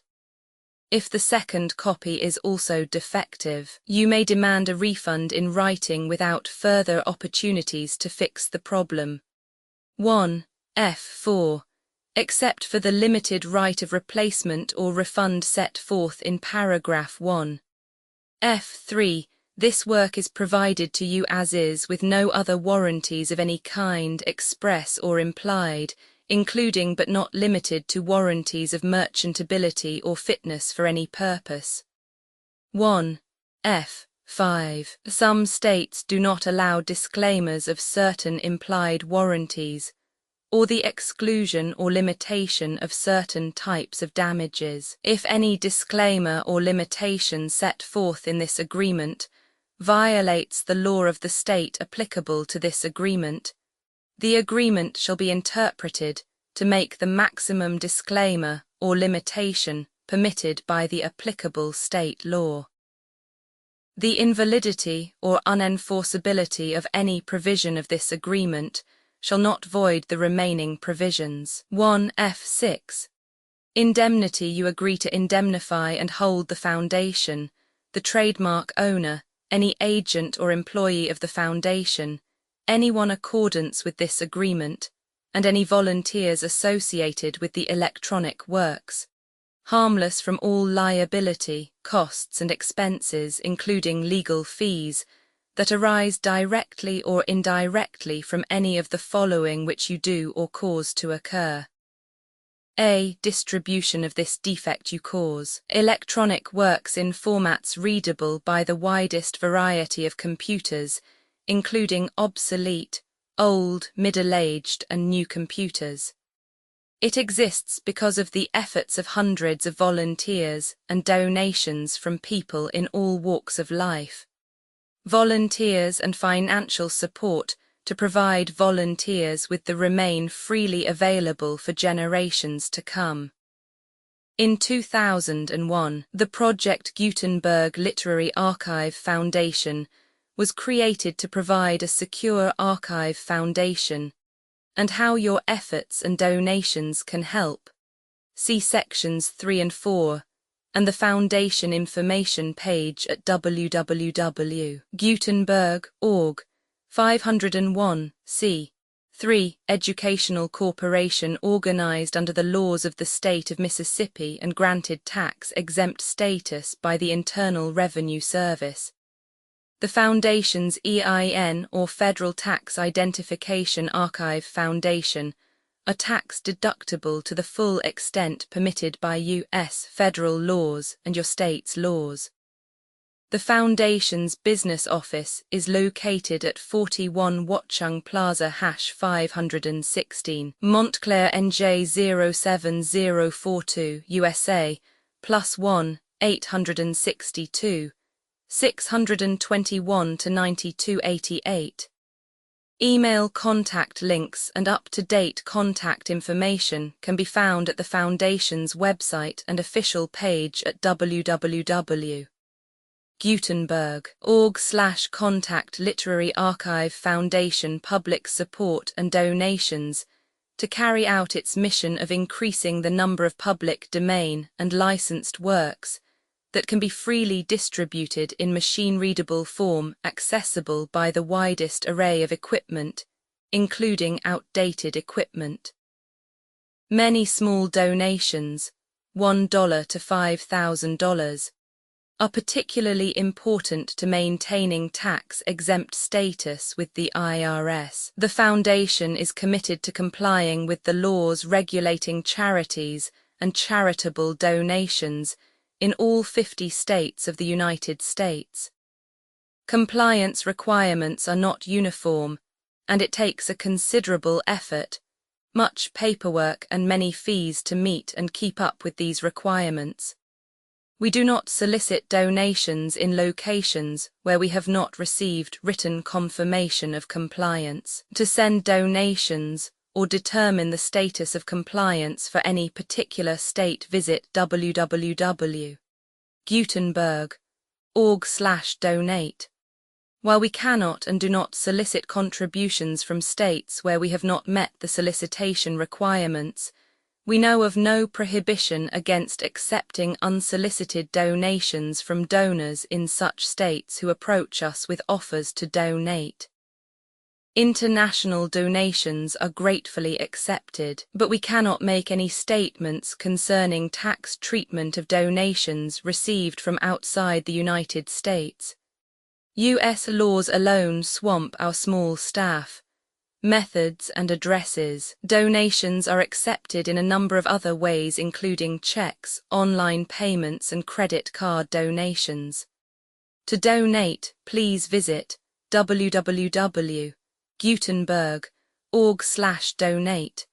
Professor Michael S. Hart was the originator of the Project Gutenberg concept of a library of electronic works that could be freely shared with anyone. For 40 years he produced and volunteer support editions, all of which are confirmed as not protected by copyright in the U.S. unless a copyright notice is included. Thus, we do not necessarily keep e-books in compliance with any particular paper edition. Most people start at our website, which has the main PG search facility, www.gutenberg.org, Archive Foundation, how to help produce our new e-books, and how to subscribe to our email newsletter to hear about new e-books.